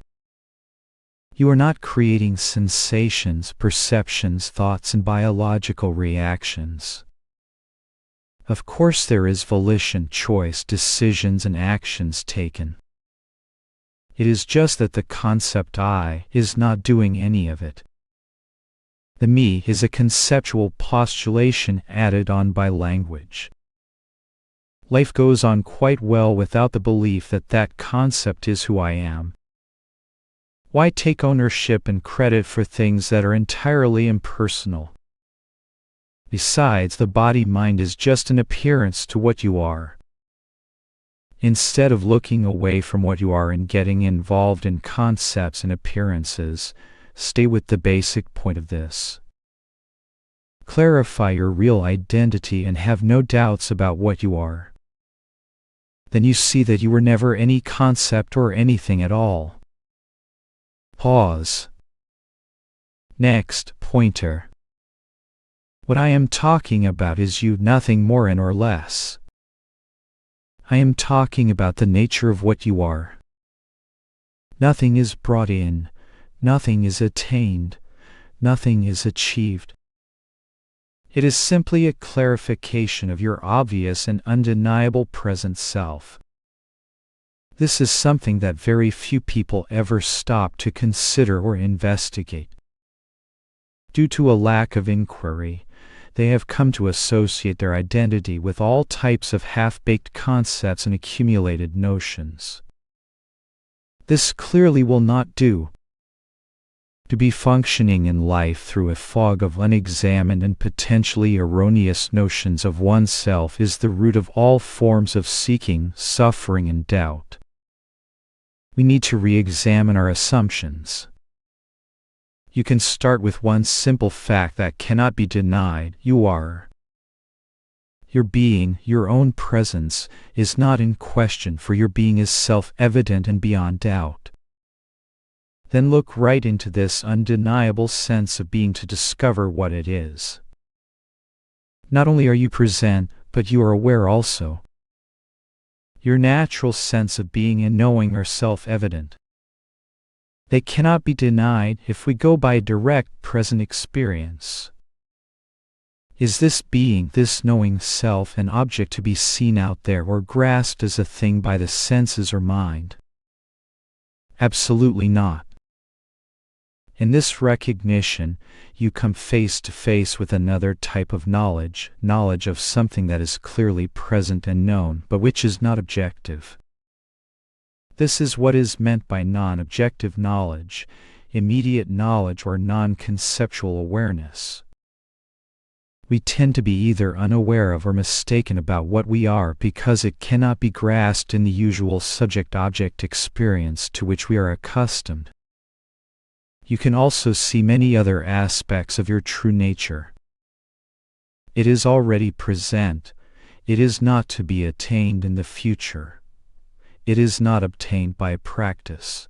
It is effortless and ever-present. The appearance-disappearance of sensations, perceptions, and thoughts do not alter it. Appearances are not separate from this. You are not separate from this. It is not a thought or concept. It is naturally transcendent and free of the mind. It is not a separate person or limited self. In this recognition, the root of all suffering, which is the belief in being a limited, separate self identified with the body-mind, is completely annihilated. Thus the seeking, suffering, and doubts are all conclusively overcome. Peace reigns. Your true being is realized as it is, and the root of all the personal problems is resolved. This experience is available simply by verifying what is being pointed to here. Pause. Next, pointer. Examining the sense of I am brings us right to here and now. But the I am as a thought, sense, or experience is not you. You are always aware of any such experience, however subtle. For knowing I am, you are present as the bare, pure awareness itself. It is so simple we overlook this point. Pause. Next, pointer. Trying to get free of the concepts implies you are bound by them. Who? You are free and unconditioned as is. Stopping the identifications from happening is just another identification. Forget all the attention to the mind. Leave it be. You are not a thought. Reminders or no reminders, you are. Do not turn this into a technique. Your natural being is not a technique. Wanting suffering to stop is another suffering thought. Your real being has no suffering at all. In all this doing, seeking, suffering, and cogitating, the emphasis goes back on the mind. You are that which is aware of the mind. Do not turn this into a mental assertion and get back into identification with the mind. See the simple truth of what you are. Thoughts come and go. You are. Abide as what you are, and let the mind do what it is good for, like making a living or whatever comes up in relative life. Pause. Next, pointer. Even if there is some spiritual event or attainment in the future, it will still be only an appearance in the prior awareness. Since that awareness is already here, there is no sense in hankering after imaginary events. Your real being is already attained and is already what it is. All the thoughts and concepts about it are just that, concepts. There is no real sense in chasing them down, as that activity will not take you any closer to what you presently are. This is not a path of doing anything, but rather doing nothing. Why should one do anything when you are already what you are seeking? Pause. Next, pointer. You may ask, as for a deep knowing of what I really am, does it need to be any deeper than that I am present and aware? Do not get too conceptual with this. As if there is you and then awareness. That assumption then brings in time, actions, attainments, and so on. Can you see that the rise of that assumption of duality is what creates all of those things? But is the duality true based on present evidence? Are you other than being awareness itself? If not, then full stop. The delicious depth of this lies in the full stop, because in that, there is no I, you, time, duality, attainment, or anything else, just pure non-conceptual awareness being itself, your own natural state. There is no one present there to know or be known, as there is no separation or duality. All spirituality ends in that, right here, right now. Any difficulties will arise from returning to concepts. Still, you never leave your natural state. Pause. Next, pointer. The purpose of the mind is to act and respond to the events of life. Without the mind, we would be in some difficulties in negotiating through everyday affairs. Let the mind do what it is good for. The only problem is trying to use the mind to know who and what we are. Then that must be entirely conceptual, since you are not a concept. You cannot use a conceptual tool to understand that which is not a concept. Once this point strikes home, then you are no longer looking for an answer about your fundamental identity in the mind. What remains is simple, effortless being, knowing that is present in spite of whatever happens, whatever the level of the Dow Jones, or whoever wins the next election. Pause. Next, pointer. Do not turn this into an exercise. Come back to what you are. Is being an exercise? Do you have to find your being? Or are you your being? The insight and understanding is there. Let it be without bringing in any extraneous notions that have nothing to do with who you are. Pause. Next, pointer. Before any experience can arise, you must be there. That sense of I am is the same as consciousness. It is also called the I thought. It is also called the knower or the witness. But this functional aspect is periodic. It only manifests when there are objects to be perceived. In deep sleep there is no I am, no consciousness in the usual sense, no witness or knower.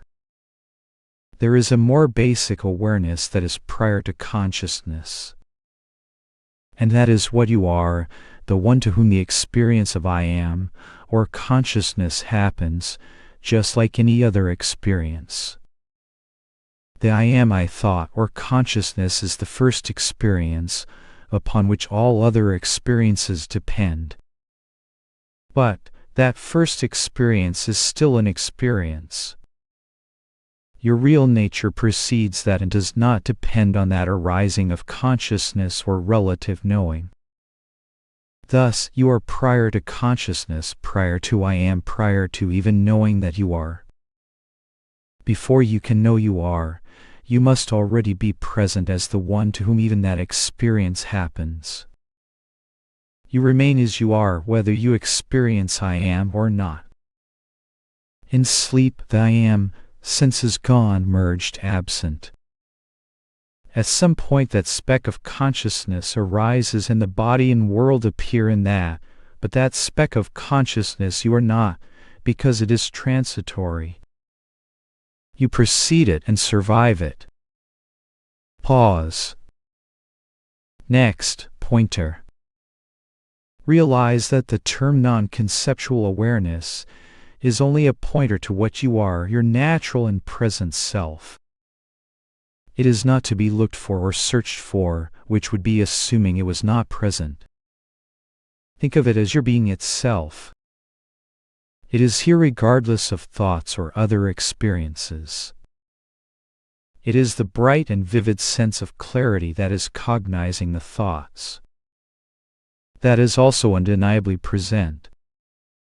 Once we get into looking for it, we are getting more into the concepts and missing the obvious. It is not something to be known as if it were an object. Before the next thought appears, you are. That you are which you cannot deny is what this is about. Pause. Next, pointer. The hitch in the suffering thought is the reference point of the I entity. Thoughts per se are not suffering. It is rather the belief in the reality of the defective person to which they refer. That is why the clarification of who you are is really the way to resolve suffering. At some point, have a good look into this I notion and see if it has any substance to it. You will be pleasantly surprised to find that the I entity has never been present at all. This is the end of the belief in self-centered thoughts and hence suffering. Pause. Next, pointer. In order for any other experience to occur, I must be present. Even to know I am, I must be present. Even to be conscious, I must be there to be conscious. This is why your core nature can be referred to as being prior to consciousness. Your real nature gives rise to consciousness, which in turn gives rise to the body, mind, and world. Expressed in other terms, non-conceptual awareness gives rise to consciousness in duality or manifestation, which gives rise to objects. These are just different attempts to point to your essential nature. Pause. Next pointer. Consciousness arises at birth and grasps the body as I. This is when the sense or concept of me comes into play. The body and consciousness arise together. Eventually, the assumption develops that I am a thing, a body. It takes a bit of time to settle in, as it is artificial and unnatural. It cannot be present without several factors: the body, consciousness, the mind, the idea of me, the association of that concept with the body, and a belief in that concept as my identity. All of these factors keep the mechanism in play. A bit of looking dismantles it like a hot knife slicing through butter, because the primary factor, consciousness, is itself an appearance. You are that to which consciousness happens. Coming and going of consciousness does not change your fundamental being, and therefore anything that happens in consciousness does not apply to your real being. Just see the facts of the situation and all the identification and beliefs are undermined. The main thing is to understand what you are. Until we start looking into this, the assumption is that the body is what we are. This is untenable in actuality. As long as this association is assumed, there will be limitations, because we are taking ourselves to be something other than our real self.